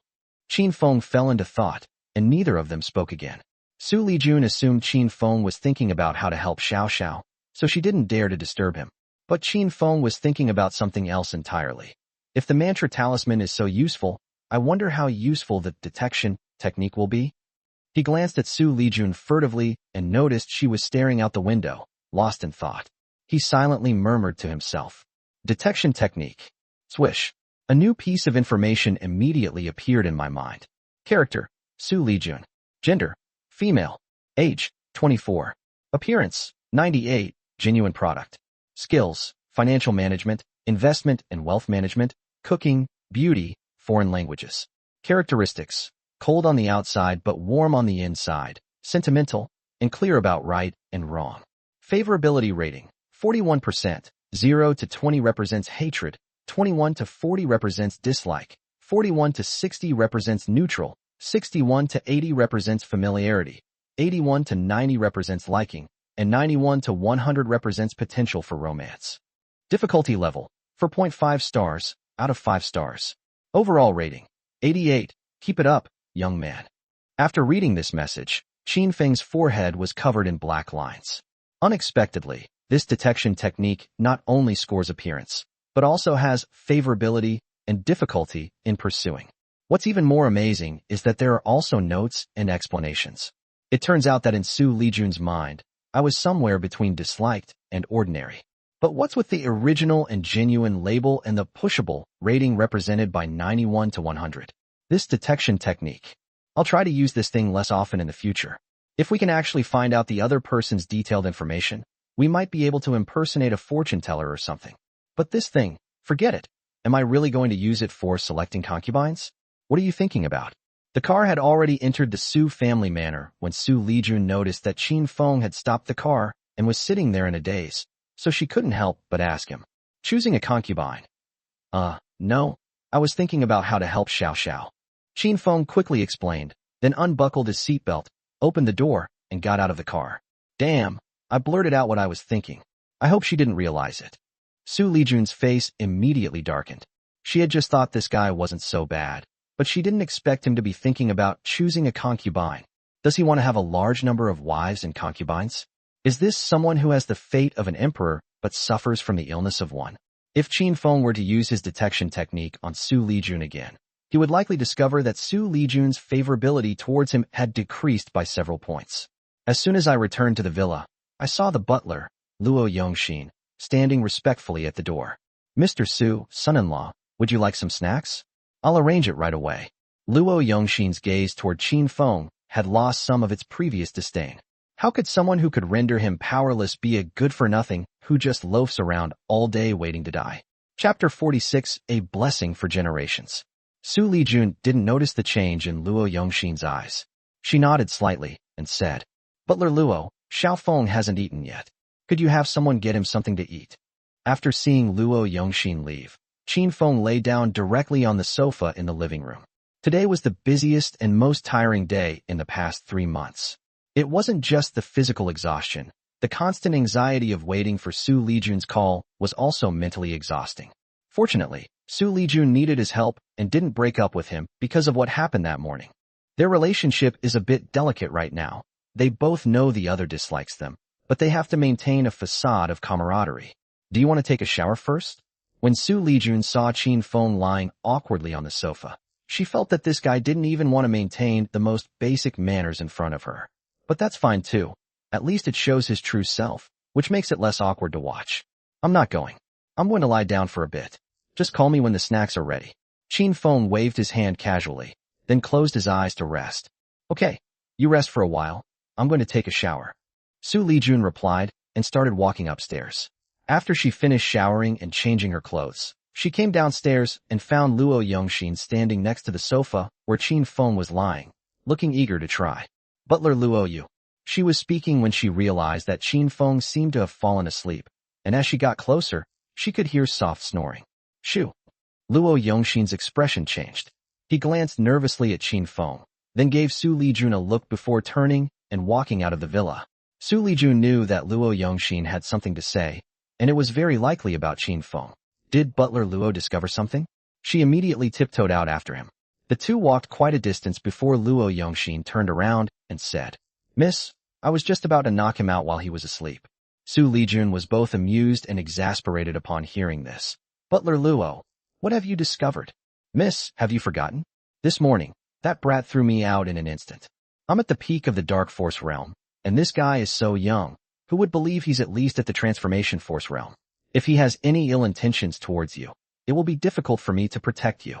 Xu Lijun frowned immediately.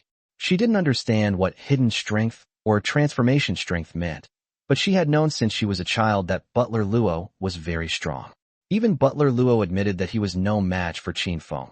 So just how powerful is this bastard? Today I discovered another good point about this guy. Just how many secrets and trump cards does he still have?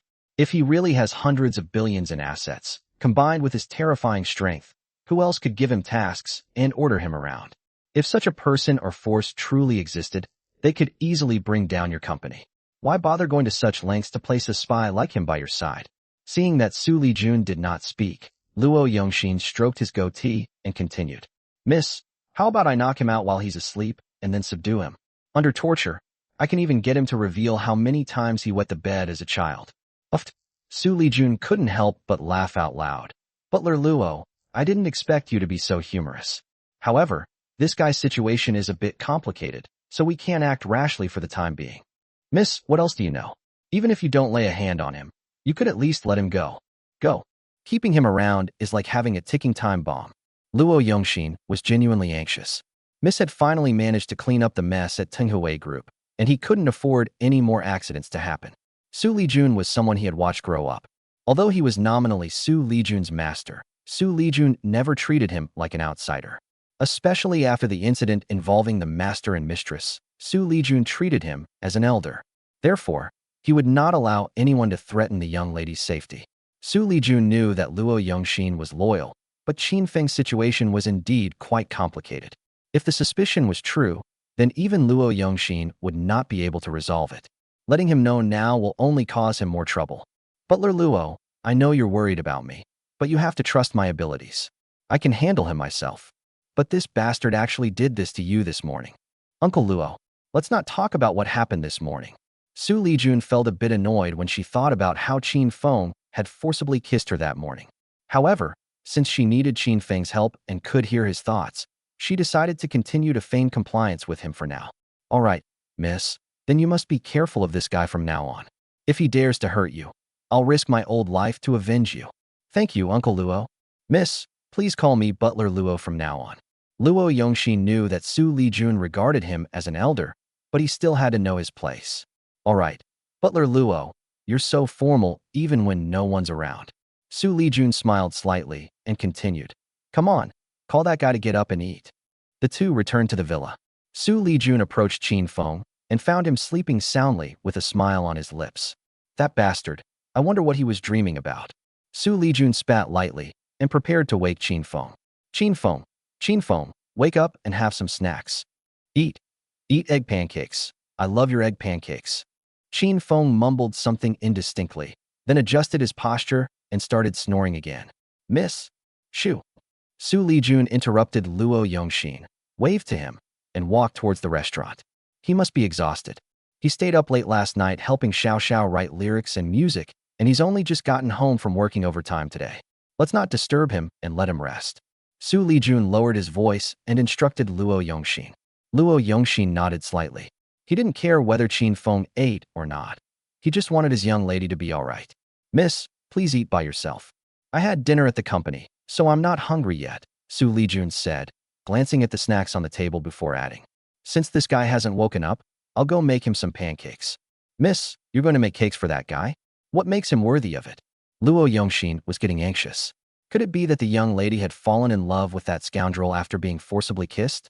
Xu Lijun seemed to realize that she had been too nice to Qin Feng, and her face flushed slightly as she explained.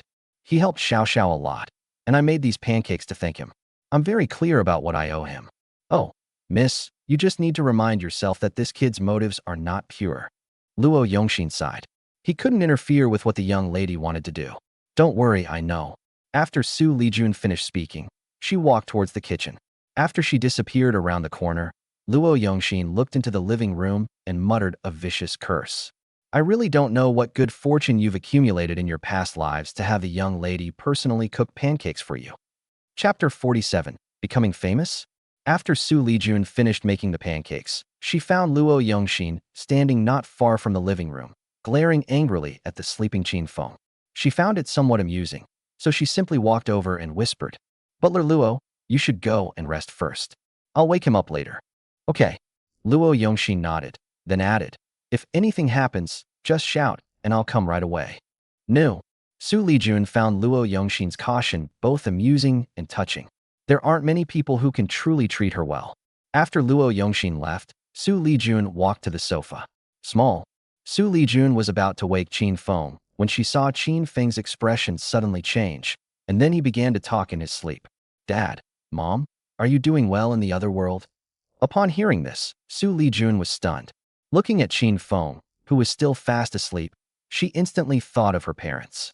According to previous investigations of Qin Feng's situation was even worse than hers. He lost his parents at a young age and grew up idly. In this respect, the two have something in common. Of course, she didn't know that the world Qin Feng was referring to was Earth. However, Qin Feng's sleep-talking disturbed her, and she did not wake him up immediately. Seeing that Qin Feng was still fast asleep, Xu Lijun found a cool blanket, gently covered him with it, and then sat down on the sofa next to him, just staring at him blankly. Maybe this guy is only so well-behaved when he's asleep. It was early morning, before dawn. Qin Feng stretched and woke up slowly, only to find that he had actually fallen asleep on the sofa. He quickly sat up, and the first thing he noticed was the thin blanket covering him. Lifting the blanket, I turned my head and saw Xu Lijun fast asleep, leaning against the sofa next to me. "This blanket, did she put it on me?" Qin Feng was slightly taken aback and felt a certain degree of goodwill towards this woman. The weather was rather cool in the early morning, so he quickly picked up a quilt, walked gently to Xu Lijun, and prepared to drape the quilt over her. Xu Lijun was dressed in loose and revealing clothing, and Qin Feng, looking down from her vantage point, inevitably caught a glimpse of her exposed skin. His heart skipped a beat, and he quickly covered Xu Lijun with the cool blanket. "Don't look at what you shouldn't see." In his haste, he moved a little too much, and Xu Lijun was instantly awakened. "Xiao Feng Yu." Xu Lijun saw Qin Feng holding a blanket and immediately understood what he wanted to do. "I'm worried you'll catch a cold." Qin Feng felt a little uncomfortable. This woman had slept with him all night. Something sounds a bit off about that. How did I fall asleep too? Xu Lijun stood up, stretched her limbs slightly, glanced at the clock in the living room, and exclaimed in surprise, "It's almost 5 o'clock. The pancakes I made for you last night are cold. I'll make you a new one. You go take a shower first." "The pancakes you made for me last night?" Qin Feng was stunned again. He had fallen asleep on the sofa as soon as he got home last night, and Xu Lijun had actually made him pancakes? This really touched me to death. This girl can be quite nice sometimes. I just wanted to thank you for agreeing to help Xiao Xiao. Please don't overthink it." As Xu Lijun spoke, she prepared to go to the kitchen, etc. Qin Feng grabbed her wrist. "No need to bother. It's not the dead of winter. You can eat it even if it's cold." He let go of her hand after he finished speaking and walked towards the restaurant. "This woman's hands are so soft and smooth. How about I heat it up for you?" Xu Lijun chased after him, her face flushed, inwardly cursing him for being shameless. "No need. You should go back to your room and rest first. Don't make me go running today." As Qin Feng spoke, they arrived at the restaurant.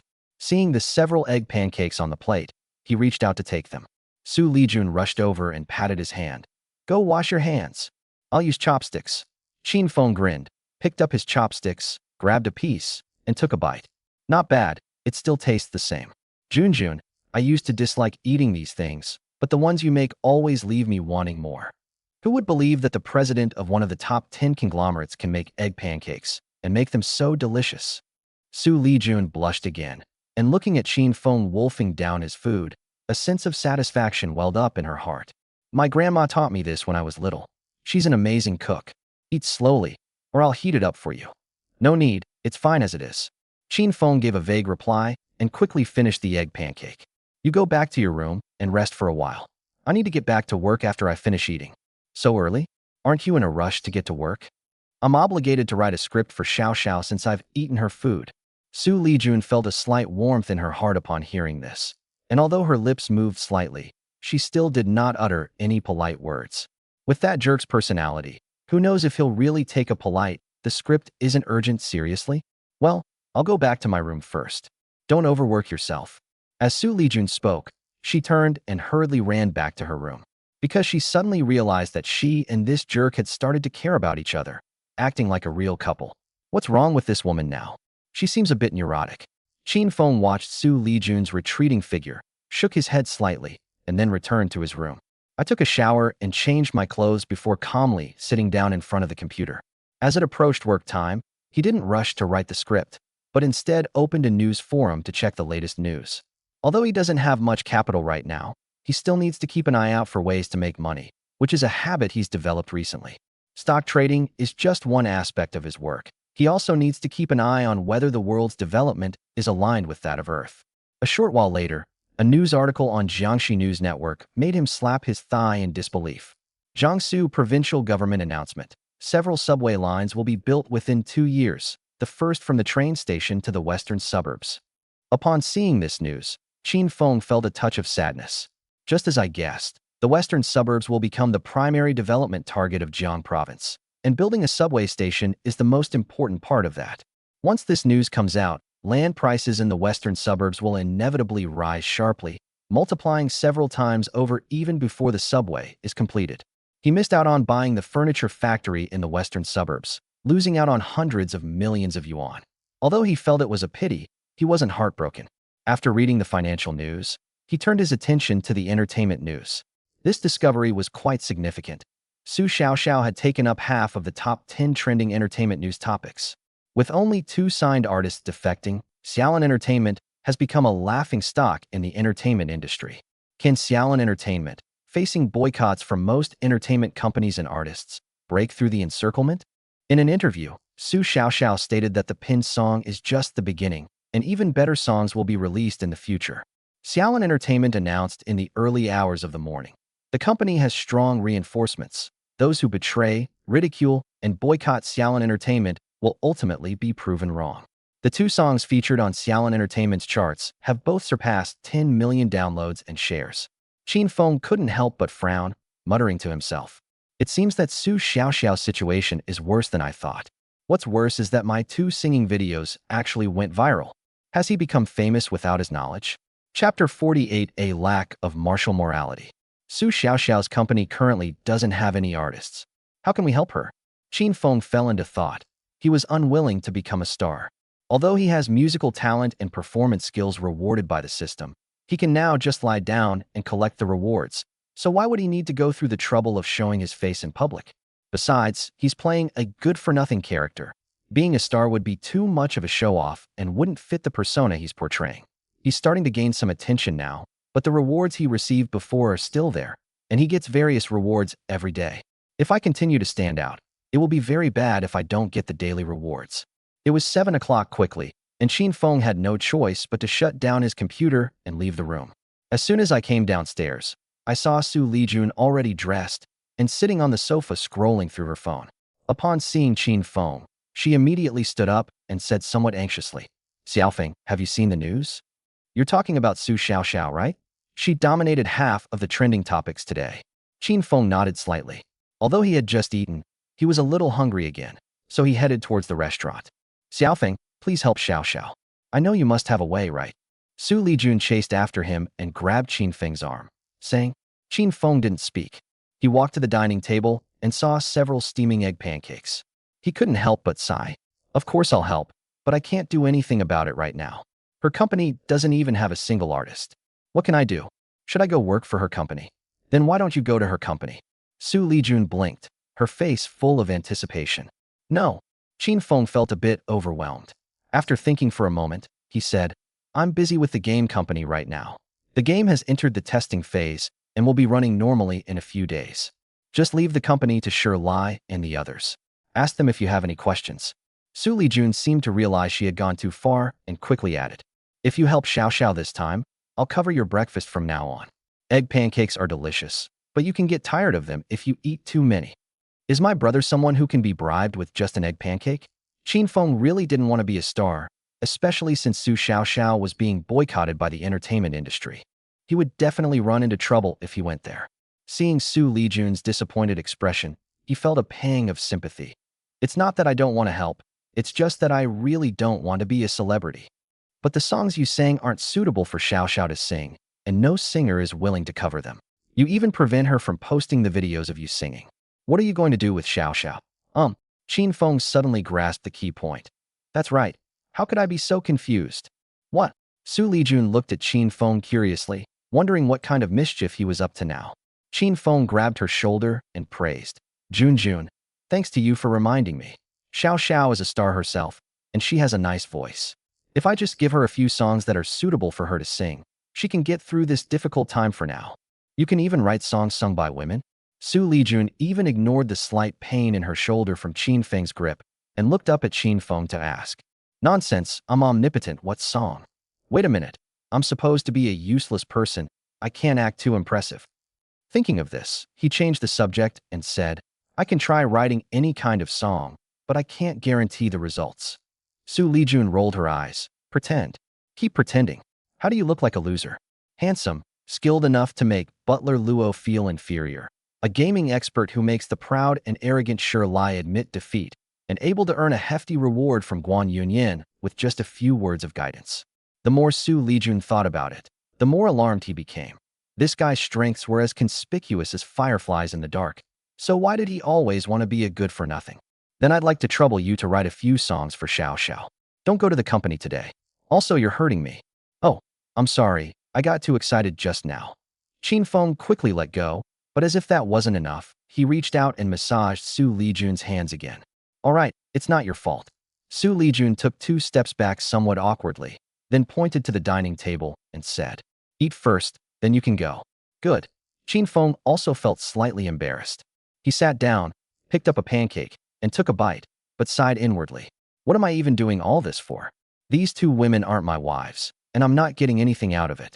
Just as I was thinking this, I suddenly heard a strange sound in my ear, followed by a fragrant breeze. Before he could react, he was kissed on the right cheek. Oh dear, Jun, what's wrong? Qin Feng turned his head and looked at Xu Lijun, whose face was flushed in disbelief. I got forcibly kissed by my brother yesterday, so I'm getting revenge today? If so, let the revenge be even more intense. Consider it a reward for you. Take good care of Xiao Xiao. I'm going to work now. After Xu Lijun finished speaking, she ran out of the villa in a somewhat disheveled state. That wretched woman. She's even learned how to launch sneak attacks. Qin Feng took a big bite of the egg pancake, then closed his eyes and said with a look of pure bliss, It smells delicious. Not far away, Luo Yongxin, who had been secretly observing the 2, had a dark face.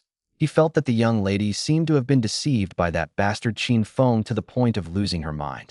As soon as Xu Lijun left, he immediately walked up to Qin Feng, bowed slightly, and said, Son-in-law, have you eaten? Butler Luo, is there something you need? Qin Feng glanced sideways at Luo Yongxin, not really wanting to talk to this old geezer. It's nothing. It's just that you threw me out yesterday, and I feel like you ambushed me. Now I want to have a serious spar with you. A friendly spar? Qin Feng shook his head with a smile. Forget it, with your old bones. If I hurt you, you'd just try to extort money from me. Young master, you jest. I am at the peak of dark force, not so easily injured. I've thought about it all night and still don't believe that your strength has surpassed the peak of dark force and reached transformation force. Luo Yongxin didn't believe it because Qin Feng was too young. There are no shortcuts to learning martial arts, especially the cultivation of internal strength. Regardless of ability, besides talent, the most important thing is accumulation. It took him more than 10 years to accumulate his skills and reach the current peak of internal strength. As for the transformation realm, he wasn't even confident he could reach it in his lifetime. Qin Feng replied indifferently, It doesn't matter whether you believe it or not. Just pretend I can't beat you, okay? I'm too lazy to fight you. There's no benefit in it. Transformation of internal energy is nothing. I'm a grandmaster. Fighting you would be bullying you. Fighting this old guy is definitely not beneficial. Winning would expose our strength, and losing would be even more embarrassing. Son-in-law, please forgive me. Luo Yongxin shouted loudly and struck Qin Feng with a palm. Holy crap. At least let me finish my pancake first. Qin Feng tilted his head to dodge the palm strike, then pushed off with his feet, causing the chair he was sitting on to slide sideways by a meter. Luo Yongxin's eyes lit up, and he kicked. Qin Feng, sitting in a chair, also raised his foot to meet him. Bang! Luo Yongxin took a few steps back, and the chair Qin Feng was sitting on made a sound, cracking open in several places. Qin Feng quickly stood up, cursing under his breath. Old man, since you have no sense of martial ethics, don't blame me for showing no mercy. After saying that, he took the initiative and threw a punch at Luo Yongxin's face. Luo Yongxin stared in horror at the ever-growing fist. It was as if the fist had locked onto his face, making it impossible to dodge. Bang! Ouch! A muffled thud, followed by Luo Yongxin's scream, quickly silenced the restaurant. Qin Feng slowly retracted his fist, while Luo Yongxin covered his right eye, stood up, and cursed. Son-in-law, there's a saying that you shouldn't hit someone in the face, but you're showing no sportsmanship at all. Chapter 49, I and the Entertainment Industry, First Update. A few minutes later, Qin Feng walked back to his room feeling refreshed. In the somewhat messy restaurant, Luo Yongxin, sporting black eyes, sat on the floor cursing and swearing. You little brat. You're always hitting my face. Ouch. That hurts. Qin Feng returned to his room, first sending a message to Xu Lijun to explain his work, and then began to think about what song to send to Xiao Xiao. Soon after, he took out paper and pen and began to write rapidly. Beijing, Xiaolin Entertainment Company. Su Xiaoxiao sat in her office, looking at the news on her computer, her delicate brows furrowed tightly. Agent Melissa brought her a cup of tea and placed it in front of her, saying somewhat hesitantly, Xiao Xiao, I went to the Performing Arts Academy today. As soon as the students heard it was Xiaolin Entertainment, they didn't dare to sign a contract. One student secretly told me, if you sign with our company, you won't get a graduation certificate. Is this for real? Su Xiaoxiao was furious. The Film Academy is actually boycotting us. Did I underestimate the power of Wentian Entertainment? Melissa sighed and said, Xiao Xiao, I know you're under a lot of pressure. I didn't want to tell you these things. Sister Sasha, let me know if you have any problems. It's okay. Su Xiaoxiao gave Melissa an encouraging smile, but Melissa knew very well how forced that smile was.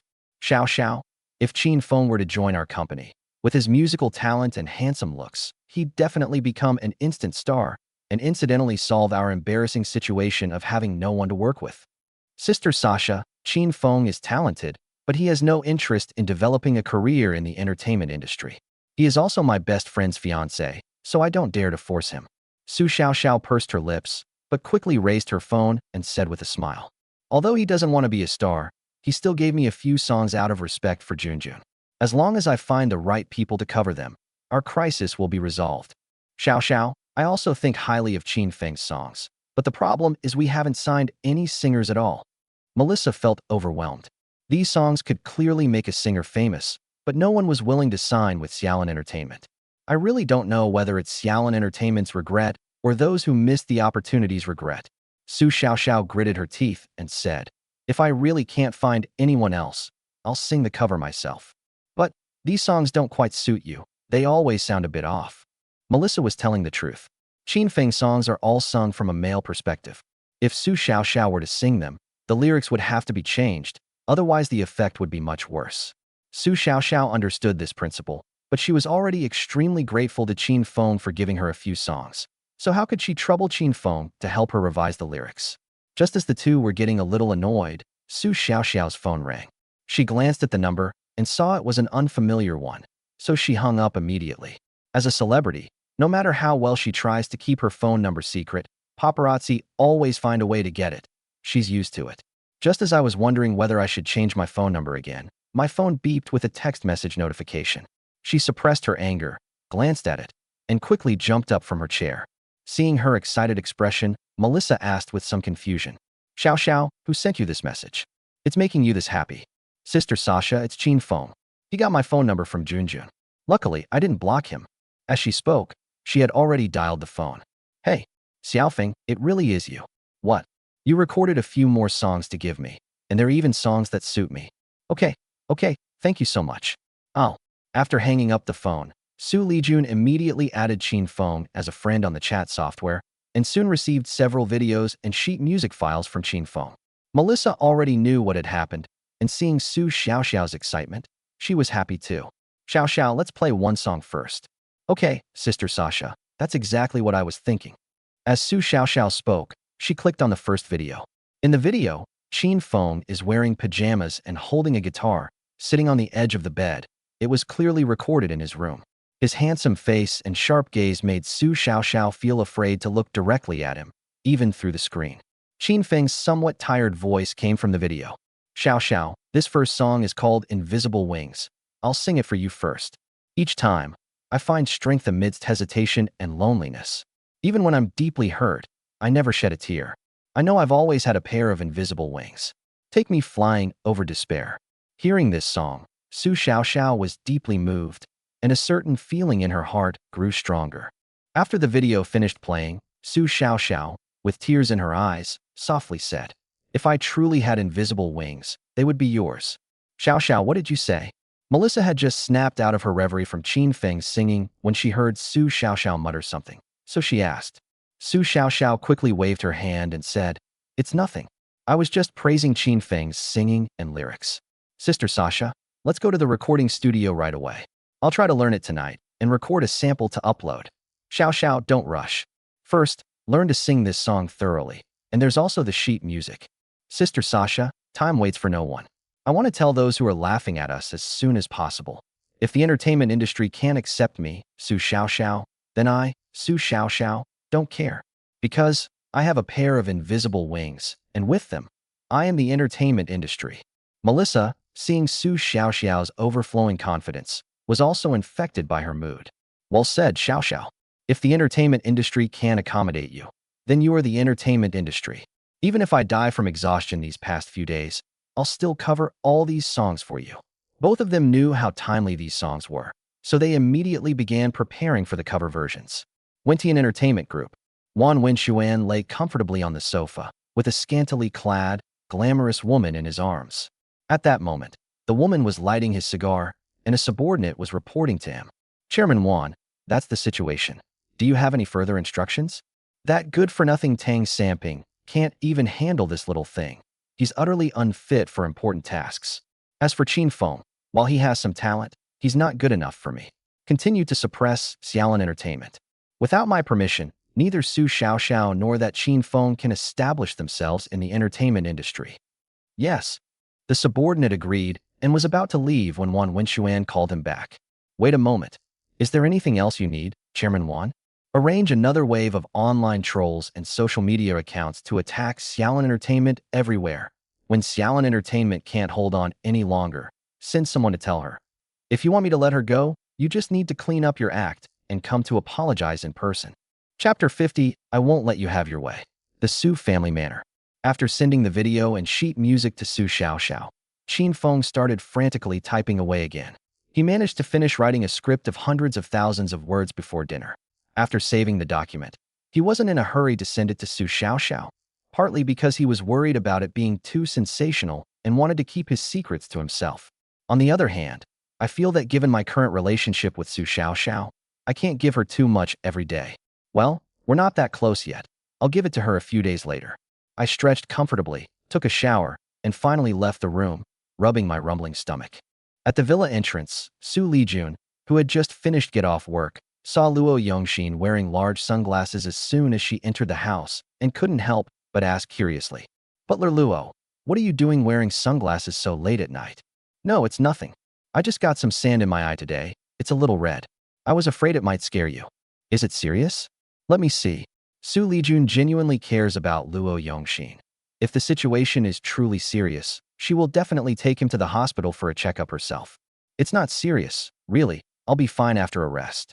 Luo Yongxin nervously dodged Xu Lijun's outstretched hand and said, "Mr. Xu, please have some late-night snacks first.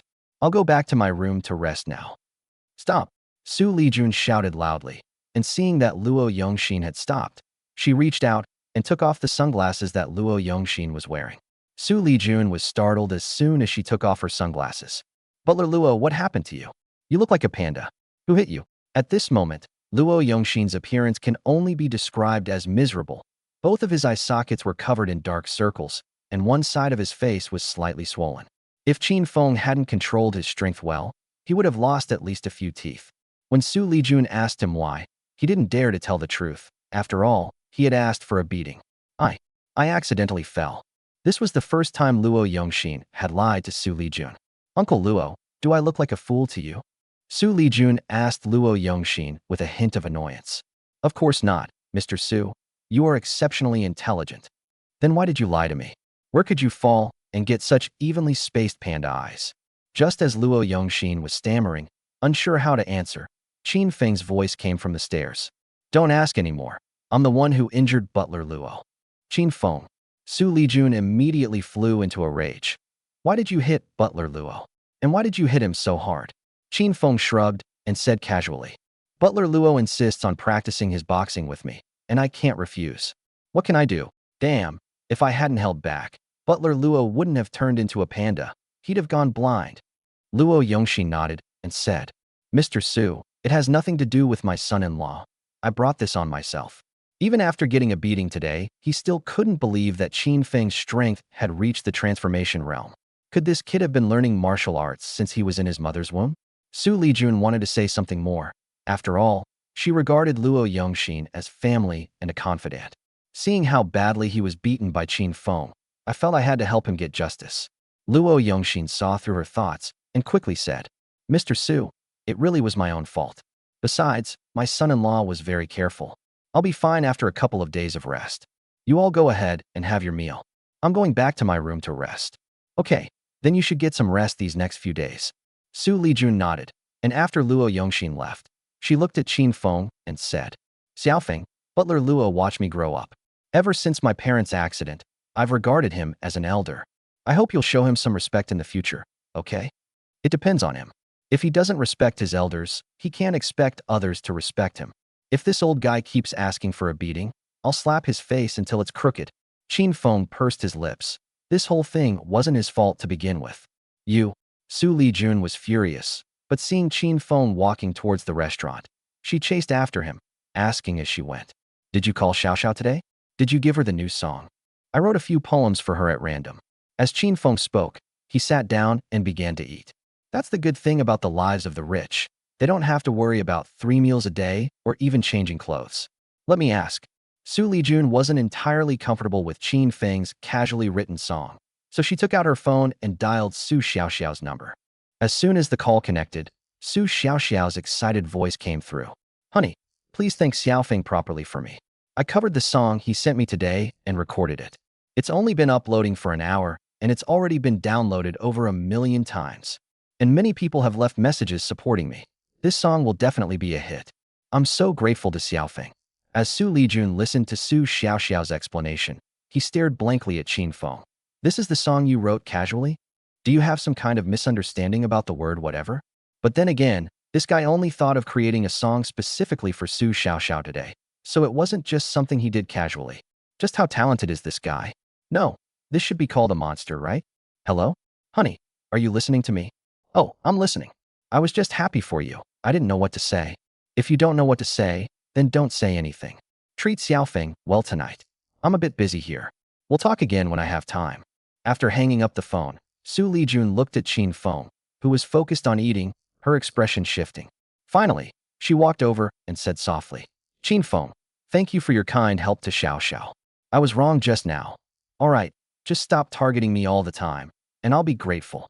I starved myself all day for your best friend, and when I got back I was yelling at you without even asking what happened. What the hell did I do for that? If you were truly my woman, then that would be perfectly natural, but what do I have to do with you? Qin Feng didn't even look up, focusing on his meal while mentally ranting. I was so focused on writing the script today that I didn't eat lunch. Luo Yongxin, that old geezer, just got beaten up, so I didn't call him. Xu Lijun looked at Qin Feng, who was focused on eating, and felt a pang of guilt upon hearing his complaints. Yes, Qin Feng and I are just getting what we need and have our own purposes. Why would someone help Xiao Xiao so wholeheartedly? Neither I nor Xiao Xiao are his women. Xiaofeng, how about I make you some pancakes? Xu Lijun really didn't know how to express her apology, and the only thing she could think of was to make Qin Feng's favorite egg pancakes. No need, I'm already full. Qin Feng waved his hand and said vaguely, Besides, even the most delicious food will get boring if you eat it every day. Unless you make other delicious things and change them up every day. I have some other signature dishes. I'll make them for you to try sometime. Okay. Qin Feng agreed, but then suddenly felt something was off and shook his head, saying, Forget it. I didn't help Xiao Xiao entirely because of you, so you don't need to think about how to thank me. It's best to keep your distance from this wretched woman. so that you won't have any entanglements when you leave after the mission. Upon hearing Qin Feng's thoughts, Xu Lijun felt inexplicably annoyed. This guy was still thinking about the mission and didn't want to have too much to do with her. It wasn't that she was arrogant, whether it was her background, her appearance, or even her abilities, she was outstanding. From childhood to adulthood, she has never lacked suitors. Countless men have gone to great lengths to win her smile, but she has ignored them all. But Qin Feng, that bastard, was only thinking about finishing the mission and leaving as soon as possible? You don't want anything to do with me? I'll make sure you don't get your way. Chapter 51. What is the bet? Although Xu Lijun was furious, she still caught the key point in Qin Feng's words. You just said that you helped Xiao Xiao not entirely because of me. Do you like Xiao Xiao? What are you thinking about? Qin Feng almost choked, coughing several times before finally managing to say through his bulging muscles. Can't you stop thinking of me as so shameless? Can't I test my musical skills by laughing at Xiao Xiao? When Tian Entertainment sent people to threaten me, can I let them get away with it? Xu Lijun stared wide-eyed at Qin Feng, somewhat surprised. So this guy was going to take revenge on Tian Entertainment. It's clearly a good thing. At least it proves that this guy genuinely wants to help Su Xiao Xiao, but he doesn't say it out loud. Was he afraid that he and Su Xiao Xiao would be grateful to him?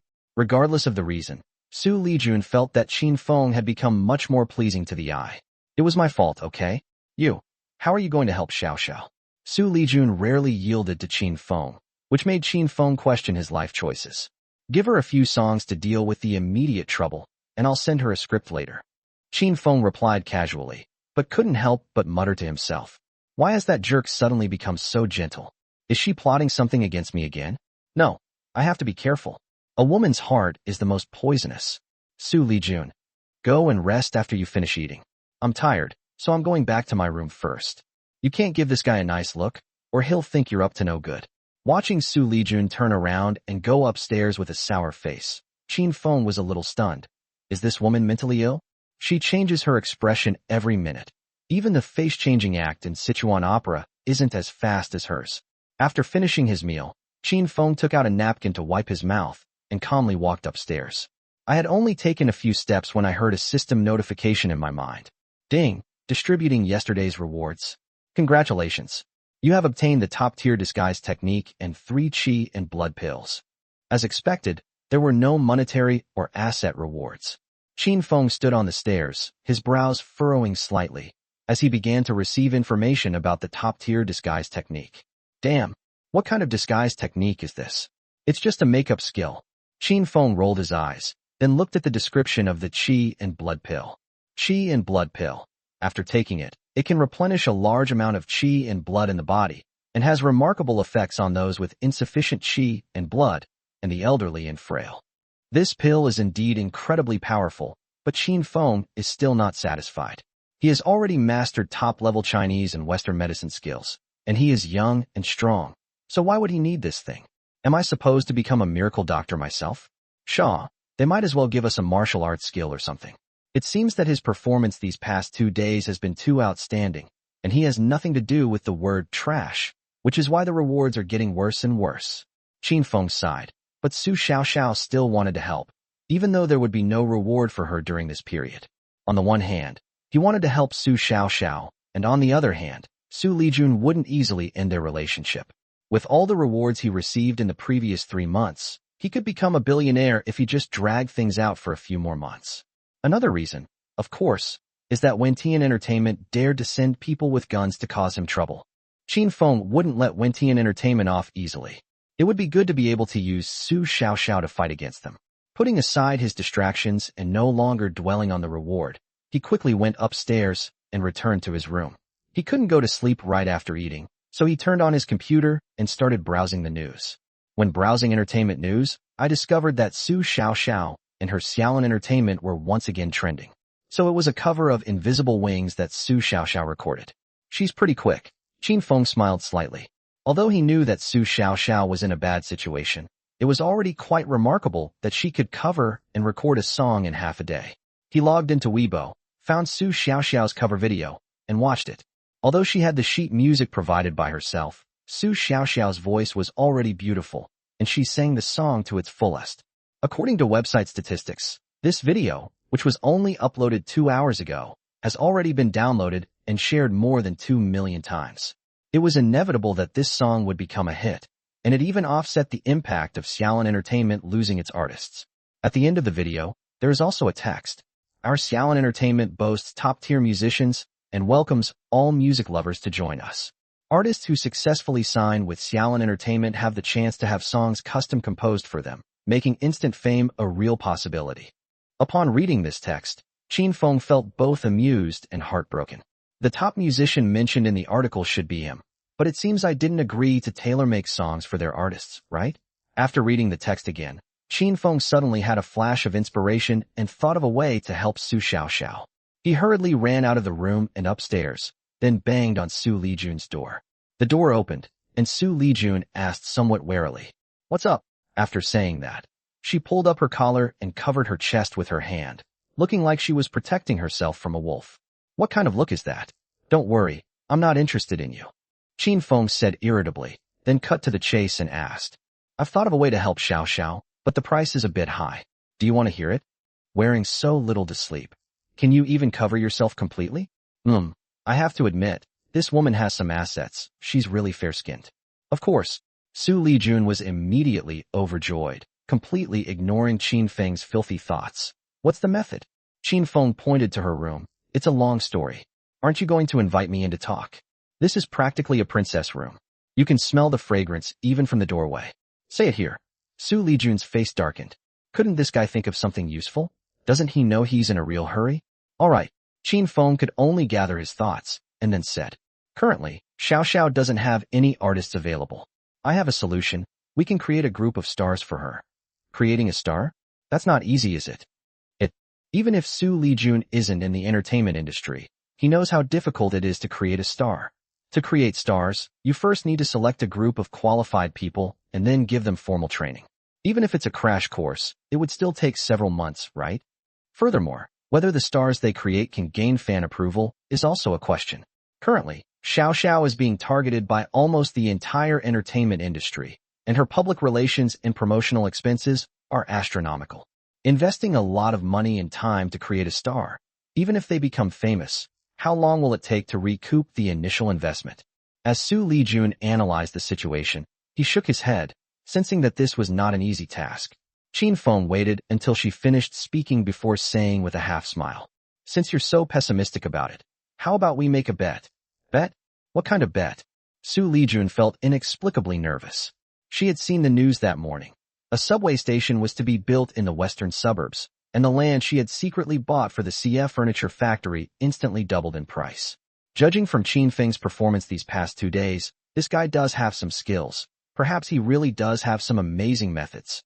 Seeing Xu Lijun's nervous expression, Qin Feng chuckled and said, "If I can significantly increase Xiao Xiao's company's brand awareness, continuously create stars for her, and even have many people scrambling to sign with her company, then I'll consider myself a winner.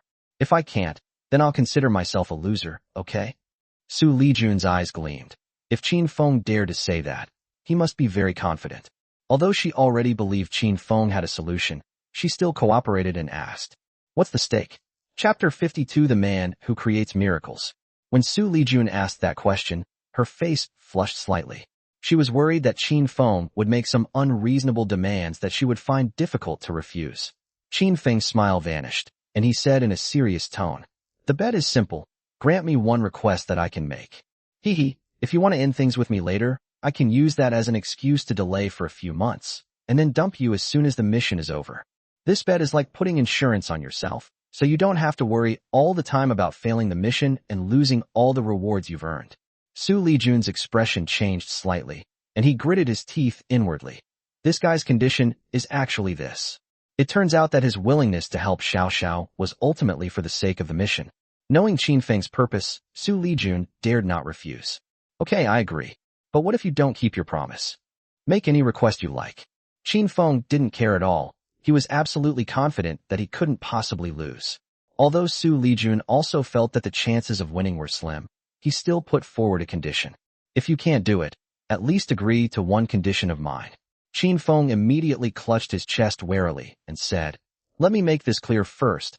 I also have principles. I won't agree to any unreasonable demands." "Don't worry, The conditions I propose will definitely be within your capabilities and will not restrict your freedom. Xu Lijun rolled her eyes, feeling that this guy wasn't willing to suffer even the slightest loss. Qin Feng breathed a sigh of relief, patted his chest, and said, "That's good. Now let me tell you my plan. First, we need to find a TV station to sponsor us, and work with Xiaolin Entertainment to create a singing talent show for ordinary people."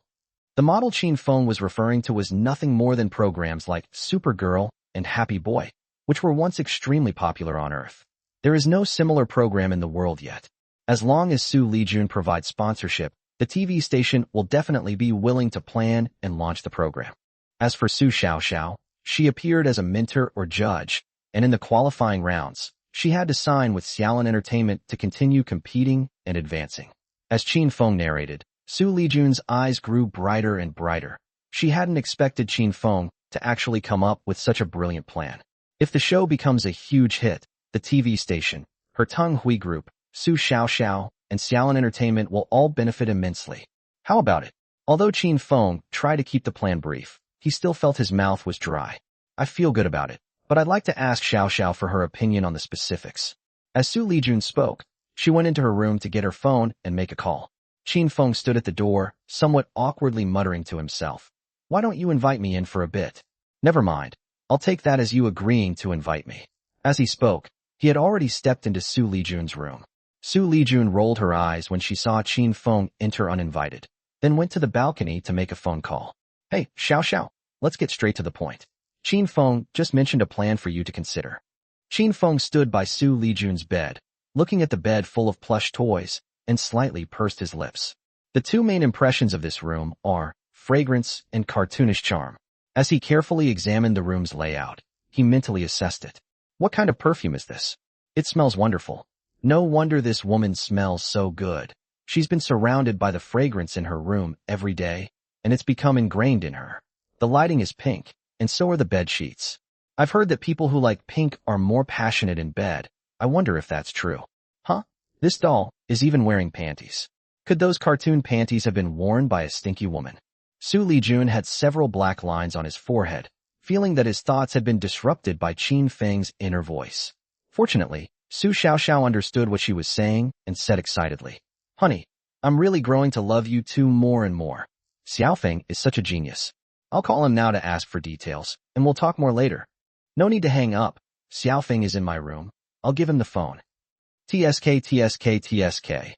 Darling, you've actually gotten to this point with Xiaofeng. Be careful. Xu Xiaoxiao joked with a hint of sourness. Xu Lijun immediately realized that Xu Xiaoxiao had misunderstood and quickly explained. "No, this guy just came to see me." "Oh well, if you don't believe me, fine." After she finished speaking, she walked up to Qin Feng, handed him her phone, and said, "Xiaoxiao, I have some questions I'd like to discuss with you." Qin Feng, seeing Xu Lijun's flushed face, chuckled and took the phone, saying, "Xiaoxiao, is there something you can't tell us tomorrow? Jun and I are both getting ready to rest." "You bastard." Xu Lijun's face flushed red, and she wanted to strangle this guy. "Can you stop being so ambiguous? Xiaoxiao has misunderstood." Okay, I'll explain to Xiaoxiao." Qin Feng pretended to back down, then said seriously into the phone, "Xiaoxiao, stop joking. What do you want to ask?" "Ask." Xu Xiaoxiao also asked a few questions seriously, and Qin Feng began to answer them patiently. In a short while, Xu Xiaoxiao had fully understood Qin Feng's plan, and said with some complicated feelings, "Xiaofeng, your method is very good, but the biggest problem right now is that I simply can't find enough judges. Anyone with even a little bit of fame in the music industry won't help me." Qin Feng couldn't help but roll his eyes. "Your character is really terrible." "I'm sorry, All right, don't blame yourself." Qin Feng comforted him, unsure how to resolve the issue at that moment. Without well-known musicians or singers as judges, the show's effectiveness would be greatly diminished. After a few seconds of silence, Xu Xiaoxiao seemed to have thought of something and quickly said, "By the way, Xiaofeng, there are a few veteran singers who haven't been bribed by Wentian Entertainment. If we could invite them." "A veteran artist?" Qin Feng frowned. "Surely someone like that wouldn't agree to participate in a show like this? Wouldn't that be beneath him?" Xu Xiaoxiao sighed and said, "Indeed, it's extremely difficult to invite these highly respected senior figures to participate in this kind of program." Qin Feng rubbed his forehead and then said, "Here's what we'll do. Give me a copy of these people's information, and I'll contact them when I have some free time to see if there's any chance of persuading them to help. Okay, I believe you can definitely persuade them. Su Xiaoxiao immediately agreed and took the opportunity to flatter Qin Feng. Because you have always been the one who creates miracles. Forget it, don't have too high expectations of me. Qin Feng hung up the phone and then handed the phone to Xu Lijun. Xu Lijun touched the phone, which still carried Qin Feng's warmth, and felt a strange unease rise in her heart. So she changed the subject to change her mind. Are you planning to visit those people yourself? The game company can teach Xu Lijun. Go to sleep first, we'll talk about it tomorrow. This is too difficult. In order to complete the mission smoothly, I have to help these two women again and again. Do you know how hard it is for me? Qin Feng didn't notice Xu Lijun's unusual behavior, stretched, and left Xu Lijun's room. Xu Lijun watched Qin Feng disappear through the door, a smile playing on her lips, and thought to herself, this guy, he really has it tough. Chapter 53 Well Prepared. Qin Feng had just returned to his room when Su Xiaoxiao sent him several files containing character information. He opened the document and began to view it. Yuan Zhongjuan, a renowned composer of revolutionary songs, especially patriotic songs. Yao Shiying, served in the military for decades and is now retired.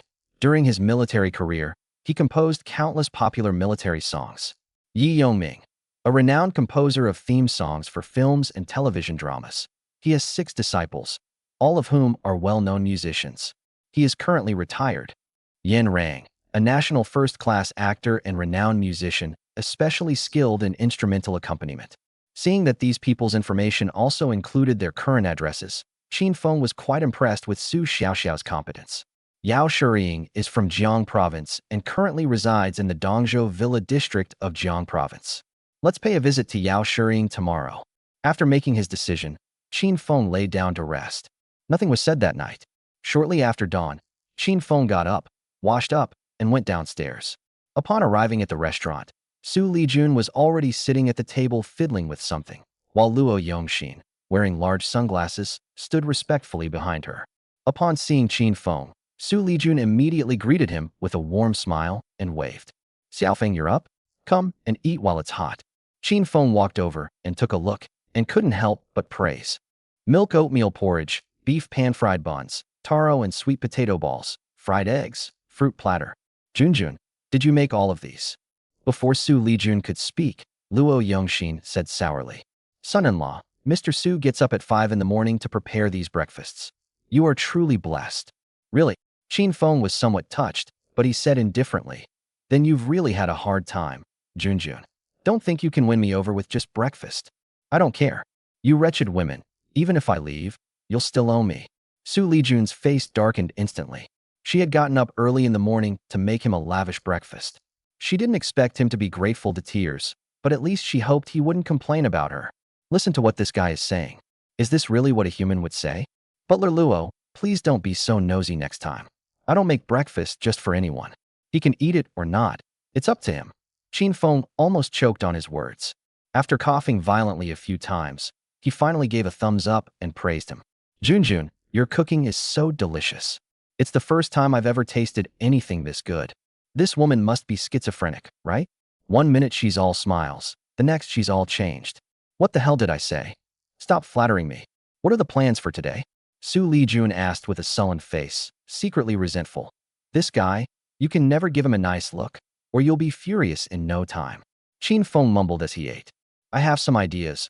I'll give them a try today, but it might not work out. All right, you don't have to go to the game company. Just leave it to Xu Lijun and the others.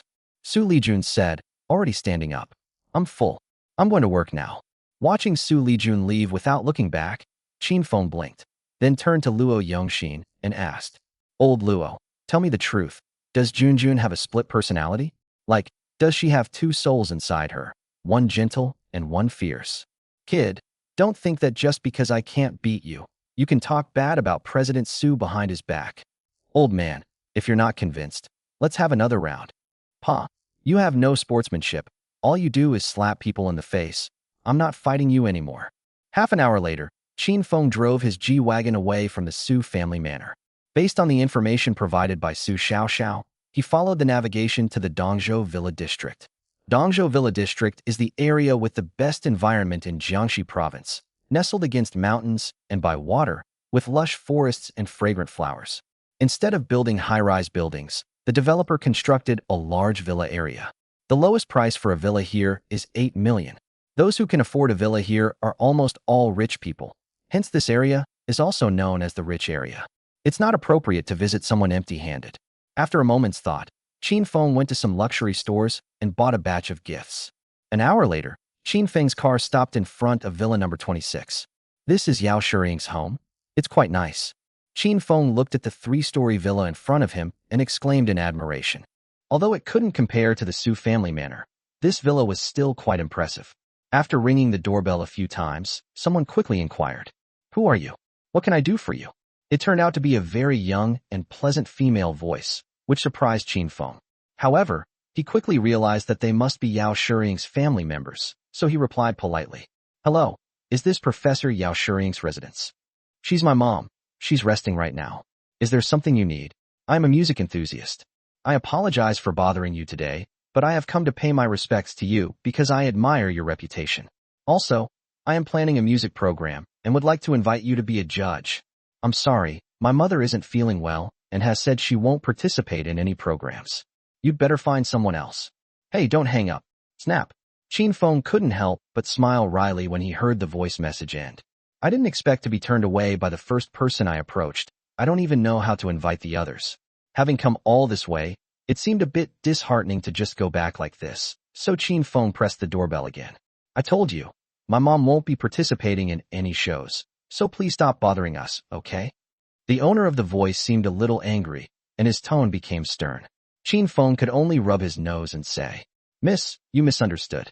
I wanted to ask if Teacher Yao's illness is serious. I happen to know a little about medicine. Maybe I can help take a look. Don't worry, I won't mention having Teacher Yao be a judge again. You know medicine? Aren't you a music lover? Suddenly you're a doctor?" When Qin Feng heard this, he was already preparing to turn and leave, but suddenly another voice came from the microphone. "Chi, why don't we let this guest in?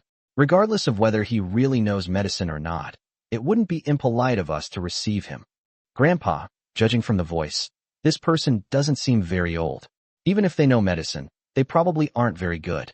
Oh, if you don't want to go, then I'll go and bring him in." All right, Grandpa, please sit down. I'll go bring him in." The conversation ended there, and soon a pretty girl with waist-length hair and wearing a light blue dress walked into the villa. Although this woman wasn't as beautiful as Xu Lijun, she had regular features and a good figure, making her at least an 80 out of 100 beauty. However, after seeing that Qin Feng was about the same age as her, the beautiful woman became even more certain that Qin Feng didn't have any medical skills. It's just an excuse to sneak in and have a conversation. The girl opened the door, her expression not very pleasant, and said in a detached tone, "Come in, my grandfather wants to see you." "Wait a minute."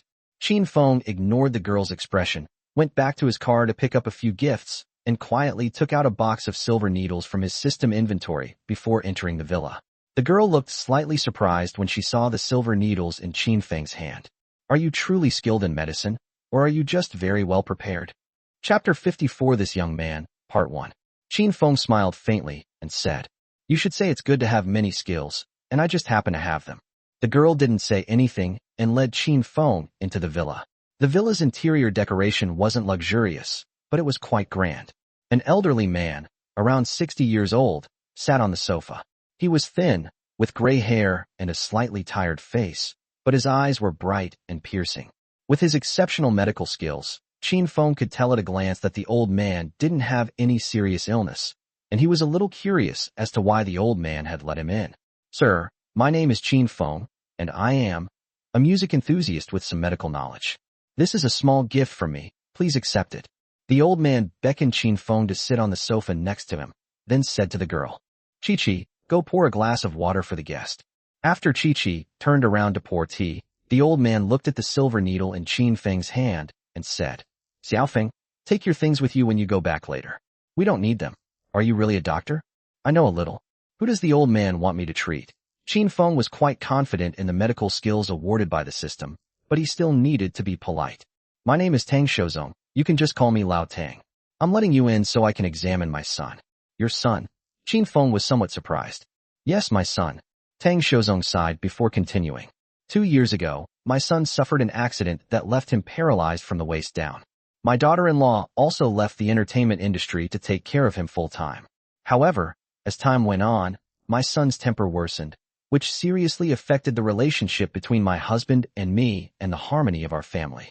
I've sought out renowned doctors for the past 2 years, but every doctor said the chance of recovery was almost zero. I didn't really have much hope when I called you in.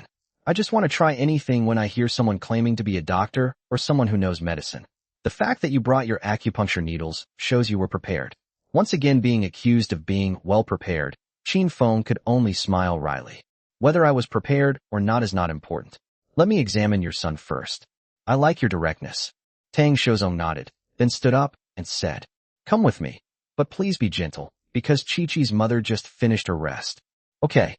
Qin Feng expressed his understanding, saying that as the saying goes, a long illness tests a filial son, and it is normal for Chi-Chi's father to become eccentric since he is still young but paralyzed.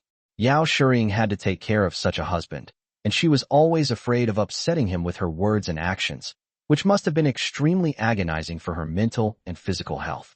Upon reaching the second floor of the villa, Tang Xiuzong gently pushed open a door.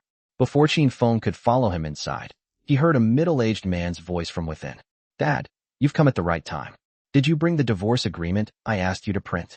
Don't rush this. I brought a doctor with me now. Please cooperate with the examination first. As Tang Xiuzong spoke, he pointed to Qin Feng behind him and introduced them to the two of them. Jiping, this is Dr. Qin. Don't let his young age fool you. He might just be the one to cure your illness. He himself didn't have the confidence to say that. Qin Feng also saw Tang Jiping lying on the bed. He was only about 40 years old, but his beard was unkempt and his hair was not only long, but also looked like a chicken coop. He is fair-skinned and has a refined appearance, but he gives the impression of being unkempt. A dark red blanket was draped over him, so Qin Feng couldn't tell what was going on.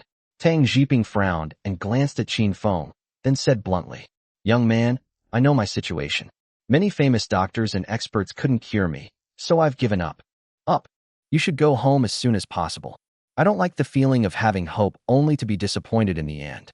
Qin Feng smiled and brandished the silver needle in his hand, saying, In this life, there are many things that you can't give up easily, such as dreams, hopes, and your loved ones.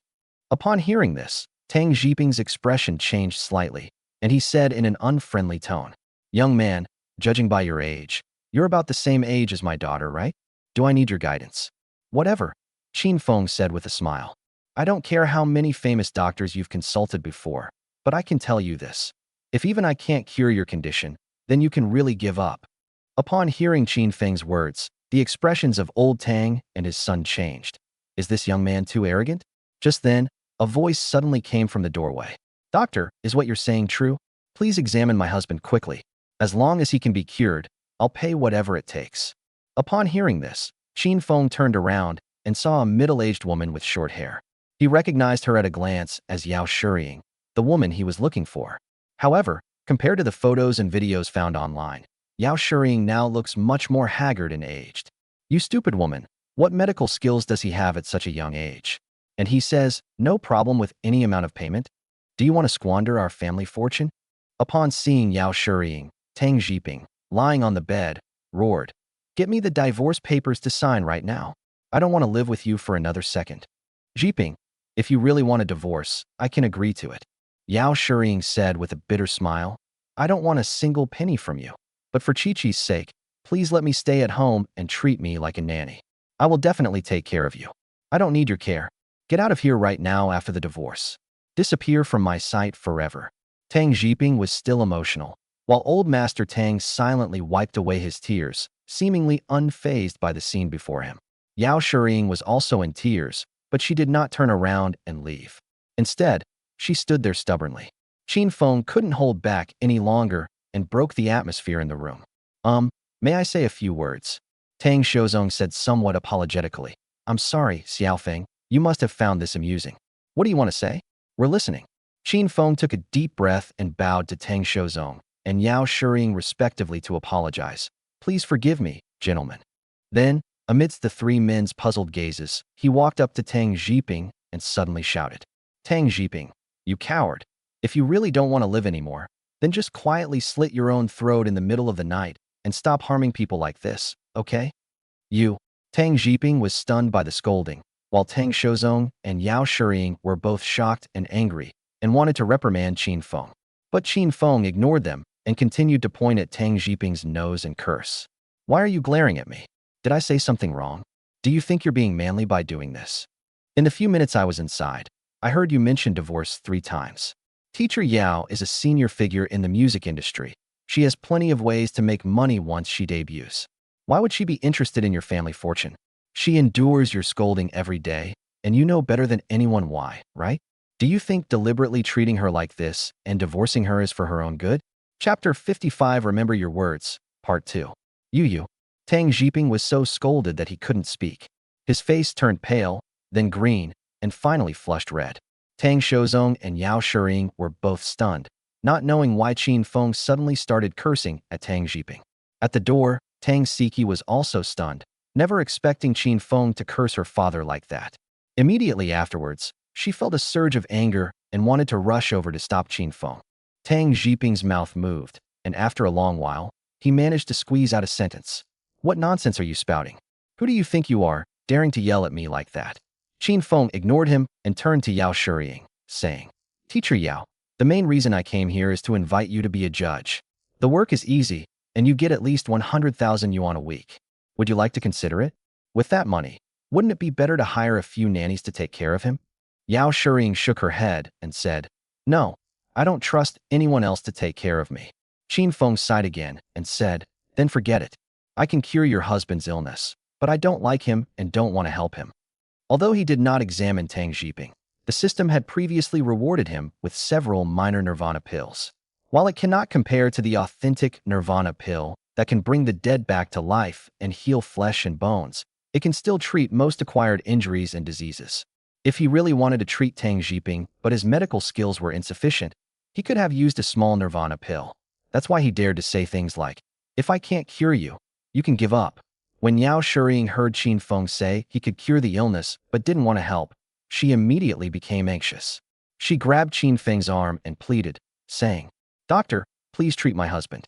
If you can really cure him, let me be a judge. I don't want a single penny of payment. Tang Shozong remained silent, quietly watching Qin Feng and his son and daughter-in-law. In an instant, he seemed to understand something, a faint smile appearing on his lips, and then he subtly stopped Tang Siki from speaking. Tang Jiping's expression shifted as he lay on the bed. A flicker of tenderness crossed his eyes as he looked at his wife, who had sought medical help for him, before turning cold again. He then cursed at Yao Shiying. Foolish woman, why are you begging him? I'm a grown man. Do I need you to plead for me? If he really has that kind of power, I'll kneel down for him. Qin Feng keenly observed the change in Tang Jiping's eyes and couldn't help but roll his eyes. He had sensed before that Tang Jiping still loved Yao Shiying, and now he was even more certain. Yao Shiying's eyes lit up, and he suddenly knelt down before Qin Feng. What the heck? Teacher Yao, what are you doing? Qin Feng quickly helped Yao Shiying up, and his opinion of this woman changed once again. Doctor, if you don't save my husband, I won't get up. Can I kowtow to you? No. Please stand up first, or I really won't save you. Upon hearing this, Yao Shiying immediately stood up, wiping away her tears as she said, Doctor, thank you. Qin Feng rubbed his forehead and said with some confusion, Just call me Xiao Feng. You're not even sure if I can cure your husband, yet you're kneeling and kowtowing to me. Aren't you afraid that's too hasty? Yao Shiying said without hesitation, Whether he can be cured is one thing, and whether he should be treated is another. I cannot give up any opportunity to treat my husband. Foolish woman. Tang Jiping, lying on the bed, burst into tears and softly cursed at Yao Shiying. Qin Feng looked at him and said calmly, Teacher Yao is indeed a bit foolish, actually falling head over heels in love with you. I don't like people who are unfaithful in relationships. You want to divorce Teacher Yao, so I don't want to treat you. Doctor, Yao Shiying panicked and tried to kneel down to Qin Feng again. Qin Feng quickly grabbed her, then turned to Tang Jiping and said, Teacher Yao was willing to disregard her dignity and beg me for your sake. Do you really think that divorcing her is for her own good? Are you willing to give up a woman who is willing to give everything for you? Shiying. Tang Jiping shouted at Yao Shiying, his eyes immediately filled with tears. We're not getting a divorce. Don't beg this kid anymore. Even if I never recover, it doesn't matter. As long as I can see you every day, as long as our family is together, nothing else matters. Upon hearing Tang Zhiping's words, Yao Shiying became agitated. The bitterness and grievances of the past year seemed to find release at this moment, and tears could not be stopped. Tang Shozong looked at Qin Feng with admiration, while Tang Siki looked at Qin Feng with nothing but worship. For her, the fact that her father's illness could not be cured was not the most painful thing. What hurt her the most was that her father kept saying he wanted a divorce. I thought my mom was about to give in, but Qin Feng's arrival today turned the situation around. Yao Shiying pursed her lips, trying hard not to cry. After several seconds, she asked in a trembling voice, You really won't divorce me? I'm not divorcing you. Shiying, I want a divorce not because I don't love you anymore, but because I don't want to be a burden to you. With tears streaming down his face, Tang Zhiping continued, Now that I'm a cripple, you have to take care of everything for me, from eating and drinking to using the toilet. I feel inferior, like I've become a burden and am not good enough for you. Are you stupid? You think I'll be better off after the divorce? Yao Shiying wiped away her tears. Do you know what? I'd already decided that if we really got divorced, I'd jump off a cliff at Leiyin Mountain. What? Tang Zhiping was quite startled by Yao Shiying's words. He then struggled to sit up, bowed deeply to Qin Feng, and said, Young man, thank you for enlightening me. You saved my wife and my whole family. If I knew that Shiying had committed suicide, how could I face anyone? Yao Shiying could no longer hold back and rushed to the bedside to hug Tang Zhiping tightly. The two of them cried their hearts out. Qin Feng rubbed his nose and said to the two people on the bed, Well, how about I excuse myself for a bit, and I'll treat Uncle Tang after you've finished crying? Tang Zhiping and Yao Shiying quickly let go of each other's hands. Tang Zhiping asked somewhat awkwardly, Young man, you really can heal me?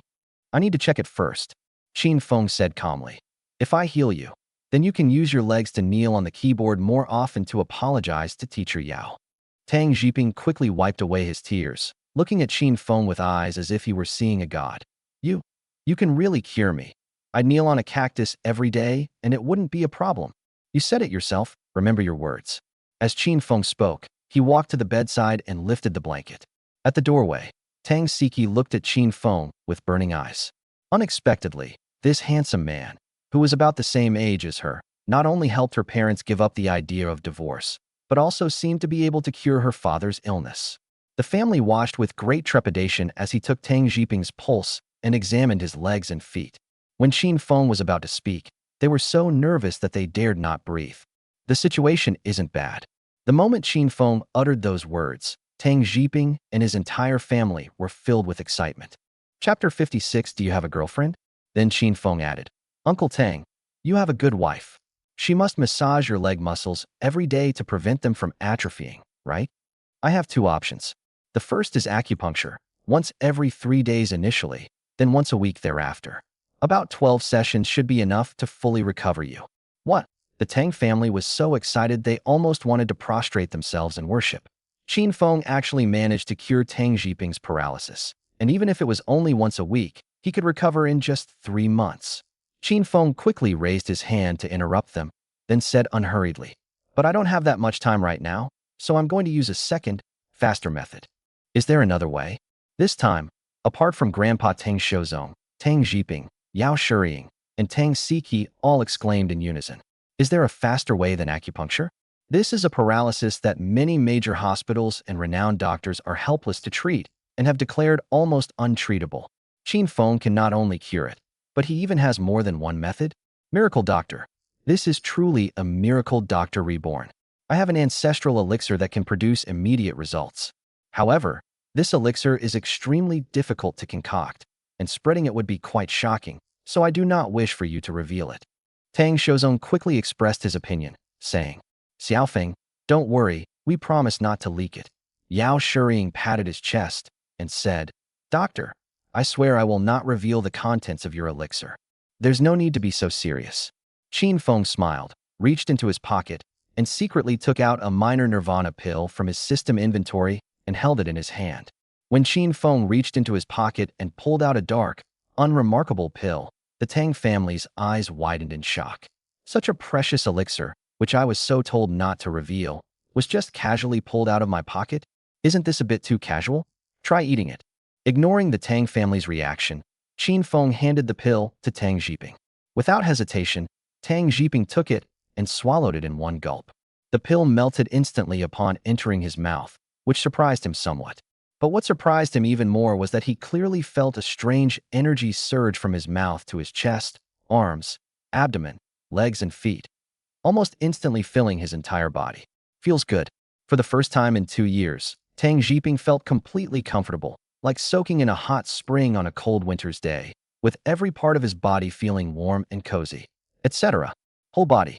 He realized what was happening and quickly shouted out excitedly, I can feel my legs again. They feel warm and cozy. What are you yelling about? Shut up and rest. You'll be able to get out of bed in a few days. But you've been bedridden for 2 years, so you should exercise more often. Excellent, excellent. It's truly thanks to the good deeds of the Tang family ancestors that we've encountered such a miraculous doctor. Tang Shozong was so moved that tears streamed down his face. He quickly took Qin Feng's hand and said, Xiaofeng, let's go outside to talk. Let Jiping rest first. Qin Feng nodded and followed the old man out of the room. Yao Shiying exchanged a delighted glance with Tang Jiping, then pulled Tang Siki along as they walked out. In the living room, Tang Siki poured another cup of tea and handed it to Qin Feng, saying with a grateful expression, Dr. Qin, please forgive me for my rudeness just now. It's all right. It was my fault for bothering you. Don't blame me. Qin Feng waved his hand magnanimously, then looked at Yao Shiying and asked, Teacher Yao, once your husband has recovered, can you help me? Of course, you are our great benefactor. I will do anything you ask. Yao Shiying was genuinely grateful to Qin Feng. But Qin Feng frowned and said, Teacher Yao, I don't want to be indebted to you. If you don't want to participate in variety shows or anything like that, I won't force you. If you agree, I will pay you the normal compensation. Otherwise, let's not talk about it. Yao Shiying said in a somewhat panicked tone, Dr. Qin, we owe you so much. From now on, just call me Xiaofeng. Also, you are not allowed to tell anyone that I know medicine. Qin Feng looked at Yao Shiying and continued, As for treating Uncle Tang, just give me some payment and we'll be even. Of course, Xiaofeng. How much compensation do you want? Old Master Tang immediately agreed, prepared to be asked for an exorbitant amount by Qin Feng. Qin Feng looked at the prepared-for-all Old Master Tang and smiled as he held up one finger. Tang Shozong was slightly taken aback, then nodded and said, 100 million isn't a huge amount, but we need some time. We'll sell the villa later, and that should raise the money. Grandpa, you've misunderstood. I don't need that much, Qin Feng said, shaking his head. So it was 10 million? We do have that much. I'll write you a check right away. As Tang Shozong spoke, he reached for the check. Qin Feng shook his head again. I was wrong. We don't need that many. Tang Shozong, Yao Shiying, and Tang Siki exchanged glances. Yao Shiying said with some guilt, Qin, Xiaofeng, isn't 1 million too little? You cured my husband and helped us restore our relationship. We can't possibly afford 1 million. Not a lot, or too much. After Qin Feng finished speaking, he didn't bother with any more riddles and simply said, just give me 100 yuan. Huh? 100 yuan. Even if you add a 10,000 after 100, they would still think it's a bargain. But Qin Feng said 100 yuan. No doubt about it, it's 100 yuan. Qin Feng said seriously, if we really have to measure it by price, my pill is indeed priceless. I'm only charging you 100 yuan to make it a complete transaction, and I don't want you to feel indebted to me. Yao Shiying said with a grateful expression, Xiaofeng, you are truly our benefactor. I only need 100 yuan for being a judge this time. I hope you won't refuse, otherwise I will feel guilty. Seeing her resolute expression, Qin Feng could only smile and say, all right then, don't give me the 100 yuan. Consider it an advance payment for Teacher Yao. Hearing Qin Feng say this, Tang Shozong, Yao Shiying, and Tang Siki finally relaxed. Yao Shiying stood up and said, then I'll go make some homestyle dishes. Xiaofeng, please stay for lunch. No need. Qin Feng stood up and said to the group, I have a lot of things to do and would like to ask a few seniors for help, so I won't bother you any longer. How can this be? Tang Shozong and the other two were getting anxious. Qin Feng had helped them so much, and it wouldn't look good if word got out that they didn't even treat him to lunch. Yao Shiying quickly said, by the way, Xiaofeng, I still don't know what kind of show you're working on or how many mentors you need. Tell me first. I'm quite familiar with Yuan Zhongjuan and Yi Yongming. Maybe I can help you persuade them to join. Oh, Qin Feng was surprised, but after thinking about it, Yao Shiying and those other people are all well-known musicians in the Chinese music scene, so it is reasonable for him to know them or even be familiar with them. All right, I'll stay for lunch, and then we can have a proper chat about this show. Very good. This time, it was Tang Siki who cheered. Seeing everyone looking at her, she blushed and quickly said, I'm going out to buy some groceries. Grandpa, Mom, you two chat with Mr. Qin. After saying that, she happily ran out of the villa. Yao Shiying watched her daughter's retreating figure, smiled, and turned to Qin Feng, asking, Xiaofeng, do you have a girlfriend? Chapter 57 Your Good Fortune, First Update. Qin Feng didn't hide anything and said directly, I have a fiancé, let's talk about this show first. Yao Shiying wasn't surprised. In her mind, Qin Feng was handsome and had excellent medical skills, so it would be strange if he didn't have a girlfriend. Okay, tell me about this show first, and what we mentors need to do. When it comes to work, Yao Shiying becomes exceptionally serious. Qin Feng thought for a moment, then said, Here's the thing. One of my fiancé's best friends owns an entertainment company, but it's being boycotted by many entertainment companies and artists. You're not talking about Xu Lijun, are you? After listening, Yao Shiying couldn't help but ask. Seeing Qin Feng nod in agreement, she gave a wry smile and said somewhat apologetically, If it's Xu Lijun, then Yuan Zhongjuan and Yi Yongming might not be willing to help you, so it's no use asking them. Why? Qin Feng was a little puzzled. Wasn't Yao Shiying being a bit too absolute? Yao Shiying carefully chose his words and slowly said, To be frank, I don't dislike Xu Lijun. In fact, I quite like some of the TV shows she's acted in. However, in terms of music, Xu Lijun's level is only average. Her entertainment company wants to expand into the music industry, but it simply cannot gain the recognition of music masters like Yuan Zhongjuan and Yi Yongming. Qin Feng understood. Veteran singers like Yuan Zhongjuan had, to some extent, become judges of the Chinese music scene. Entertainment companies that want to develop in the music industry must gain their approval in order to be considered legitimate. Xu Lijun, who was not recognized by them, was not qualified to ask them to leave, let alone serve as an equal judge. Things are getting more and more complicated. Qin Feng couldn't help but frown. To be honest, this was truly a losing proposition. But giving up like this wasn't his style, and besides, he had made a bet with Xu Lijun that he would definitely help Xu Lijun resolve all her troubles. Seeing him deep in thought, Tang Shozong and Yao Shiying did not dare to disturb him and watched him quietly. After a while, Qin Feng suddenly took out his phone and said to Yao Shiying, Teacher Yao, I suppose you haven't been paying much attention to entertainment news lately? Xu Lijun released a new song yesterday. Would you like to listen to it? No problem. Yao Shiying readily agreed, her expression turning serious. She understood, of course, that Qin Feng's intentions went beyond simply letting her listen to him. Qin Feng opened Weibo, found Xiaolin Entertainment's account, and then played Xu Lijun's cover of Invisible Wings. As the music began, a hint of surprise appeared on Yao Shiying's face. The combination of instruments and the rhythm actually gave people a refreshing feeling. As she watched and listened intently, the expressions on her face became increasingly fascinating. After the video finished playing, Qin Feng put away his phone and looked at Yao Shiying, asking, Teacher Yao, how many points would you give this song? From a professional point of view, we don't need to consider our relationship. Yao Shiying lowered his head and pondered for a moment, then looked up and said, I'd give it at least 95 points. Let me start with the shortcomings. Xu Lijun didn't find the right beat a few times when singing this song, and there were a few places where the high and low notes could be adjusted slightly for a better effect. However, this song felt rushed to me, and the post-production seemed rough. Qin Feng nodded slightly. It was already quite good that Xu Lijun was able to cover, record, and upload the song in half a day. Yao Shiying could naturally find many problems and shortcomings in his listening. Of course, these are just minor flaws. They won't affect the song's status as a classic. Yao Shiying's expression became serious. The style of this song is somewhat different from the current style of Chinese music, but both the lyrics and the composition are unique and catchy, making it easy to like.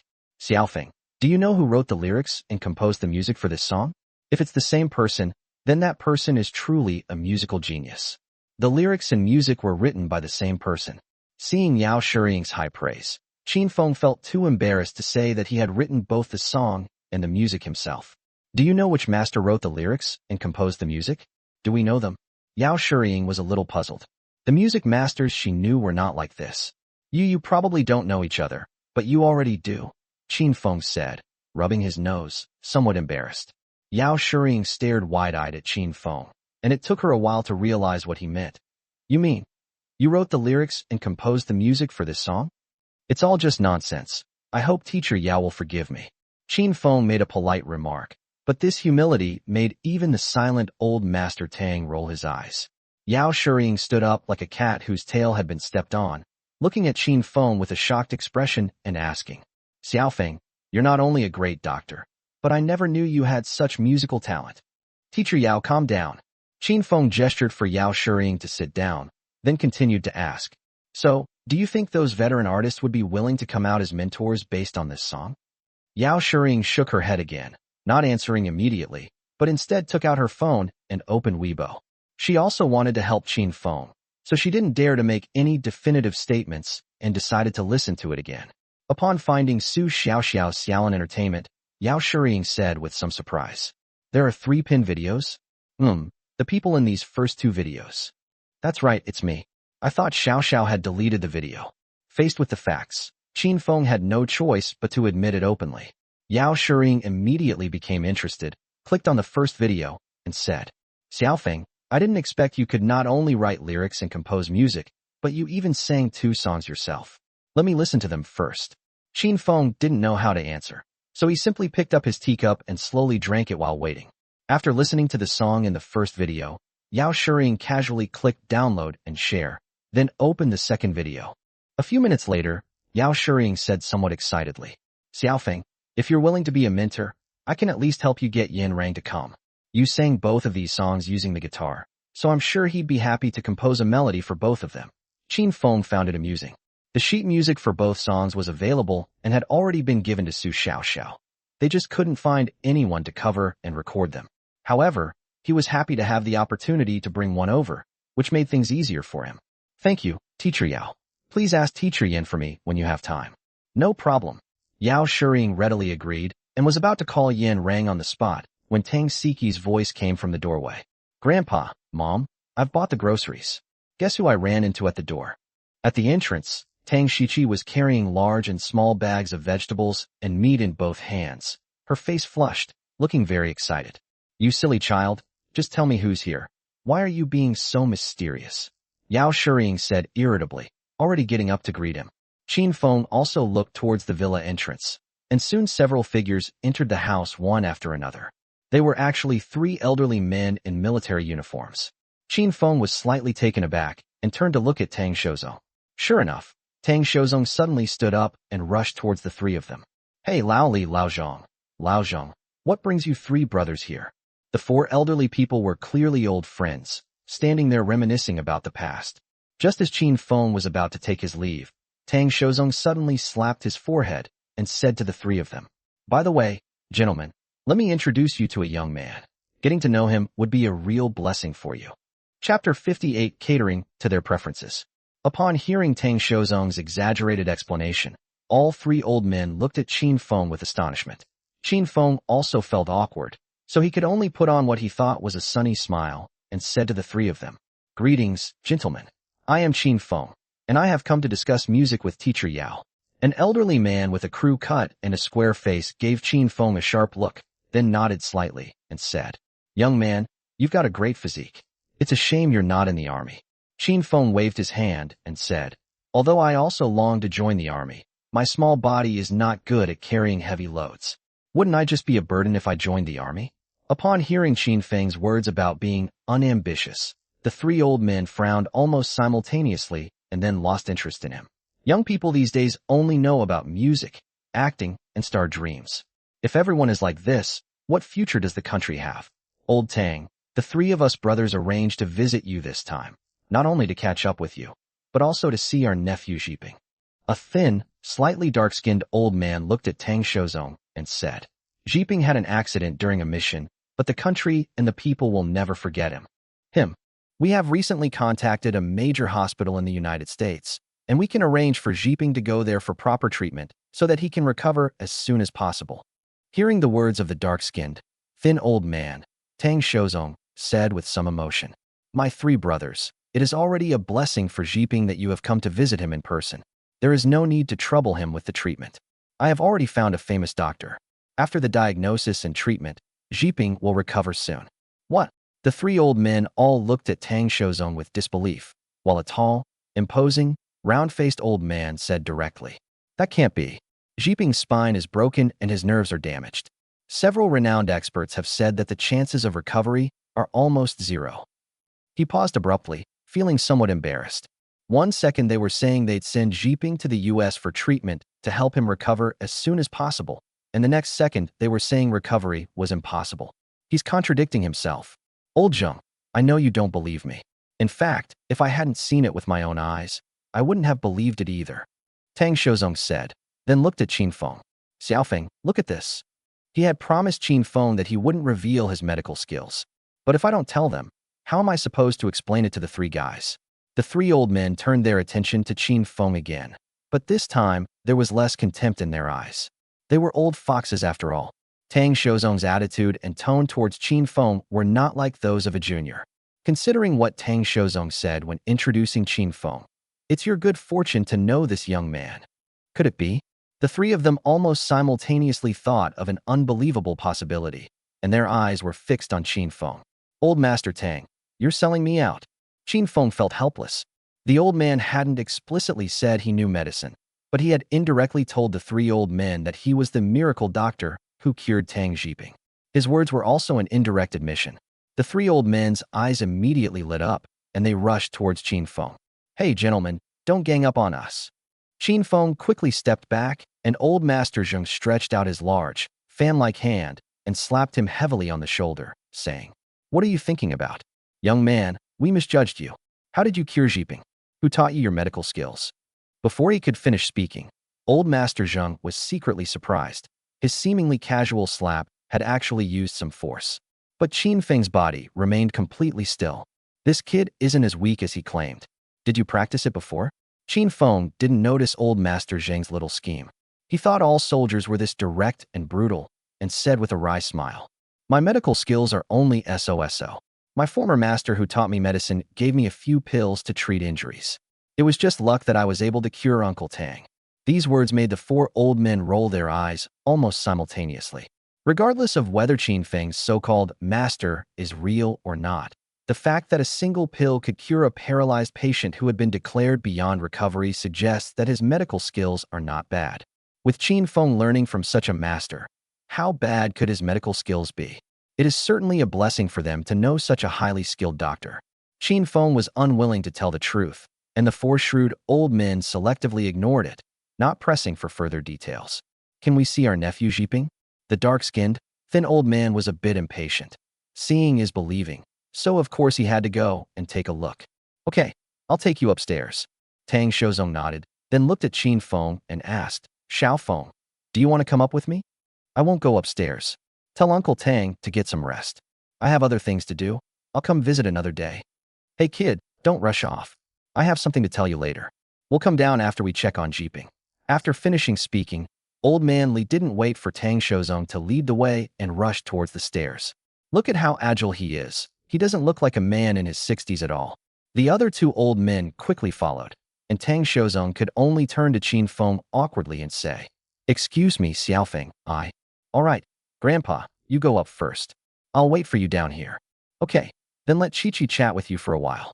After Tang Shozong finished speaking, he winked at Tang Siki, who looked completely bewildered, and then went upstairs as well. Yao Shuriying smiled and said, "Xiaofeng, you two chat first. I'll go cook." Qin Feng nodded, then sat back down on the sofa with a wry smile. Tang Siki sat somewhat awkwardly next to Qin Feng, unsure of what to say, and finally asked sheepishly, "Brother Feng, are you still in school?" "Upstairs. Tang Jiping's room." "Jiping, you can really feel your legs again? Holy crap, you can really move your legs." "Old Li, Jiping has just recovered a little, so don't let him exert himself.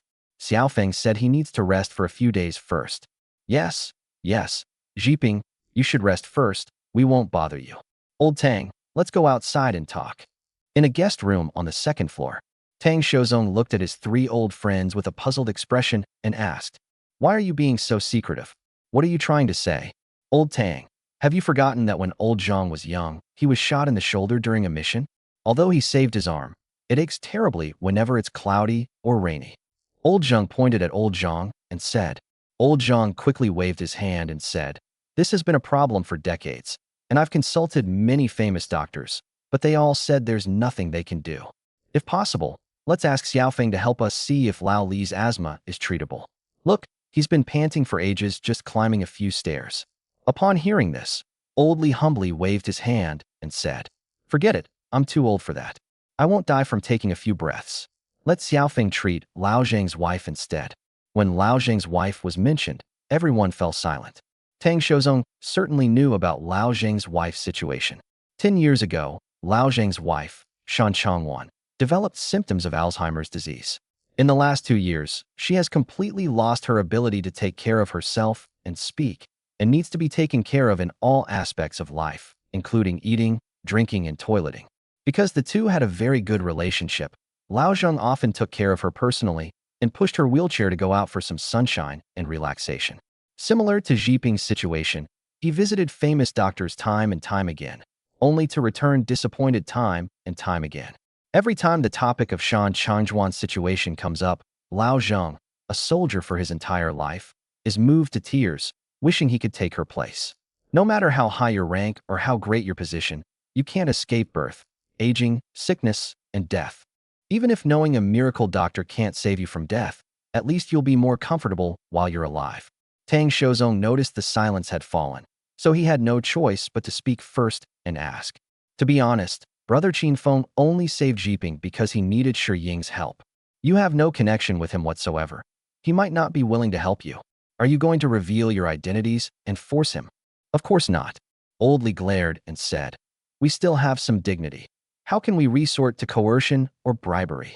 We should think about what this kid needs and try to cater to his desires so he'll help us willingly." Upon hearing Old Li's words, Tang Shozong's eyes lit up and he quickly said, "By the way, when Xiaofeng was talking to Shi Ying earlier, I overheard something. It seems one of his friends is being boycotted by most of the entertainment industry." Chapter 59, A Casual Question. Upon hearing Tang Shozong's words, the three old men's eyes lit up, and then Old Li said in a very domineering manner, "That's easy. We just need to find out who's in charge, give them a little warning, and they'll behave themselves." Old Zhang stroked his chin, smacked his lips, and said, "That's too simple and doesn't show how important we are. Why don't we wait and see? If Xiaofeng's friend can't hold on, then we'll step in. That's like sending charcoal in snowy weather." Yes, I think so too." Old Zheng nodded in agreement, then looked at Tang Shozong and asked, "Old Tang, is there anything else that Xiaofeng is having trouble with?"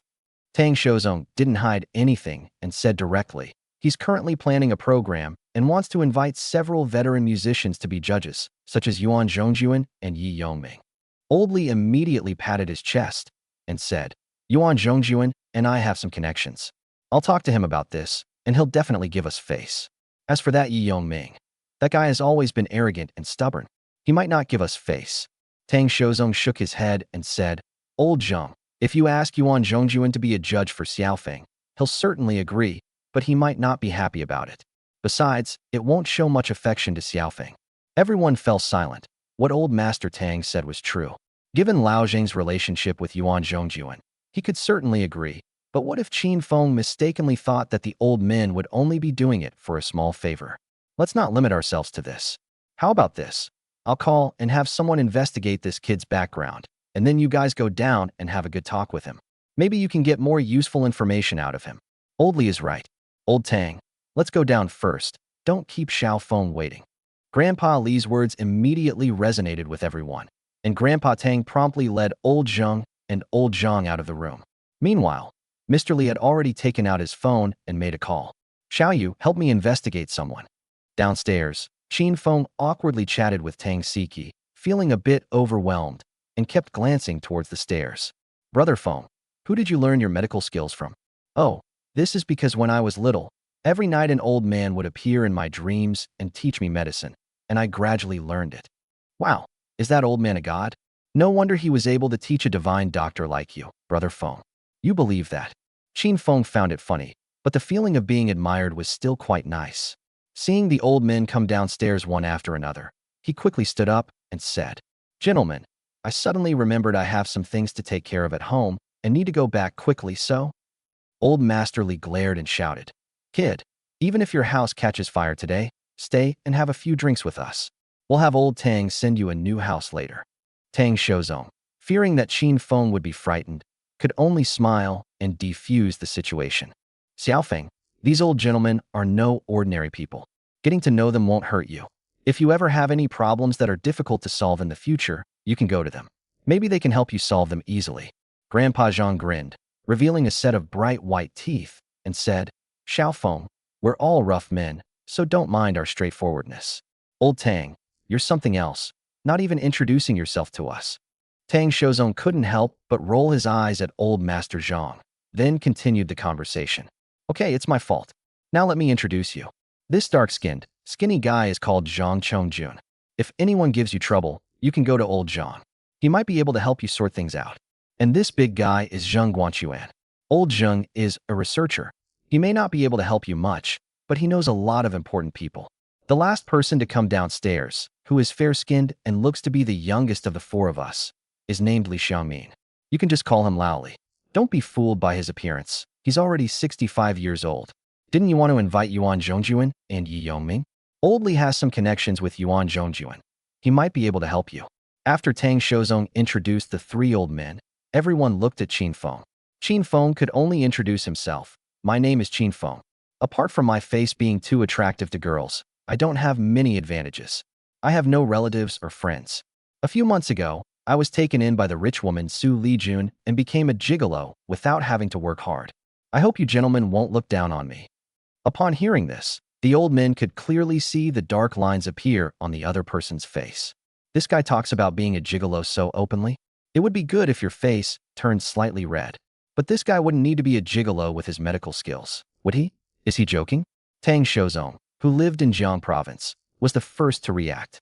He looked at Qin Feng and asked, "Xu Lijun?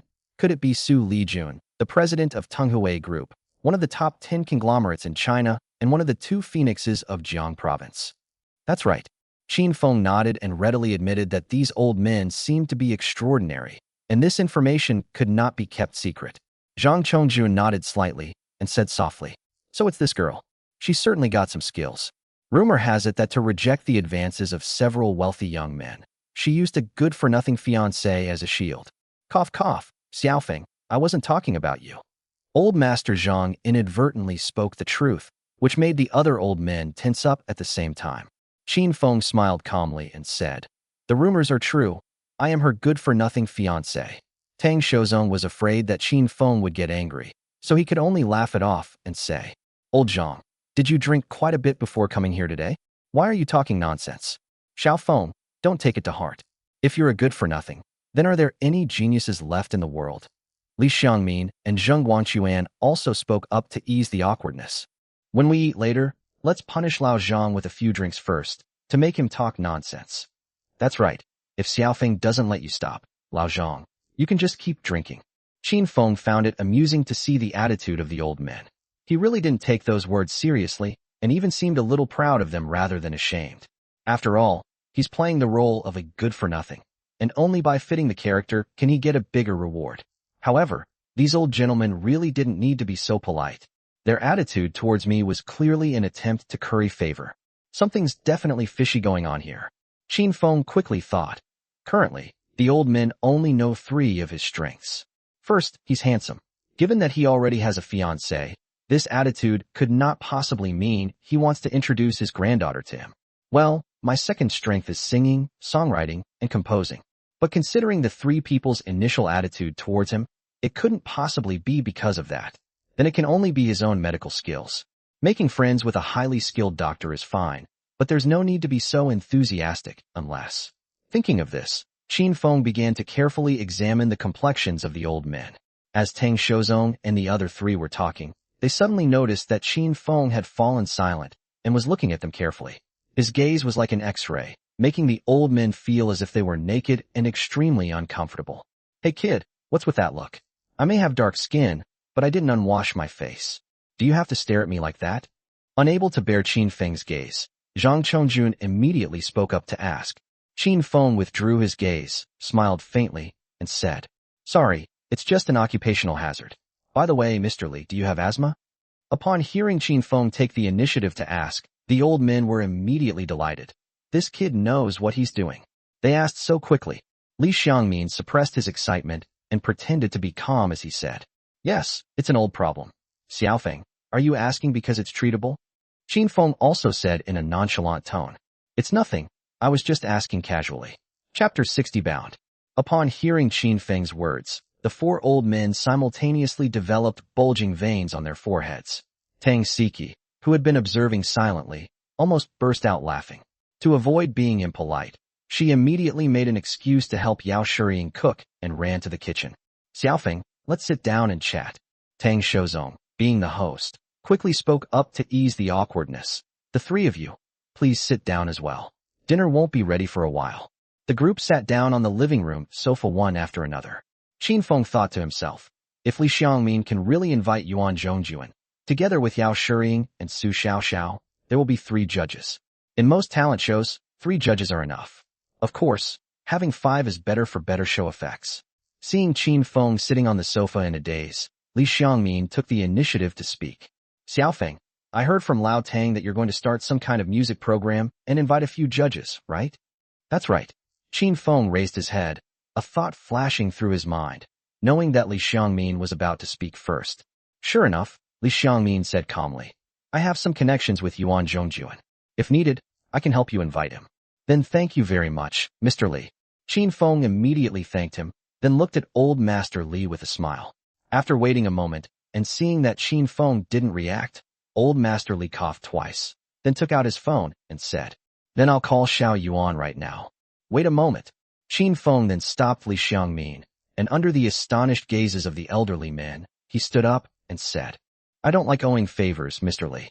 I only know a little bit of medicine, so I don't have much to thank you for. Please take off your coat first, and I'll give you acupuncture treatment." "Xiaofeng, there's really no need to be so polite. It was just a small favor." Li Xiangmin spoke politely, but quickly took off his outer military uniform, revealing a shirt. "Please don't refuse, Mr. Li. Otherwise I will have to invite Teacher Yuan in person. Please take off your shirt so that it will be easier to administer the acupuncture." "Well, in that case, I'll trouble you." After finishing his speech, Mr. Li took off his shirt, revealing his bronze skin. Upon seeing this, Qin Feng couldn't help but secretly admire. No wonder he's a soldier. Even in his old age, his physique far surpasses that of his peers. He didn't rush to administer acupuncture. Instead, he took old Master Li's pulse and examined him first. Tang Shozong and the other 2 looked at Qin Feng with some anticipation. When Qin Feng treated Tang Zhiping, he only used 1 pill given by his master, so his true skill level had not yet been verified. Now that Qin Feng is going to take action himself, it will soon be clear whether he is truly a miracle doctor. Qin Feng ignored the gazes of the others, and soon released his grip, taking out a silver needle and saying, "Sir, the first injection might hurt a little, please bear with it." "Don't worry, even if a bullet hits me." Before he could finish speaking, Qin Feng had already inserted a needle into his Tanzhong acupoint, causing him to involuntarily groan. I almost lost face in front of them. That little rascal, he didn't even give me a heads up. Qin Feng noticed that old Master Li was looking at him resentfully, and another silver needle was inserted into his Tian-2 acupoint. Only then did he explain, "Don't blame me, sir. My acupuncture technique is called Qilong acupuncture method, which emphasizes the word qi. To put it in a more mystical way, it's called sneaking in when the disease isn't paying attention. But simply put, I don't want you to be too tense, which would make it difficult for me to insert the needles." Upon hearing Qin Feng's explanation, Grandpa Li generously said, "Xiaofeng, there's no need to explain. I believe you." Qin Feng did not reply. He picked up several needles again and inserted them into Li Xiangmin's acupoints, namely Like, Chai's, Feishu, and Dingchuan. After finishing the acupuncture, Qin Feng didn't rest. Instead, he reached out and started patting and rubbing Li Xiangmin's back. "Sir, relax your whole body. I'm going to use a special technique to massage a few acupoints to help you. The process will take about 10 minutes. Please bear with it." "Good." Li Xiangmin was somewhat excited. He had consulted traditional Chinese medicine practitioners and even tried acupuncture before. But no one massages while doing acupuncture. and this unique treatment method greatly increased his confidence in Qin Feng. Tang Shozong and the others didn't dare to breathe, nervously watching Qin Feng press and tap Li Xiangmin's acupoints. 10 minutes later, Li Xiangmin's face suddenly turned red, and Qin Feng shouted to Tang Shozong, "Grandpa Tang, quickly bring a trash can." Grandpa Tang didn't dare to be negligent and quickly pushed the trash can next to the coffee table in front of Li Xiangmin. Qin Feng swiftly removed the silver needles from Li Xiangmin's body, then slapped him hard on the back. "Wow!" Li Xiangmin bent down and spat out a mouthful of phlegm. "All right, Grandpa Li, why don't you try moving around a bit?" Qin Feng wiped the sweat from his forehead and began to pack up the silver needles. Li Xiangmin took the tissue Tang Shozong handed him, wiped his mouth, and then stood up to stretch his body a little. Soon, he said with a look of surprise, "This feeling, it's so wonderful. I feel like even my breath is sweet, and I could climb 5 flights of stairs without getting out of breath." "Come on, Laoli, are you advertising?" Zhang Chongjun was happy for his old friend, but he couldn't help but mutter a complaint.